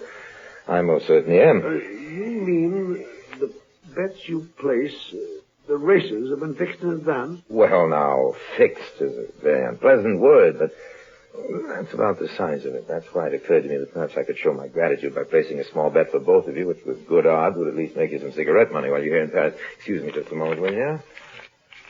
What a thing to happen in on, eh, Janet? What do you mean? Why, don't you get it? Fixed races. An absolutely sure thing. I've heard of things like that, but... Heard of them? We have one right here in our Gentlemen, this cablegram, I have a very good thing. If you'll just excuse me. Oh, but of course, I'm sure. Miss Harris, we did not mean to stay here so long as this. Oh, no, please, not at all. I insist you stay here. There are drinks, cigars, seltzer, Perrier water over there on the table. I'll be back in a matter of, 15, 20 minutes at the most. Well... My hat over there, yes, there. Now sit right down, make yourselves at home, both of you. I'll be back in a jiffy. Yeah, put something on it for us.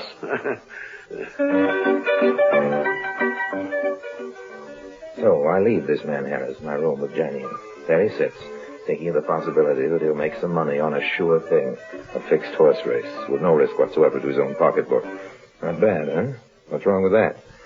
Probably, like Harris, you'd feel you don't know for sure yet that I'm maybe not some kind of a nut. But at least you'd have to admit I had good whiskey in my room, good cigars, I could rent a comfortable hotel suite, and in 20 minutes or so I'd be back, with a big smile on my face. Still here? Ah, good. We were wondering, Mr. I was afraid maybe you'd have left before I got back, before I'd even gotten a chance to learn your names. Did you think of that? Oh, stupid. Pardon, monsieur. I am André Janine, Mr. Lyon. And you, sir? My name is Jack Harris. Jack Harris, mighty pleased to have met both of you. Well, when I think of it, here you are, Jenny. I got odds of 4 to 1, another 80,000 francs for you, Harris. Well, say, what do you know? My goodness, sir. Thank you. Just like it grows on trees. Yes, sir, just like it grows on trees. 80,000 francs, about $200 for my sucker friend Harris. He never lifted a finger. That's living, man, way up high on the hog. Just as Harris himself says. Just think, Janet. The only limit is the capital you've got to put down on a race. How about that? How about that, indeed? See what I mean about 9 out of 10 being larcenous? And, of course, before this afternoon is over, another cablegram has been delivered, another bet placed, just as a convincer. And when I come back into the room, I hope you don't mind. I had them give it to me in big bills so it wouldn't be a nuisance for you to carry around. Oh, a nuisance. Oh, 100, 200? Well, this'll add up to $800 American dollars. That's not what I call a nuisance. Oh. Now, to be sure, Harris has some 300,000 francs of my money in his pocket, but I don't need to worry too much. He won't run away. He's too anxious to get some more of this money that just grows on trees. Overnight, I leave him in the company of my friend Janine, for I have work to do to prepare the appearance of the Club de Turf. It's all a phony, of course. Staffed by my pals, all set up just to pluck Mr. Harris, just to separate him from some of his nice little old American greenbacks. And sure enough, as expected, next morning, he's back knocking at my hotel room door. Ah, come in. I was hoping you fellas show up. Drinks? I think none for me, thanks. Well, me, I can use one. Oh, after last night, I was celebrating my winnings in those fixed races. Help yourself, Harris. Yes, I'm glad to see you. I need someone I can trust. And after the way you two returned my wallet yesterday, I know you're both dependable. Well, anything I can do. You can do me a favor. Pick yourself up a little change at the same time. Here's my problem. The manager over at the Club de Turf is getting suspicious of me, I'm afraid. He's just before telling me I'll have to place my bet somewhere else. I should think, after all the money you must have taken away from him. So, now, if you two would take this guest card, it'll get you into the club, okay, and place a bet for me. I've got a horse in the 5th race. Bet him to win. And I'll give you a blank check. Blank check? On credit. My credit, of course. Besides, you still have the few 100,000 francs you won yesterday. Yes. Harris, you got your 300,000? Right here. Okay, here. You give yours to Janine here. That makes 600,000 for the two of you. Now, are you listening? Yeah, sure. This is very important. Do exactly as I tell you, Janine. When it comes time to bet, you make out and sign this check for 15 million francs. Don't let these figures unsettle you, Harris. It just sounds like a lot of money. Translated, that means only about 50,000 American dollars. Place the check together with your cash on Dancing Cloud in the 4th race at Tangier. The odds should be about 4 to 1. That would net you at the... Well, it's more than 200,000 American dollars. What a way to make money. By the way, Lime, I don't speak much French. Oh, don't worry about that, Harris. In the Club de Turf, most of the bettors are English or American anyway. All the business transacted in English if you don't speak French. Oh, fine. Well, come on, let's go, Janet. Now, please, one moment, Monsieur Lime. Yes? I don't have 15 million francs in cash to make that check good. I don't like the idea of putting my name to a check for 15 Oh, million. now, look, John, don't worry about that. This guest card assures you credit. Then when you win, you take up the check. What's the trouble? Yes, but what if we lose? Oh, don't be a dope, Janet. You can't lose. It's a sure thing. You catch on quick, Harris. You can't lose.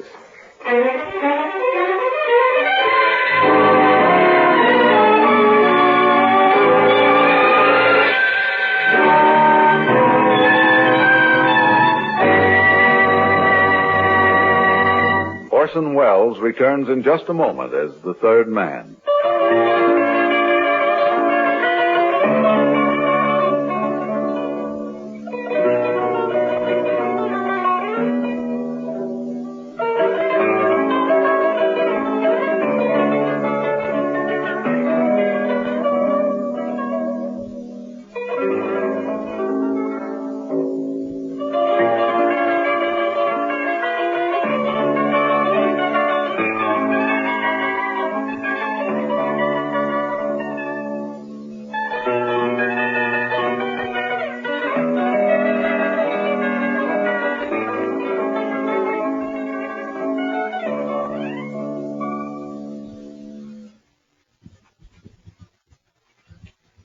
And now Orson Welles, as the third man, continues with Horseplay.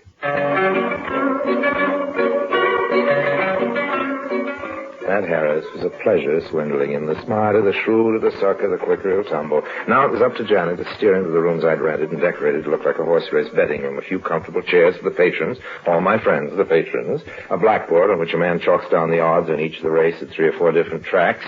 A cashier behind his wicket window, paying out huge bundles of francs on pretended bets to the pretended club members. The whole thing a fancy front to impress my rich American Harris, whose breath by now is coming faster, whose eyes are shining brighter, for he's about to make a huge profit on a sure, crooked wager. Quite a place, eh, Harris? Yeah. The first time I was ever in a place like this. See, the man with the headphones up there at the board? Oh, yeah. He's talking down the odds, no? The results, too, I guess, of other races. Yeah. There's the cashier's window. Yeah. Do you think we should make the bet now? But are the odds right? Well, over there, see? Oh, sure. Well, I guess... Yeah, you got that blank check? Right here. Only it's not blank anymore. Well, come on, let's get up to that window. Oh, the odds on Dancing Cloud right. Oh, 41. Sure. Come on, hurry up, Janet. I won't be right till that bet is down. All right, just so. Yes, sir? I want to place this on Dancing Cloud in the fort at Chantilly. If you don't mind, sir, I'd like to see your card. Oh, fine, thanks.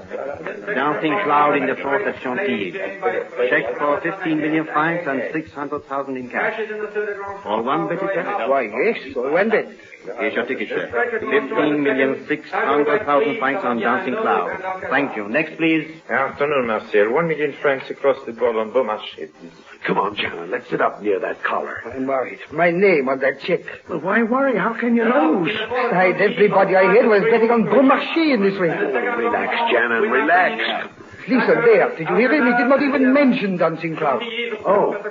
Well, I guess they don't want to make it look too raw, you know. Why did I put my name on that check? 15 million francs. Oh, you'll be all right. Look at the way all these men around us are taking it. Sure, their money is on Beaumarchais. See, there. Dancing Cloud. Third. How long do these races last, do you know? No, a minute or two, I guess. Knowing that the race is probably over by now, and we sit here. My name on that check, 15 million. Do you think there's some mistake? We do it, a man we never saw before yesterday. But he did win without that money, didn't he? I know that. There'll be some mistake. There's some reason for... I'll bet he's not even there. Listen. Winner in the fourth at Chantilly, Dancing Cloud. Oh, we did it, boy! We did it! How about that, eh? Oh, yeah, 10 years ago to me. Come on, let's get up to that window. $250,000 in American dollars. How about that, eh? You got that ticket? Don't worry about that ticket, Harry. Oh, man, you know, those jockeys must really know their stuff to pull a race like that. And nobody suspects a thing. Winning ticket on the fourth race. Yes. Oh, yes, sir. Money, please, René. I'll need several thousand meal notes, please. What's more? Just a moment. moment, sir. I'll check this count. Look at all that money. All right, sir. If you'll just count it, please. One moment, please, gentlemen. Yes? I am the manager here, gentlemen. Would you mind telling me how you got here? This is a private club, you know. No, but I have my card right here and... Well, no, huh? Credentials seem valid, but you have a pretty large wager here. Marcel, did you take this gentleman's check? Yes, sir. Right here. Well, you have won this bet. The money is yours. We'll put this check through the bank, and if they approve it, you'll be paid off. We'll impound your money right here. You are stopping in Paris, aren't you? Just until the bank reports back. But, And by all means, keep your ticket. It's your receipt, gentlemen. Good day. Just a moment, please. Yes?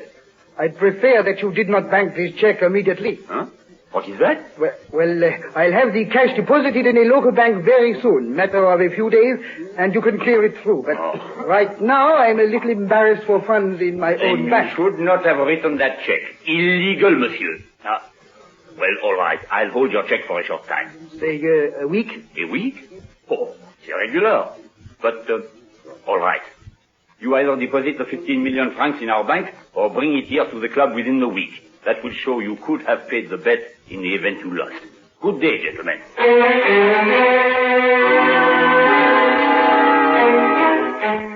Poor Harris. Poor Harris. I wish I could have been there to see him, how his face must have fallen to see all that money, real money, too, right in front of him, be reaching out to take it. Not yet. So Harris, a very disappointed little sucker indeed, comes back to the hotel with Janine to talk it over with me. Don't you think that my getting out a week's time was pretty smart? Oh, sure it was. But we still have to lay our hands on 15 million francs to make that check good. Yeah, exactly right, Harris. Well, Janine, how much cash can you raise? Cash? Yes, cash. Yeah, let's see. I have about 3.5 million francs in government bonds. I can cash those on short notice. Oh, how about you, Harris? Could you raise the other 11.5 million? That's only about 37,000 American dollars. Well, I've been thinking about it, Lime. Worrying. On the way over. You know, most of my money back in the States is tied up in real estate. As far as I figure it, I can't raise more than 28,000 in a hurry. Now, that leaves us stuck for 9,000. Yeah. Well, I'll tell you, I have a bank account here in Paris. I just hope my principals back in the States never hear about this, but I guess I can take the chance of letting you have the other 9,000 until this thing is cleared up. Shouldn't take long. Oh, it'd be wonderful if you would. This next day or so is crucial. Until Harris's cash can be cabled from the States, I've got to be sure that he's kept on ice. $28,000. It's worth all the time and effort. 2 days, 3, and his money arrives. Janine, Harris, and I walk the club to turf together, Janine carrying the 15 million francs. So we get to the club. I look up from decoding a cablegram which was handed to me as I left the hotel. It's Mal de Mer in the third race at Tangier today, 3-1. Mal de Mer, Yeah. I guess we better look up that manager. There he is. Oh, monsieur. Huh? 1 moment, please. You want him, gentlemen? You remember Janine and Monsieur Reis here? Oh, I'm afraid That bet for 15 million. You held up our check until... Oh, yes, indeed. Just present your ticket to the cashier. I assume you have the money with you? Right here, yes, sir. Fine. Just show the ticket and the money to the cashier. And Bohemian in the first of the quarter, Jitterbug by 1, Prickly Heat by a half, and Blue Booty. Come on, Shannon, cash that check, the ticket in. I'll just see if the odds on Mal de Mer are 3-1. Golly, my share of that dough at 3-1? Yes, sir? This ticket, my receipt for the manager told me just to show it to you. Oh, yes, Monsieur Janine, is it not? You have the 15 million in cash? Right here. Yeah, the odds are 3-1, all right. Fine. Money, please. Now then, that's 78 million francs, right? That's right, I believe. These packages are 10 million apiece. 1, 2, 3, 4, 5, 6, 7. That's 70 million. And 1, 2, 3, 4, 5, 6, 7, 8. I think that's right. Count it, please. Well, why don't you place it on Mal de Mer? The second race is up. I think I'll watch the marker. That's a good idea. Put it all on Mal de Mer to win. Full time for the second at Chantilly was 2:05. Off time was 2:05.5. Thereof is running in the second at Chantilly. 78 million on Mal de Mer to win. And here's your ticket, sir. Great heavens, $500,000 for me. Well, gentlemen, a cooling drink while we wait. Did you place the money, Janine? Yes, I did. I hope nothing goes wrong. Imagine. Here's the ticket line. Good Lord, man. You bet this horse to win? I said place. That horse will run second. At the quarter, Mal de Mer ahead, Dilemma a half, and... I say, manager. Can we exchange this ticket from a win ticket to a place ticket? Oh, no, really, sir. But it's very important, and I beg of you, please. Now, really, this is ridiculous. The race is already But being it was run. a mistake, monsieur. I assure you that it was my intention that the wager should be for place, not win. I am sorry, sir. Nothing can be done after the marker has called the off time for the race. Rules of the house. Oh, you dumb ox, Janine. My $9,000, I ought to thrash you within an inch of... Gentlemen, please. Let go of me. Take your hands off me, down, stunt, you cluck. You throw my money away. You ruined me, too. Let me Gentlemen, please. No, live, don't! No! Live! What has been done? Harris, quick! We've got to get out of here. Shot him! Come on, Harris, quick! The French police!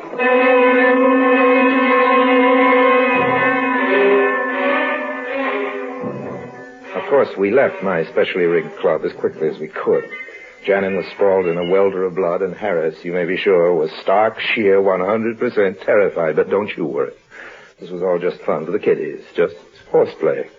The bullets I fired were blanks. The blood all over Janin's handsome Gallic profile was chicken blood, spurting out of a punctured bladder at the opportune moment. After all, we now had my friend Harris's 28,000 American dollars, didn't we? So our only problem was to terrify him into leaving town without peeping to the police. In my hotel room, I poured him a drink. Here, Harris, old man, you need this. Oh, thanks. I'm afraid I killed him. If you hadn't, I would have... I never should carry a gun. When I lose my temper, old man, I go crazy. We've got to think. The worst of it is I've involved you as an accomplice. Yeah. Good Lord, that's right. For one thing, it was a private club. Now, look, you better pack, old man. Got an Italian visa? No, well, yes. go to Italy. Try and get rid of that suit somewhere. There's blood spattered on it. Throw it off the train, perhaps. Yes, but where in Italy? Oh, in Italy. There's my wife, my business. Can't you lie low for a while, just a week or so, until we find out whether that fool Janine dies or not? I'll tell you. Go to the Hotel Splendide in Rome. I'll wire you there. I'll get you out of this. Oh, yes, I'll get you out of this, old man. I feel, after all, that I'm partially responsible for all this. No, it's awfully good. Nonsense, old man. You do the same for me. Now then, into the bathroom. Go on, wash up. Right. There's a train to Rome in 30 minutes. Yes. And you've got to be on it. I will. He was, too. And I sat back, quietly savoring a highball, mentally spending my lion's share of his $28,000. My expenses weren't more than $8,000 tops. What a wonderful horseplay it had been, to be sure. This would be Janine with the loot. Yeah? Ah, Janine, my sweet, my lovely, my dove, my pigeon. Where's the dough? Hey, the Fleece, the French cops, they raided your club right after you'd left. No, you're kidding. All the cats they could lay their hands on arrested Louis and Berton and René and the whole crowd. Truth be here, this is all I could grab before I beat How it. much did you get? Our original stake, Harry, and a small profit. How much profit? 2 mille-franc notes, Harry. 1 apiece. $2.50.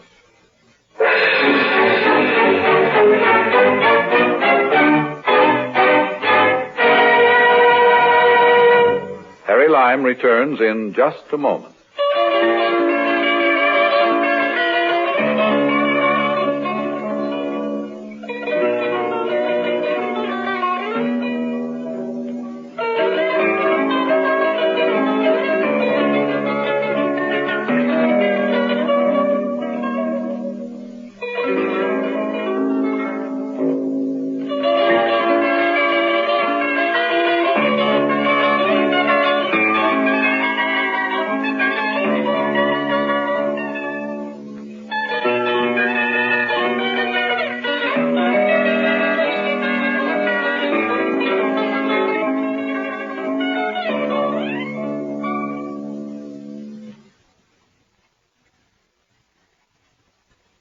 And now, Harry Lime.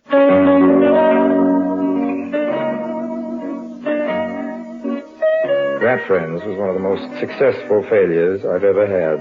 But there's a sunny side to it. I'm still at liberty and not in prison. This is a great advantage in my business. I'm not at all depressed, for I know that this is a lovely world full of Jack Harrises, and I assure you I will meet another such very shortly. Until then, if you're going to spend money on horses, be sure they're on the merry-go-round, for the most you can lose is the brass ring.